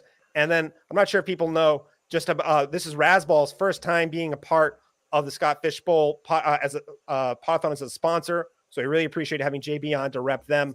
And then I just want to be, before I turn over and we want to talk about Scott Fishbowl, I just want to say that Brian Jester, this is his 3rd year supporting the Podathon. He's one of the original sponsors, and he didn't we were taking sponsors back then where we were just begging people, hey, can we have $25 to come and just so we can put your name and say you're sponsoring us to help us raise money. Brian reached out to him. He said, yeah, no problem. And he just stepped up and he's like, hey, no problem. And he's $300. No problem. Doesn't know us from what. And it's really helped us. This is his 3rd year. So Brian, I know it's early for you, but thank you for coming on, sir. No, I appreciate it as always. And, Dave, I think the sentiments were loud and clear right before I came on. Appreciate you doing all of this. I know that everyone does this in their own spare time and they do this for free, but it's a good cause. And I think it's rare in 2022 that literally every person can agree that this is a good cause that people should give money to and donate and support. So, just happy to be part of it. Well, really happy to have Occupy Fantasy on here. So, I'm going to start with SFE Avi Makers. Can we have an update here? How many more Avi Makers do we have to go here, Jordan? I think you've been crushing it. I've been pretty jealous of your skills here. I think I need to see what you've been doing, but tell us about the SFB Avi Makers. We've been giving away spots throughout the show, so there should be maybe some people checking in with you guys. Talk to us what you guys are doing over there. Awesome. Yeah. So SFB Avi Makers was started, I think, around SFB 8. So Clint Followell and Jake Anderson started that up. Just another way to raise money for Fantasy Cares. So we take the orders. You tell us your division, your handle, anything that specific you would like to have, and we try to accommodate as best as we can. So I think right now we've got 250-ish down, and we have about 150 to go still. So the orders are continuing to come in. So the last day for orders is going to be tomorrow. So first day of drafts. That will be the last day to order. So if you have not ordered yet, make sure that you get those in, and we are going to get those to you as fast as we possibly can. But yeah, we're having fun over there. Really liking the theme this year of the locations. It's been pretty cool to work with that and get out some cool designs. So hope you guys have enjoyed seeing those come across your timeline. It's what it does. When Loop says he tries to accommodate Dave, he's being really modest because Loop has been absolutely crushing his Avis. And if you follow his thread, and if you're not following him on Twitter, you're making a mistake already. But follow him on Twitter at Cantaloupe_FF and take a look at some of the work that he's put out there. He's been playing these, count how many fish I could put into an Avi game, and it's awesome. Like every time he puts one out, there's a hidden fish somewhere that it's just like, oh my God, how did you get a fish into that spot? Like, it's just been off the charts. So I'm not even exaggerating. You need to check out his work. It's top notch. It's phenomenal. And, not only is it raising money for our charities, but I think it also really gets people in the spirit because it really pumps them up and it gets them excited for the event. And I think that gets undersold, just what it does for the morale and just motivate people. Hey, this is what it takes to just get involved. Is I get to pay someone $20-$30 And not only do I get something in return, but I'm giving that money goes right to charity. They don't take any money off the top. So that's awesome. This is awesome. And I apologize for mispronouncing your name earlier. That I have a genetic thing from that comes down from the people up in northern Maine that we just don't know how to pronounce people who are from civilized areas. So I want to apologize for that. All right. I want to talk a little bit more about actual fantasy content here. We've been getting a little mushy gushy at times, loving it, but we've got some heavy hitters here on. I want to start first with Rasball, then we're going to go to Brian, and then I know Luke, you're also you're not just a pretty face with who's really good at designing stuff. So I was lost there for a second. I distracted. I looked in your eyes. That was a mistake. So JB, tell us a little bit what you guys are doing over at Rasball. So you just read it actually in the live read. We got some great tools out there now, and memberships start at $19.99, and we're giving all those tools away for free to anybody who signs up to be a member. So there's some really awesome tools over there that have been updated recently, and it's really a phenomenal, underrated site for all the tools that you need to win your fantasy league. Also become really active on social media. Bobby Lamarck is kind of taking the reins with that. Doing TikTok videos, doing the YouTube channel, short clips, short videos. And it's been awesome because it's small bite-sized fantasy bursts from Rasball. And we got a lot of great people over there. Loop actually does some IDP content for us over there also. So it's really, there's a lot of good stuff going on. And of course, the Rasball itself. Sign-ups are coming out. Invites are going out. So if you haven't signed up for it yet, make sure you sign up for it. Another great industry league that everybody seems to have a lot of fun with. I am actually disappointed. I am kind of a sucker. I have not been part of the Rasball. I hear about it all the time. I'm gonna remedy that this year. I am going to write it down, and I'm going to make sure I sign up because, I'm tired of making a fool of myself in the Scott Fish Bowl, and I need to go to a different venue to try to flex on some people. So thank you, JB. Excited. I know we're going to come back to you in a second here, but I don't think people realize, well, actually, I bet people do because I'm not much of a DFS guy, but what Brian has done in DFS, you're a Millie maker, right, Brian? Yeah. 2019. Yep. You won the Millie. You are, and not only, you're not just a one-time flash in the pan guy. You have a process that consistently, you consistently repeat your results, and you share results that also help people over at Occupy Fantasy to be successful. And, dude, I know you're legit. Like you are a blue chip, a sharp guy. When you hear a lot of vanilla DFS stuff out there, and I'm sure Brian, like you're probably in the space, a lot of stuff is vanilla out here, and you to come on at 6 a.m. or 6:30 and to schmuck it up with us early on. We really appreciate you, especially after being a sponsor. So I just want to say, you're going to give I'm going to make sure I'm going to flex some of my little to no power, and you're going to have a primetime slot next year, man. But I just want to say thank you for coming on and talk to us about Occupy. Yeah, appreciate it, man. No, I mean, my terrible PGA DFS lineups aren't going to watch themselves at 6:30 in the morning, so I figured I'd get up and watch those too. So, yeah, but Occupy Fantasy, I started it a few years ago, and we have a great group over there. And basically, what it comes down to, there's so many smart people who play fantasy football, right, and other fantasy sports. And believe me, a lot of the people that have been on this show over the past 24 hours probably know about fantasy football more than I do, especially season long.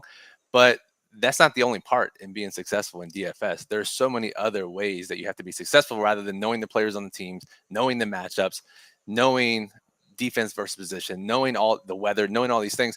You have to know how to build lineups the right way. You have to know which contest to enter them into, and you have to know risk reward, because you're not going to win $1 million or you're not going to win a big tournament just by knowing the players or just by knowing the proper things about fantasy.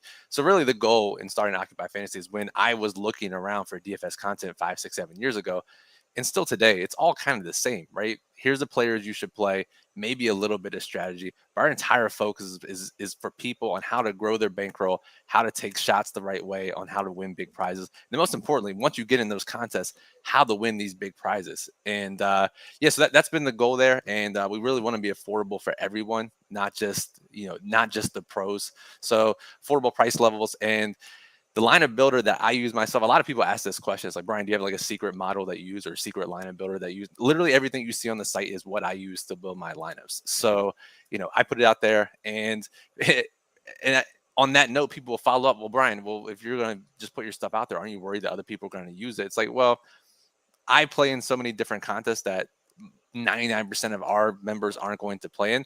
And two, there's still that process that I have that people aren't going to be able to replicate. So there's the lot to it, but we're trying to give people the tools to be successful in DFS.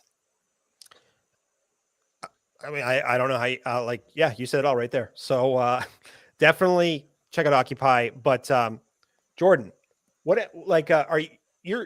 can you for people who know you as the graphics guy, can you talk a little bit what else what are you doing on Twitter? Are you just I love what your profile says. You're not a fantasy analyst, you just play one on Twitter. Talk to us about what you're doing in the fantasy industry, my friend.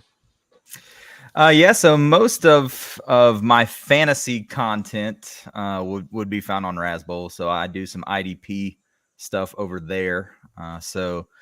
That's kind of my forte. The very first Dynasty league that I was ever in was a 32 team full IDP salary cap league. So that was how I cut my teeth in Dynasty there. So used some of that knowledge that I've been in there for that league for about 6 years now. So using some of that knowledge, you have to know the deepest of the deep players there for IDP. So trying to share a little bit of that knowledge over on Razzbowl. So that's really where you can find my written content. Other than that, Fantasy Besties podcast that we going to get started back up hopefully here pretty soon with JB, Kevin Tompkins, Coop A Fiasco, Andrew Cooper, and Lindelian. So we do that podcast weekly, hoping to get that started back up. So that is a great crew. It's funny because you see your stuff all the place. I was like, what? I could not place who was on when I saw Fantasy Besties, and that's Lindell. That's right. That's the crew. So all right. So Dave, this is what's fun fact. Fantasy Besties was born out of Scott Fishbowl. So I did see that. I did know that. That's right. So this is another reason. We were all in the same group chat. We were all in the same pick chat. And we found that the 5 of us were talking so much that it was probably annoying to the rest of the group. And we were just having these conversations among the 5 of us. We ended up taking it into a private chat. And we were like, well, we enjoy talking to each other so much. Let's talk to each other on camera and turn this thing into a podcast. And we did. And honestly, Dave, you just said it. What a great group of people that I get to talk football with. And we have so much fun on there that, even if we're only giving mediocre takes half the time, we're having so much fun and it's entertaining. So I'm excited to get that kicking again. It is a great group of friends. And so that's a perfect segue about what Scott Fishbowl is about. I'll say, JB, how this is your 3rd year playing? Second year? 3rd year. So what's what division are you in? What pick do you have? And just sprinkle a little bit. What's your plan on early on your draft? So I have the 6th pick, and I'm in the Kuala Lumpur, Malaysia division, which I still think I'm the only one in. Maybe I have one more person in it right now. So I'm guessing that's going to fill up today because we're kind of running out of time. But I chose that division because there was only a New York City division, and I'm out in Long Island. So I don't really associate myself with the city folk. I'm kind of out here on my own little island. Plus, it filled up pretty quickly. So Malaysia is where my grandfather was from. And I went to visit there about 15 years ago, and it was really a beautiful place. Kuala Lumpur is the capital of Malaysia. It's gorgeous. I talk about it as if it's like a clean, beautiful New York City. It's actually like no garbage on the floor and no homeless sleeping on the floor. But so I chose that division, figuring I'll pay homage to my lineage there. My strategy early is probably to go quarterback, Dave, because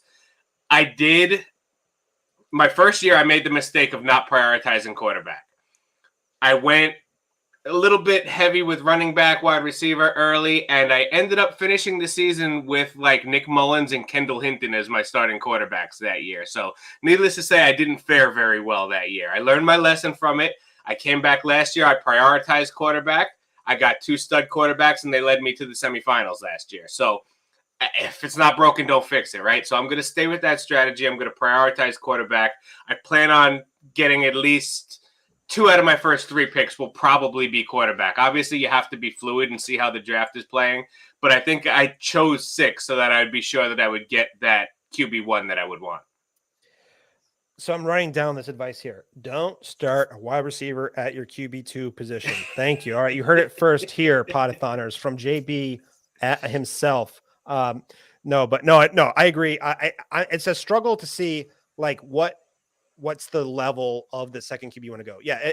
I don't mind going Dak Prescott and Russell Wilson, but like, am I going to go as far down as, do I want 2 as my, like, am I comfortable with 2 as my like, and how high am I willing to take to it? And I think that's the interesting part of QB. Now, Brian, were you able to get in this year, sir? I am, and I'm pretty nervous because I haven't really touched much season-long stuff. So I got about an hour blocked off later today where I'm going to dive in, and because the Scott Fish Bowl is so different than other fantasy leagues, so got a pretty good basis. And I've been doing a lot of studies for NFL for this upcoming year, but that's DFS related. So yeah, I'm excited to be in. I was in a few years ago in the Scott Fish Bowl, but took a few years off, but now I'm back in. So I'm excited to get at it and yeah, just not make a fool of myself. Easier said than done from my experience anyway. No. So what pick are you, or and what division are you in? Let's see. I am in the Arlington division, I think, and I have the 11 pick. So yeah, pretty interesting. I was looking at some mock drafts, and I was looking at some other stuff, and yeah, it's like you guys said. I mean, we've all played fantasy football for super long. It's all about adapting to the draft. And then the thing about the 11th spot at the end of these drafts is, especially in this scoring format, they're going to be crazy runs. And if you go 20 something picks in between draft picks and you see a run happen in front of you, and that's how you end up starting Kendall Hinton at quarterback. So yeah, it's going to, I think you got to be ahead of those runs. So I'm going to be trying not to be stuck starting those types of guys on any given week. So at 10, I also am at the edge there, and I think there is an advantage there to you can kind of control a little bit what's happened as far as those runs. So I like it. Jordan, what pick are you? Yeah, and what are you thinking there at your pick there, and what division are you in? Yeah, so I am in the Pawnee, Indiana division. Oh, that's obvious. Now that I look at your Avi, that makes a lot of sense. Yeah, so my Avi, you can see, is a Scott/Ron Swanson mashup that I did there. So that's my Avi. But so Pawnee division, I'm picking from the 7th spot. So kind of what Brian was talking about there with the runs. I picked the middle of the draft to try to avoid those. I don't like going for long stretches without having a pick.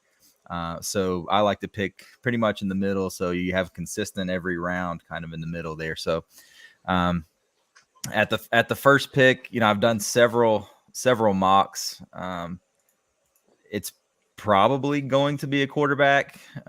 If any of my division mates have looked into my history, this is my 3rd year. So my first pick in the first 2 times that I've been in the Scott Fish Bowl have been Lamar Jackson both years. So I had the 2 spot coming off the MVP season, took him at the 2 spot. And then last year I was in the 7th spot as well and got him there. So we'll see if we can make it 3 for 3 with Lamar Jackson. If somebody grabs him ahead of me, then got a few other quarterbacks. But if, I'm not opposed to taking the first running back off the board, or maybe even the first tight end off the board, if that's how the board falls. So you got to remain fluid. Got to remain fluid in this thing and not get locked into, I'm going to take this position this round, because every draft is going to be different. So you have to play it by ear.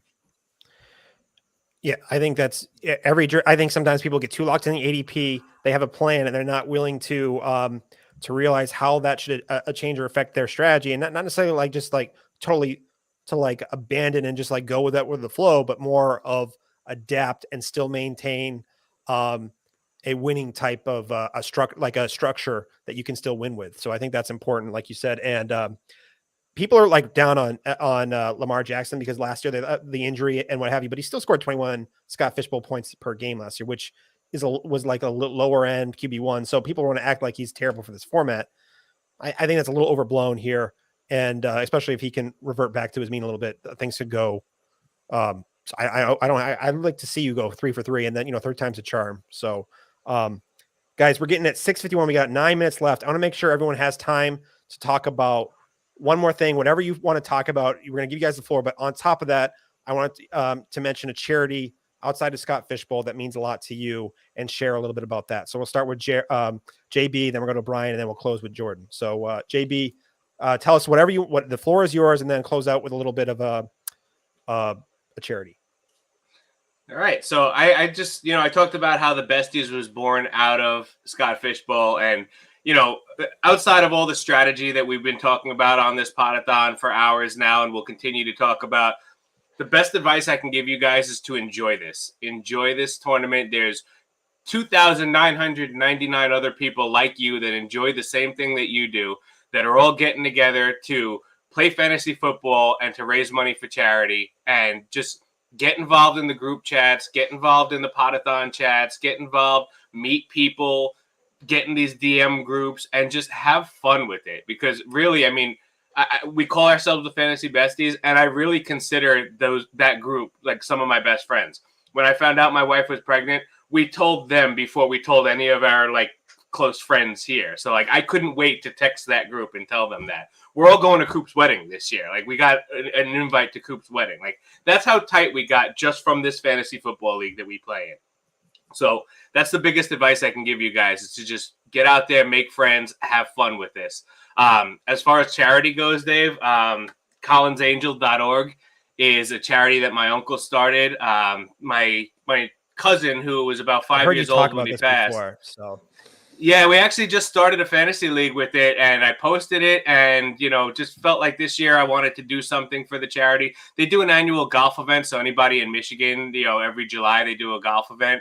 But he died of viral myocarditis, which was a virus that damaged his heart, and it unfortunately took him way too soon. So my uncle started this charity. He does the golf event. He has the website up, so it's collinsangels.org. It really is. It's a great cause, and it's it's close to me because it's my family. So I did this charity league this year. I posted it, and I asked anybody who was interested. And within an hour, I had a 16-team league full. That's I was overwhelmed with the support that I got from this community. So that's a charity, and I've always been Alzheimer's Association, and I kind of alternate between the two when I'm raising funds. So those are my two charities. You said it all. So I'm not going to parrot what you said, but yeah, thanks for sharing, GB, and thanks for being on too. Brian, whatever's on your mind, and also to a charity that's really important to you as well.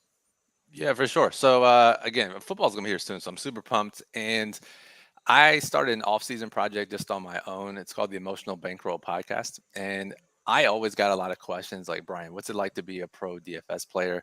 What's it like to gamble at a high level? Because I was at a party a couple of weeks ago even, and some guy was like, I would love to do what you do. And I was like, yeah, on the surface, I think a lot of people would like to just play fantasy football for a living or play fantasy sports for a living. But this podcast dives into the mental side of things and the lifestyle side of things. So we talk about financial swings. We talk about what it's like to not be able to talk about the highs and lows with just your normal friends and family.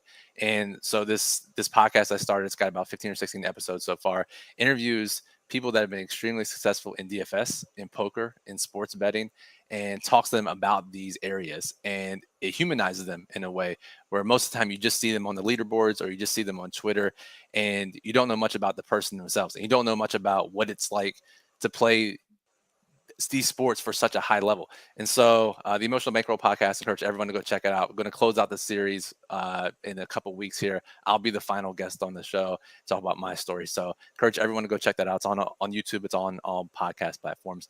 And then not necessarily one particular charity in mind. I guess you could go with the Equal Justice Initiative, but criminal justice reform is something that I'm very passionate about. I finished with a criminal justice degree at the University of Maryland. And I have one as well.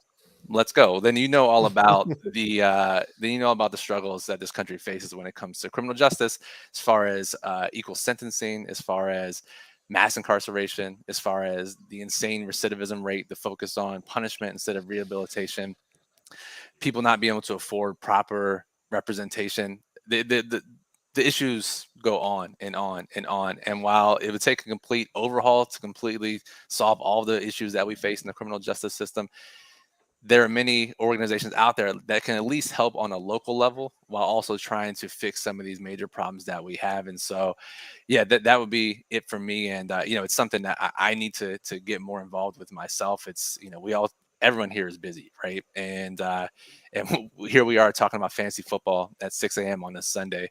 And, the privilege isn't lost on me. So I do want to, personally try to get more involved, at least at the local level if I can. And if anyone can spare an extra dollar or two, it does go a long way in helping people that aren't as privileged as we are. And, it's criminal justice reform isn't just a news cycle. It's something that you can always do. And you can start at the local level. People want to say like you can donate to these big causes, but there's nothing more than you can do as far at your local level. You'd be surprised the organization, the grassroots, and what they can do. So Brian, really appreciate you bringing that up, and I've really enjoyed having you on. So really thank you for coming on, man, and talking DFS, which we haven't had a lot of talk on today, and also being a sponsor. So I want to say thank you. Appreciate it. Jordan, take us away. Whatever's on your mind, and also to a charity that really means a lot to you. Absolutely. So I'll echo a lot of what JB said. Soak in this entire experience. Get fully immersed in Scott Fishbowl over the next few days here while drafts are going on. Get in that division chat. Get in your pick chat. None of us are guaranteed to be in SFB 13. So this could be all of our last chance to do this. So really soak it in, enjoy it, have fun, draft the players that you want to draft. Spoiler alert, you're probably not going to win this thing. So have fun with it. If you do win, that's icing on the cake, but just make sure that you're having fun. As far as charity, one that I always kind of default to is St. Jude's Children's Hospital. As a father of two daughters, you hope that you're never in the situation where you would need to utilize that. But, it's nice to know that there's an organization out there. If you ever are in that situation, that would be an option for parents to have a place to stay, have everything fully covered financially, that you can focus solely on the care of your child, because that's ultimately what they need at that time is fully focused on getting them better. So that's something that I always default to when I'm looking to donate to charity. So. Guys, each one of you deserved a spot on here by yourself. You guys have a lot to bring to the Podathon. You have a lot to bring to Scott Fishbowl. You have a lot to bring to the space. So I really appreciate you sharing your time at such an early time in the morning. So guys, really appreciate, it means a lot to me that you guys came on. It means a lot that Razzbowl and Occupy Fantasy are giving to the Podathon, guys. Like, to me personally, I really just want to say thank you for coming on. And I hope you enjoy the rest of your Scott Fishbowl experience and the rest of the Podathon. Dave, I got to say thank you, man. Just being on as a guest. I was live in studio with Sal last year for a little bit, but having a time slot, being able to bring Loop on with me and share the space with Brian, like, I feel like I'm just going to get rich by being in Brian's space. But I really appreciate the opportunity of being on with you, man, being able to host with Sal for a couple hours yesterday. So I'm hoping maybe I'm auditioning to, get a little guest host spot next year also. But I really appreciate everything that you guys do behind the scenes and on the scene. And guys, we'd be remiss to say down at the bottom, scrolling this whole time, scottfishbowl.com/give. We need to get on that link. It's a little confusing for people. I sent it out yesterday and they were like, oh, it brought me to a League Safe page. That's the way that it's been organized this year, so don't get confused by it. Hit that link right there. Donate if you can, and that's what this is all about, helping the kids. Thank you, Dave. Thank you, guys. And thanks a lot, guys. It was a lot of fun. Appreciate it, fellas. Thanks, Dave.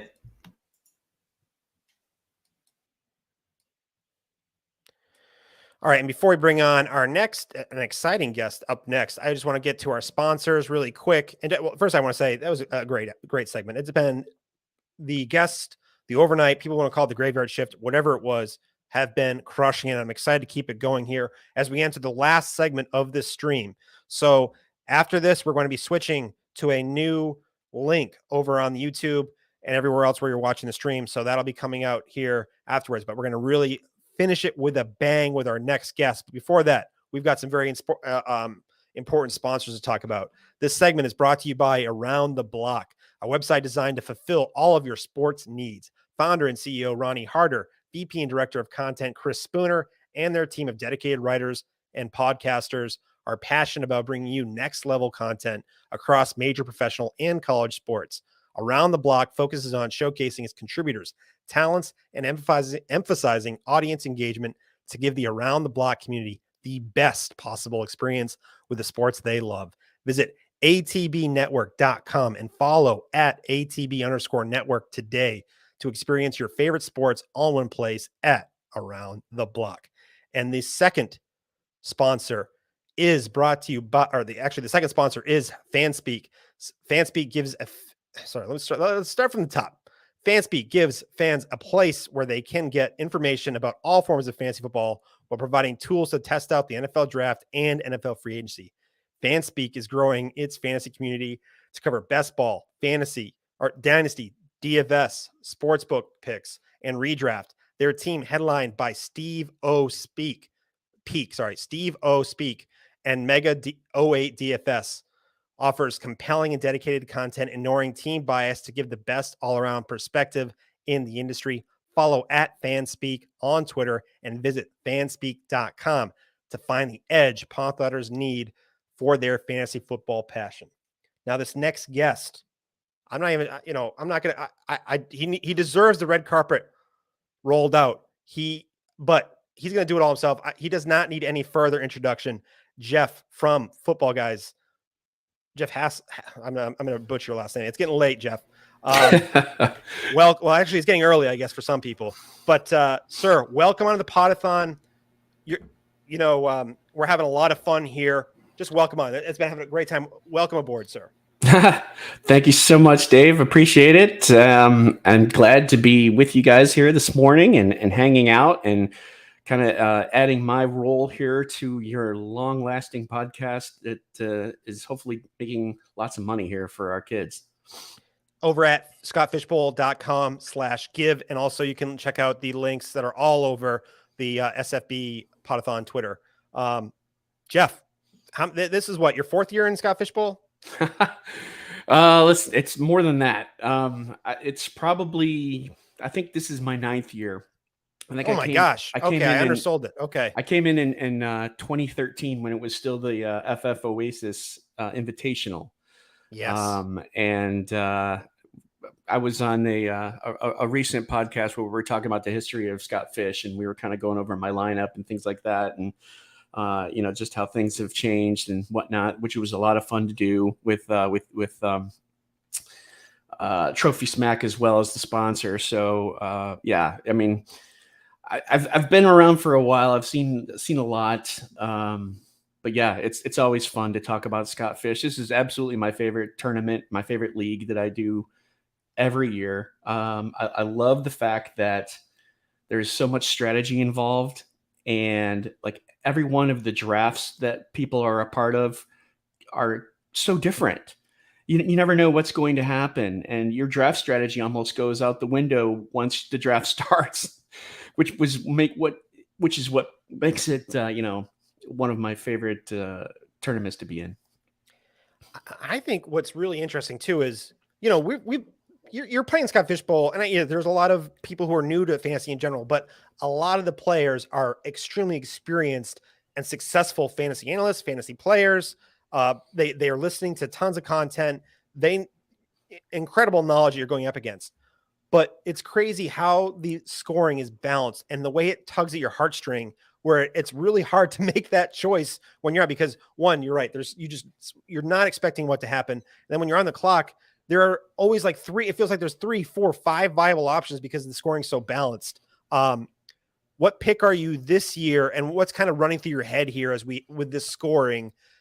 Feel free to tell everyone your first 10 picks you have planned, whatever, whatever have you here. But yeah, tell us a little bit about this year for you. So this year I am pick number 11. Last year I was pick number 11 as well. And I like how I started last year. I made some boneheaded picks last year, but I started strong. But I like 11 because of the third round reversal, where you can have, you have pick 1, 11, then you have pick 2, 2, and then you have pick 3, 2. So you're able to get 3 guys within, what is that? was that 36 picks or something like that? I don't. You know, I have a spreadsheet that does all my math for me. So people want to say, "Oh, you're smart." No, it's the computer does it for me, folks. So yeah, no, you're right though. 36 picks. The third round reversal is it kind of came on maybe what this is. I think is this the second year of doing that in Scott Fishbowl? Second year. Yep. Pretty sure. And it's let's talk about a change in strategy. You know, I used to think, oh, maybe like pick 3 or 4 might be pretty decent. I can still get a good quarterback, but you know, turn around and then get the next closest best running back or receiver in the second round or whatever. Well, putting the third round reversal into there really kind of makes you slide more to the end of the draft. I think is more of the opportune spot. Like I think people have said that slot 9 or slot 10 is pretty good. I kind of like slot 11. Last year I started with, let's see, I started with Derrick Henry, and then I went to Jonathan Taylor, and then I came back around and was looking for a quarterback, someone who, you know, hasn't quite made their stamp yet in the league, but definitely has an opportunity to. So you got guys like Matthew Stafford was available then, Joe Burrow was available then, and I took Burrow. So I started with Henry, Jonathan Taylor, and Burrow. I mean, that's a great start. Those options aren't available this year, which is great. No. Like you can't do that this year. There really isn't that 3.02 quarterback that I think can make a difference. Now there might be a guy, but this guy's been falling pretty, or not falling. He's been he's moving up the ranks, and that's Kirk Cousins. He's someone that I'm targeting at that 3.2, but I have a feeling he's not going to be there. A lot of people are starting to turn on to him, and he's going to like the mid second or the early second even, I've seen. So yeah, it's going to be interesting to see what type of players are available. Do I go quarterback to start the draft? Or do I take a potential stud receiver than Justin Jefferson or Cooper Kupp at the end of the first? At some point, I got to get quarterback, and at some point, I got to get 2 quarterbacks. So, you know, it's a like I said before, it's a fun strategy, and you don't know what's going to happen or who's going to be available. Well, you might be surprised completely. I think that's just kind of just how you summed it. I don't want to just parrot off what you said, but you just summed it up perfectly. And picking at the turn. So I'm at 10 and you're at 11. Mm-hmm. My struggle at 10 is I think I'm going to have a very good shot of having CMC or one of those stud RBs to choose from at 10, or maybe a tight end. I'm giving away my strategy here, but no, I don't think I'm going to go tight end at 10, but having that choice of CMC or a quarter, like one of like a Dak or a Russell Wilson, is really tough for me, because what if, say I go CMC, which I think has, you know, he has 101, where he could be drafted at 101 next year, in formats, because if he smashes. But then what happens when I have someone like you or someone at 12 who double taps quarterback, and then I have to make that, then I am stuck waiting back at 3. And if I'm just, you know, then it feels like you're chasing quarterback for the rest of the draft. It's a chess game, Dave. It so is. That's why I love it so much. But yes, you're absolutely right. So it's kind of like, well, what's the right decision? You don't really know what the right decision is. You kind of have to just make a decision, go with it, and once you've made that decision, you're in. I mean, you might be able to change your strategy a little bit, right? But you know, as far as the early round preparation. I mean, it just depends on what you want, and go for the players that you want, and don't necessarily think that they're going to make it back around to you, especially on the turn, right? So it's what makes it so much fun. And you know, there are some people who want to go, you know, the zero RB zealots. I'm not just saying that in a negative connotation. Just the people who are hardcore zero RB, they're going wide receiver, or tight end, or quarterback early, and waiting on running backs. Or you have people who are. But mostly you're going to have people who are fading the wide receiver position early just because of how the quarterbacks are and how the running backs are and the tight ends are. But when you get to those mid rounds, wide receiver, you know, first off, there's a lot of focus being taken in on the top players. When they're, honestly, if you think about what we can control, which is, you know, you can't control injuries, you can't control a lot of different things. Early on, are you really making that much of a change between Justin Herbert and Patrick Mahomes? Yeah, I mean, I have a strong preference, but can you make a wrong decision there? Whereas in the middle of the drafts is where you can really solidify your chance to compete. And at the end, 100% as you round out your structure, I think those are we're not focusing on those enough. And so as we move off of the early round strategies, which we've talked a lot about today, what are you kind of thinking in those middle rounds? You said one, I really like, you said, don't let your guys fall. If you feel like you need to take it, like, I'm going to wait one more. No, get your guy. But besides that, what are you kind of thinking in the mid rounds? Well, in the mid rounds, let's just say, let's focus right now maybe on like round 11 and further. I tend to think that ADP is not a concern after round 11. Because you want to target, at this point, you're at like your wide receiver 4s and 5s and 6s, your running backs 5 and 6 and such, right? So you want to target guys who are players on good offenses. You know, this could be like your Robbie Anderson, who had, what did he have? 34 catches, I think, in the last 10 weeks of the season. That's not too bad. I mean, you'd take that as a potential guy to step in as a potential guy who can make your roster. What else? Players who have had 70 receptions, either last year or in the past. You know, don't forget about these types of guys like Jacoby Myers. Christian Kirk is a guy who's kind of coming along strong, right? And has a good opportunity for him. Marvin Jones, Devontae Parker is another name out there. Like Devontae Parker. Yeah. So some of these names you'd think, oh man, I don't know. And you look at your ADP, it's a little bit lower, perhaps. Don't worry about ADP after, say, like round 11, and get the guys that you want, and get guys that are on good offenses that if an injury happens or something like that, you know, they could turn into a starter for you. What else? So yeah, target players on good offenses. That's something that I always think of. Are you a week 17 bro? Like, are you like one of the week 17 zealots?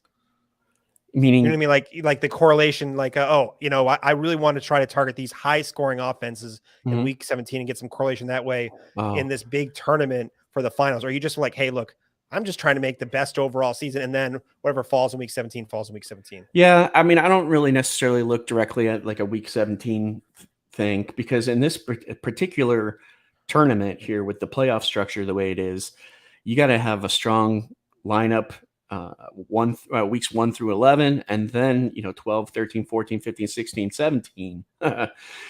So you just have to hope that you have your horses and that they will contribute. And at least this year, you don't necessarily have to have a super week 14 to advance or a super week 15 to advance. If you have a strong team in the season, that's going to help you with your playoff advancement, which is kind of cool. I like that addition that he has, and it's kind of it's almost like rewarding like victory points throughout the season. Yeah.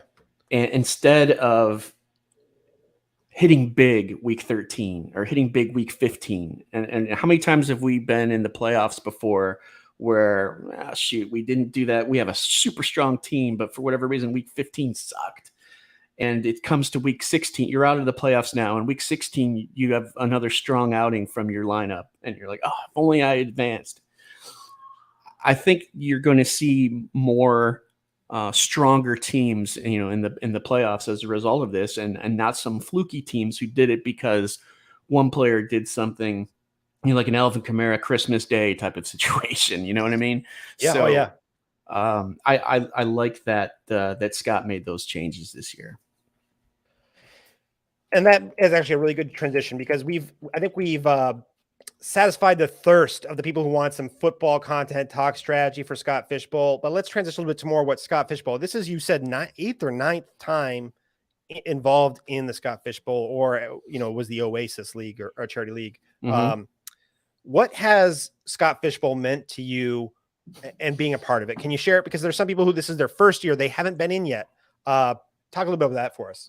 So if this is your first year and you're immersed into everything, and first of all, I think we should say that there's a lot of strong, talented, really knowledgeable people who are not necessarily content creators, right? They're We might think of them as people who are lurking in the social media world, who tend to do their own work and their own databases and their own research and things like that. We don't really necessarily know them by name, but they're there and they're strong, and they absolutely deserve to be in this tournament, as a pro-am, and kind of state their claim. You're like, hey, I'm in here. This is what I did. I won my division.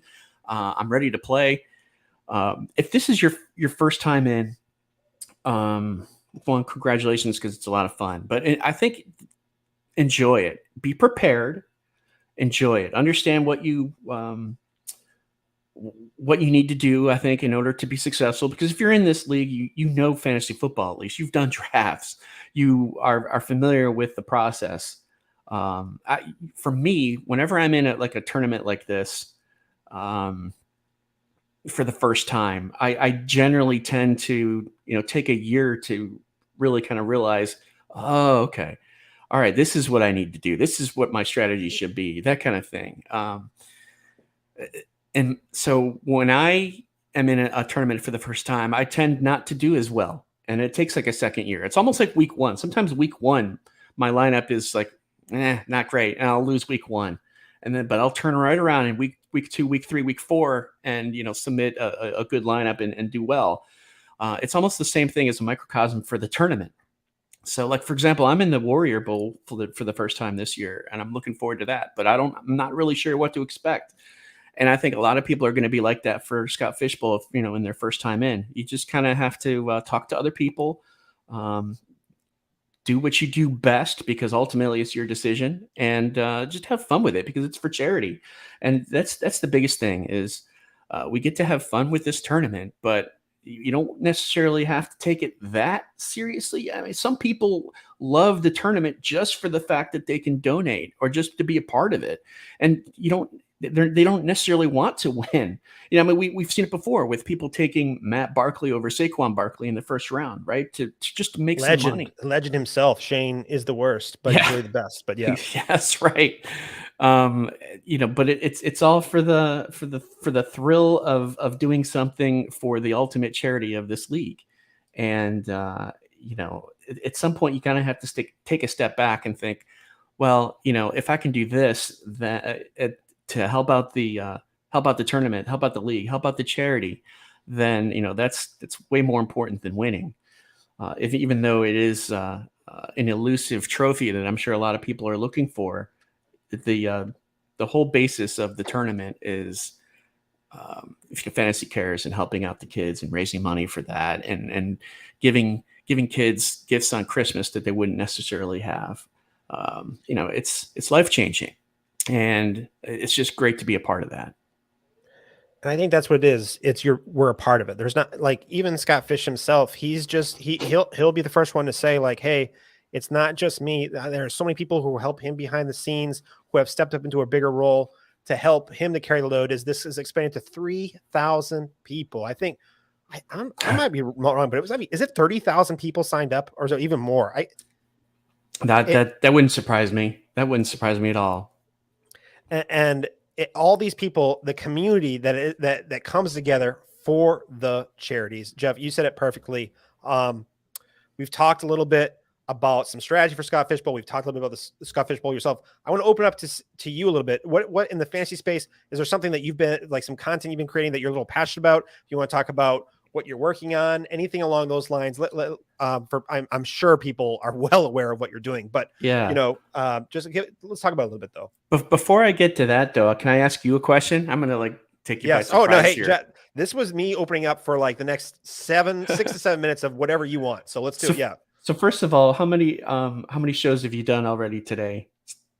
I have. Or is it too many to count? No, I've been awake since 5 a.m. yesterday. I went for a run with my son at 5 a.m. yesterday, or 5:30. I'm fibbing now. 5:30. I went for a run, and so I've been up since then. So let me ask you this: you've talked to a lot of people, I'm sure. What if you could maybe take 3 things that you've learned talking to people, either about this tournament or about life in general, whatever. What 3 things have you learned in this whole experience? I'm just kind of curious. something that I've tried to do overnight. The overnight crowd. So I've been doing it since 3 a.m. and the overnight crowd's a little bit different. It's a very hardcore part of the chat that are just avid people in the chat. And it's just, it's people from the UK. It's just people, and some smaller shows that are getting their first chance here. And I think one thing, we're talking about charities, we're talking about a lot of different things, but what the Podathon itself is kind of built on is it's not just about big names. If people from football, guys like yourself, or people from ESPN like Matthew Berry or Ryan McDowell from DLF. It's about the people who are just getting their shot in the fantasy industry and getting just someone listen to a name, someone to hear a sponsor's live read. And they're like, hey, that sounds like something I'm interesting. I've been hearing them. Hey, they're a sponsor. I want to go check it out. So just like it gives a platform where sometimes on Twitter, there are some of the smartest people out there, the sharpest people. You talked about some of the sharpest players aren't the analysts. They're the quote unquote fans, Absolutely. And some of the people, some of the smartest people had under 300 followers this time last year. And now they're like a Cooterdoodle 2 years ago, like one of the most fun people in this industry had 200 followers. And then, and that's one thing. And the second thing is I've made a very, something that I'm passionate about is charities and how what the charity, like we've talked about already. I've asked people about what charities mean to them and what their charities are. And we've had people talk about orphanages in Johannesburg for domestic violence survivors, for infants, certain medical conditions for infants that have like a 50% survival rate that hit home close to people. The Chadwick Bellman Foundation, the UK Fantasy Collective, the Mind Charity, one of the people from 5 Yard Rush, the Breast Cancer Now organization. His wife was diagnosed with breast cancer 6 months ago. She's doing very well, but just what that means to him and the tools that they provided him. And last hour, talking about the Equal Justice Initiative, JB had someone who was very important to him, who passed away, and just the charity that trying to raise money for him because he passed too soon. And just hearing all of these charities and how each person is affected and just what makes them tick and what this charity means to them has really been moving to me, because the Podathon has had a very special impact on me. And just hearing the charities that have had a special impact on them has been special. So I actually am going to count that as 2 and 3. So those are my 2 and 3 answers, because it really was that special. So I appreciate you asking, because I was not 2 days ago. I was not planning on being the host. So I was not planning. This is I like to be behind the scenes. I like to handle the sponsors. I like to put all my work into doing the live reads and stuff along that, and just enjoy the Podathon because I really care about it. And it's been awesome to interact with people on air. Jeff, I'm not sure when we would have had a chance to talk face to face. I'm having a great time. I'm having a blast. So I'd like to hear kind of what else has kind of been on your mind before we get to one of charity that means to you. So something that's on your mind in the fantasy space, and then a charity.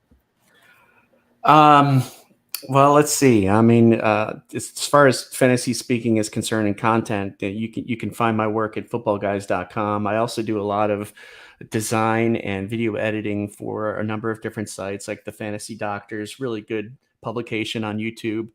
4 for 4, as well as Champions Round. So I'm very busy doing things in and around the fantasy circle, whether that's content or whether that's designing things. And one thing that I was able to do here for Scott was, I was the one who designed the road sign for the Scott Fish Bowl 12 official logo, I guess, if you want to call it that, for the different cities that you've seen. And we all know that Scott hates pickles. This is like a known fact. So what's better to do than, kind of exploit that, but create a t-shirt around pickles and Scott Fish Bowl. So I created one of those, and we've gotten some pretty good sales on those so far. If you're interested in one, you can go to my Twitter. It's my pinned tweet. If you're interested in purchasing one, you can.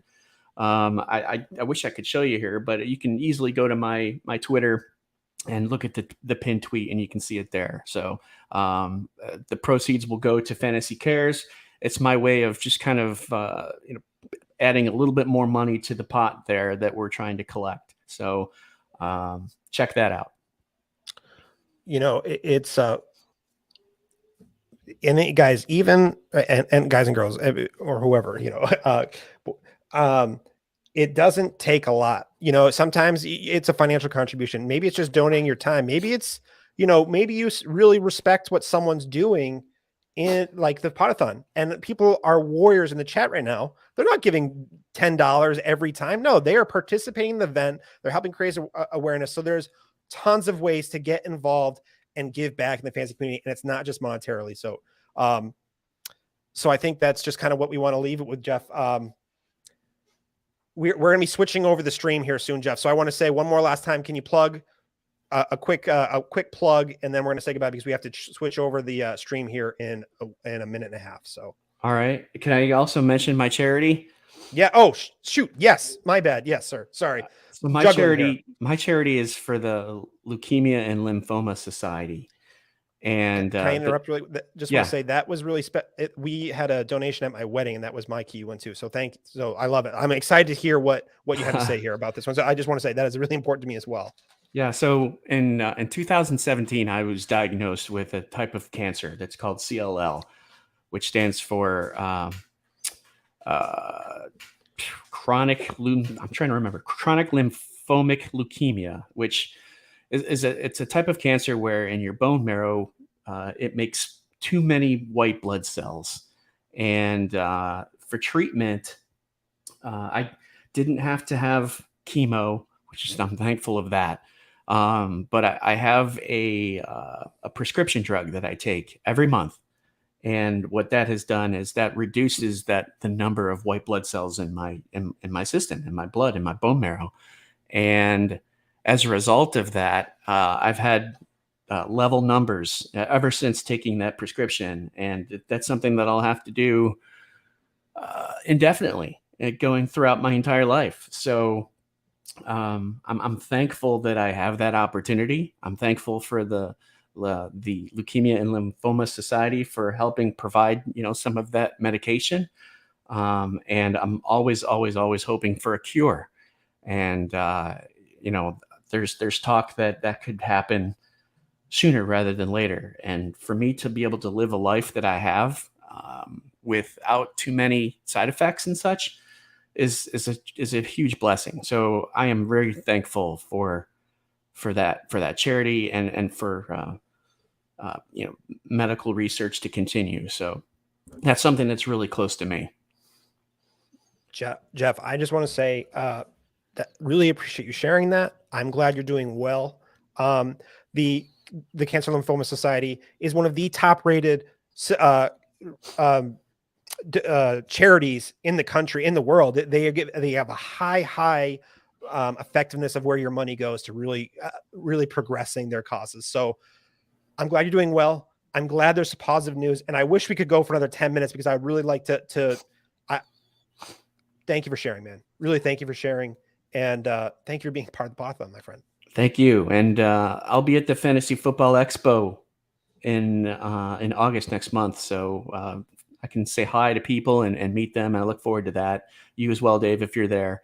But until then, maybe we meet some other time. So I appreciate coming on and being a part of this. Jeff, thank you, sir. Thank you. It was nice talking to you. You too, guys. We have to do a quick transition over to the next stream. So ending it here, and we're going to be launching a new stream rapidly. So I'll see you guys all over in the same link. Jeff, thank you. Thanks.